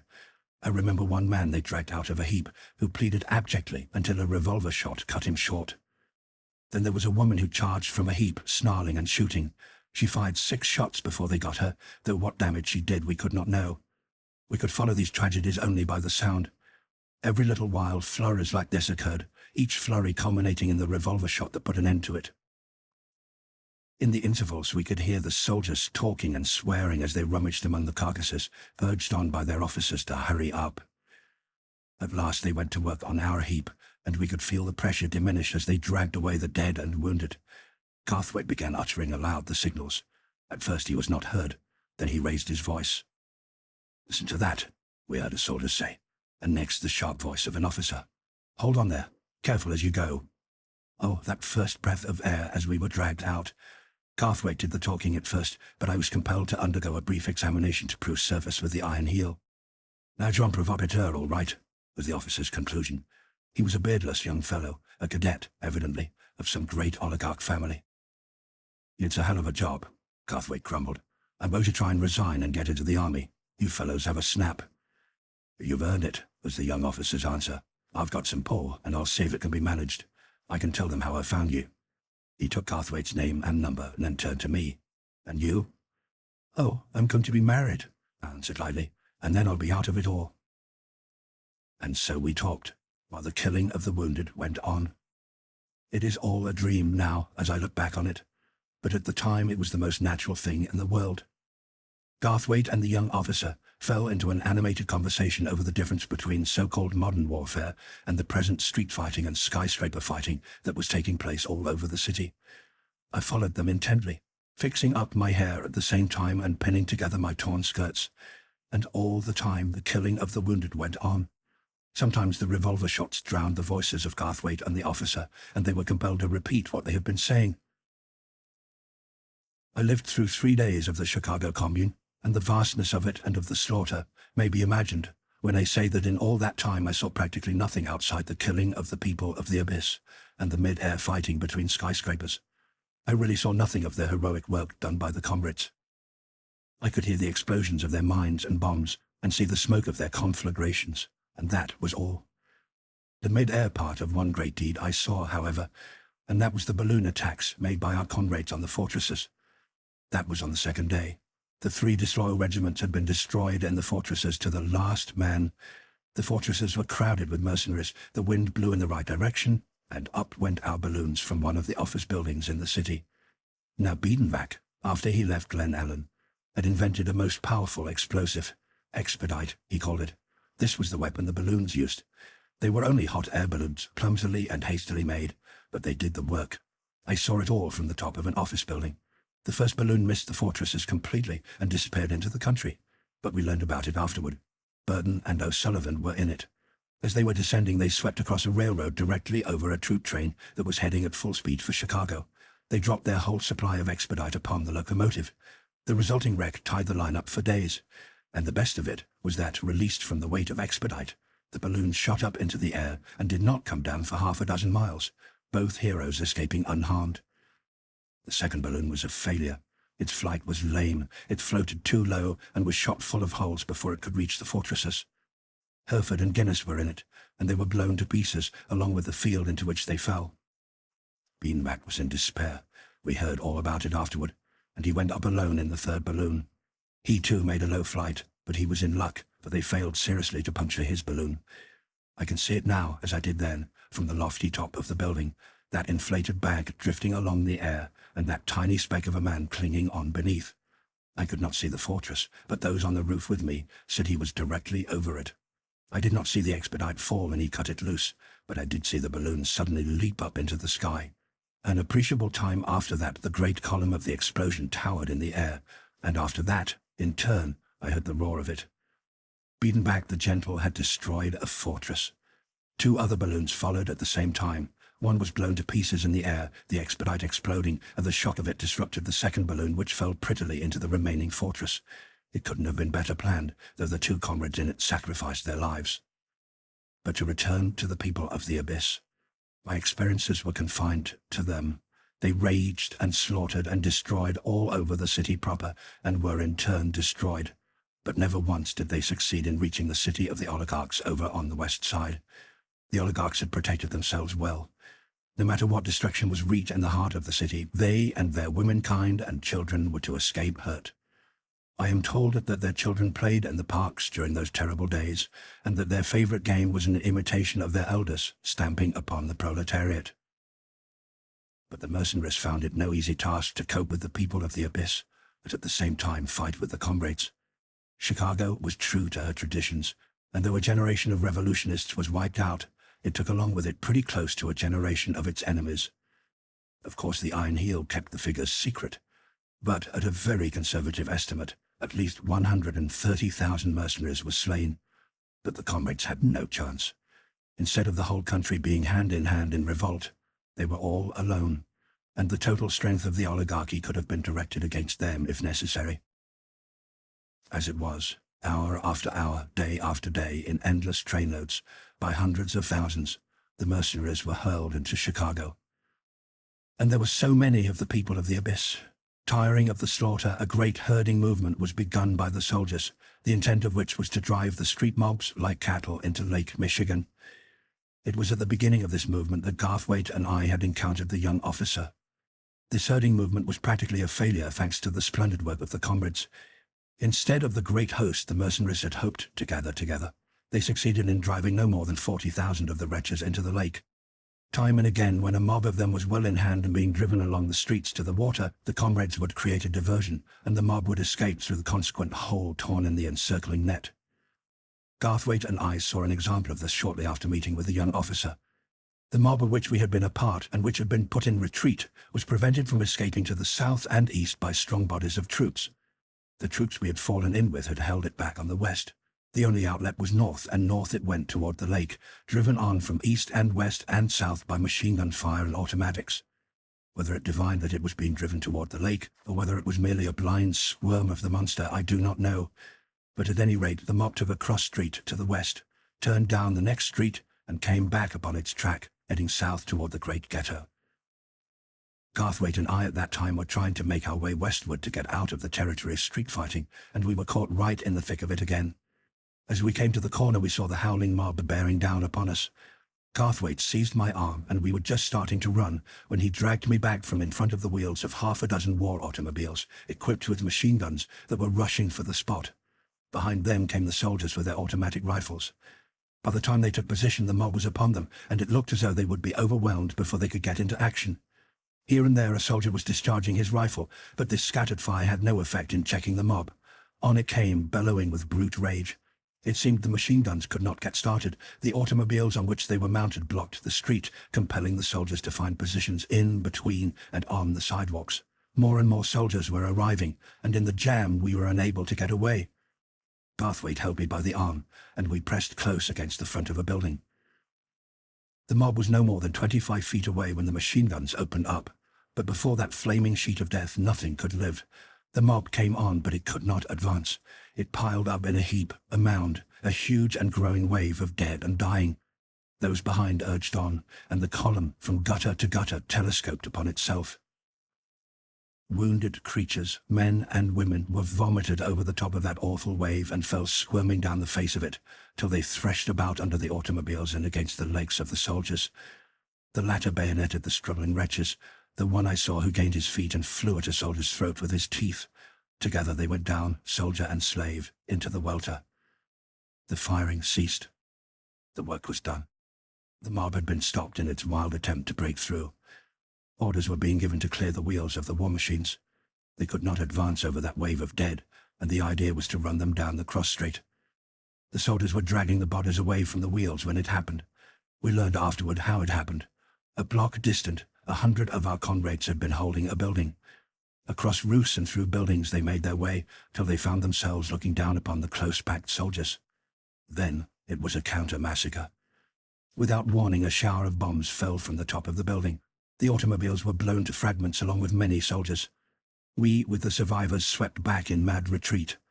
Half a block down, another building opened fire upon us. As the soldiers had carpeted the street with dead slaves, so in turn did they themselves become carpet. Garthwaite and I bought charmed lives. As we had done before, so again we sought shelter in an entrance. But he was not to be caught napping this time. As the roar of the bombs died away, he began peering out. "The mob's coming back," he called to me. "We've got to get out of this." We fled, hand in hand, down the bloody pavement, slipping and sliding and making for the corner. Down the cross street we could see a few soldiers still running. Nothing was happening to them. The way was clear. So we paused a moment and looked back. The mob came on slowly. It was busy arming itself with the rifles of the slain and killing the wounded. We saw the end of the young officer who had rescued us. He painfully lifted himself on his elbow and turned loose with his automatic pistol. "There goes my chance of promotion," Garthwaite laughed, as a woman bore down on the wounded man, brandishing a butcher's cleaver. "Come on. It's the wrong direction, but we'll get out somehow." And we fled eastward through the quiet streets, prepared at every cross street for anything to happen. To the south, a monster conflagration was filling the sky, and we knew that the great ghetto was burning. At last I sank down on the sidewalk. I was exhausted and could go no further. I was bruised and sore and aching in every limb, yet I could not escape smiling at Garthwaite, who was rolling a cigarette and saying, "I know I'm making a mess of rescuing you, but I can't get head nor tail of the situation. It's all a mess. Every time we try to break out, something happens and we turn back. We're only a couple of blocks now from where I got you out of that entrance. Friend and foe are all mixed up. It's chaos. You can't tell who is in those darn buildings. Try to find out and you get a bomb on your head. Try to go peaceably on your way and you run into a mob and are killed by machine guns, or you run into the mercenaries and are killed by your own comrades from a roof. And on the top of it, all the mob comes along and kills you too." He shook his head dolefully, lighted his cigarette, and sat down beside me. "And I'm mad hungry," he added. "I could eat cobblestones." The next moment, he was on his feet again, and out in the street prying up a cobblestone. He came back with it and assaulted the window of a store behind us. "It's ground floor and no good," he explained as he helped me through the hole he had made, "but it's the best we can do. You get a nap, and I'll reconnoiter. I'll finish this rescue all right, but I want time. Time, lots of it, and something to eat." It was a harness store we found ourselves in, and he fixed me up a couch of horse blankets in the private office well to the rear. To add to my wretchedness, a splitting headache was coming on, and I was only too glad to close my eyes and try to sleep. "I'll be back," were his parting words. "I don't hope to get an auto, but I'll surely bring some grub anyway." Note: grub, food. And that was the last I saw of Garthwaite for 3 years. Instead of coming back, he was carried away to a hospital with a bullet through his lungs and another through the fleshy part of his neck. Nightmare.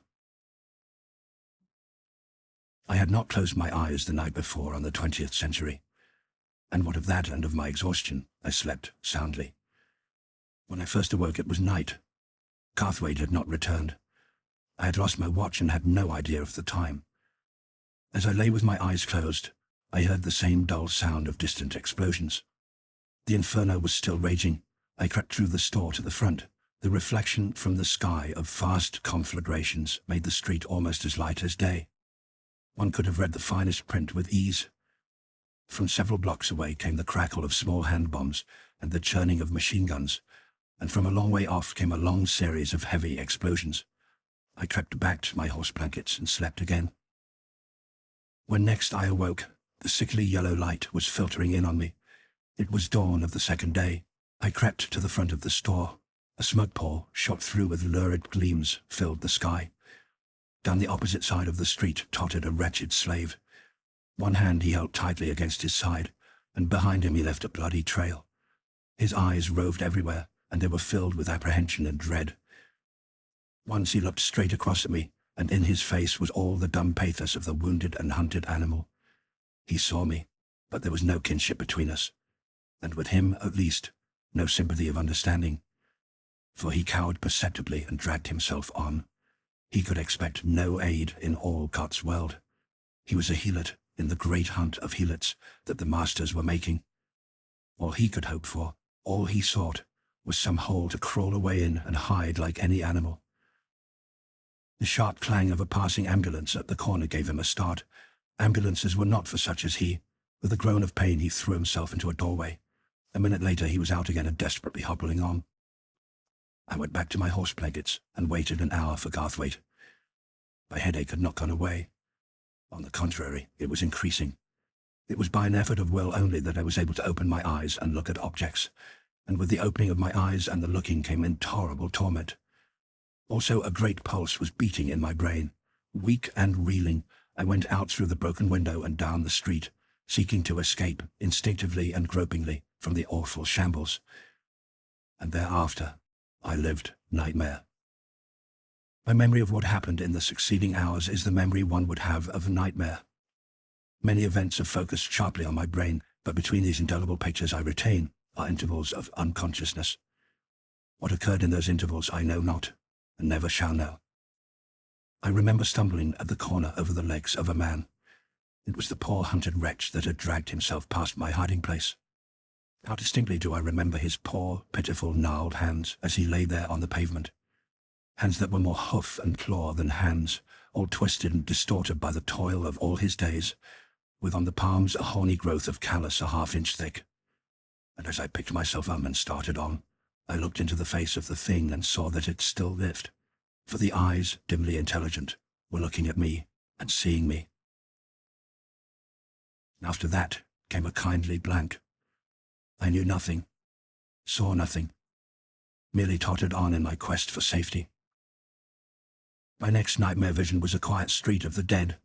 I came upon it abruptly, as a wanderer in the country would come upon a flowing stream, only this stream I gazed upon did not flow. It was congealed in death. From pavement to pavement, and covering the sidewalks, it lay there, spread out quite evenly, with only here and there a lump or mound of bodies to break the surface. Poor, driven people of the abyss, hunted helots, they lay there as the rabbits in California after a drive. Note: in those days, so sparsely populated was the land that wild animals often became pests. In California, the custom of rabbit driving obtained. On a given day, all the farmers in the locality would assemble and sweep across the country in converging lines, driving the rabbits by scores of thousands into a prepared enclosure where they were clubbed to death by men and boys.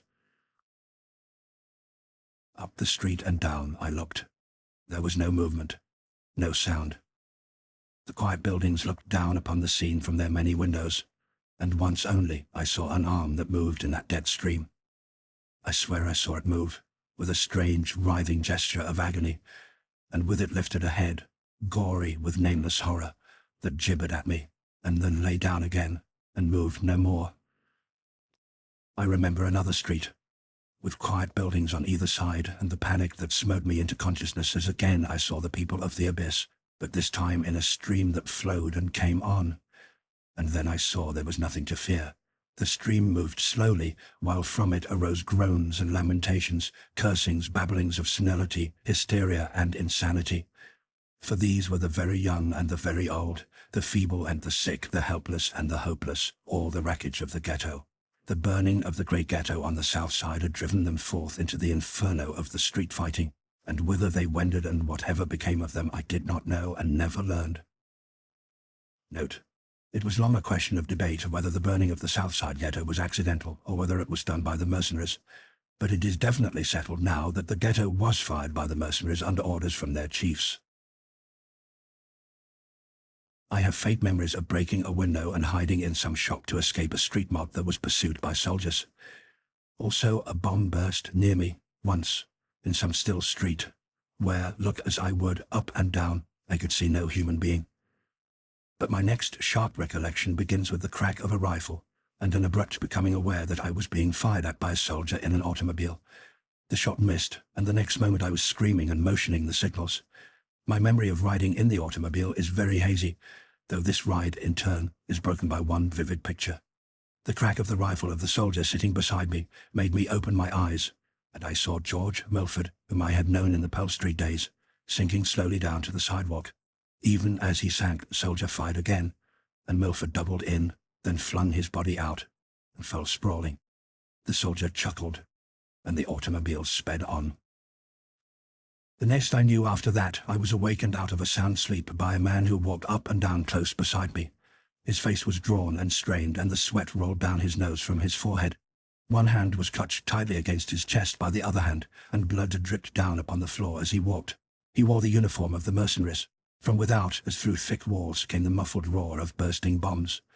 I was in some building that was locked in combat with some other building. A surgeon came in to dress the wounded soldier, and I learned that it was 2 in the afternoon.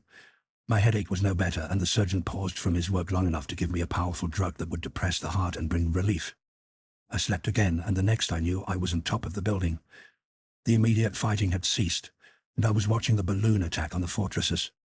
Someone had an arm around me, and I was leaning close against him.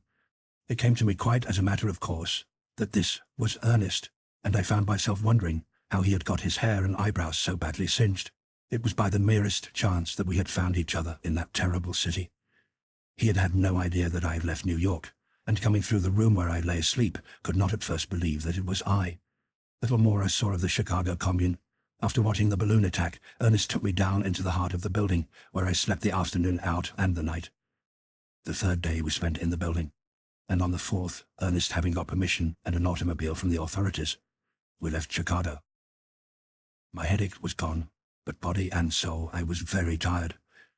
I lay back against Ernest in the automobile, and with apathetic eyes watched the soldiers try to get the machine out of the city. Fighting was still going on, but only in isolated localities. Here and there whole districts were still in possession of the comrades, but such districts were surrounded and guarded by heavy bodies of troops. In 100 segregated traps were the comrades thus held, while the work of subjugating them went on. Subjugation meant death, for no quarter was given, and they fought heroically to the last man. Note: numbers of the buildings held out over a week, while one held out 11 days. Each building had to be stormed like a fort, and the mercenaries fought their way upward floor by floor. It was deadly fighting. Quarter was neither given nor taken, and in the fighting the revolutionists had the advantage of being above. While the revolutionists were wiped out, the loss was not one-sided. The proud Chicago proletariat lived up to its ancient boast, for as many of itself as were killed, it killed that many of the enemy. Whenever we approached such localities, the guards turned us back and sent us around. Once, the only way past 2 strong positions of the comrades was through a burnt section that lay between. From either side we could hear the rattle and roar of war, while the automobile picked its way through smoking ruins and tottering walls. Often the streets were blocked by mountains of debris that compelled us to go around. We were in a labyrinth of ruin, and our progress was slow.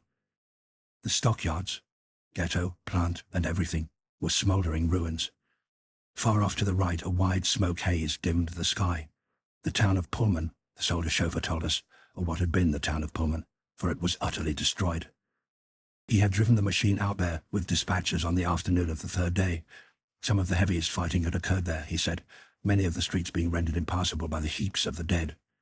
Swinging around the shattered walls of a building in the Stockyards district, the automobile was stopped by a wave of dead.